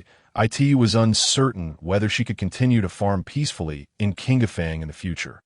Hopefully, he was merely passing through. He would spend a year recuperating in his sect, finally restoring his strength to its peak. Lin Zhonghai, after all, was a foundation-building disciple, and his death had stirred a small commotion in the outer gate. But fortunately, no one suspected him. However, the two female cultivators who had witnessed him commit murder and seize treasures were still alive, which posed a risk of exposure. This had become a mental burden for him, leaving him restless day and night. He could not allow this to continue. He had to locate those two female cultivators, or else the nagging thoughts would hinder his cultivation. Thus, he returned to Qingfang. After several days of searching, he finally spotted the slightly older female cultivator. Qingfang was neither too small nor too large. There were two foundation-building disciples stationed within the law enforcement team that he did not want to act in a market, so he originally planned to force the other residents out of her in a secluded area. But as soon as he exited the market, he lost sight of the female cultivator. Consequently, he remained in the market for a month. One day, while seated by the window in a tea house, savoring tea, he sensed a gaze upon him from outside. Looking back, he found it was merely an ordinary-looking female cultivator at the 4th level of Qi refining, and he lost interest. With so few foundation-building cultivators in Qingfang, he had drawn considerable attention during this time. Luo Xinxin clenched her fists and turned to leave. It had been over a month. He was still here, seemingly prepared to wait for an opportunity. This state of affairs could not continue. She had to devise a way to make him leave, preferably to vanish forever. However, causing a foundation-building cultivator to disappear from the world was no easy feat. Burdened with worries, Luo Xinxin arrived at the Baibao Pavilion, having restored her original appearance. "Oh, Taoist Lu, it's been quite a while since we last met." Lin Mao, who was wiping the shelves, greeted her with a smile upon seeing her enter. "Indeed, I've been busy," Luo Xinxin replied with a smile, adding, "By the way, I'm here to find Manager Shen." Lin Mao placed a clean box back on the shelf and said, "The manager is on the 3rd floor. You can go directly to find him." Now a second-tier talisman master in the Bai Alliance, her status was indeed higher than that of the attendants. Luo Xinxin nodded and ascended to the 3rd floor. After half a year, Manager Shen appeared to have aged a bit more. He gestured for Luo Xinxin to sit down. Not having come to reminisce, she did not take a seat, but directly produced 360 spirit talismans, placing them on the table, and said, "These are my tasks for the second half of this year." Manager Shen nodded, not even checking them, and said, "Good, now take out the command plate of the Bai Alliance." Luo Xinxin obediently handed him the command plate. He placed the plate into a magical artifact, then infused it with his spiritual sense. The artifact glowed brightly before dimming moments later. He returned the command plate to Luo Xinxin, saying, "I've just credited your command plate with 1,200 contribution points. These points can be used at the branch office in Xianbei City and the headquarters in Tianyuan City, but they are invalid at other branches. You can exchange them for items you desire." Luo Xinxin placed the command plate back into her storage pouch. She didn't have anything specific in mind that she wanted, so she decided to save it for later. Moreover, a trip to Xianbei City would cost 50 spirit stones, which was not very economical. Upon exiting the Baibao Pavilion, she changed her appearance and headed to the tea house where the foundation-building cultivator was located, ordering a pot of spirit tea worth 50 spirit pearls to savor slowly, her gaze occasionally drifting to the man sitting by the bed. Anyone had not made any effort to conceal his cultivation level, even relishing the respectful and envious gazes from the chi refining cultivators, occasionally stirring his internal spiritual energy to let them know he was a powerful foundation-building master. Chapter 53. Attracting attention, Luo Xinxin discerned that this man was likely at the mid-stage of foundation building, causing her heart to sink further.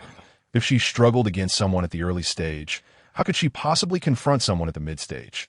Thus, the simplest and most effective method to eliminate this person would be to issue a bounty. However, the price for a mid-stage foundation cultivator's life would undoubtedly be exorbitant, far beyond her imagination. Finishing her pot of spirit tea, Luo Xinxin departed from the tea house. Upon returning to her cave, she immediately retrieved a communication jade slip to inform Zhao Songji that the man had not left. Have you seen him? Why are they still here?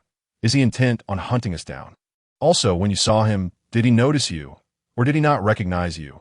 Luo Xinxin replied, he didn't recognize me. With the illusion ring, unless he is at the out-of-body stage, he wouldn't be able to see through my disguise. That was close. You shouldn't go out again. Stay safe in the cave. Luo Xinxin responded, Sister Zhao, are we to hide indefinitely? Zhao Songji remained silent for a while before replying. What else can we do? He is a mid-stage foundation cultivator, and the disparity in strength between us is too great. Luo Xinxin pressed her lips together. She understood the reasoning, but she did not wish to live in constant fear. The sensation of being watched by someone intent on taking her life was truly distressing. Yet, Zhao Songji was right. The difference in power was too significant. After concluding her conversation with Songji, Luo Xinxin opened the consultation panel to browse the bounty information. The path of cultivation was fraught with challenges, and along the way, one would inevitably offend many and accumulate numerous enemies, resulting in a plethora of bounty notices on the panel. Furrowing her brows, Luo Xinxin noted that the bounty for a mid-stage foundation cultivator's head was at least 100,000 low-grade spirit stones, and even then, there was no guarantee anyone would take it. Cultivators above the golden core stage would disdain killing a foundation cultivator for a mere 100,000 spirit stones, while foundation cultivators themselves would view it as a highly risky endeavor. Rather than taking such a chance, they would prefer to hunt second- or third-tier demon beasts, which, while time-consuming and dangerous, would not entangle them in such complicated consequences. Should she handle it herself? The falling shadow glass mirror had been able to withstand attacks from mid-stage foundation cultivators when she was at the 4th level of chi refining. And now that she was at the 5th level, having nurtured it with spiritual energy for several months, its defensive capabilities would likely have improved. No, it was still too risky. Luo Xinxin shook her head. Banishing this unrealistic thought from her mind, one must respect life and hold it in awe. Undertaking uncertain ventures was not advisable, and one must never gamble with their life. It was truly vexing. All she desired was a quiet and low-key existence while cultivating, yet she found herself embroiled in such misfortune. She still had many years to live in King of Fang, and failing to eliminate this threat was simply unsettling. At that moment, the jade slip lit up again, revealing a message from Xiao Yu, who she hadn't contacted in half a year. Taoist Lu, I'm back in King of Fang. Where are you? I'll return the spirit stones to you. Luo Xinxin raised an eyebrow. This person was still concerned about the 50 spirit stones she had lent him. How sincere. Now, she had become somewhat indifferent to 50 spirit stones, so she replied, no need. That purple spiritual mushroom was originally for purchasing the communication jade slip, so the extra spirit stones are naturally yours. Xiao Yu was quite insistent, stating, how can that be? It's not easy for loose cultivators to earn spirit stones. I can't take too much of yours. Seeing his determination, Luo Xinxin felt that further refusal would come off as overly coy, so she arranged to meet Xiao Yu at a designated location. Arriving at the elegant seating on the 2nd floor of the Baishan building, the disguised Luo Xinxin immediately spotted Xiao Yu, who was engrossed in his jade slip. After more than half a year, he had reached the 9th level of chi refining. Judging by his aura, he seemed close to achieving perfection. Xiao Yu sensed someone sitting across from him and looked up, only to find it was not someone he recognized. So he said, sorry, this seat is taken. Cough. Luo Xinxin cleared her throat and replied, it's me, Lu Qianqian. Xiao Yu was taken aback, exclaiming, Taoist Lu, what kind of sinister technique have you been practicing? In just half a year, you've aged so much. Luo Xinxin replied. This person is truly something. She was at a loss for words, saying, it's a long story. Xiaoyu, with a curious expression, said, then let us make it a short story. Luo Xinxin arranged to meet at Baishan Tower, naturally intending to indulge in a sumptuous meal while graciously hosting Xiaoyu, especially since the 50 spirit stones were not considered as her own. Since Xiaoyu had no use for them, she decided to enjoy a delightful feast instead. Consequently, she did not respond immediately but called for a waiter to order 5 dishes and a soup. After placing the order, Xiaoyu's inquisitive gaze filled with curiosity lingered. Luo Xinxin deemed there was nothing to conceal and thus recounted the entire sequence of events. Naturally, she refrained from mentioning the mysterious orb in her possession. The matter stands thus. The individual has been loitering in the market daily, and I can only alter my appearance to avoid being recognized. Xiaoyu, perplexed, inquired, then why don't you leave this place? Luo Xinxin replied, I have reasons that bind me here. Besides, evasion is not a long-term solution. Do you wish to? Xiaoyu gestured in a slicing motion across her throat that a clever person is quick to understand.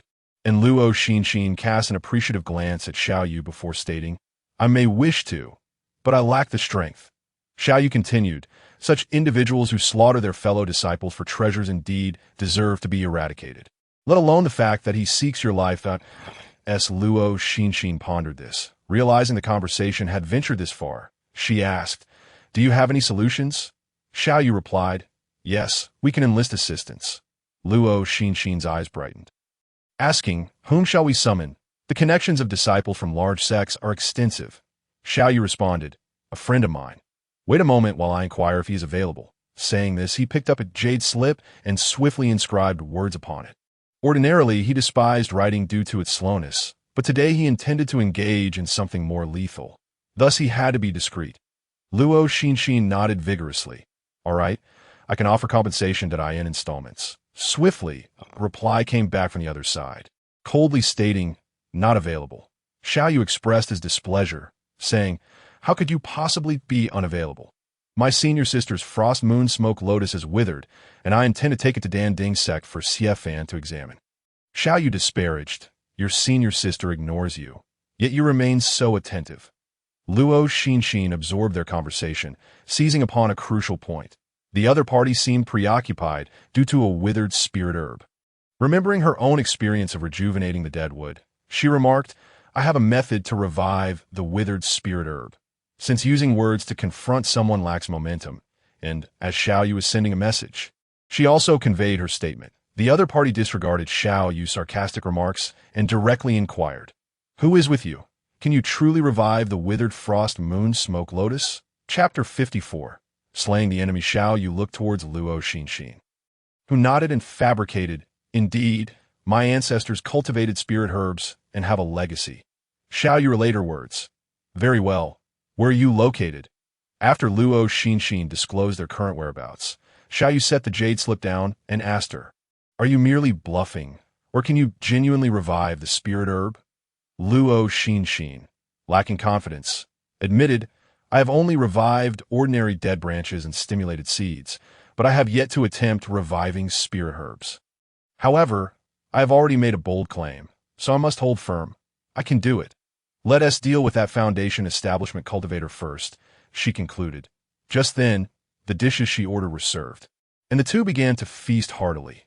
Although they had both consumed the fasting pills, who could resist the allure of spirit cuisine? This meal, lacking second-tier beast meat, only cost a little over 20 spirit stones, leaving a surplus from the 50 spirit stones. 3 hours later, Luo Xinxin spotted the person Xiaoyu had summoned at a cold, youth clad in black attire, roughly 17 or 18 years of age, bore a sword longer than himself on his back. Surrounded by an aura of menace, were she to encounter him on the road, she would have mistaken him for a demonic cultivator. I would like to introduce you, Xiaoyu said. This is Luo Xinxin, a fellow cultivator, and this is Yun Tian, a disciple of Qianyue sect. Luo Xinxin smiled and nodded as a greeting. Yun Tian turned his head to regard Luo Xinxin, offering a barely perceptible nod before producing a box. revealing the already withered spirit herb within, asking Luo Xinxin, "Can you truly revive it?" Luo Xinxin, steeling herself, nodded. "Yes." She then added, "But it will require time." Xiaoyu concurred. "For now, preserving life is paramount. Let us first assist in the battle." Turning to Luo Xinxin, he remarked, "Do not be deceived by his initial foundation establishment stage. Countless foundation establishment demonic cultivators have fallen beneath his blade." Luo Xinxin nodded in agreement, recognizing that Yun Tian was not to be trifled with. Upon hearing this, Yun Tian retracted the box and asked, "Where is that person?" Luo Xinxin replied, "He is nearby. Fighting is prohibited within the marketplace, so I must lure him outside." Yun Tian stated, "You decide. I shall only take charge of the killing." Having restored her original appearance, Luo Xinxin strolled through the market. As she passed by a magical artifact shop, she suddenly felt a predatory gaze fixated upon her. Sensing a hint of malice, she feigned indifference, inspecting various scrolls of stall, purchasing one before moving on to the next, continuing until she had browsed through all the stalls before heading towards the spirit fields. That gaze remained glued to her. As she traversed the spirit fields and made her way into the woods, He-Won, observing Luo Xinxin's retreating figure, coldly laughed to himself. "How foolish! You've unwittingly set the stage for me." And no sooner had Luo Xinxin entered the woods than He-Won, unable to contain himself, launched an attack. He formed hand seals, unleashing a fire dragon from his fingertips. He expected the small female cultivator at the fourth layer of chi refinement to perish instantly beneath his fire dragon. However, unexpectedly, a mirror behind Luo Xinxin expanded drastically, intercepting the fire dragon. He-Won was taken aback. The female cultivator possessed such a formidable defensive artifact. Without time to ponder, he conjured another ball of flame. Luo Xinxin smirked, turning to control the falling shadow glass mirror to block the incoming flames, then swiftly maneuvered to increase the distance between them. As He-Won attempted to pursue, he was obstructed by a silver longsword, followed by the resounding cry of a blade as a sword beam surged towards him with overwhelming force. He hurriedly activated his defensive artifact to deflect the blow. There's an ambush. His singular focus on taking the female cultivator's life had blinded him to the trap laid before him. Xiaoyu gripped his life sword, exuding an air of arrogance, as he declared, "You are surrounded. Prepare to surrender." Yun Tian stood nearby, arms crossed, with his own treasured blade hovering beside him. Luo Xinxin, wielding the falling shadow glass mirror from the farthest distance, remained in line with their initial strategy. Ostensibly at the fourth layer of chi refinement, she was actually at the fifth layer and didn't need to participate in the encirclement of He-Won. Yet this was her own affair. How could she remain uninvolved? A mere handful of brash younglings think they can deal with me. He-Won surveyed the scene, dismissing the two chi refinement cultivators and the early stage foundation establishment boy as inconsequential. "Let us see how it goes," Yun Tian responded. With that, he gripped his long blade, carving a path with a fierce blade light. The two sides quickly became embroiled in a chaotic battle. Luo Xinxin conjured a water barrier to shield Xiaoyu from He-Won's attacks, then unleashed a golden sword shadow that dealt damage comparable to that of a late-stage chi refinement cultivator, momentarily distracting He-Won. Following that, she hurled two fireball talismans. He-Won initially thought he could easily dispose of the three. Yet to his astonishment, they proved to be quite formidable. The female cultivator possessed an impenetrable defensive artifact, while the sword and blade cultivators, though seemingly beneath him in cultivation, aimed for his vital points with every strike, leaving him unable to subdue them. After several dozen exchanges, He-Won, realizing his chances were dwindling, unleashed a deceptive fireball to obscure the trio's vision and retreated. Luo Xinxin discerned his intention and threw a soil prison talisman, blocking He-Won's escape. In an instant, Xiaoyu and Yun Tian caught up, continuing their assault on He-Won, flanking him while Luo Xinxin closed in. Ultimately, he was pierced through the chest by Xiaoyu's sword, and Yun Tian dealt the finishing blow, striking towards his neck. He-Won lay wide-eyed in a pool of blood, utterly bewildered as to how he had been outmaneuvered by a few youngsters. Luo Xinxin, brimming with excitement, picked up He-Won's storage pouch It was her first experience of killing and looting, and she felt a mix of fear and exhilaration. With Hewen dead, the imprint of his storage pouch dissipated, allowing Luo Xinxin to effortlessly open it and spill its contents. The first thing she saw was a pile of glimmering spirit stones, followed by a life token. Upon inspection, she discovered that he was an outer disciple of Xinling's sect. Named Hewen, meanwhile, Xiao Yu and Yin Tian had disposed of the corpse. The three divided Hewen's possessions, with Luo Xinxin acquiring a jade slip inscribed with a third-tier talisman, a low-grade flying artifact. Several unidentified ores, 2,000 low-grade spirit stones, 100 mid-grade spirit stones, and his high-grade storage pouch. Truly, a cultivator at the mid-stage of Foundation establishment possesses remarkable wealth. Xiao Yu collected his belongings into his storage pouch, stating, "I have dealt with the matter for you. I must now go train to stabilize my mind in preparation for Foundation establishment." Luo Xinxin waved her hand, saying, "Very well, I shall express my gratitude to you properly next time." Once Xiao Yu departed, Yin Tian presented the box containing the Frost Moon Smoke Lotus to Luo Xinxin, inquiring, "Approximately, when can this Frost Moon Smoke Lotus be revived?" Luo Xinxin was uncertain, yet aware of the significant assistance she had received from the other party. She naturally felt compelled to exert her utmost effort. Thus, she replied, "It's not definite yet, but rest assured, I will certainly bring it back to life." Chapter 55, Reviving Frost Moon Smoke Luo. Yun Tian's gaze darkened momentarily, yet he still handed the box to Luo Xinxin. The friends from the Dan Ding sect lacked confidence, but the young girl before him spoke with such conviction that he deemed it worth allowing her to try. Luo Xinxin placed the box back in her storage bag, then took out a communication jade slip, saying, "Let us establish a good spiritual mark that I will notify you once it is revived." "Very well," Yin Tian replied, also retrieving a communication jade slip, and the two exchanged spiritual marks. Upon returning to her cave dwelling, the first thing Luo Xinxin did was to share the good news with Zhao Songji, Sister Zhao. "You can return now. That person is already dead." After a prolonged silence without a reply, Luo Xinxin set down the communication jade slip and took out the withered Frost Moon Smoke Luo. From Yin Tian, she learned that Frost Moon Smoke Luo was a 5th-tier spiritual herb, whose leaves could produce a powder resembling white frost, which had a calming effect, allowing one to eliminate distractions and quickly enter a meditative state upon consumption. After examining it for a moment, Luo Xinxin formed a spell gesture and utilized the technique Withered Wood Meets Spring. Gradually, she infused her spiritual energy into it until she had exhausted her energy twice. Yet the Frost Moon Smoke Luo showed no signs of change. However, recalling the difficulties she had previously faced in awakening seeds, she understood that revitalizing a 5th-tier spiritual herb would not be straightforward. So she consumed a spirit recovery pill and continued to apply Withered Wood Meets Spring. 2 hours passed, and after consuming a bottle of spirit recovery pills, the roots of the Frost Moon Smoke Luo finally exhibited some changes. The withered roots had taken on a gray-brown hue, brittle and prone to snapping. Through her efforts, several roots began to lighten in color and gain resilience. When Luo Xinxin bent one, it surprisingly did not break. Her labor was not in vain, and she let out a sigh of relief.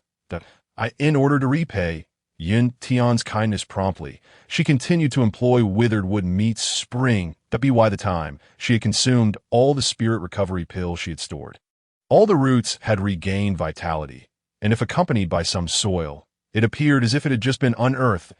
As long as the roots were alive, she was already halfway to success. The remaining task was to leave it to time.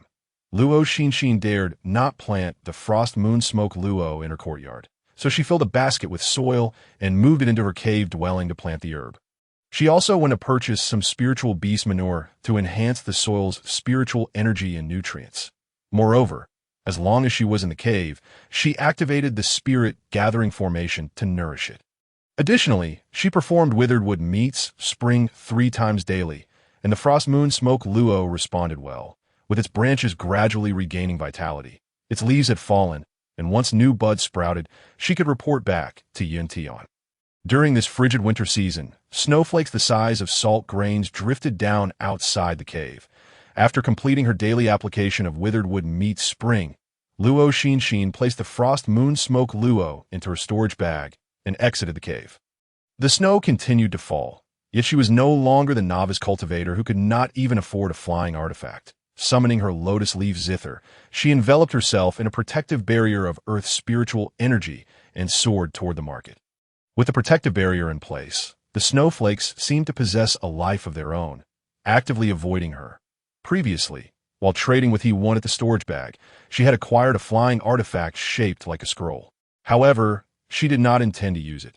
Firstly, as a Qi refinement stage cultivator, using a treasure in Qinghe market would be rather ostentatious. Secondly, considering this was the territory of the Xianling sect, and He1 was an outer disciple of the sect, she wanted to avoid drawing unnecessary attention or linking his death to her, which could lead to trouble. Thus, she planned to sell the scroll and later purchase a superior flying artifact for herself. The remaining items she would keep, as storage bags varied little in design, and thus she felt comfortable wearing the high-grade storage bag. She had already studied the small 5 thunder talismans inscribed within the jade slips. However, given her current level, drawing even 1/5 of the entire talisman nearly exhausted her energy. Despite the mere 1-tier difference between 2nd-tier and 3rd-tier talismans, the intricacies involved were vastly distinct. Point 1 required more complex runes and greater spiritual energy, while drawing a 3rd-tier talisman necessitated the aid of divine sense. Currently, her divine sense was solely reliant on the mysterious pearl within her sea of consciousness and could only be used for short intervals. Insufficient to support her in completing an entire rune at AS for the unknown minerals, she decided to keep them for the time being, as they did not occupy much space. Upon entering the market, Luo Xinxin changed her appearance and headed straight for the Spirit Pill Pavilion. Out on this snowy day, there were few cultivators on the streets, and the usually bustling Spirit Pill Pavilion appeared somewhat desolate, with only 2 attendants idly passing the time. Luo Xinxin approached and inquired, "May I ask which 2nd-tier pills are your best sellers?" The attendant, squinting at Luo Xinxin with a hint of hostility, thought to himself, "Is this person perhaps a spy sent by a competitor?" Luo Xinxin felt perplexed. After a moment of reflection, she realized the impropriety of her wording and clarified, "I am an alchemist seeking to purchase a 2nd-tier pill formula, but I am unsure which one to choose." Upon understanding her intent, the attendant retracted his hostile demeanor and explained, "Among the 2nd-tier pills, the most popular is undoubtedly the Spirit Gathering Pill, followed closely by various healing elixirs. The Spirit Gathering Pill is an upgraded version of the Qi Gathering Pill." Luo Xinxin had previously consumed several bottles of the Qi Gathering Pill, yet she found that the spiritual energy absorbed into her dantian was not as substantial as that provided by her own cultivation or the nourishment from culinary sources. It felt more like mist, merely serving to expand her dantian and elevate her cultivation level. Later, during a discussion with Sister Zhao, she learned that overconsumption of either the Qi Gathering Pill or the Spirit Gathering Pill would hinder one's foundation building. Thus, Luo Xinxin ceased further consumption, opting instead to diligently practice meditation as the proficiency of her 5-element spirit gathering technique steadily increased her absorption rate of spiritual energy. However, her alchemical endeavors were not solely for her own consumption. They also served as a means to earn spirit stones. Therefore, she purchased a formula for the Spirit Gathering Pill and subsequently inquired, "Do you have any formulas for restoring spiritual energy?" The attendant replied, "We only have a formula for the 1st-tier Spirit Recovery Pill." "Very well," Luo Xinxin responded, somewhat disappointed. Ever since reaching the 5th level of Qi refinement, a single Spirit Recovery Pill could restore 2/5 of her spiritual energy. But as her cultivation advanced, the efficacy of the Spirit Recovery Pill would gradually diminish. Lacking any formulas for restorative pills, she then acquired a formula for the Recovery Pill, a healing elixir effective for both internal and external injuries. The 2 formulas cost her a total of 200 spirit stones. Luo Xinxin pressed the jade, slipped to her forehead, and the information regarding the 2 types of pills surged in her mind. Accompanied by several symbols, these were silent spells, akin to those found in the 2nd-tier talisman from the Baibao Pavilion, designed to prevent customers from replicating the pill formulas for resale. Chapter 56. Crafting Spirit Gathering Pills after purchasing the formulas. Luo Xinxin proceeded to the herb hall to acquire 10 sets of materials for the Spirit Gathering Pill. 10 sets for the recovery pill, and 30 sets for the spirit recovery pill. The raw materials for second-tier pills were of a higher grade and longer age, causing their prices to soar several-fold compared to first-tier pills. 1 set of materials for the spirit gathering pill cost her 80 spirit stones, while the recovery pill materials exceeded 60, explaining the stark price disparity between second-tier and first-tier pills. Subsequently, she reverted to her original appearance and made her way to the Baibao Pavilion. The number of patrons at the Baibao Pavilion was also sparse today. Lin Mao, who was currently idle, noticed Luo Xinxin entering and greeted her with a smile. "Friend Lu, you're here." Luo Xinxin nodded, seeing that there were not many people inside. She directly asked, "Do you accept second-hand low-grade flying artifacts?" Lin Mao replied candidly, "We do buy them, but we need to assess the goods first. Then let's find a place to take a look," Luo Xinxin suggested. Although the Baibao Pavilion was quiet today, 2 customers were still purchasing artifacts. Upon hearing her request, Lin Mao led her to a private room and summoned an appraiser. Most visitors to Qinghe Market were Qi refinement stage cultivators, so the grade of the items sold was relatively low. Lin Mao was not well-versed in artifacts, thus he called for an appraiser to determine the price. Luo Xinxin produced the flying scroll, and the appraiser examined it closely before concluding, "This is a low-grade artifact, and it shows no signs of wear. Its value is approximately around 150,000. Luo Xinxin's eyes widened in astonishment. She had not expected the disparity between a low-grade artifact and a low-grade flying artifact to be so vast. One costing 180 low-grade spirit stones, and the other 150,000 low-grade spirit stones. After the appraiser left, Lin Mao said, "Friend Lu, since you are a member of the 100 Arts Alliance, we can purchase it at 80% of the sale price. So this flying artifact can only fetch you a maximum of 120,000 spirit stones." "That works," Luo Xinxin agreed. After all, it was not originally hers, and she was quite satisfied with this price for a no-cost transaction. Remembering that she still had a first-tier spirit gathering formation lying and used in her storage bag, she inquired, "Did I not purchase 2 sets of spirit gathering formations from you earlier? I no longer wish to keep the first-tier one. Will you accept it back?" Lin Mao replied apologetically, "Formation arrays are consumable items. After being used for so long, their lifespan will inevitably decrease. Returning it would require seeking a formation master in Xianbei City for reinforcement, which is not cost-effective, so we cannot accept it." "Very well," Luo Xinxin conceded, not wishing to cause him any trouble. For an item worth just over 100 spirit stones, she could let it be. She then asked, "Can the 120,000 low-grade spirit stones be exchanged for medium-grade spirit stones?" Lin Mao Dao remarked, "It is indeed possible, but you can only exchange it for 1,100 medium-grade spirit stones." Luo Xinxin was taken aback. "Why is that? Isn't the exchange rate 1 to 100? Lin Mao elucidated, "That is the theoretical exchange rate. In reality, the value of medium-grade spirit stones is slightly higher. After all, many would prefer a single medium-grade spirit stone over 100 low-grade spirit stones. Therefore, generally, one would need to offer 110 low-grade spirit stones to obtain 1 medium-grade spirit stone, which is also the case at the specialty stores that exchange spirit stones." Luo Xinxin acknowledged her newfound knowledge and said, "In that case, please help me exchange for half." Typically, when employing a spirit gathering array, 10 low-grade spirit stones can sustain it for merely 2 hours. Sometimes, when the spirit stones are depleted, the concentration of spiritual energy suddenly drops, forcing her to awaken from her meditative state to replace the stones, which costs her some time to re-enter the proper state. Previously, when she utilized a medium-grade spirit stone obtained from He1, 10 medium-grade spirit stones could maintain the array for 200 hours, providing an exceedingly pleasant experience if it were her, between 100 low-grade spirit stones and 1 medium-grade spirit stone. She too would choose the latter. Remembering that she had forgotten to purchase new talisman brushes during her last visit, she bought one, returning with the newly acquired 60,000 low-grade spirit stones and 550 medium-grade spirit stones.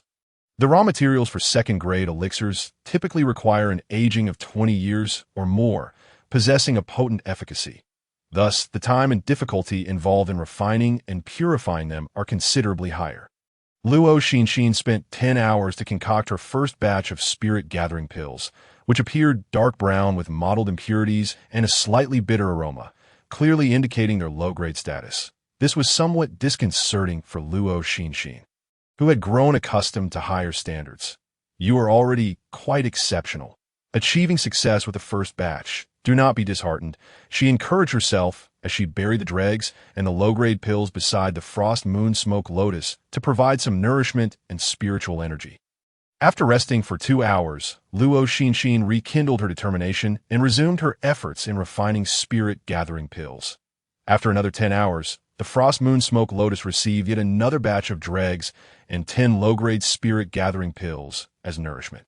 I refused to succumb to fate. Luo Xinxin, a person of tenacity, found her resolve bolstered by each failure.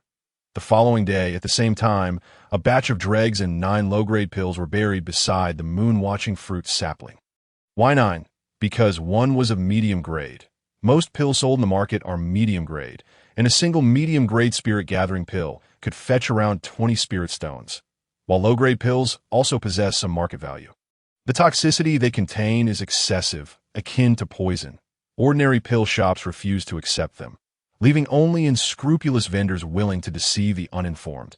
She did not wish to become an accomplice to such nefarious merchants, so she opted to bury them instead. On the 4th day of refining spirit-gathering pills, the spiritual field in her courtyard received yet another batch of dregs and 7 low-grade pills. By the 10th day, the spiritual herbs had only received a batch of dregs. This time, there were no pills. Satisfied, Luo Xinxin compartmentalized 8 medium-grade spirit-gathering pills and 2 high-grade ones into separate vials. Little spirit-gathering pills, all within my grasp. She mused. Maintain her skill in refining spirit-gathering pills. She had yet to concoct the body recovery pills, and thus made another trip to the treasure pavilion, purchasing 20 sets of spirit-gathering pill materials in one go. She then immersed herself completely in the grand endeavor of refining spirit-gathering pills.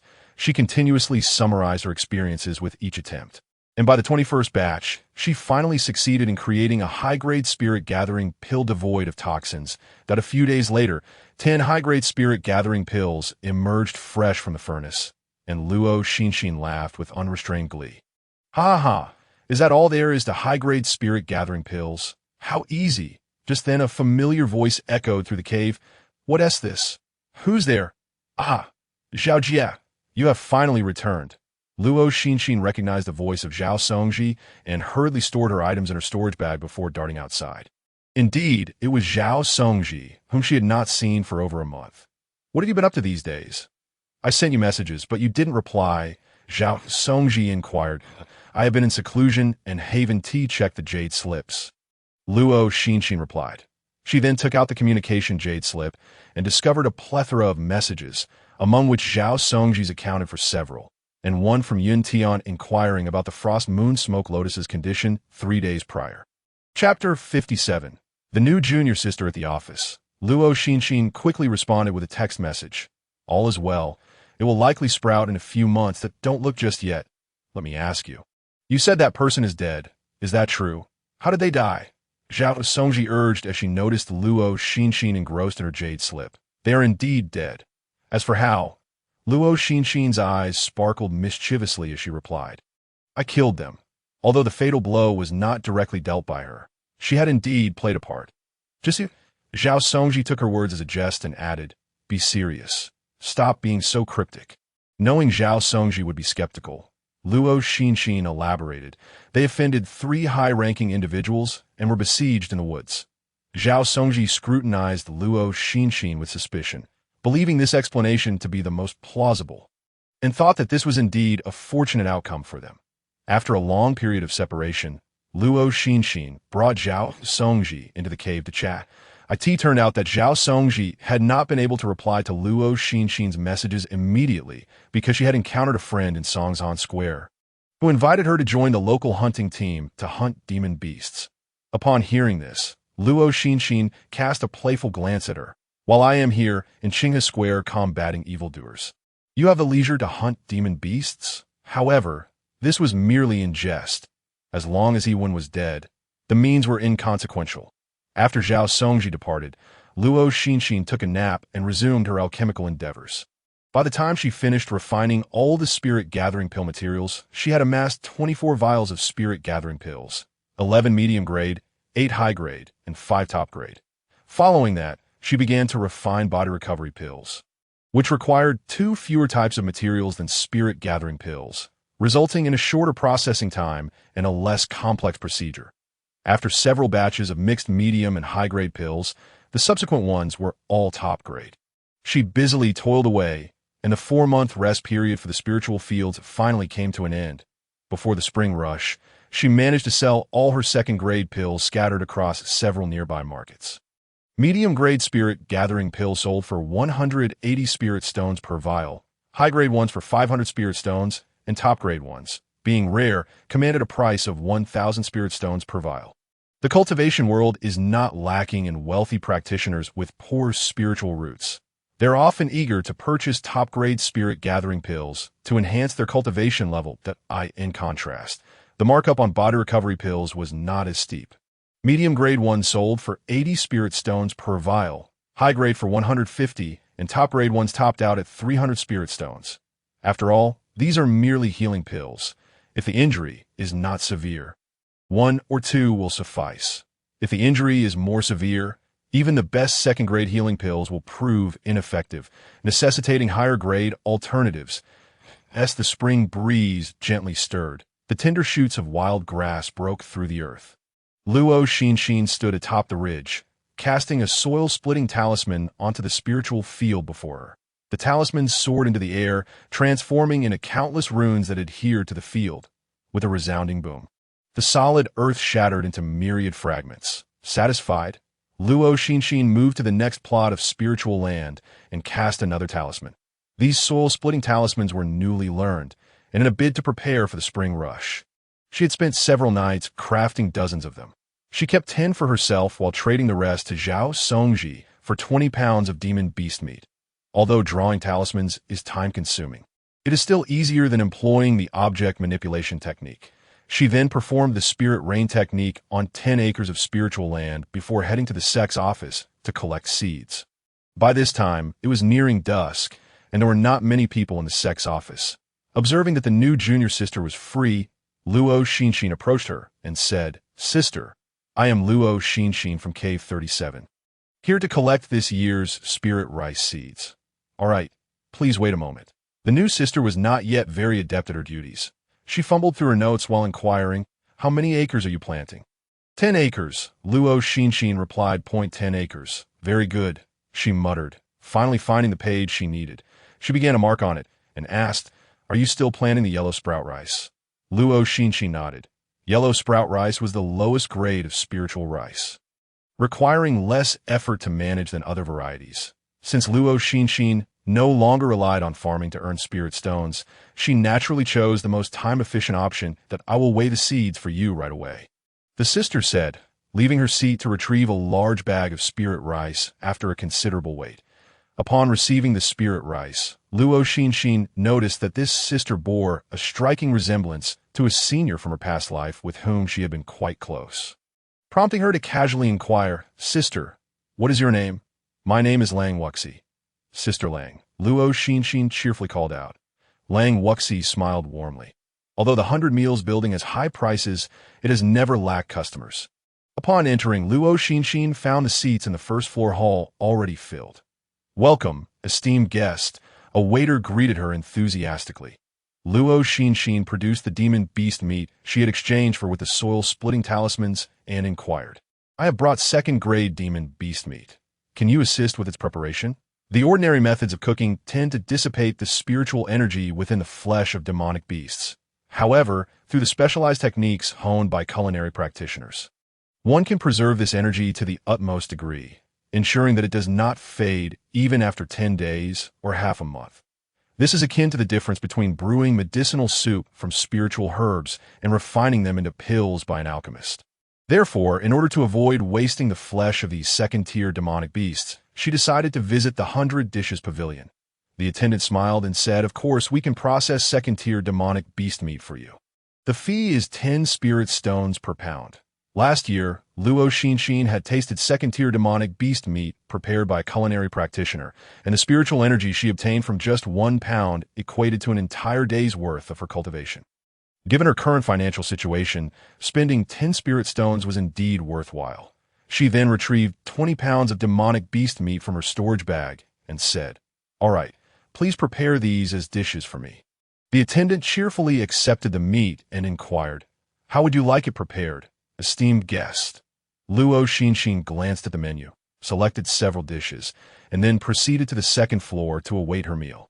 Half an hour later, the attendant presented the dishes she had ordered, and the remaining food was packed in special wooden boxes for her to enjoy later at her leisure. After finishing her meal, she closed her eyes and meditated, refining the spiritual energy from the food into her own spiritual power. Although the energy obtained from food is quite substantial, it invariably contains a fair amount of impurities. No matter how skilled the culinary practitioner, they can only eliminate a fraction of these impurities. Consuming too much spiritual food can also be detrimental to cultivation. It is best indulged in only occasionally as a treat. Luo Xinxin returned home with the seeds, using her control technique to plant each one carefully into the soil, covering them with a thin layer of earth. This year's weather was not as favorable as last year's. With less rain, Luo Xinxin found herself visiting the spiritual field almost daily to irrigate it, until the seedlings grew to knee height, at which point she could extend the interval to once every 5 days, thus allowing her more time for her own pursuits. With the nourishing spirit rain, the seedlings thrived, while the weeds also grew rampant, vying for space in the field.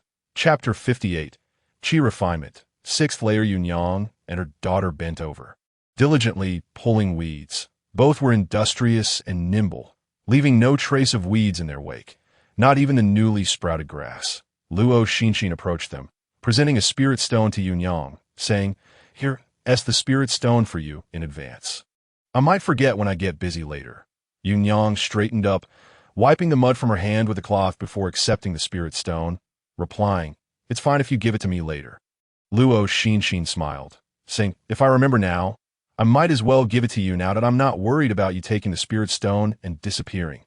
After exchanging a few casual words with Yunyang, she returned to her cave dwelling to cultivate. Currently, she possessed over 60,000 low-grade spirit stones and 700 or 800 mid-grade spirit stones, sufficient for her use for quite some time.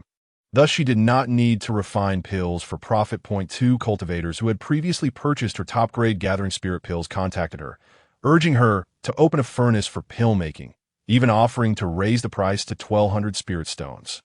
But she paid them no mind. For now, her priority was to elevate her cultivation level. Her daily routine consisted of cultivation, reviving frost moon smoke lotus, occasionally drawing a few talismans, and practicing spells. Half a year passed in a flash, and Luo Xinxin successfully broke through to the 6th layer of Qi Refinement. Opening her panel.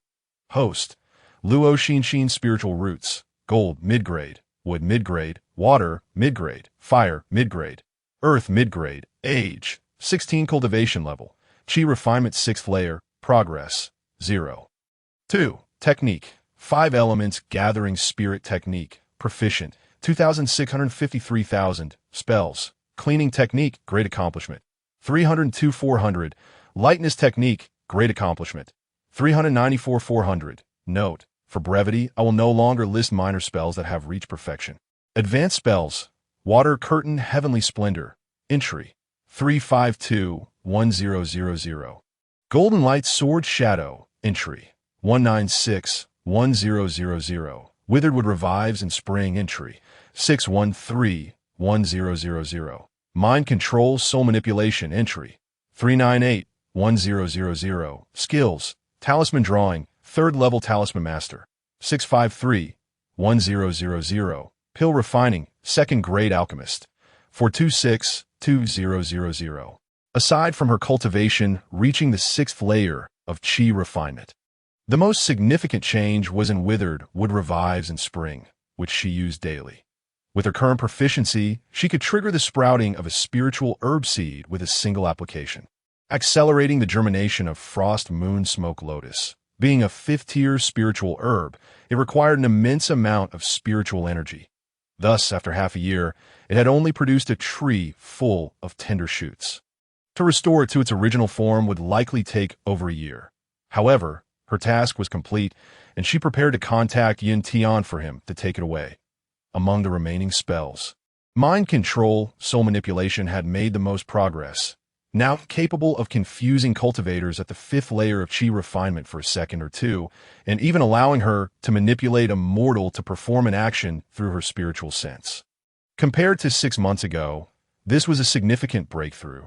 The ability to control others with her spiritual sense led her to suspect that this should have been a spell for those above the foundation establishment stage. Yet she had fortuitously gained access to it. Among the 2 remaining advanced spells, Golden Light, Sword Shadow's damage was comparable to that of the 9th layer of Qi refinement, while the defensive capabilities of Water Curtain Heavenly Splendor remained unclear. She would test it when the opportunity arose. Closing the panel, she glanced at Frost Moon Smoke Lotus in the corner, now towering to her thigh, a stark contrast to its previous appearance resembling withered weeds. It had been in her possession long enough. If she didn't return it to Yin Tian soon, he might very well consider her a fraud. With this thought in mind, she retrieved the transmission jade slip, which had gathered dust, and, among the dozens of messages, indeed 3 were from Yin Tian. What has happened to Frost Moon Smoke Lotus? Frost Moon Smoke Lotus. Smoke Lotus, from the final mention of Smoke Lotus. Luo Xinxin sensed an undercurrent of distrust. If the jade slip had the capability to transmit images, she would have been tempted to send him a picture to prove her claims. Thus, she could only reply, "It has sprouted. You may come to collect it at any time."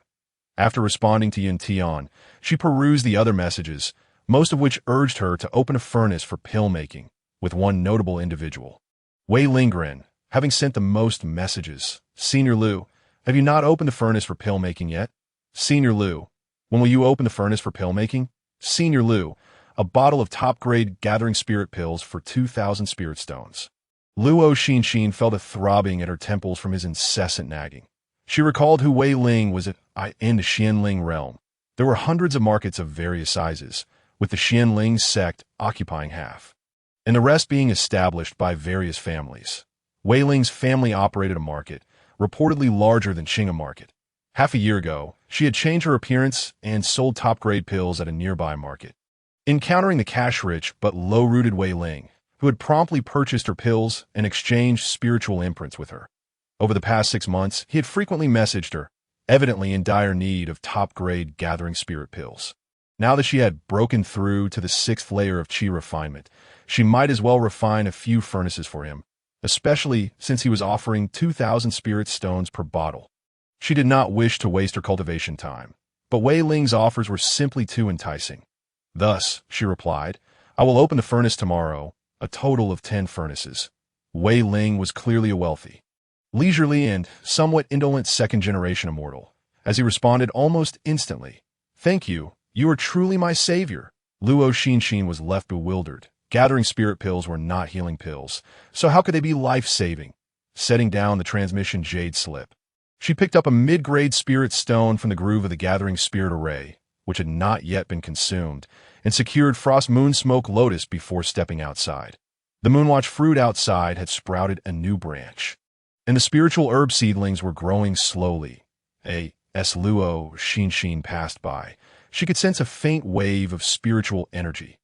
Once they matured further, and the fluctuations became more pronounced, they would emit the distinct fragrance of spiritual herbs and fruits, at which point she would need to conceal them. For now, they appeared to be ordinary herbs, almost devoid of any age.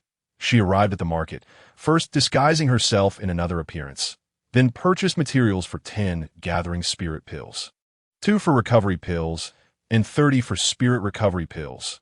She did not need the gathering spirit pills herself, as she intended to sell them all to Wei Ling. The recovery pills were kept for her own use, and as she often consumed spirit recovery pills to quickly replenish her spiritual energy, it was prudent to refine a few more for herself. Half a month later, Luo Xinxin disguised herself as she had when selling pills to Wei Ling, carrying 10 bottles of top-grade gathering spirit pills to Bianshui Market. Due to the proximity of Bianshui Market to Qinga Market, no flying boats connected the two, so she had to pilot her lotus leaf zither there herself.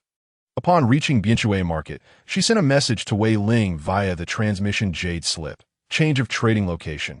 Let us meet at the Xinhua Tea House in Bianshui Market. Wei Ling's market was located in Heishan Market, not too far from Bianshui Market. By traveling on a treasure-class flying boat, he could arrive in half an hour. Chapter 59. A pickpocket in the cultivation world. It was not that she harbored a petty mindset. It was simply prudent to be cautious. After all, Heishan Market was Wei Ling's territory, and if the Wei family learned of her abilities through him, they might find ways to control her. Moreover, she was not well acquainted with Wei Ling and could not fully trust him.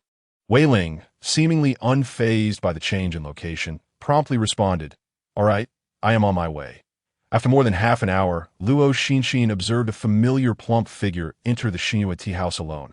After a quarter of an hour passed without any unusual occurrences, she stepped into the tea house. Senior Lu, with a noticeable increase in girth since 6 months prior, Wei Ling instantly recognized Luo Xinxin, who had undergone a transformation in appearance, and greeted her with enthusiasm.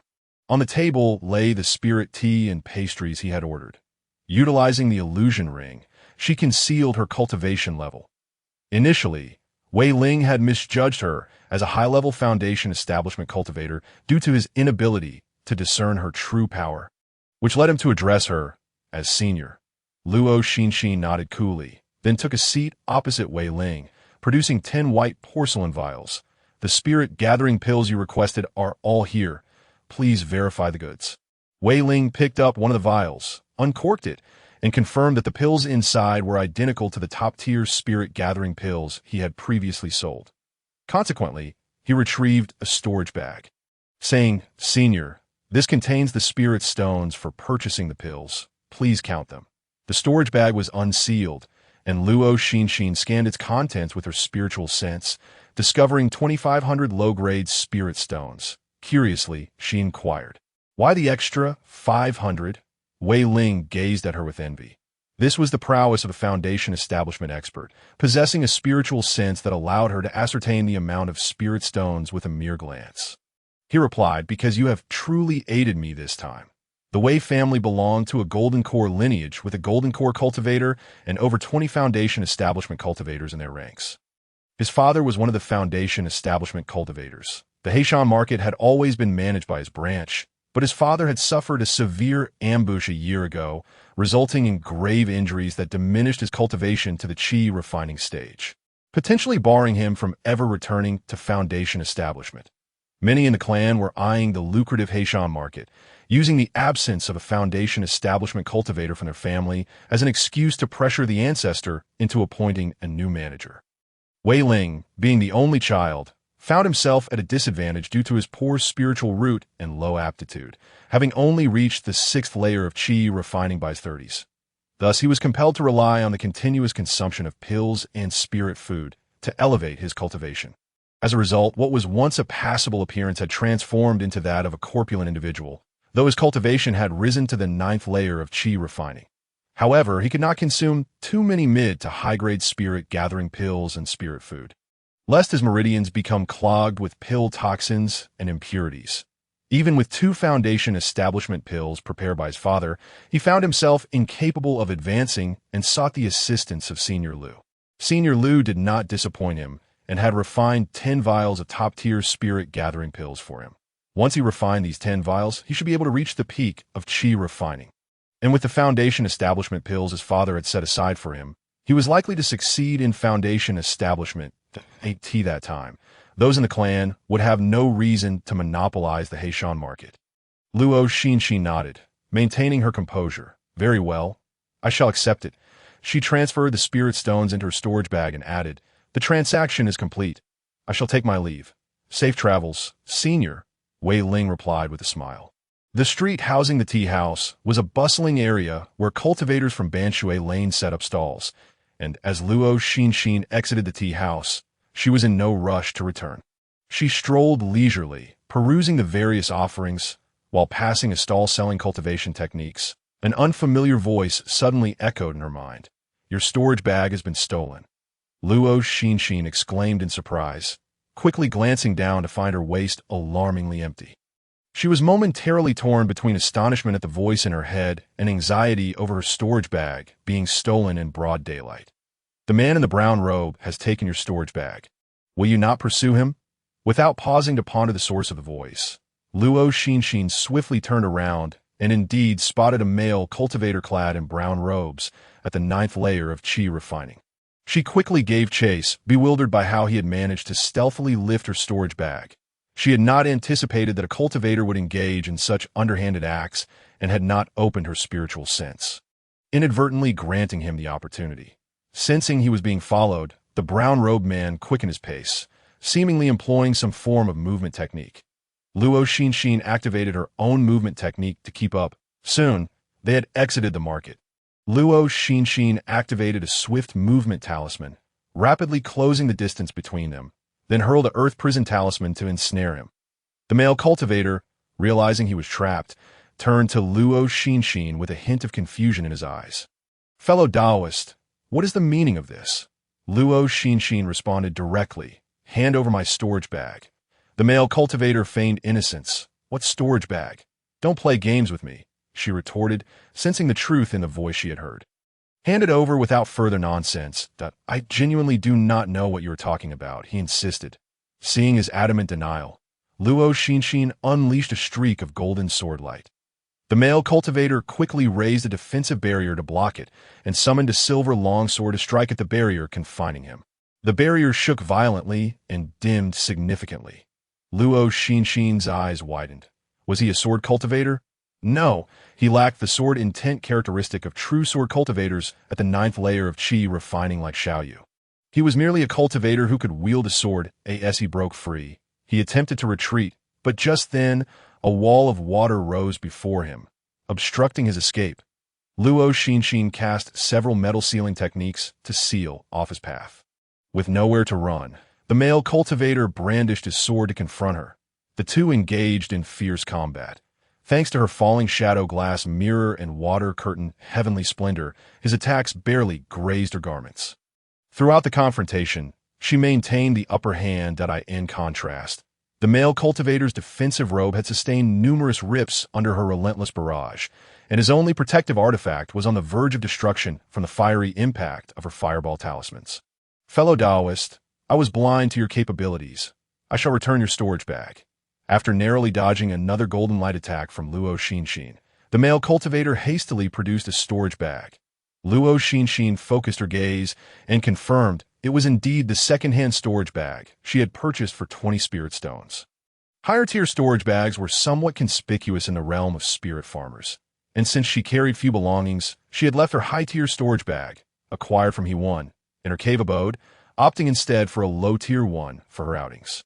She ceased her offensive and, utilizing her telekinesis technique, retrieved the storage bag. "The storage bag has been returned, but may I request that you spare my life?"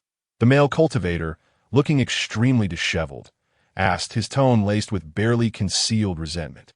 He had not anticipated that his attempted theft would result in such a dire outcome. Luo Xinxin hesitated momentarily, turned to leave, but not before reopening her spiritual sense. Chapter 60. Mastery of Lightness Technique, Revised. The male cultivator glared wickedly at Luo Xinxin's retreating figure, pondering the great loss he had suffered today, with his robe and artifacts ruined. This female cultivator appeared unguarded. Perhaps, with that thought, he inexplicably thrust his sword toward Luo Xinxin. Clang! The sound of metal clashing pierced the air as Luo Xinxin retracted her falling shadow glass mirror, her eyes now filled with murderous intent. "You brought this upon yourself." She threw a earth prison talisman and simultaneously unleashed a swift blade of light. The male cultivator was occupied with defending against the full force of her metal sealing technique. She formed a hand sign, summoning an even more potent golden light that shot directly toward his brow. The male cultivator's eyes widened as he lay amidst the overgrown weeds, filled with regret in his final moments. Luo Xinxin seized his storage bag, and lacking any fire-affiliated spells, she incinerated his body with the earth fire used in alchemy. Then she summoned her lotus leaf zither and fled the scene without looking back. Upon returning to her cave abode, her heart raced. It was her first experience in combat, and although she had maintained the upper hand throughout, a sense of dread lingered after the encounter. After a considerable time, her excitement finally subsided. Luo Xinxin's thoughts immediately turned to the voice that had alerted her. Who could it be? Thus, she inquired aloud. May I ask who you are? Are you still there? I am here. Luo Xinxin finally discerned the voice, which sounded akin to that of a 6- or 7-year-old girl. Who are you?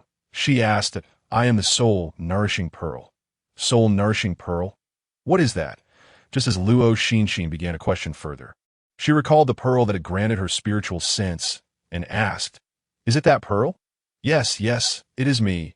Luo Xinxin posed the question she had long pondered. Why did you enter my sea of consciousness? The soul-nourishing pearl replied candidly, The spiritual energy within your body is so pleasant. Luo Xinxin wished to ask more, but the soul-nourishing pearl interjected, I am very sleepy. I will continue my slumber. Wait, don't sleep just yet. Luo Xinxin urged, but no further sound emerged from her mind. Sleep so easily. Must it be such a delightful slumber? Luo Xinxin murmured, still hearing no response. She decided to take out the storage bag she had seized from the pickpocket.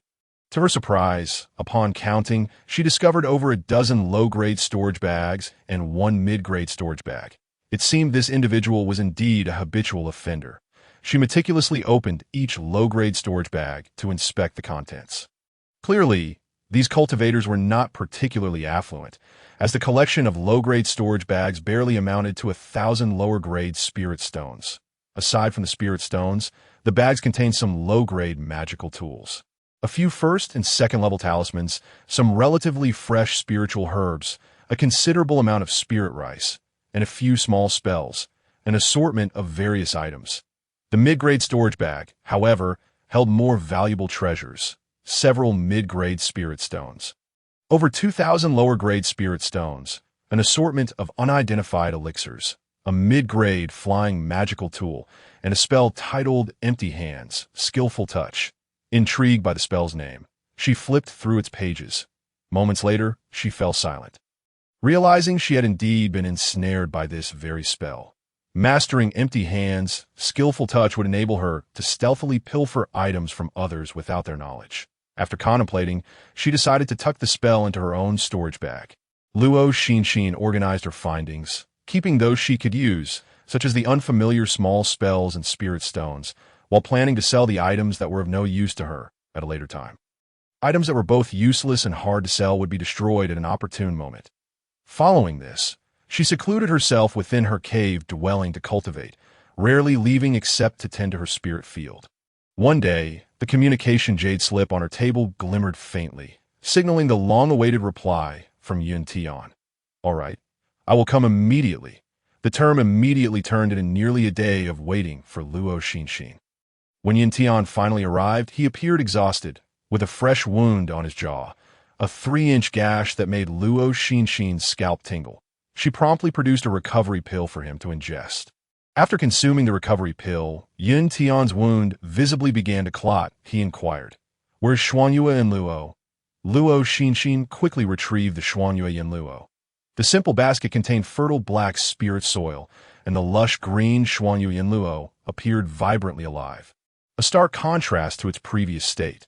Had Yun Tian not practiced swordsmanship beside this very plant since childhood, he would hardly recognize it as the one he had brought.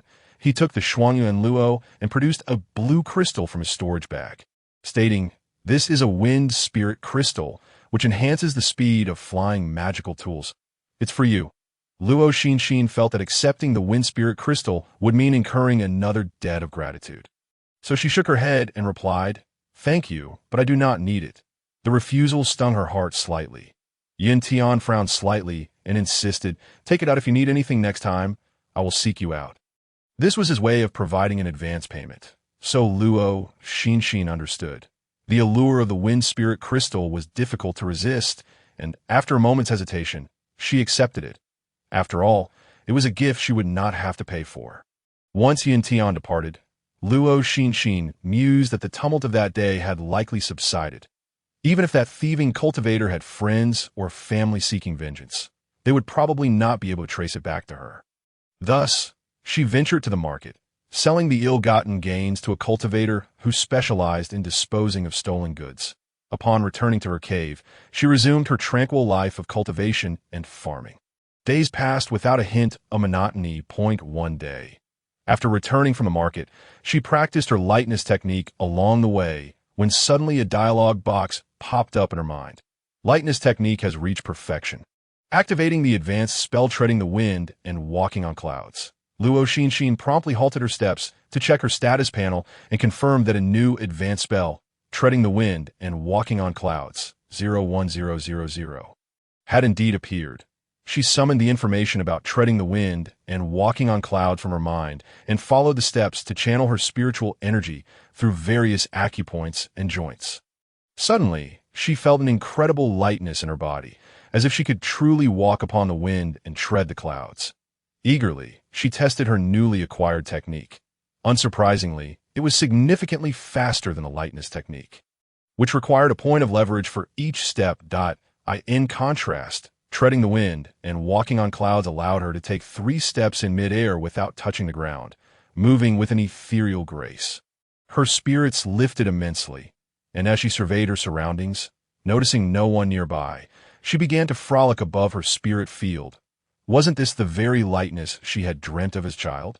Back then, watching martial arts dramas, she often imagined herself possessing such skills, soaring to great heights by merely stepping on leaves.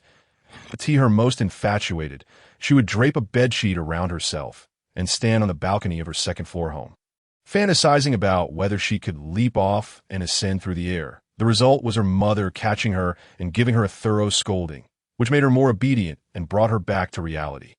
Many years later, although she had not become a martial arts master, she had transformed into a cultivator far more formidable than any martial artist, fulfilling her childhood dream of lightness. Checking her status panel, she noticed that her cleanliness technique had yet to reach perfection and wondered what surprises awaited her upon its completion.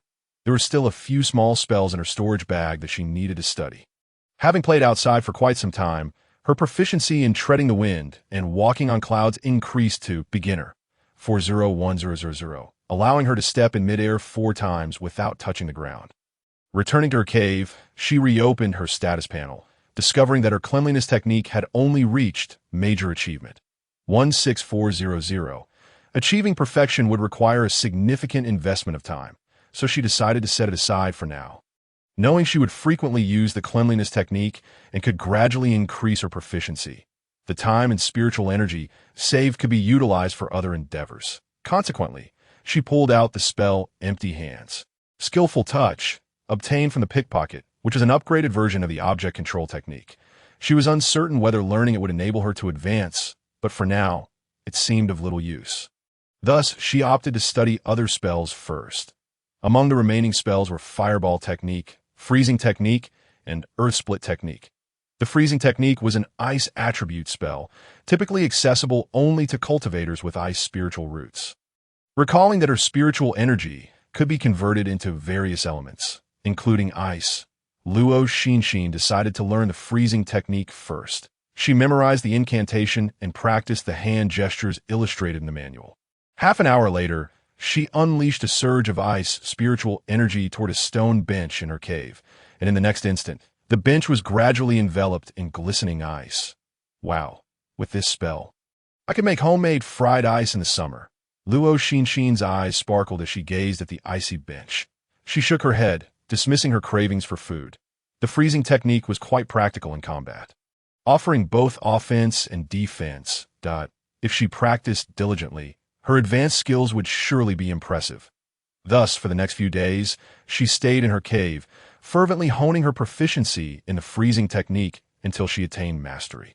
Whether it was the Freezing Technique or any other small spell, reaching proficiency after achieving mastery became increasingly challenging, requiring substantial amounts of spiritual energy. Luo Xinxin did not forget her identity as a spiritual farmer. To fulfill her duties, she practiced her final Freezing Technique and then left her cave to tend to the fields. That moment, she found Yunyang alone in the fields, swiftly and adeptly weeding. Luo Xinxin felt a surge of curiosity. Since collaborating with Yunyang, she had always worked alongside her daughter. Yet this time, she was by herself.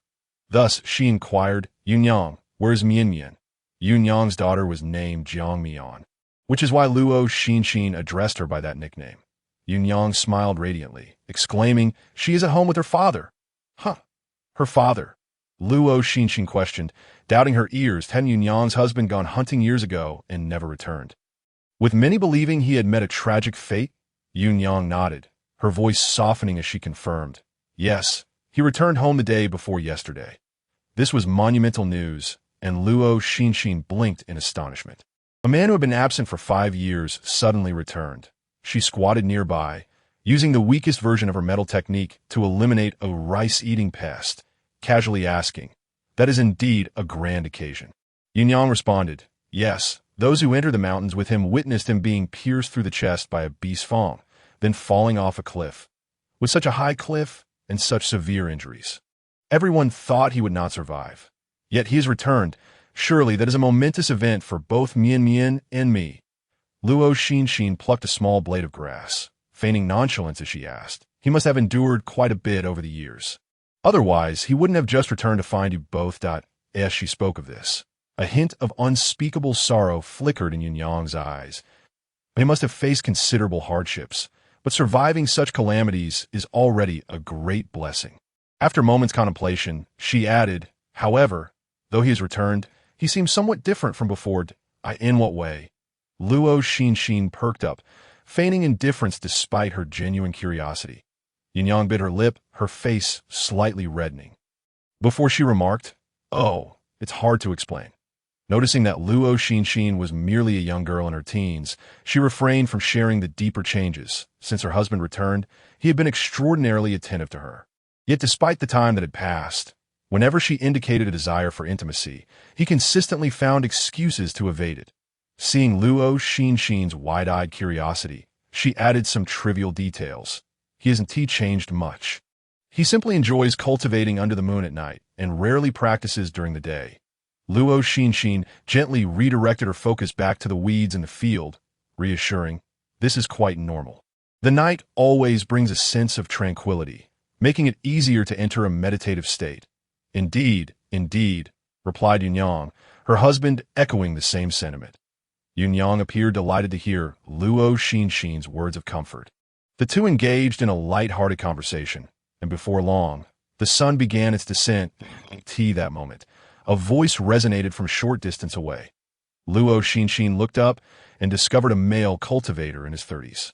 At the 6th level of Qi refinement, holding the hand of a child named Mian Mian. In truth, she had sensed someone approaching long before, merely pretending to be oblivious. Yunyang also turned towards the sound, her smile deepening as she recognized them. "Bingwen, Mian Mian, what brings you here?" Jiang Bingwen's gaze lingered on Luo Xinxin, albeit subtly. As he responded to Yunyang, "We noticed you hadn't returned so late and came to check on you." Yunyang explained, "There are only a few weeds left in Luo Xian's field, and I thought if I worked a bit longer today, I wouldn't have to come back tomorrow." Jiang Bingwen approached her, crouching down to help pull the weeds. "Had I known earlier, I would have come to assist you today." Jiang Mian Mian soon joined in the task, observing the harmonious scene of the family of 3. Luo Xinxin refrained from uttering a word. Once all the weeds were cleared, the Yu family strolled homeward under the fiery glow of the setting sun, their shadows elongated by the twilight. Luo Xinxin withdrew her gaze, and with a snap of her fingers, a massive cloud formed above the spiritual field, and a gentle rain began to fall, revitalizing the spirit rice that had long been parched without nourishment. "Mother, today Father taught me how to practice martial arts," Jiang Mian joyfully shared with Yunyang as they walked. "What kind of martial arts?" Yunyang inquired with a smile. "I am teaching her body refinement." Jiang Bingwen interjected, "Though Mian Mian lacks a spiritual root, she can still cultivate through body refinement." Yunyang's eyes brightened at this revelation. Really? Mian Mian's lack of a spiritual root had always been her greatest regret. Hearing that she could still cultivate filled Yunyang with joy for her daughter. Chapter 62. Temporary task, cultivation. Jiang Bingwen affirmed, "Of course it's true. Would I deceive you? The cultivation world does have body cultivators. Does it not?" Yunyang shook her head. Despite both her parents being cultivators, they seldom discussed cultivation matters with her.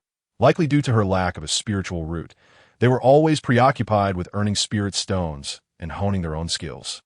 Since she could remember, she had learned to take care of herself, with her parents merely fulfilling their responsibilities by providing her with basic necessities.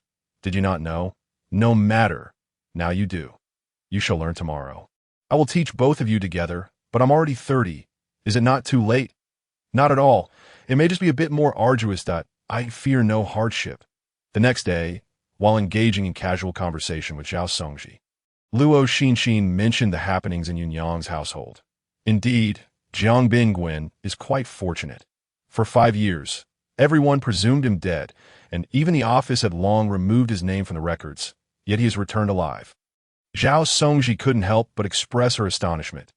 Luo Xinxin inquired, but Zhao Jie, is he truly Jiang Bingwen? She felt an inexplicable sense of unease. Zhao Songji replied, I am not well acquainted with him, but many who knew him have confirmed his identity. He is indeed Jiang Bingwen. Very well. Hearing this, Luo Xinxin felt reassured that perhaps her worries were unfounded. Could it be that she was suffering from paranoia, constantly suspecting ulterior motives in others? In the days that followed, while practicing her cultivation, Luo Xinxin continued to master her freezing technique. Now proficient, she could freeze an entire tree over 2 meters tall with a single application. However, she had yet to test its effects on demonic beasts or cultivators. During the final weeding after the harvest of spirit rice, Yunyang expressed her apologies while collecting her payment. Luo Xian, I won't be coming next year. Luo Xinxin was taken aback and promptly asked, Why? I have recently begun body refinement, so I won't have as much time to work. Why husband does odd jobs, earning in a day what I would in several months, and he encourages me to focus on my training. Luo Xinxin nodded in understanding. During this time, she had observed Jiang Bingwen on several occasions, noting his genuine care for Yunyang and Myanmar as a cultivator, to earn spirit stones through odd jobs, yet choose to support his wife and daughter-esque training. One must wonder how many could truly do the same. The wind rustled through the rice fields, heralding another harvest season. This year, Luo Xinxin enjoyed a bountiful yield, reaping over 13,000 pounds of spirit rice from her 10 acres. After collecting her spirit stones from the office, she headed to the Baibao Pavilion to present this year's talismans to Shun Banshan. Upon crediting her contribution, Shun Banshan remarked, Since you're here, could you assist me with a task? Luo Xinxin initially believed that with the spirit rice harvested and the 100 Arts Alliance's tasks completed, she could enjoy the remaining 2 months in peace for her cultivation. Little did she expect Shun Banshan to assign her a temporary task. Nonetheless, she did not immediately exhibit any reluctance and inquired, What do you need me to do? Shun Banshan explained, The head of the Liu family in Xianbei City and I have met a few times. Recently, he successfully formed a baby, and I received an invitation to the ceremony. As I am too old to endure such festivities, I would like you to attend in my stead, assuming it was merely a matter of attending a feast. Luo Xinxin responded, Certainly. After all, attending the ceremony in Xianbei City would also allow her to visit the 100 Arts Alliance and see what her current contribution could be exchanged for. However, she pondered whether it was appropriate for a mere chi refinement stage novice to attend a baby formation ceremony. Sensing her readiness to accept, Shun Banshan retrieved a box from his storage bag, stating, Inside is a gift I prepared. Just take it along. Luo Xinxin accepted the heavy box, curious about its contents, but wary of opening it in Shun Banshan's presence. Her expression betraying her intrigue. Shun Banshan found her reaction amusing yet endearing, gently urging, If you wish to know, just open it. With a smile, Luo Xinxin replied, I am not particularly eager to know, yet her hands acted contrary to her words. Opening the box, within lay a smooth, jade-green orb, softly glowing and emitting a chill. Having a talking orb within her own body, Luo Xinxin now found herself intrigued by such items and could not help but ask, What is this? That is a water avoidance pearl. Carrying it allows one to breathe freely underwater without wetting their clothing, Shun Banshan explained. This functionality seemed quite practical, prompting Luo Xinxin to inquire further. Forgive my ignorance, but what tier of treasure is this? Shun Banshan replied, It is merely a low-tier magical artifact. What? A magical artifact? Luo Xinxin winced at the thought, wondering if it was worth gifting a low-tier magical artifact for a mere acquaintance's baby formation. Unaware of her thoughts, Shun Banshan continued, The Luo family's estate contains a volcano, surrounded by numerous fire flame grasses nourished by the volcanic lava. It is said that during this ceremony, the Luo family will present 10 stalks of fire flame grass to the individual whose gift most pleases the family head. Thus, the higher the gift's value, the greater the likelihood of receiving the fire flame grass. This was Luo Xinxin's first encounter with such a spirit herb, prompting her to inquire about its uses. What is the purpose of fire flame grass that it warrants offering a low-tier magical artifact as a gift? Shun Banshan explained, it can slow the aging of flesh, thereby extending one's lifespan. Hearing this, Luo Xinxin fell silent. Previously, she had heard Lin Mao mention that the old shopkeeper was a foundation establishment cultivator nearing 280 years of age, with a maximum lifespan for a foundation establishment cultivator being 300 years. It meant that Shun Banshan's time was running out. The water avoidance pearl might be his most valuable possession, yet it paled in comparison to the value of life. Luo Xinxin suddenly grasped his intentions. Feeling the weight of responsibility, what if she could not procure a high-quality fire flame grass? Although Shun Banshan's eyesight had diminished, he could still discern the tension in Luo Xinxin's grip on the box and comforted her. There is no need to be anxious. Do your utmost and leave the rest to fate. In truth, he possessed a longevity pill that could extend life by 50 years, but once consumed, it would render any subsequent longevity-enhancing items ineffective. Therefore, he intended to consume as many other longevity items as possible before using the longevity pill as his final resort. Luo Xinxin nodded solemnly, assuring him, "You can rest easy. I will ensure the gift is delivered." Shun Banshan smiled. "I shall not send you on this errand empty-handed. Take this silver bamboo talisman brush." As he presented her with a talisman brush, Luo Xinxin feigned modesty, saying, "Oh, it's just a simple errand." "I cannot accept your brush," Shun Banshan insisted. "Take it. It serves little purpose for me, but it can still be of value in your hands." "Then I shall not stand on ceremony." Luo Xinxin accepted the silver bamboo talisman brush, even though it was not her desire, but rather a gift thrust upon her by Shun Banshan. Moreover, she diligently inscribed talismans. What harm is there in providing her with a fine talisman brush? After Shun Banshan detailed certain particulars, Luo Xinxin departed from the Baibao Pavilion. With the 10th of next month still over 10 days away, Luo Xinxin returned to her cave dwelling to enter seclusion for approximately 10 days. Boarding a flying vessel bound for Xianbei City 5 days prior to the baby binding ceremony. Initially, she had intended to visit the Bai Alliance after the ceremony, but upon learning from Shun Banshan that as a member of the Bai Alliance, she would enjoy a 20% discount on hiring alchemists or array masters, her thoughts turned to the wind spirit crystal she had obtained from Yuntian. The speed of the lotus leaf zither was painfully slow, yet she had been unable to procure a suitable flying artifact, causing delays. For this trip to Xianbei City, she aimed to enlist the help of a craftsman from the Bai Alliance to forge one. Though she had visited the Baibao Pavilion twice before, she had never set foot in the Bai Alliance. The reception hall of the Bai Alliance in Xianbei City was adjacent to the Baibao Pavilion.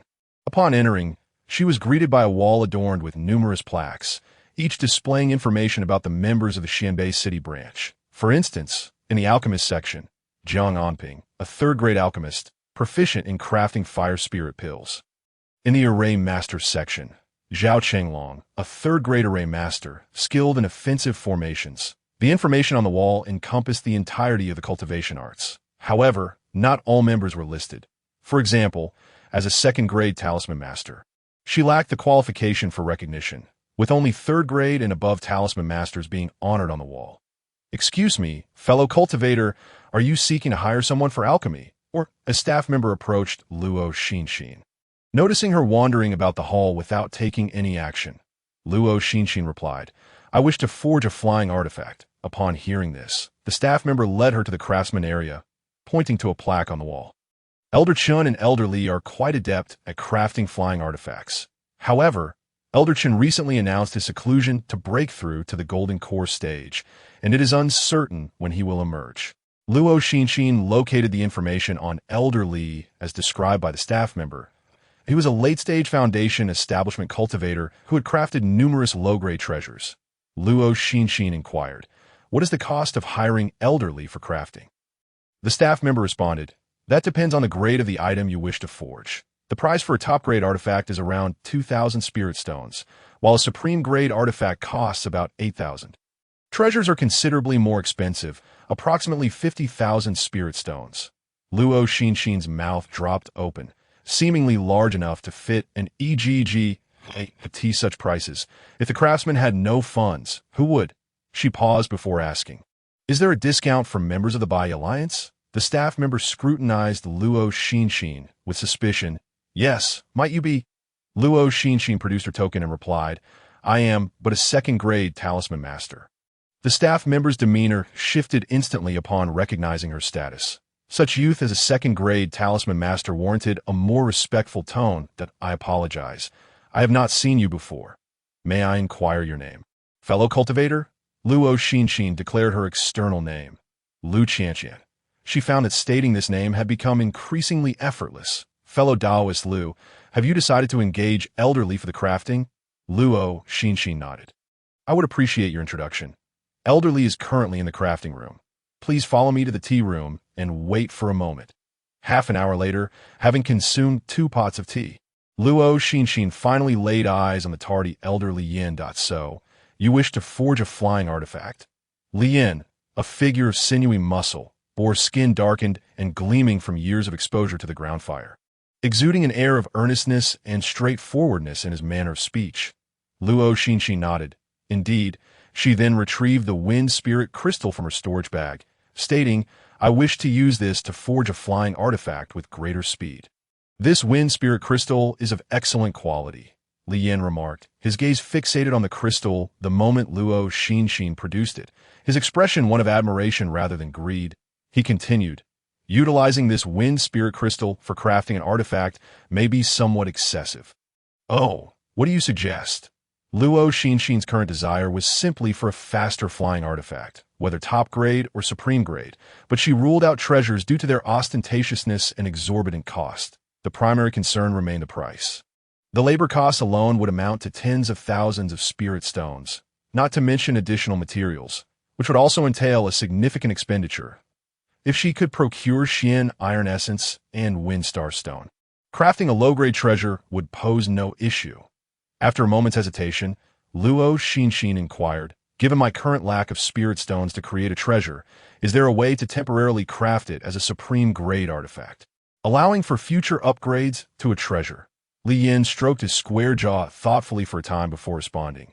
Certainly in the long run, if you wish to save spirit stones, you might consider incorporating a cloud crystal stone alongside third-grade black iron or to first create a top-grade flying artifact. When conditions permit, you can subsequently add more materials for gradual upgrades, ultimately reaching the pinnacle of a supreme treasure. Upon hearing this method, Luo Xinxin felt a surge of joy and quickly asked, where might I procure cloud crystal stones? You may check various major merchants or auctions. The price typically hovers around 20,000 spirit stones, Li Yin replied. Luo Xinxin further inquired, and what are the price for third-grade black iron or? Approximately 1,000 spirit stones, he answered. You may purchase it yourself or use ours. We can settle the cost later. Luo Xinxin mentally calculated. The labor fee for the supreme grade artifact amounted to 2,000 spirit stones, which at her discount would be around 1,600. The cloud crystal stone cost 20,000 spirit stones, and she had previously inquired about the wind spirit crystal, estimating it to be around 20,000 as well. This would imply an expenditure of over 40,000 spirit stones to forge a top-grade artifact. It seemed somewhat extravagant. After all, a typical top-grade flying artifact rarely exceeded 10,000 spirit stones. And for 40,000, one could obtain the finest supreme-grade artifact. However, this flying artifact was upgradable, allowing for considerable operational flexibility, saving her a significant sum compared to purchasing a supreme treasure directly in the future. Moreover, with her current strength, utilizing a top-grade flying artifact was most befitting her character. Very well. I shall first procure the cloud crystal stone and third-grade black iron organ. After speaking, she recalled a few unknown ores she had in her storage bag and brought them forth, asking, I beg your pardon, but could you identify what these ores are? Hopefully, fortune would smile upon her, and one of these ores would be what she required. Chapter 64.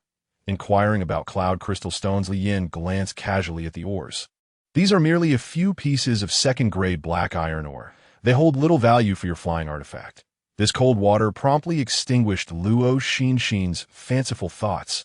Lacking materials, she found herself unable to forge a flying artifact at present. After exchanging contact information with Li Yin, she proceeded to the Baobiao Pavilion. The pavilion's gatekeeper, an elderly man, reclined on a bamboo chair. Upon noticing an approaching visitor, he lazily lifted an eyelid, then slowly rose to walk to the counter at the entrance. "Place your token here," the old man instructed, gesturing toward a white jade stone on the counter. Luo Xinxin complied, placing her token atop it. The old man added, "Now, please input a trace of your spirit signature." Luo Xinxin complied, and the jade stone immediately emanated a soft glow. "This is to confirm whether you are indeed the token's rightful owner," the old man explained. Before continuing, "You may proceed inside with your token. There are 5 restrictions within. With your second-grade Talisman Master's token, you may only pass through the first 2 restrictions." Luo Xinxin comprehended the essence of this statement. Her current rank was still rather low, limiting her access to certain places. After picking up the token and expressing her gratitude to the elder, she ventured inside. Her visit to the Baobiao Pavilion was not primarily for the purpose of exchanging items, but rather out of curiosity. The interior resembled an elongated corridor flanked by numerous shelves. Luo Xinxin smoothly passed through the first layer of restrictions, and her token emitted a faint glow. The items within the first layer were relatively common, primarily catering to cultivators in the early to mid stages of qi refinement, including various pills, talismans, and magical artifacts. Each shelf was meticulously organized, showcasing a diverse array of goods. Subsequently, she proceeded to the second layer of restrictions. The items in this layer were designed for cultivators in the mid to late stages of qi refinement, among which was the coveted Foundation Establishment Pill, often desired by many qi cultivators. Within a purple sandalwood box lay a pale violet pill, unremarkable in appearance. However, the contribution value tag left Luo Xinxin astonished. 30,000 contribution points, earning merely 2,400 contribution points annually. Accumulating 30,000 would take her 11 to 12 years. She might as well place her hopes on establishing her foundation independently. IT remained uncertain whether the items in the first and second layers were generally mundane or if the treasure pavilion of the Xianbei City Division simply lacked remarkable items. Aside from the Foundation Establishment Pill, nothing particularly rare caught her eye. Even the techniques and spells were largely available for purchase outside, albeit at higher prices. Had the old shopkeeper deceived her, or perhaps she was too inexperienced? With truly valuable items hidden in the deeper layers of restrictions, entering and exiting with a sense of curiosity, she ultimately left feeling somewhat disheartened. After departing from the treasure pavilion, Luo Xinxin meandered through the Alliance. And by the time she prepared to leave, the sky had begun to darken. She decided to rent a cave dwelling for her cultivation. However, she kept the matter of the flying magical artifact in her thoughts. While level 3 black iron ore was readily available, cloud crystal stones were harder to come by. After some contemplation, she took out a communication jade slip and inquired in the consultation section about where cloud crystal stones could be purchased. It turned out that a piece had been auctioned at the Bafang Trading Company in Xinlan City last month. The preceding individual had mentioned that they were currently needed. Why bring up last month's auction? Could they possibly return to that time? Luo Xinxin silently applauded this person for their astuteness, truly a voice of reason.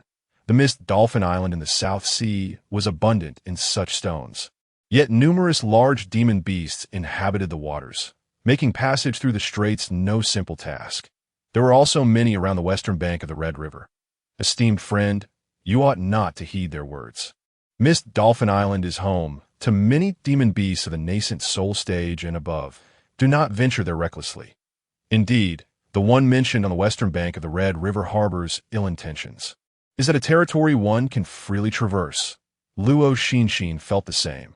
None of these well-meaning netizens offered reliable suggestions.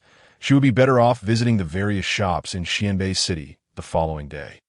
Just as she contemplated setting aside the jade slip, a message popped up that was particularly useful to her, cold-hearted healer. I have a piece. How many spirit stones are you willing to offer? Luo Xinxin promptly moved him to a private chat window. Little female cultivator online. Cloud Crystal Stone is being sold for 18,000 Spirit Stones. Lin had mentioned that the price for a Cloud Crystal Stone was around 20,000 Spirit Stones. So she decided to provide a location for negotiation. Cold-hearted healer. That's too little. At least 20,000 Spirit Stones. Oh my, a quick reply. This person must be a master of negotiation. Luo Xinxin mused. Little female cultivator online. Deal. Cold-hearted healer. Where shall we transact? Little female cultivator online. Xianbei City. There was a lengthy silence on the other end, so long that Luo Xinxin thought he might be reconsidering the sale. After about a quarter of an hour, he finally replied leisurely. Cold-hearted healer. I just inquired about this city. It's too far. Luo Xinxin fell silent as well. She had forgotten that the cultivation world seemingly lacked a courier service. After a moment, she asked, how far? Cold-hearted healer. A round trip via the teleportation array costs 5,000 Spirit Stones. Why not come here yourself? Little female cultivator online. No way. 20,000 Spirit Stones was already the price she had anticipated. And now he expected her to cover an additional 5,000 Spirit Stones for travel expenses? Absolutely not. Cold-hearted healer. Very well then. Thus concluded a somewhat absurd conversation. Luo Xinxin sent out another message. Little female cultivator online. Is there anyone near Xianbei City selling Cloud Crystal Stones? Unfortunately, her message was soon drowned by a barrage of incoming information. She could only put down the communication jade slip and focus on her cultivation. This cave dwelling cost 8 Spirit Stones for a night's stay. She couldn't afford to waste it. The next day, she began to roam around Xianbei City, nearly covering half the city before finally receiving relevant information as the sun began to set. The clerk at the Ma Family's trading company greeted her enthusiastically. In a few days, we will receive a new batch of goods, which should include Cloud Crystal Stones. Luo Xinxin's eyes lit up as she inquired. Is that true? The clerk replied, it's highly likely. If you wish, you can pay a deposit now, and if we have it when the time comes, it will be reserved for you. If not, your deposit will be refunded. Luo Xinxin thought that was reasonable and asked, what is the price for your Cloud Crystal Stones, and how much deposit do I need to pay? The clerk responded, 20,000 Spirit Stones. A deposit of 2,000 Spirit Stones will suffice. This price matched her expectations precisely, so she agreed without hesitation, signing a spirit agreement and paying the 2,000 Spirit Stones as a deposit. After leaving the Ma Family's trading company, Luo Xinxin noted that the night had deepened, prompting her to rent another cave dwelling for the night. Early the next day, she piloted her lotus leaf zither, leisurely making her way to the Luo family estate by noon. Before arriving, she found a secluded spot to alter her appearance into that of a young male cultivator, concealing her cultivation entirely. Chapter 65. Arrival at the Luo family. The fire-reckless mountain was entirely under the jurisdiction of the Luo family. From a high vantage point, one could see clusters of various buildings at the mountain's base, with fewer structures and greenery as one ascended, leaving only a bare mountaintop at the summit. The towering volcano made Luo Xinxin apprehensive for those residing at its foot. Should the volcano erupt, would these areas remain habitable? In the next instant, she remembered that this was the cultivation world, and the Luo family was a nascent soul clan, surely possessing unique means to thrive in such an environment. The fire-reckless mountain was protected by formations. She circled the base until she finally spotted the grand entrance of the Luo family estate. This occasion of the foundation establishment ceremony was being held with great pomp. The gates had opened to welcome guests a fortnight prior, making her arrival somewhat late. May I inquire if this esteemed guest possesses an invitation? A foundational cultivator greeted her at the entrance. Luo Xinxin presented the invitation, nodding slightly as she said, I am Shun Luo, sent by my elders who were unable to attend, to partake in the Luo family's foundation establishment ceremony. Lu Ranjia examined the invitation and confirmed it was indeed one sent by their family. Thus bowing respectfully, I am Luo Ranjia, honored to welcome you. Luo Xinxin nodded slightly again, and then presented a small token of appreciation prepared by Shenban Shan.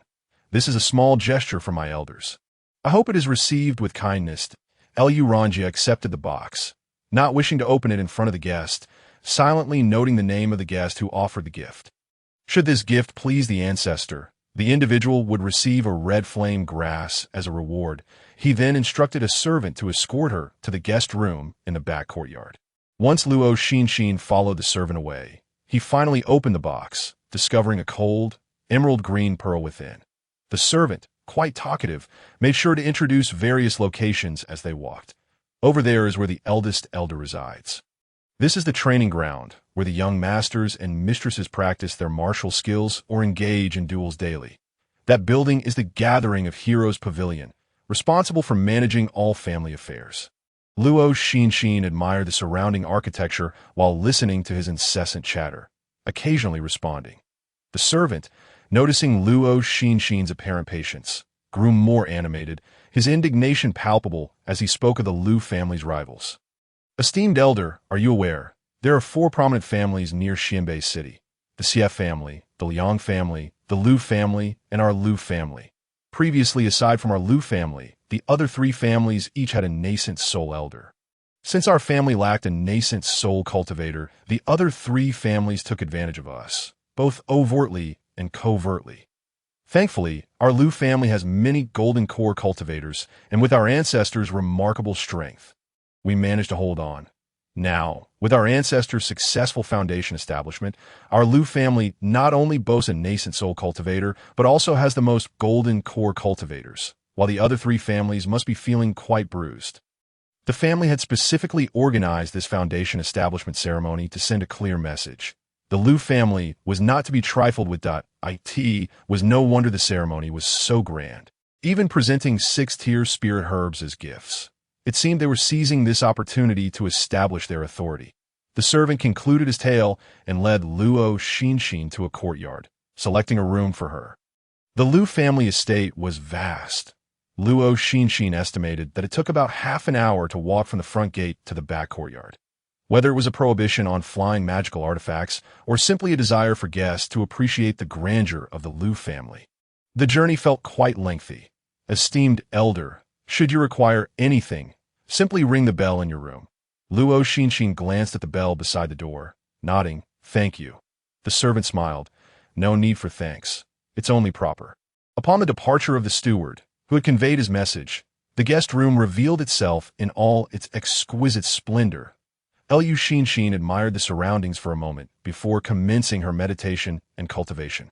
Her task was straightforward: to deliver a congratulatory gift and, ideally, procure a piece of Qian grass, all while maintaining a low profile.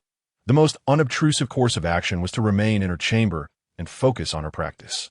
The air in Huang Mountain was somewhat drier than the surrounding environment, causing a slight agitation in her spirit. Seated upon her bed, she found it difficult to attain a state of tranquility. Consequently, she donned her shoes and settled onto the floor. The coolness against her form gradually soothed her restless thoughts, and she soon entered a meditative state, perhaps due to the presence of a live volcano nearby. The spiritual energy in the vicinity was predominantly infused with the fire element constituting a significant portion of the energy entering her body. More so than other types, it appeared to be an ideal location for cultivating a fire affinity spirit root. Lu Ranjie arrived at Juing Building, cradling a box, which he presented to the 13th elder responsible for recording the congratulatory gifts, stating, "This is from a loose cultivator named Shen Luo." The elder accepted the box, opened it, and marveled at the sight of a luminous green pearl inside, exclaiming, "What a remarkable water avoidance pearl." The Lu clan predominantly possessed fire affinity spirit roots, and most of their members practiced fire attribute techniques.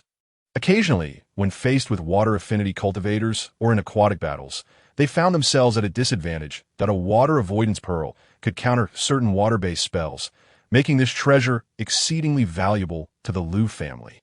He remarked, "This individual must indeed be after the Qian flower. Otherwise, such generosity would be unwarranted." After closing the box, he documented the details of the gift-giver. Luo Xinxin channeled the 5 elements gathering spirit technique to guide the absorbed spiritual energy towards her dantian. A sudden knock at the door interrupted her focus. The visitor was quite polite, knocking only 3 times before ceasing. After a moment of contemplation, Luo Xinxin decided to pause her cultivation and answer the door. Before her stood a young maid, donned in the attire of a second-layer Qi refinement cultivator. Senior, I have brought your lunch, she announced. Luo Xinxin's gaze shifted to the food box in the girl's hands. And she replied, please place it inside. Granted permission, the maid entered the room, approached the table, and began to unveil the dishes within the box, cheerfully stating, these 2 meat dishes are sourced from second-tier demonic beasts. And the wine is brewed from emerald ginger plums at Oh, give it a taste later. Luo Xinxin raised an eyebrow. The Lu family was indeed generous this time. Even before the banquet commenced, they were offering second-tier demonic beast meat to their guests. One could only wonder what might be served on the day of the grand ceremony. Perhaps even third-tier demonic beast meat. How fortunate. Had she known of such splendid treatment, she would have arrived 2 days earlier. However, she refrained from indulging in the feast just yet. Once the maid departed, she stored the spiritual food and wine in her storage bag, intending to savor them upon her return. After all, she was in unfamiliar territory and needed to remain vigilant.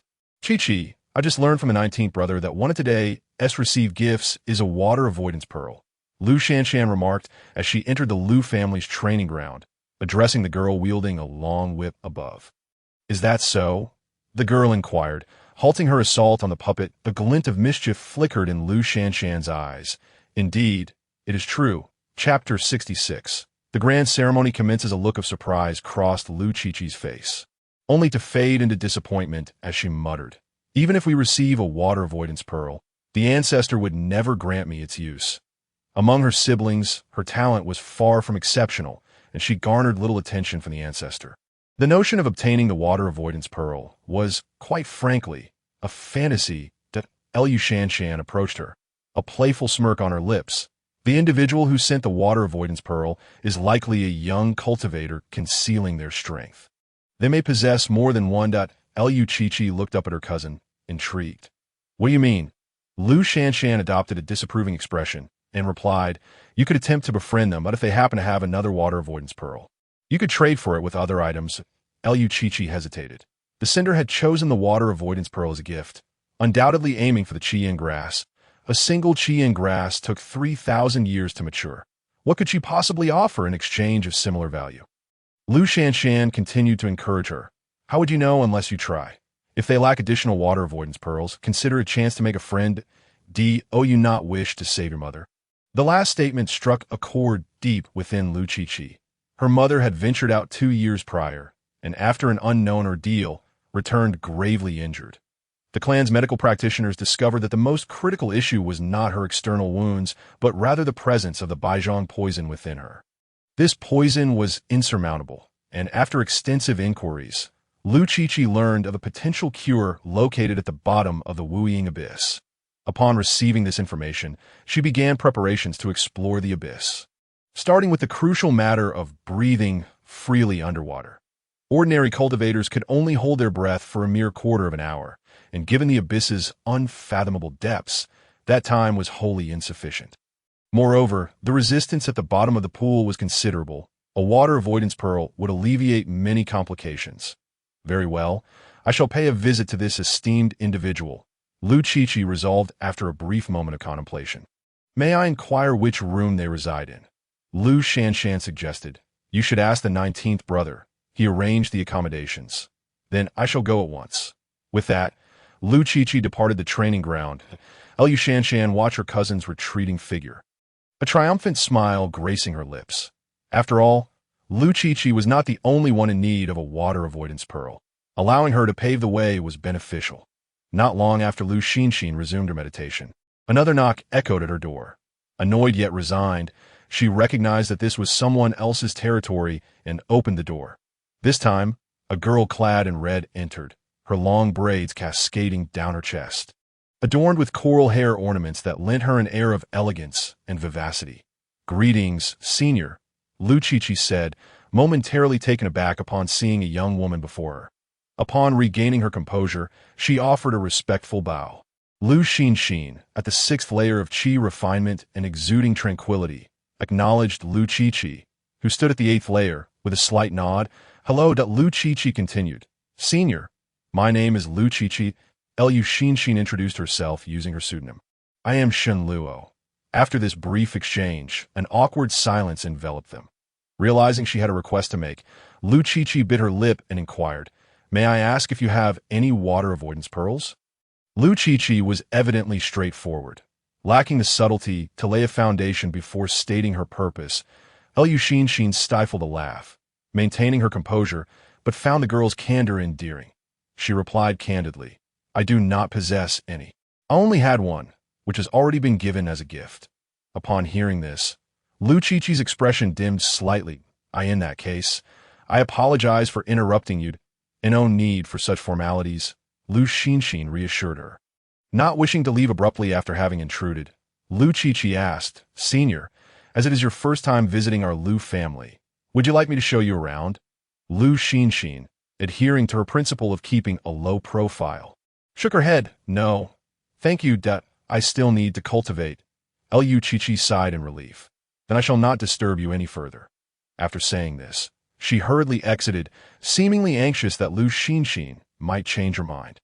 Once Luo Xinxin had walked away, Luo Xinxin affixed a note to her door reading, "Please do not knock," to avoid further interruptions. The following morning, Luo Xinxin encountered Luo Xinxin again and eagerly approached her. "So, what happened?" Luo Xinxin shook her head in disappointment. "She doesn't have any other water avoidance pearls." Luo Xinxin, not surprised by the response, had merely sent Luo Xinxin to inquire. There was no loss if it didn't yield results. However, she needed to concoct a plan to obtain the water avoidance pearl given as a gift. As days passed, the long-awaited ceremony finally commenced. To circumvent any unnecessary disturbances, Luo Xinxin had scarcely ventured beyond her room. And the maid delivering her meals, seeing the note on the door, wisely left the food at the entrance. On this day, the Luo family members donned their finest ceremonial robes, brimming with joy, as if they were the day's honored guests. It was understandable. After years of repression, they were finally able to hold their heads high in this moment. Luo Xinxin followed the maid to the venue of the ceremony, where a sea of faces awaited, at least 1,000 attendees. "Senior, your seat is here," the steward indicated, guiding Luo Xinxin to her designated spot. "With so many present today, I hope you will forgive any oversight in hospitality." Luo Xinxin waved her hand dismissively. "It's quite all right. You may attend to your duties." She then settled comfortably into her seat, her gaze meeting that of her opposite neighbor, who happened to be Luo Xinxin, who greeted her with a smile. Beside Luo Xinxin, another girl scrutinized Luo Xinxin with a discerning gaze. Unfazed, Luo Xinxin discreetly observed the arrivals. Suddenly, an overwhelming aura descended from above, causing the gathered cultivators to gasp in astonishment. Luo Xinxin looked up to see a middle-aged man descending with an imposing presence. Alighting upon the hastily erected platform. So, this is what a nascent soul cultivator looks like. Luo Xinxin felt a profound depth to his strength, an authority that commanded respect. "Welcome, ancestor," the Luo clan members chorused, rising in unison, their voices resonating. "Congratulations on your success in breaking the Dan and becoming a nascent soul. May your path of cultivation be smooth and your longevity assured." "Please be seated," Luo Tianhan replied coolly, turning to occupy his designated place. "I thank you all for taking the time to attend this momentous occasion." On Luo Tianhan's stoic face, a hint of a smile finally emerged. The crowd collectively expressed their reluctance to speak. Luo Xinxin found it intriguing. The head of the Luo family, a single fire root cultivator, appeared as frigid as an ice root, exuding an aura as chill as a block of ice. Or perhaps he possessed a cold exterior but a fiery spirit within, embodying a reserved yet passionate persona. After exchanging a few pleasantries, Luo Tianhan officially announced the commencement of the grand ceremony. Soon after, maidens presented an array of delicacies, exquisite wines, and spiritual fruits. Ate tea this moment. Luo Xinxin felt emboldened. She picked up her chopsticks and began to indulge in the sumptuous feast, reassured that amidst the multitude, she could not possibly be singled out for ill treatment. As the wine flowed generously and the atmosphere became increasingly convivial, a steward approached Luo Tianhan, stating, "Ancestor, the Qian grass has been prepared." The guests, who were previously engaged in toasting one another, turned their attention to the elevated platform. Luo Tianhan replied, "Bring it forth," and no sooner had he spoken than 10 charming maidens emerged, each carrying a box. Luo Xinxin eagerly observed the boxes in their hands, hoping that one contained a gift for the old shopkeeper. Lu Tianhan's piercing gaze swept across the gathered guests, exuding an aura that instilled a sense of pressure. I appreciate all the gifts presented to me. However, due to the limited quantity of qi and grass, I can only select 10 that resonate most with me. After stating this, he signaled to the steward, who understood the cue and began to read from a small booklet. Yao Fenghua, Lin Yirong, He Qing Shan, Shen Luo, and the other esteemed guests shall each receive a stalk of qi and grass. Upon hearing the last name, Luo Xinxin's anxious heart finally found relief. The old shopkeeper's water avoidance pearl had not been given in vain. As instructed, the maidens meticulously distributed the boxes to the fortunate recipients. Luo Xinxin received the box designated for Shun Banshan, opening it to reveal a vibrant red spiritual herb, its roots ablaze with a passionate crimson hue.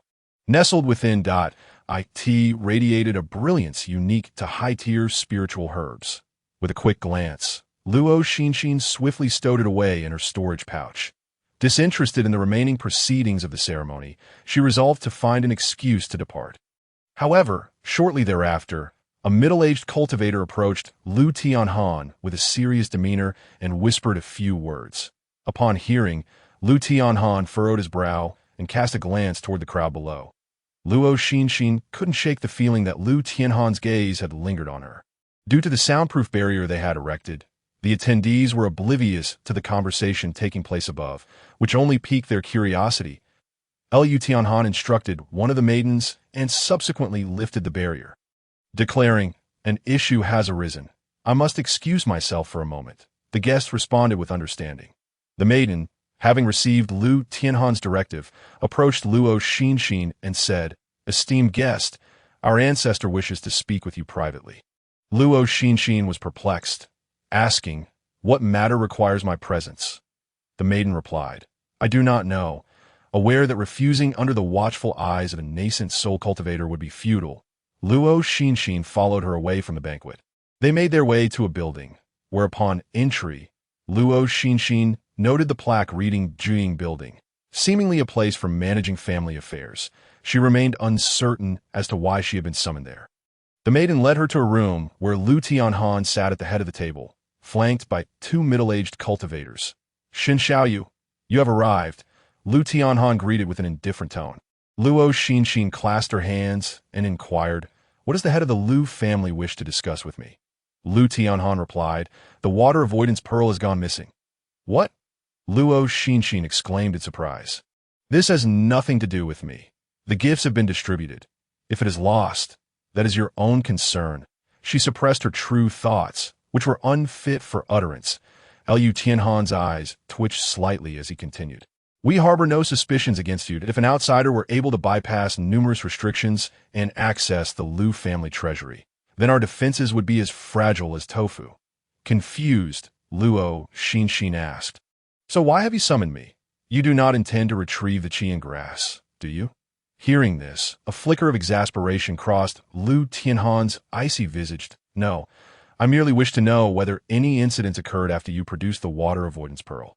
Incidents regarding the water avoidance pearl? Luo Xinxin immediately recalled the visit from Lu Qiqi.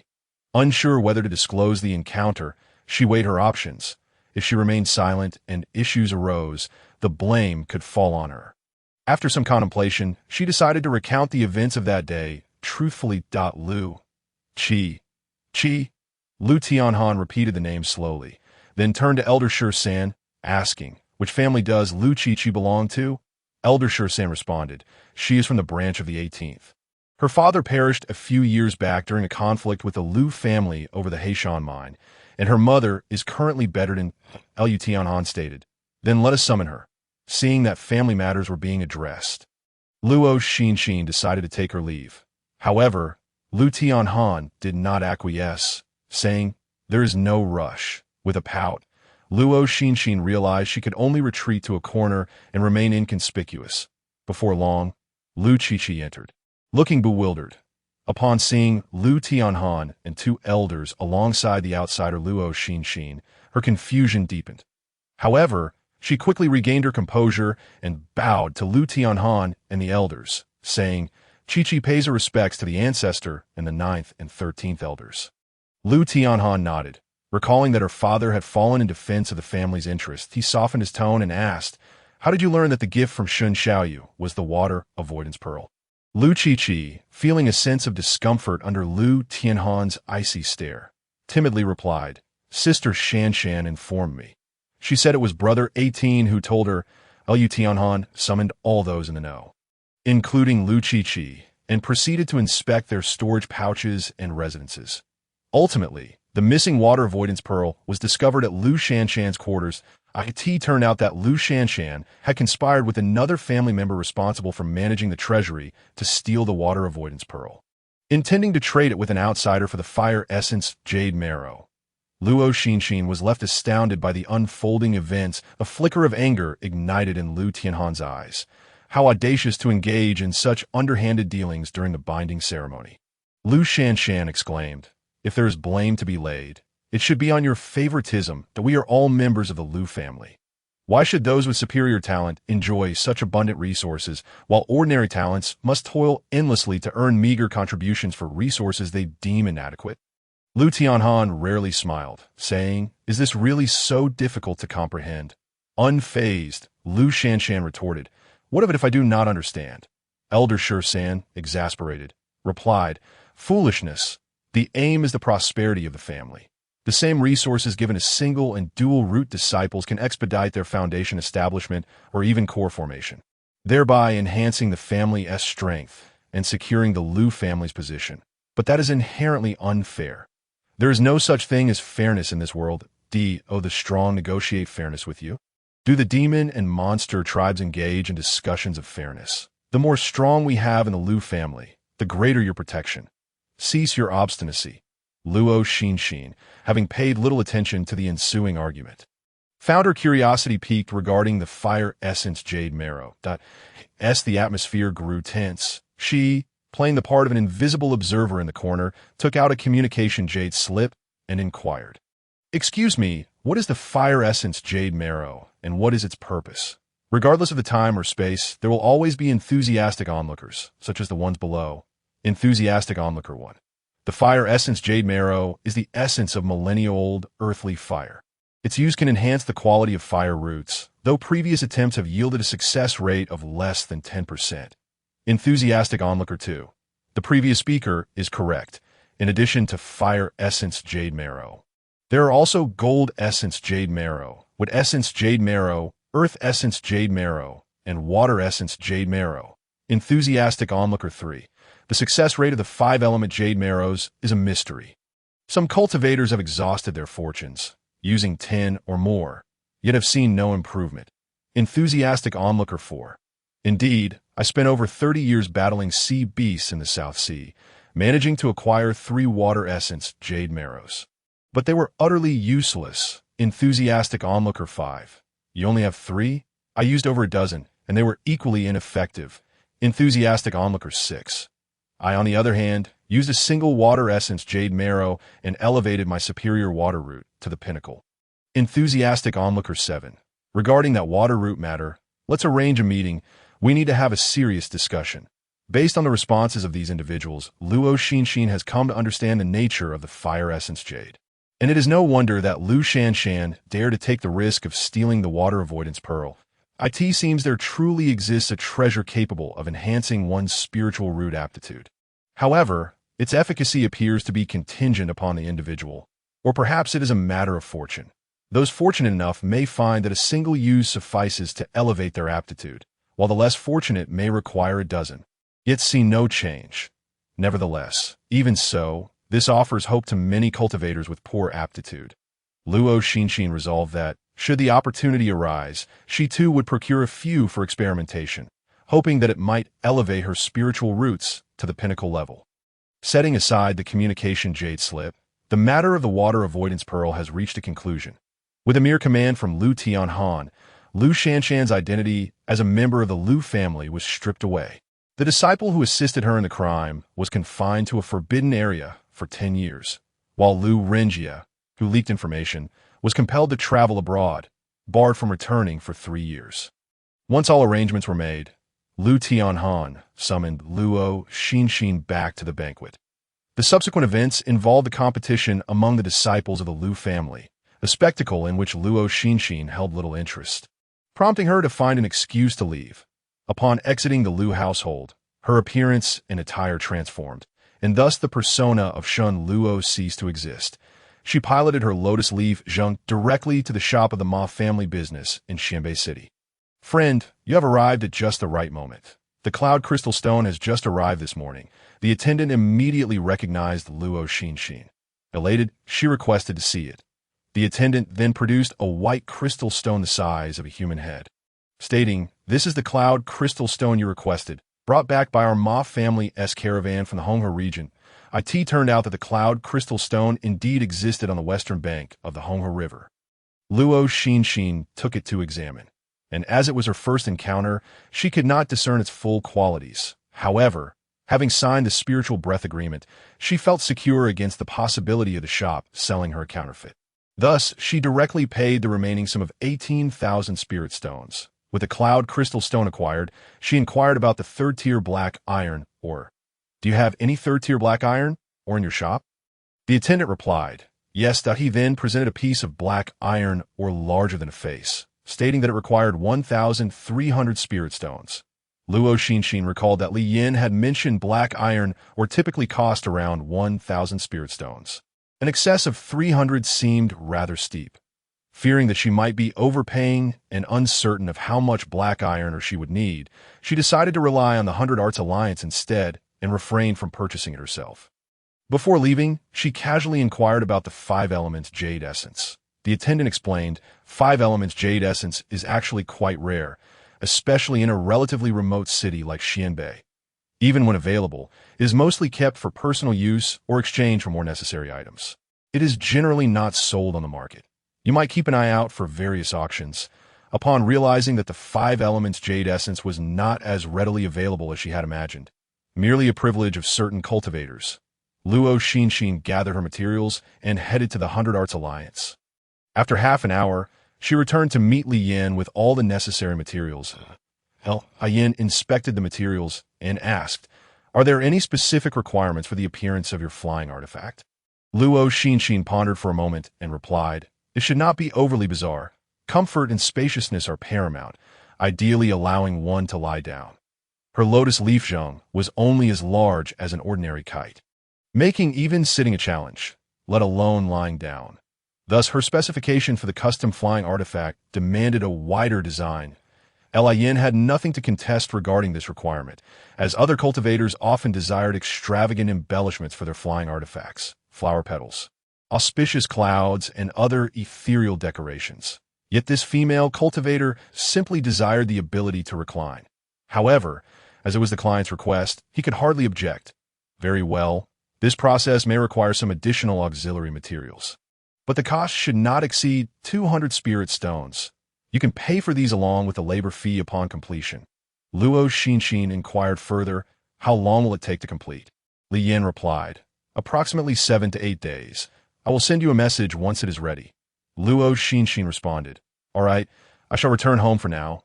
The old shopkeeper was still awaiting the red flame grass, so she decided to head back to Qinggefang. On this day, Shun Banshan awoke to find his vision slightly more blurred, struggling to suppress the fear within and restraining the urge to consume a longevity pill. He hoped that Xianqian would bring back the red flame grass. "Old shopkeeper, I have fulfilled my mission," Luo Xinxin announced, bursting into the study with her hands on her hips, radiating pride. Shun Banshan was invigorated by her vitality, feeling as though his vision had brightened. "Youth is indeed a wonderful thing. Thank you for making this trip," he acknowledged. Luo Xinxin waved her hand dismissively, "Not all arduous." Understanding Shun Banshan's urgency, she did not keep him in suspense, but promptly revealed the box containing the red flame grass. "Here it is, the red flame grass you wanted." Shun Banshan accepted the box, his hands trembling slightly as he handled it with utmost care. Opening it, he found, as expected, a spirit herb of vibrant red, identical to the one he had seen in the compendium of herbs. Task accomplished, Luo Xinxin did not linger, stating, "I must take my leave." With that, she departed the study with light steps. Shun Banshan watched her youthful, spirited figure retreat, unable to suppress a smile. With a wave of his hand, he closed the door that Luo Xinxin had forgotten to shut behind her and proceeded to absorb the red flame grass. Spiritual energy and medicinal potency flowed into his body, gradually restoring his various functions to normalcy. The compendium of herbs indicated that consuming mature red flame grass could extend one's lifespan by at least 50 years. Coupled with the longevity pill in his possession, he could potentially live for another century. While other cultivators diligently amass spirit stones to enhance their cultivation, those like him, facing the inevitability of mortality, sought merely to prolong their existence. Chapter 69. Purple Star Boat Luo Xinxin returned to her cave dwelling after purchasing several ingredients for the gathering spirit pill from the herb hall. She had incurred considerable expenses over the past few days and needed to refine some elixirs to recuperate her expenditures, as maintaining the operation of the gathering spirit array also required a significant amount of spirit stones. 8 days later, outside, the cold wind howled and the sky was overcast, resembling a storm about to engulf the city. Inside the cave, the warmth of the alchemical fire radiated from the furnace. Luo Xinxin was in the midst of refining gathering spirit pills when a communication talisman appeared before her. Diverting some of her focus, she retrieved the talisman, infused it with spiritual power, and heard Lian's voice. Your flying artifact has been completed. Feel free to come by and see if there are any adjustments needed. Luo Xinxin quickly found the communication talisman with Lian's spiritual imprint from her storage bag and replied, All right, I will come by tomorrow. After responding, she redirected her focus back to alchemy. Several hours later, with practiced skill, Luo Xinxin cast a pill seal, and the furnace trembled as she lifted the lid, releasing 10 pristine gathering spirit pills that floated out. She retrieved a vial to contain them, and then contacted her buyers for this batch of gathering spirit pills. The other buyers she knew were not as generous as Wei Ling. A vial of top-tier gathering spirit pills could only fetch up to 1,300 spirit stones at best. Unfortunately, Wei Ling was presently engrossed in a struggle against treacherous family members, her focus not yet returned to cultivation, or else she could have earned an additional 700 spirit stones from vial. The following day, after selling the gathering spirit pills, she made her way to the 100 Arts Alliance in Xianbei City, in a spacious area of the Alliance. Li Yin produced a small boat the size of a palm, stating, Here is your flying artifact. Since the client had not specified any particular design for the flying artifact, he opted for a conventional small boat shape. After removing the restrictions, he commanded, Go! The palm-sized boat gradually expanded until it reached the size of a single bed. He had even taken the initiative to add a canopy to the boat, with purple silk drapes hanging down, lending it an air of mystery and elegance. Yin explained, in accordance with your request. This flying artifact can accommodate one person lying down in its maximum form. For everyday travel, it can be adjusted to your needs. The canopy and drapes are only present in the maximum form. Luo Xinxin nodded vigorously. Wonderful, this feature is just perfect for me. Though the purple drapes are a bit ostentatious, Yin continued. When fully charged with spiritual power, this small artifact can fly up to 500 miles in an hour. It can also navigate through water. When moving upstream, it can cover around 400 miles and downstream, approximately 600 miles, with significantly reduced spirit stone consumption while traveling in water. Luo Xinxin felt that merely nodding was a bit perfunctory, so she gave a thumbs up instead. Versatile for both water and air. Quite impressive. Yin then pointed to a groove at the bow of the boat, saying for regular use, you can either power it with your own spiritual energy or with spirit stones. As long as you have sufficient energy or stones, the speed will not differ significantly between the two. Luo Xinxin felt fortunate to have sought Li Yan's assistance in crafting the flying artifact. The array of functions was indeed comprehensive, and though she was typically reluctant to expend spirit stones for operating the flying artifact, unusual circumstances might arise. Finally, she exclaimed 3 words, Excellent, excellent, excellent, Li Yan replied. You may now step aboard to experience it. For the next half an hour, Luo Xinxin experienced piloting various small flying vessels. The smaller the vessel, the lesser the consumption of spiritual energy and the greater the speed of flight. The same principle applied to movement through water. After discerning no shortcomings, Luo Xinxin produced a spirit stone to settle the payment. According to the regulations of the 100 Arts Alliance, only the processing fee was charged at a discount of 20%, while the materials were billed at their original price. 1,100 spirit stones for black iron ore and a little over 180 spirit stone for other materials, culminating in a total of 2,280 spirit stones when combined with a labor fee of 1,600, but nevertheless. Luo Xinxin felt the expenditure worthwhile and whimsically named her flying artifact Purple Starboat. The name Purple was inspired by the ostentatious purple veils, while Star referred to the twinkling starlight emitted when the flying artifact was summoned.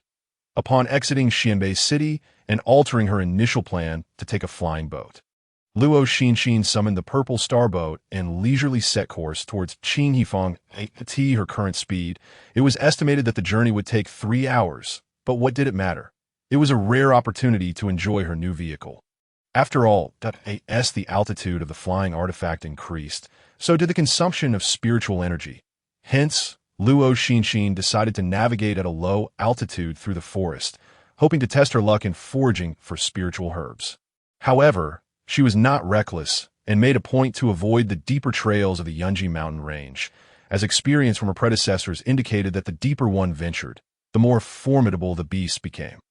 If she encountered a first-tier beast, she could manage to fend it off and earn some extra income, but a second-tier beast would necessitate a hasty retreat.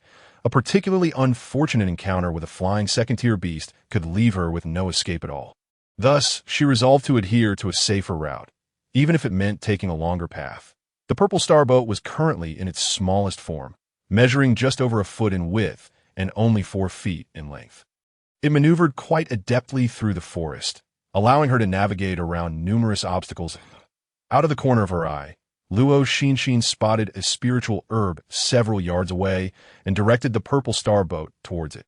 As she drew closer, she scrutinized the herb's appearance. Slender, dark green leaves and delicate, pale blue petals that were thin enough to appear almost transparent.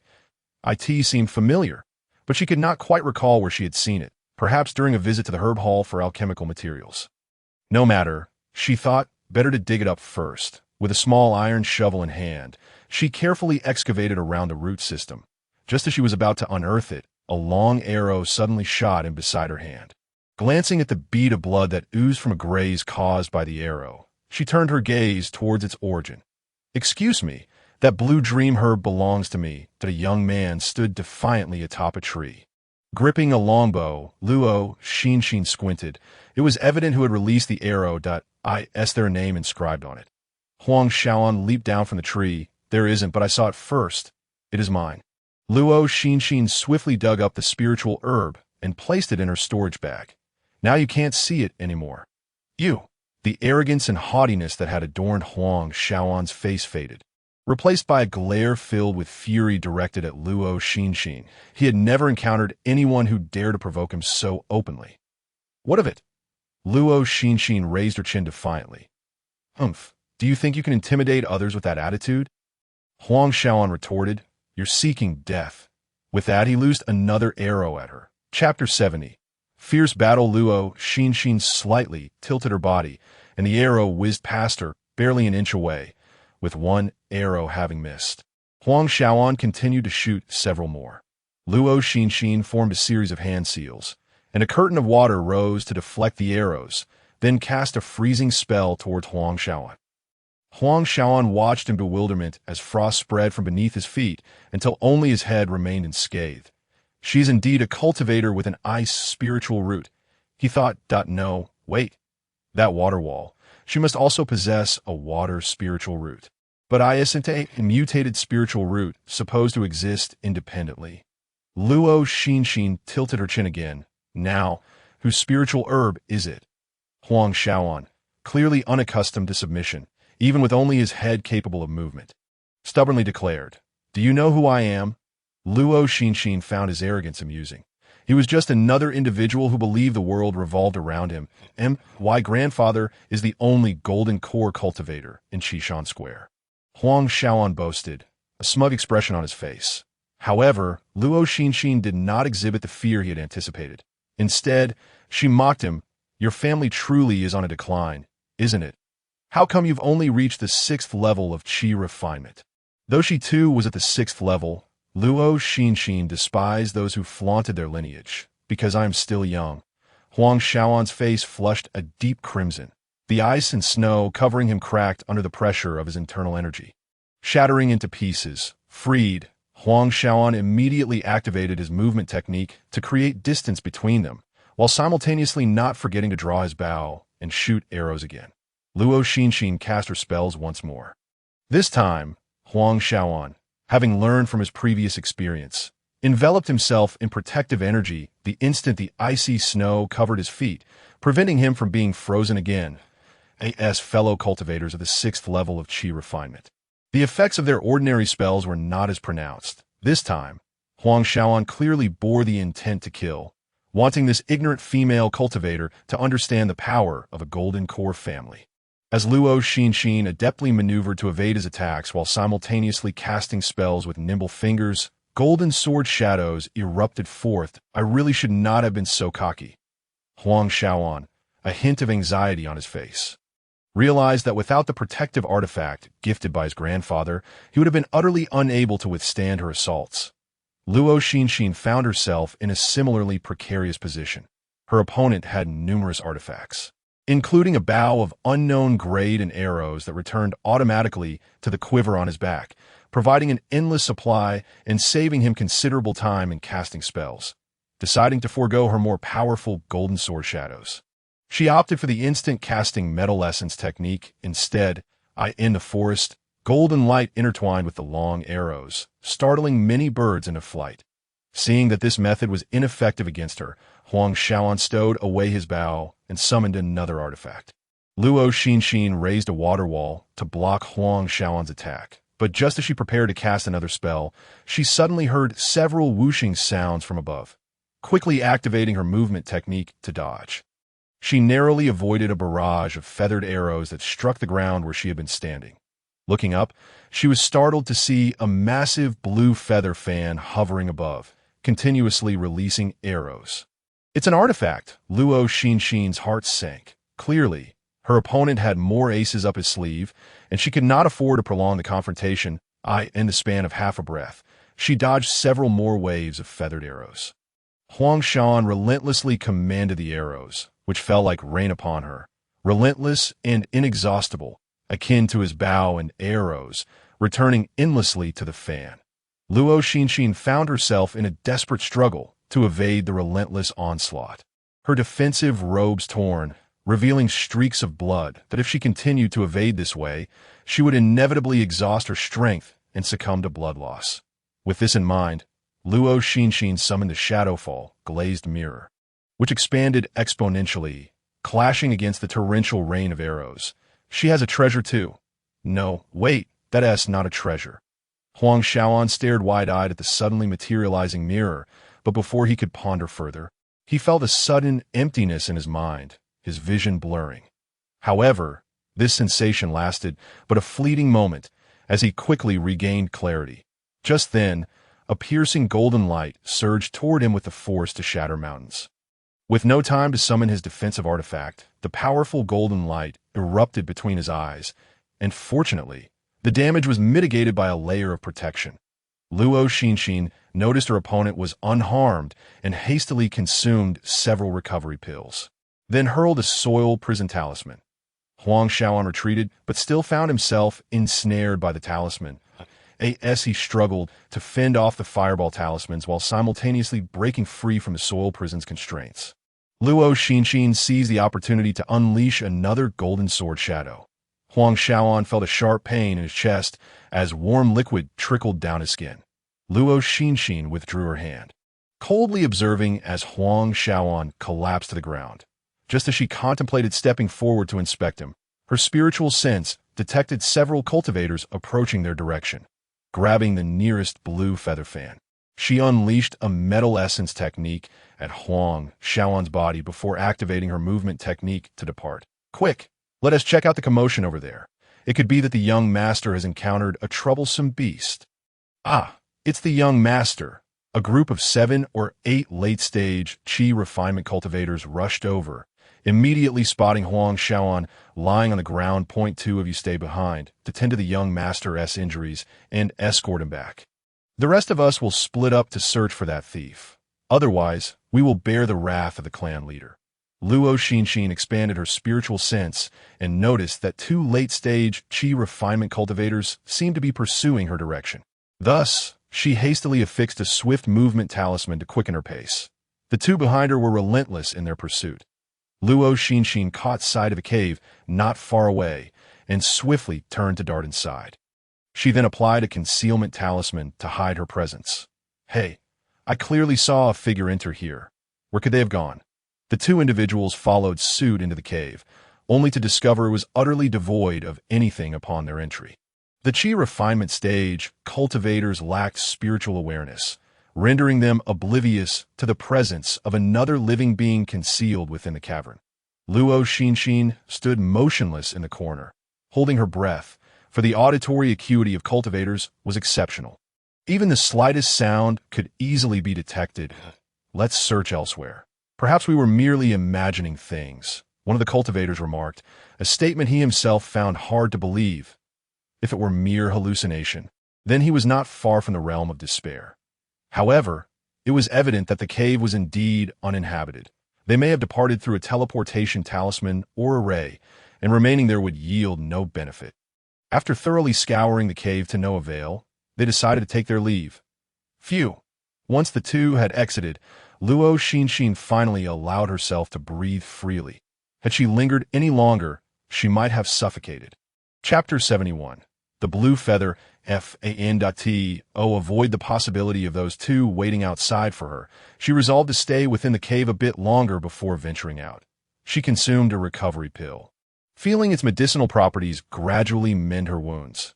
After a moment, assured that she was no longer in peril, she retrieved the blue feather fan. The spiritual imprint upon it had not dissipated, indicating that its master was still alive. This posed a bit of a conundrum. Yet, there was no need for excessive concern. Today she had the foresight to disguise herself with an illusion ring when departing from the 100 Arts Alliance. Even if the owner had not perished, as long as she refrained from using her current appearance in the future, it would be exceedingly difficult for them to locate her. However, whether to keep the fan was indeed a question. Retaining it would inevitably expose her, while destroying it would feel like a waste, considering it was a mid-grade treasure. Provided that the opponent's cultivation was not significantly higher than hers, the spiritual imprint on the recognized item could be erased, albeit at the cost of considerable time and spiritual energy. The person from earlier was also at the 6th level of qi refinement. Eliminating his spiritual imprint would not be particularly arduous. But given the current state of unrest, it was prudent to wait until she returned home. Luo Xinxin lingered in the cave for quite some time. Meanwhile, the unconscious Huang Xiaoan was brought back to the Huang family. The family head hurriedly arrived, for during his meditation, he sensed that the Qingfang jade barrier placed upon his grandson had been breached, instantly realizing something was amiss. The Qingfang jade was one of the defensive artifacts he had bequeathed to his grandson, capable of withstanding a full-force strike from a Foundation establishment cultivator. He could also sense the location where the barrier had been triggered. With a thought, he gauged the distance and discovered that his grandson had actually ventured far from the market.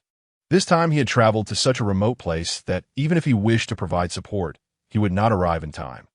Thus, he promptly instructed the steward to monitor his grandson's soul lamp, which remained lit, allowing him to breathe a sigh of relief.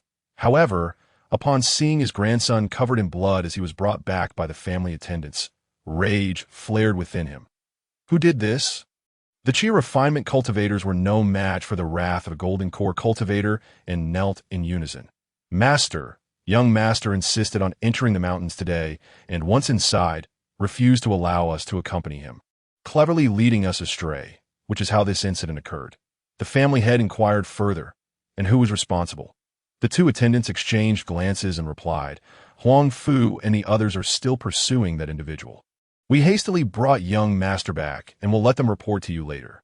Now is not the time to seek accountability or identify the perpetrator.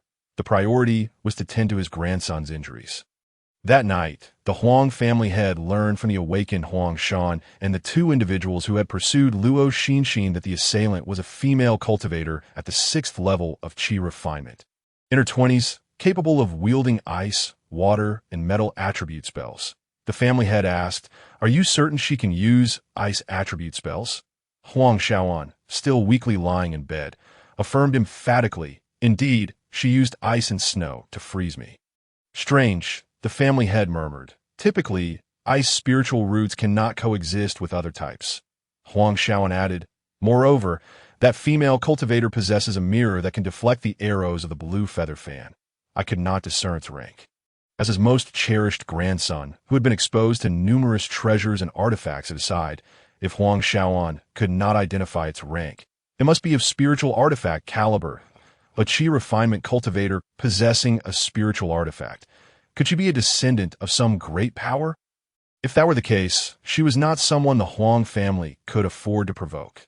The family had stated, "Very well, we shall keep a close watch. If she is an ordinary cultivator, she shall be eliminated.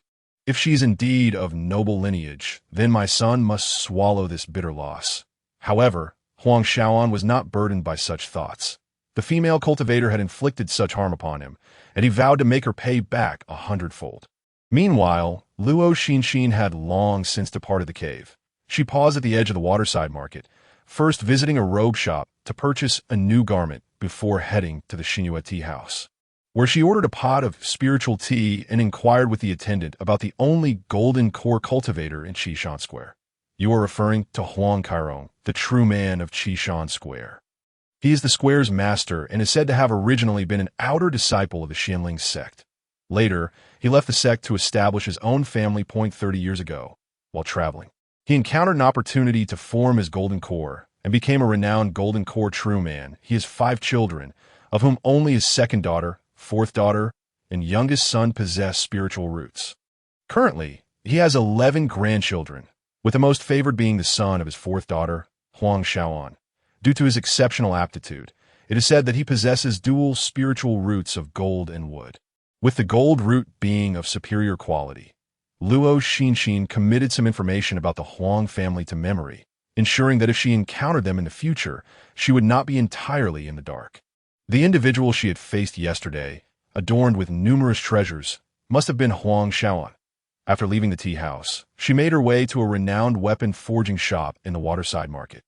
This forging shop was owned by a moderately well-known blacksmith, and Luo Xinxin presented the blue feather fan, requesting him to inspect it for any tracking or locating restrictions. The blacksmith, Niu Taijin, examined the fan and, after a moment, reported, "There are none." Luo Xinxin felt a flicker of joy. It was fortunate that no such restrictions existed. She then inquired, "Do you possess a method to immediately eliminate the spiritual imprint upon it?" As she and Huang Xiaoan were both at the 6th level of Qi refinement, erasing his spiritual imprint would require approximately 2 to 3 days. Wishing to avoid potential complications, she decided to ask the blacksmith if he had any solutions. Niu Taijin attempted to gauge the strength of the spiritual imprint on the fan and replied, "The individual's cultivation is merely 2 levels below mine. To completely eliminate it will require a day." Luo Xinxin took back the blue feather fan, deciding to return home to gradually erase the imprint. Once done, she could recognize and nurture it was indeed a rare, offensive weapon. Upon returning to the cave, Luo Xinxin commenced the slow process of erasing Huang Xiaoan's spiritual imprint. Meanwhile, Huang Xiaoan, recuperating in bed, felt the connection to the blue feather fan grow increasingly weak until, 2 days later, it vanished entirely, as if the thread binding them had been severed. Damn it! The blue feather fan had been painstakingly procured with his grandfather's consent, retrieved from the treasure vault as one of his defensive weapons. That female cultivator better not let me catch you. Chapter 72. 7th level of Qi refinement. Achoo! Luo Xinxin rubbed her nose, wondering who might be speaking of her. After 2 days of effort, she had finally removed the previous owner's spiritual imprint from the blue feather fan. Admiring her newly acquired treasure, she found herself increasingly enamored. The fan's ribs appeared to be crafted from the bone of some magical beast, smooth and substantial, while the feathers were fine, soft, and a pale blue hue, revealing glimmers of light upon closer inspection. This treasure could be described as possessing both beauty and offensive capability. After scrutinizing it for a while, she pricked her finger with a needle, allowing a drop of crimson blood to merge into the white demon bone, disappearing without a trace. Following this, she infused it with a spiritual imprint, successfully recognizing the blue feather fan as her own. After spending half a day in the cave studying its usage, she stored it in her spatial pouch and focused on her cultivation. The spiritual herbs she had previously unearthed were of only first-tier quality, yielding merely a handful of spirit stones upon sale. Would Huang Shaoan come to regret losing a mid-grade treasure over such a trivial herb? A year and a half later, the young girl experienced an unusual fluctuation of spiritual energy around her. With a pop, certain meridians within her were unblocked by the influx of energy, and in the next instant, a surge of spiritual energy flooded into her dantian. After a considerable time, the surrounding spiritual energy returned to normal. Luo Xinxin opened her eyes, revealing a satisfied smile. At last, I have reached the 7th level of Qi refinement. Finally stepping into the ranks of advanced Qi refinement. According to the sect's regulations, she was now eligible to report to the outer sect. However, she had no intention of doing so. After all, she had only joined the Xianling sect 6 years ago. And for a mid-grade cultivator with 5 spiritual roots to ascend to the 7th level of Qi refinement within 6 years was indeed remarkable. If others were to assume she had practiced demonic arts and treated her as a devil cultivator, how would she respond? Furthermore, if ill-intentioned individuals suspected her of having encountered a fortuitous event, they might imprison her and subject her to rigorous interrogation. How would she navigate such a predicament? In order to avoid unnecessary troubles, she decided to delay her entrance into the external world by 2 years. She opened the panel. Host: Luo Xinxin, Root of Spirit. Metal, medium grade. Wood, medium grade. Water, medium grade. Fire, medium grade. Earth, medium grade. Age, 18. Cultivation level, Qi refinement 7th layer. Progress, 0.1. Technique, 5 elements gathering spirit technique. Great accomplishment, 30,224,000. Spells, spiritual rain technique. Perfection. Gung metal technique. Perfection. Spirit concealment technique. Perfection. Light body technique. Perfection. Cleansing technique. Great accomplishment, 364,400. Freezing technique. Proficient, 282,300. Fireball technique. Minor accomplishment, 112,200. Note: based on feedback from the treasure seekers, I will list the perfected spells. Advanced spells. Water Curtain Heavenly Flower. Entry, 4. 211,000. Golden Light Sword Shadow. Entry, 3,031,000. Withered Wood Reviving Spring. Minor accomplishment, 11,212,000. Heart Capturing Soul Controlling. Entry, 4,351,000. Wind Treading Cloud Walking. Entry, 1,131,000. Skills: Rune Drawing, 3rd level Rune Master, 2,393,000. Alchemy, 2nd grade Alchemist, 7,932,000. Over the past 6 months, she also learned another minor spell, the Fireball technique, but her proficiency had only reached the minor accomplishment level. The skill of Empty Hands had not been neglected either.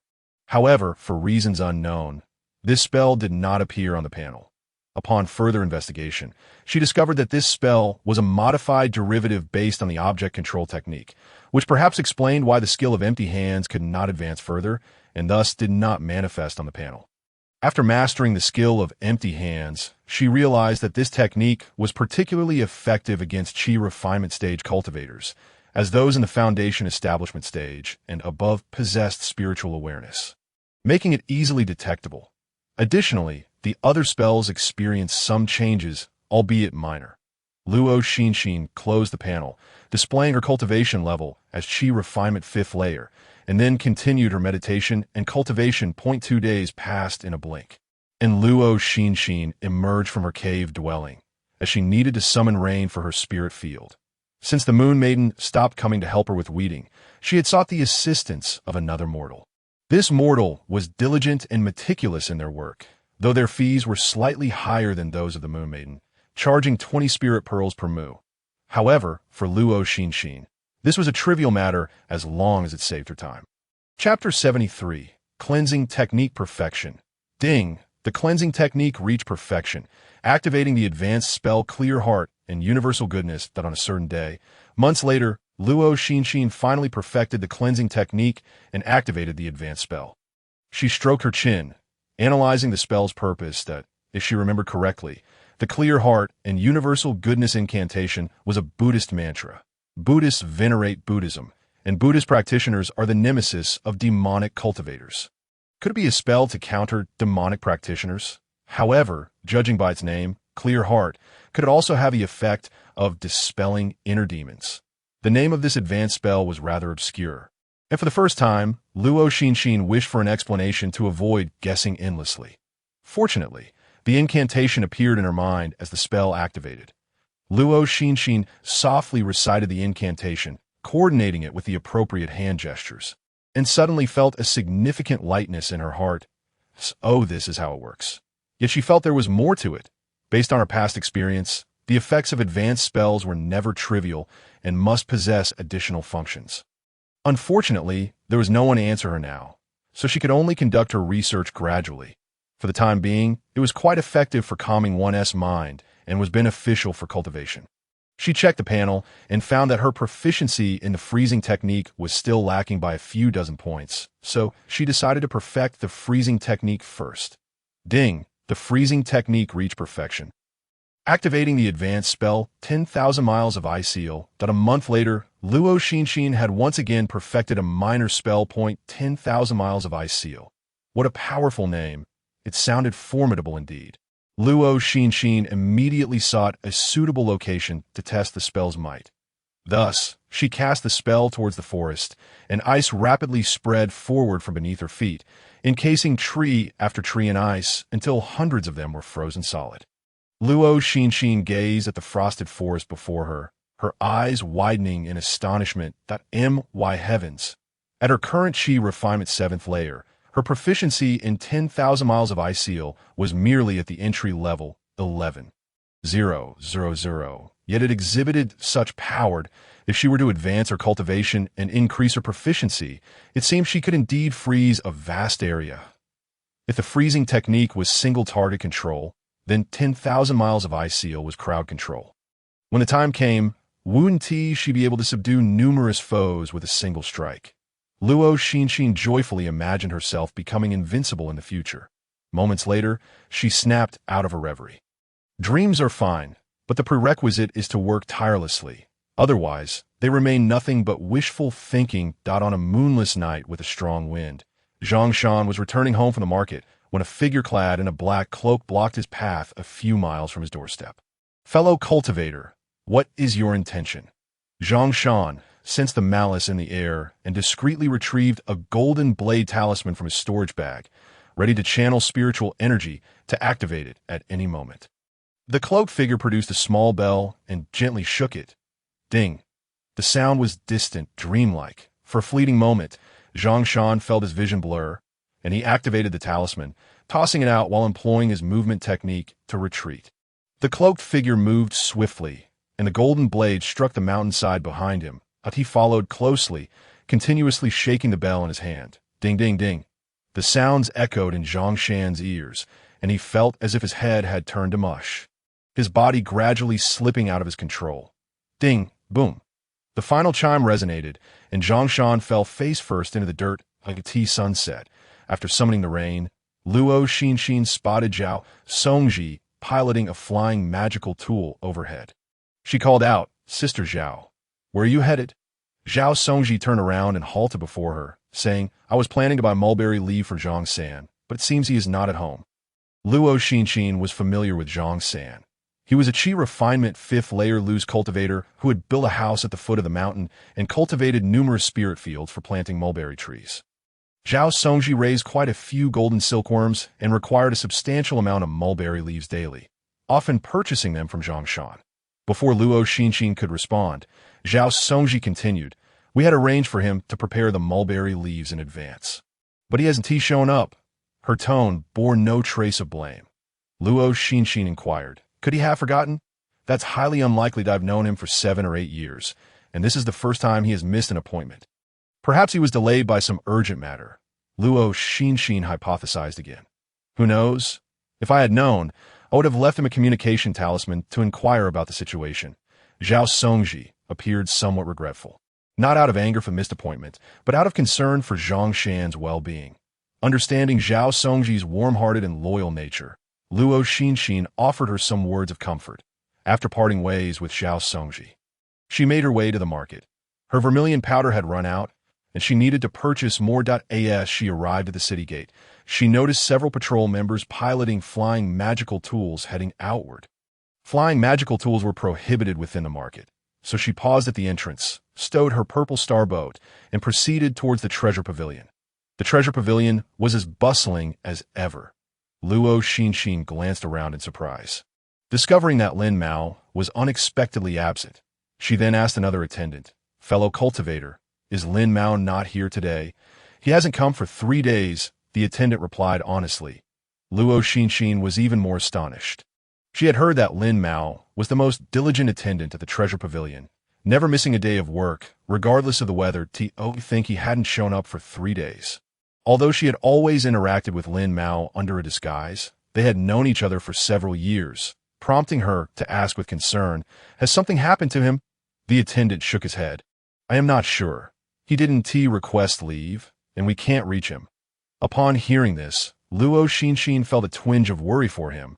But if even those who spent every day with Lin Mao could not contact him, there was little she could do. After purchasing the vermilion powder and exiting the treasure pavilion, she unexpectedly ran into Tsang Wuxi. The two stood face to face, and Luo Xinxin felt it awkward to ignore her. So she smiled and greeted, "Sister Tsang, don't you have duty today?" Tsang Wuxi replied with a smile, "Sister Luo, it's been relatively quiet lately. We only need one person at the office, so since I was on duty yesterday, it is not my turn today." The administrative office of Qinghe Square had 3 people and could rotate every 3 days when things were slow. Luo Xinxin remarked, "I see that so. Where are you headed?" "Sister," Tsang Wuxi responded, "I'm just out to buy some things." Luo Xinxin replied, "All right, I won't delay you any further." Tsang Wuxi smiled warmly. "Not at all." After their conversation, the two brushed past each other. A gentle breeze stirred, causing the strands of Tsu Creek's hair to flutter in the wind. Luo Xinxin caught a faint scent, reminiscent of pear blossoms. Chapter 74. The cave dwelling is not safe as night fell. Luo Xinxin exited the market and once again spotted the patrol team soaring through the sky. It was rather peculiar. It was not even the season for harvesting spirit rice, yet the patrols were so frequent. Luo Xinxin felt an unsettling premonition, so she did not linger, summoning the purple star boat to hasten towards the cave dwelling. It would be best for her to remain within the safety of the cave. 2 days later, while burying medicinal residues in her yard, she happened to encounter Zhao Songji returning from outside. "Xinxin, something significant has occurred in Qinghefang." Zhao Songji dismounted her flying artifact and walked into Luo Xinxin's yard. Luo Xinxin covered the residues with soil and inquired, "What happened?" Zhao Songji replied, "Many cultivators in the market have gone missing." "Missing?" "Indeed, numerous cultivators have suddenly vanished. Initially, it was presumed they were in seclusion or had ventured into the mountains to hunt demon beasts. However, as time passed, someone finally noticed the anomaly and alerted the patrol team that if just 1 or 2 cultivators were unaccounted for, the patrol might have dismissed it, but this time at least 30 cultivators are affected, compelling the patrol team to take it seriously. They dispatched personnel to investigate and discovered that the first missing individuals had disappeared 2 months ago. She paused before adding, "Moreover, most of these cultivators are in the early and mid stages of qi refinement, so you must exercise caution. If there is nothing urgent, refrain from leaving the cave." Upon hearing this news, Luo Xinxin immediately thought of Lin Mao, who had not visited the Baibao Pavilion for several days. His cultivation level was at the 5th layer of qi refinement, explaining why the patrols in Qinghefang had intensified recently.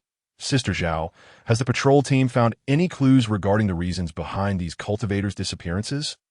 Zhao Songji waved her hand. "No one knows. Even if they did, they wouldn't disclose it. In any case, it is safer for you to remain in the cave than to wander about." Luo Xinxin nodded, assuring her that she would not leave the cave even a step. For the next few days, she heeded Zhao Songji's advice, venturing outside only to cultivate rain in the spiritual fields, while primarily staying within the cave. That night, after concluding her meditation, she extinguished the oil lamp and laid down to sleep. in a half-awake state. All sounds around her suddenly ceased. The world fell into complete silence. There were no chirping insects or croaking frogs, nor the rustle of wind or water. Startled, she opened her eyes and beheld a figure clad in black standing within the cave. She thought to herself, in this day and age, even hiding in a cave does not guarantee safety. The figure raised a bell in hand, gently shaking it with spiritual energy. Ding! The sound of the bell, imbued with an entrancing allure, reached Luo Xinxin's ears, causing the figure before her to shimmer and blur. Ding, ding, ding. With each chime, her mind grew foggy, and her ability to think waned. The bell continued to ring. In the final moment before losing consciousness, she invoked the purification of heart and mind. In the next instant, clarity returned, and her mind was awakened. That bell is problematic. Realizing the source of the issue, Luo Xinxin employed the purification of heart and mind once more to dispel all enchantments and illusions. Seeing that Luo Xinxin remained lucid, the figure hastened to shake the bell more vigorously. A single invocation of the purification could keep her alert for a while. Seizing this moment of clarity, she swiftly launched several fireball talismans. Boom, boom, boom. The resounding explosions illuminated the entire cave. Luo Xinxin then discerned the overall appearance of the figure in black, clad in a long black cloak that reached his ankles. He was tall and slender, his face obscured by a bee-skin mask. The only visible part, his hands, were wrinkled and lacked smoothness. He was a cultivator at the peak of chi refinement, in a mere breath. She assessed the basic situation of her opponent. The figure in black swiftly dodged the fireballs. Taking advantage of this moment, Luo Xinxin rose to her feet and hurled a soil prison talisman at the elder, then formed hand seals to conjure a golden sword light. The figure initially intended to withstand Luo Xinxin's attack, but changed his mind in an instant, summoning a defensive artifact. A Esset spun in the air. The artifact's light dimmed and fell to the ground, revealing a broken rib from the umbrella-like structure. Luo Xinxin unleashed several more golden blade techniques, and although the figure in black evaded them, one of her energy blades severed a portion of his sleeve. Why is a fifth-layer chi refinement cultivator so formidable? Realizing she could not quietly subdue him, the figure in black chose not to linger. Breaking through the soil prison and fleeing. That moment, the sounds of insects and frogs resumed outside the cave, as if the world had returned to its natural state. Wishing to escape, Luo Xinxin cast another soil prison talisman to obstruct him. But he seemed prepared, swiftly evading and rapidly exiting the cave. When Luo Xinxin pursued outside, there was no trace of the black-clad figure. What kind of movement technique is that, to be so swift? The vast spiritual fields, shrouded in night, revealed not a single silhouette. She glanced at her surroundings. The neighbor to her right was a reclusive cultivator she barely knew, which explained their lack of response. But the neighbor on her left was the warm-hearted and kind Zhao Songji. Given the commotion with the figure in black, why did she not react? After surveying the area for a moment and confirming that the figure had indeed left, she returned to the cave. Lighting the oil lamp, she discovered a small piece of the black-clad figure's sleeve had been left behind. She approached to pick it up. The material was quite ordinary, lacking any special qualities. Luo Xinxin held it to her nose and detected a faint scent of pear blossoms. Pear blossom scent. She felt a sense of familiarity. It dawned on her that senior sister Cui had the same fragrance in her hair.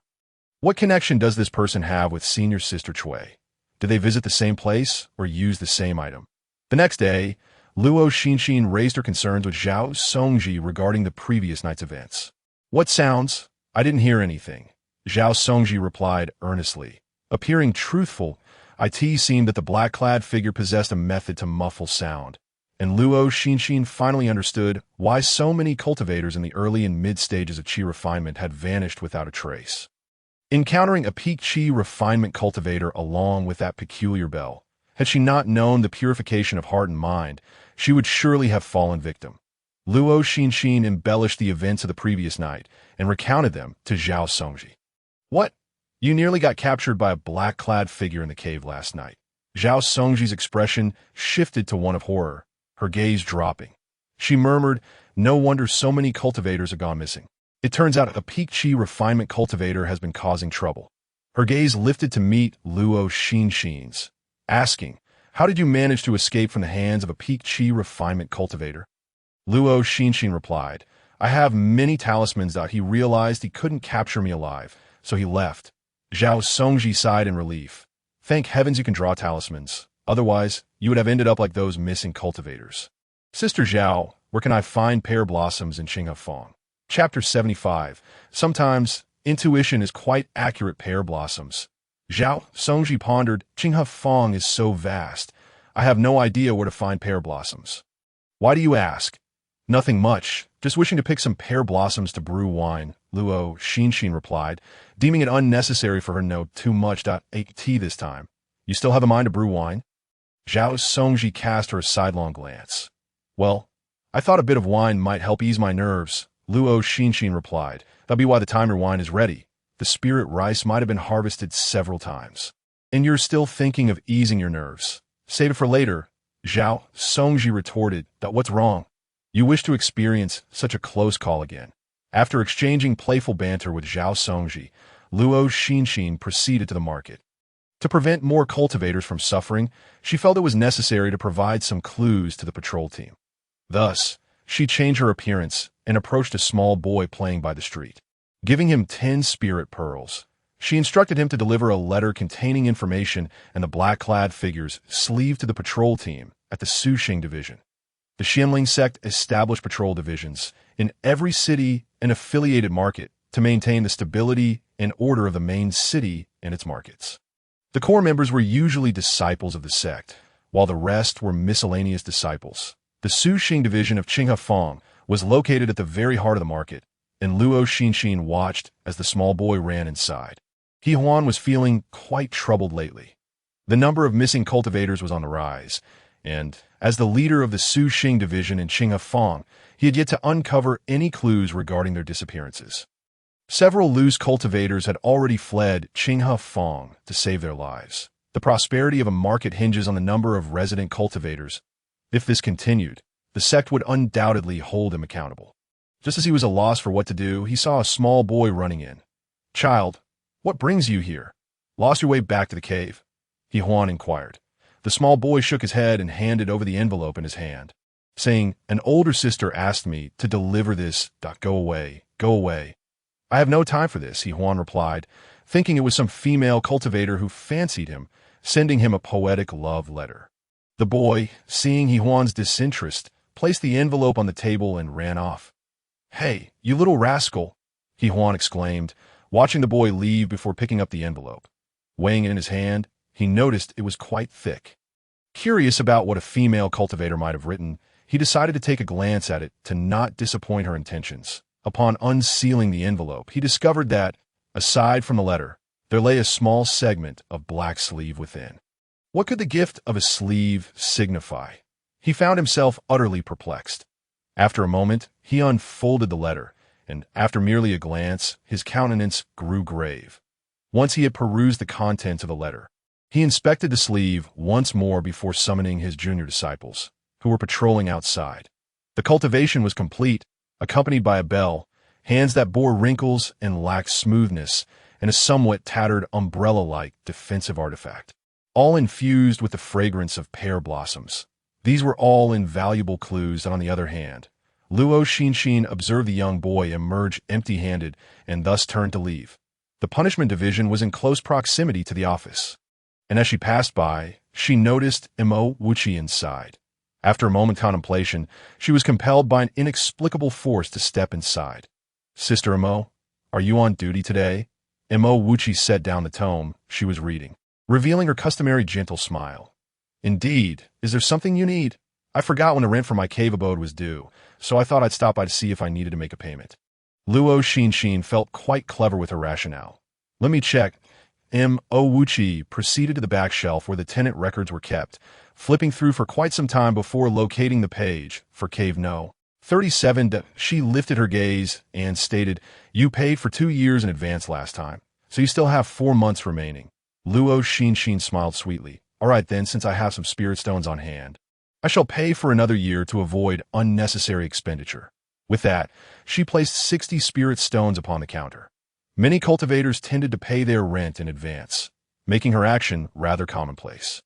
"I will note this down for you," Wuchi said, accepting the spirit stones and taking up her pen to record the transaction. "Thank you, sister. I shall take my leave now." "Very well." Once Luo Xinxin exited the office, she finally relaxed her clenched fist that had been hidden within her sleeve, her smile fading entirely. One must admit, intuition can be remarkably accurate at times. In Qingafeng, the number of miscellaneous disciples was not in the thousands, but certainly in the hundreds. And when combined with other cultivators, the total was at least 4,000 or 5,000.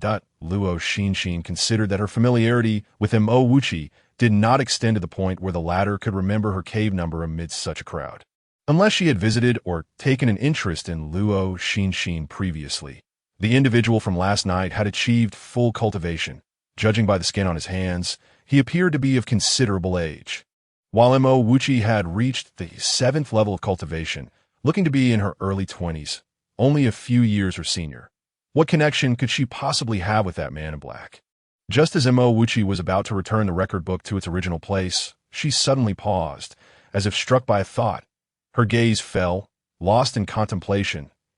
In response to this subtle probe from Wuchi, Luo Xinxin felt her situation had become even more precarious than before, prompting her to seek refuge.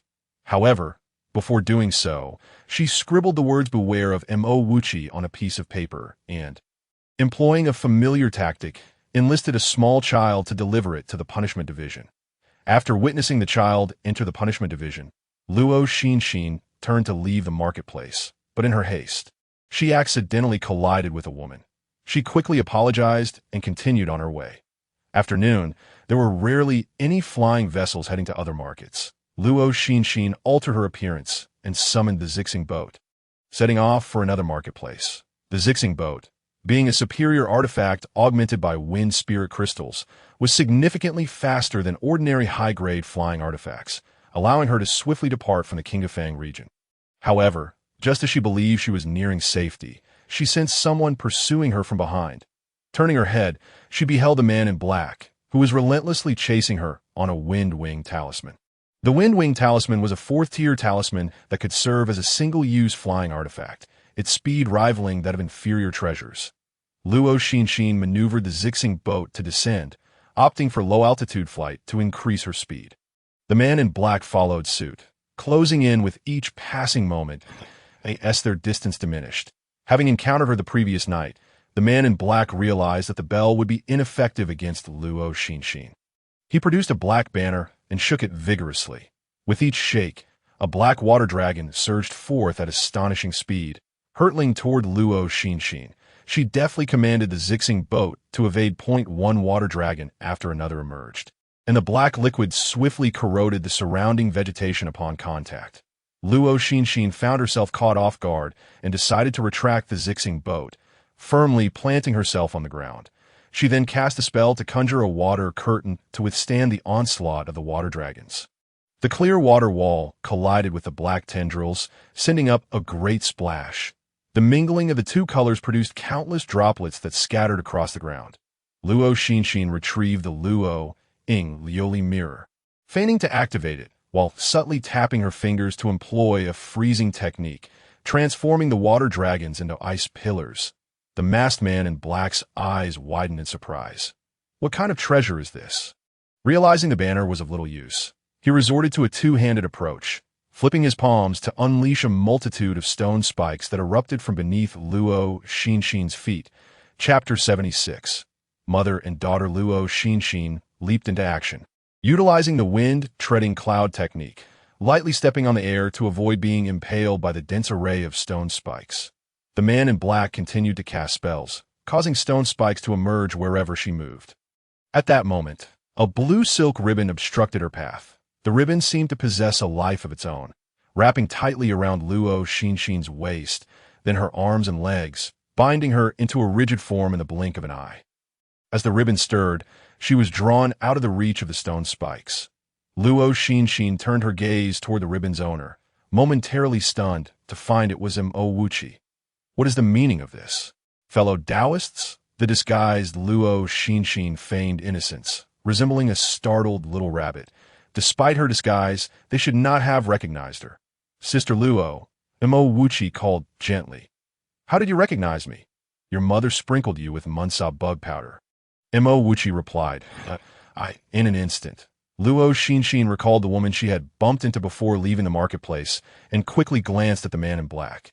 The man, also known as Sun Qing, removed his mask to reveal a weathered face, producing a small cage containing a plump golden bug. His voice was hoarse. As long as you have Munsa bug powder on you, you cannot escape its tracking. Luo Xinxin was taken aback to discover that the orchestrators of this incident were two individuals, a mother and daughter, who had coordinated remarkably well. Realizing they had already identified her, she decided to revert to her original appearance. The silk ribbon, regardless of her efforts, proved unyielding as she found herself yearning for physical cultivation. With strength that could move mountains, that thin strip of cloth would likely seem as insubstantial as a noodle before them. Yet it was not entirely without recourse. While the ribbon could bind her body, it could not restrain her spiritual energy at the right moment. She could sever it with the Gungjin technique when they were not paying attention.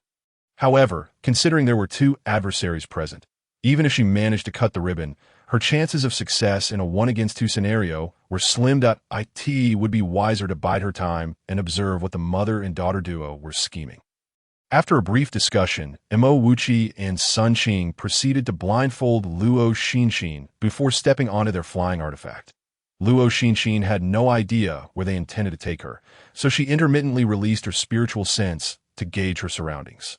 After flying for about half an hour, she caught a faint whiff of pear blossom fragrance, which grew stronger as they descended, approaching a point where it bordered on unpleasant. Upon releasing her spiritual sense, she discovered a dozen pear trees in full bloom around her. Luo Xinxin was then pushed into a cold, shadowy space, sensing the presence of several other individuals, though their auras were exceedingly weak. They were likely cultivators captured by them. She sincerely hoped Lin Mao was still alive. In the next moment, the black cloth covering her eyes was removed, allowing her to finally discern her surroundings. It appeared to be a spacious underground chamber, dimly lit by a few candles affixed to the walls.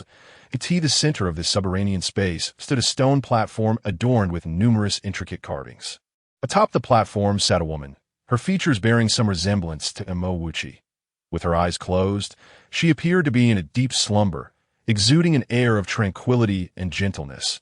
Suspended above the stone platform were a dozen cultivators, their pallid faces devoid of color, blood droplets ceaselessly falling from their fingertips onto the stone surface, flowing along the etched patterns and coalescing into a faint red mist that nourished the woman. Among the captured cultivators were both men and women, and Luo Xinxin spotted Lin Mao. His life force was exceedingly faint, his skin as white as paper. Luo Xinxin felt a surge of urgency. If the blood continued to flow, not even a Luo Xinxin could rescue him. She quickly racked her brain for a foolproof escape plan. She is my sister, a rare talent in our family. With exceptional aptitude and comprehension, she successfully established her foundation at a young age. We believed our family would thrive under her guidance. Yet fate proved cruel. Our clan was betrayed from within, colluding with enemies, leading to our annihilation overnight. Only my mother and I escaped due to being away at the time. Heaven was merciful to my sister. During our travels, we stumbled upon a secret technique capable of bringing the dead back to life. Thus, we sought to use this technique to resurrect her, hoping that one day she would awaken and aid us in avenging our family, repaying the blood debt for our Wu. She gazed at the young woman on the stone platform. She was uncertain whether to convey her thoughts to Luo Xinxin or merely to express her own feelings. It was then that Luo Xinxin came to the realization that the reason they had captured so many individuals was to resurrect their sister or daughter.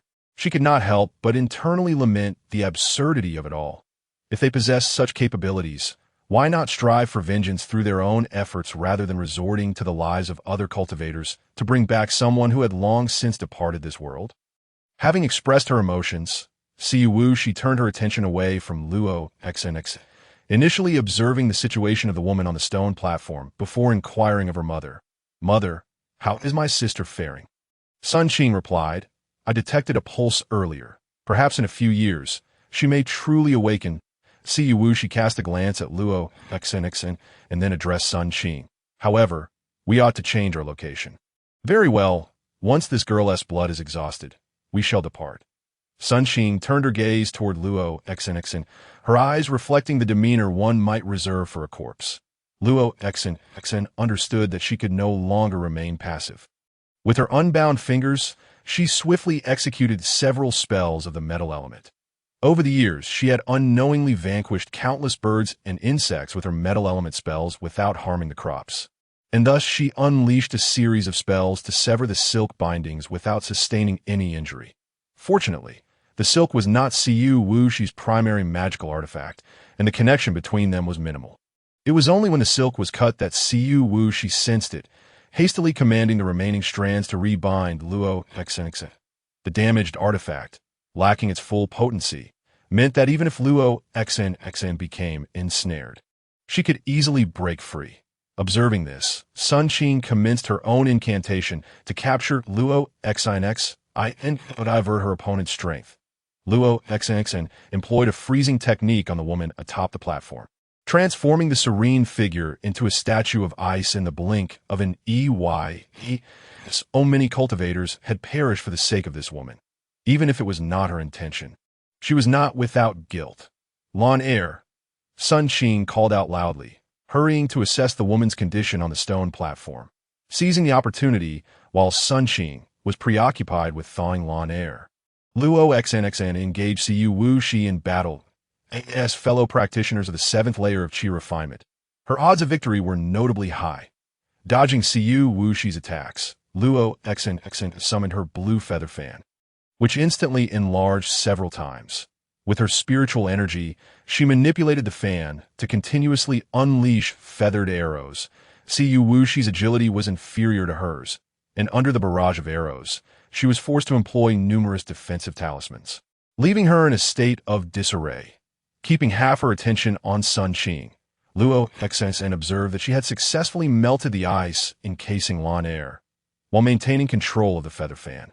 She launched a radiant sword of golden light at Siyu Wuxi, aiming for a decisive strike to avoid facing a 2-on-1 situation. Chapter 77. The Rescue. Sun Qing, having noticed the unfolding events, was acutely aware of the formidable nature of the golden light following their battle the previous night. In a moment of urgency, she flashed in front of Siyu Wuxi, with no time to activate her protective artifact. She instead drew upon her own spiritual energy to conjure a barrier, braving the onslaught of the golden light and the subsequent rain of arrows. However, being merely a practitioner in the Qi refinement stage, even at the pinnacle, the damage from the feathered arrows and the golden light ultimately breached her defenses, causing her to spit out a mouthful of blood. Mother! Siyu Wuxi's heart raced with anxiety. Sun Qing swallowed a medicinal pill and then tossed a bell to Siyu Wuxi, instructing, "You ring the bell while I deal with her." Though the bell would not have a significant effect on the female cultivator, it could at least serve as a distraction. This is bad. Luo Xinxin sensed trouble as soon as she spotted the bell. That Siyu Wuxi assessed the ground and swiftly moved aside, activating the bell with her spiritual energy, producing a series of chimes. Yet, as her cultivation was inferior to Sun Qing's and she was not the bell's master, its intended effects were not fully realized. Initially, Luo Xinxin felt somewhat dizzy, but after employing a clarity technique, her mind swiftly regained focus. However, she was still compelled to intermittently use the clarity technique, making it somewhat challenging to fend off Sun Qing's relentless attacks. It seemed that Sun Qing harbored a grudge against Luo Xinxin on account of her 2 daughters, each strike aimed with lethal intent. Fortunately, Luo Xinxin possessed the falling shadow glass mirror, which aided her in withstanding wave after wave of damage.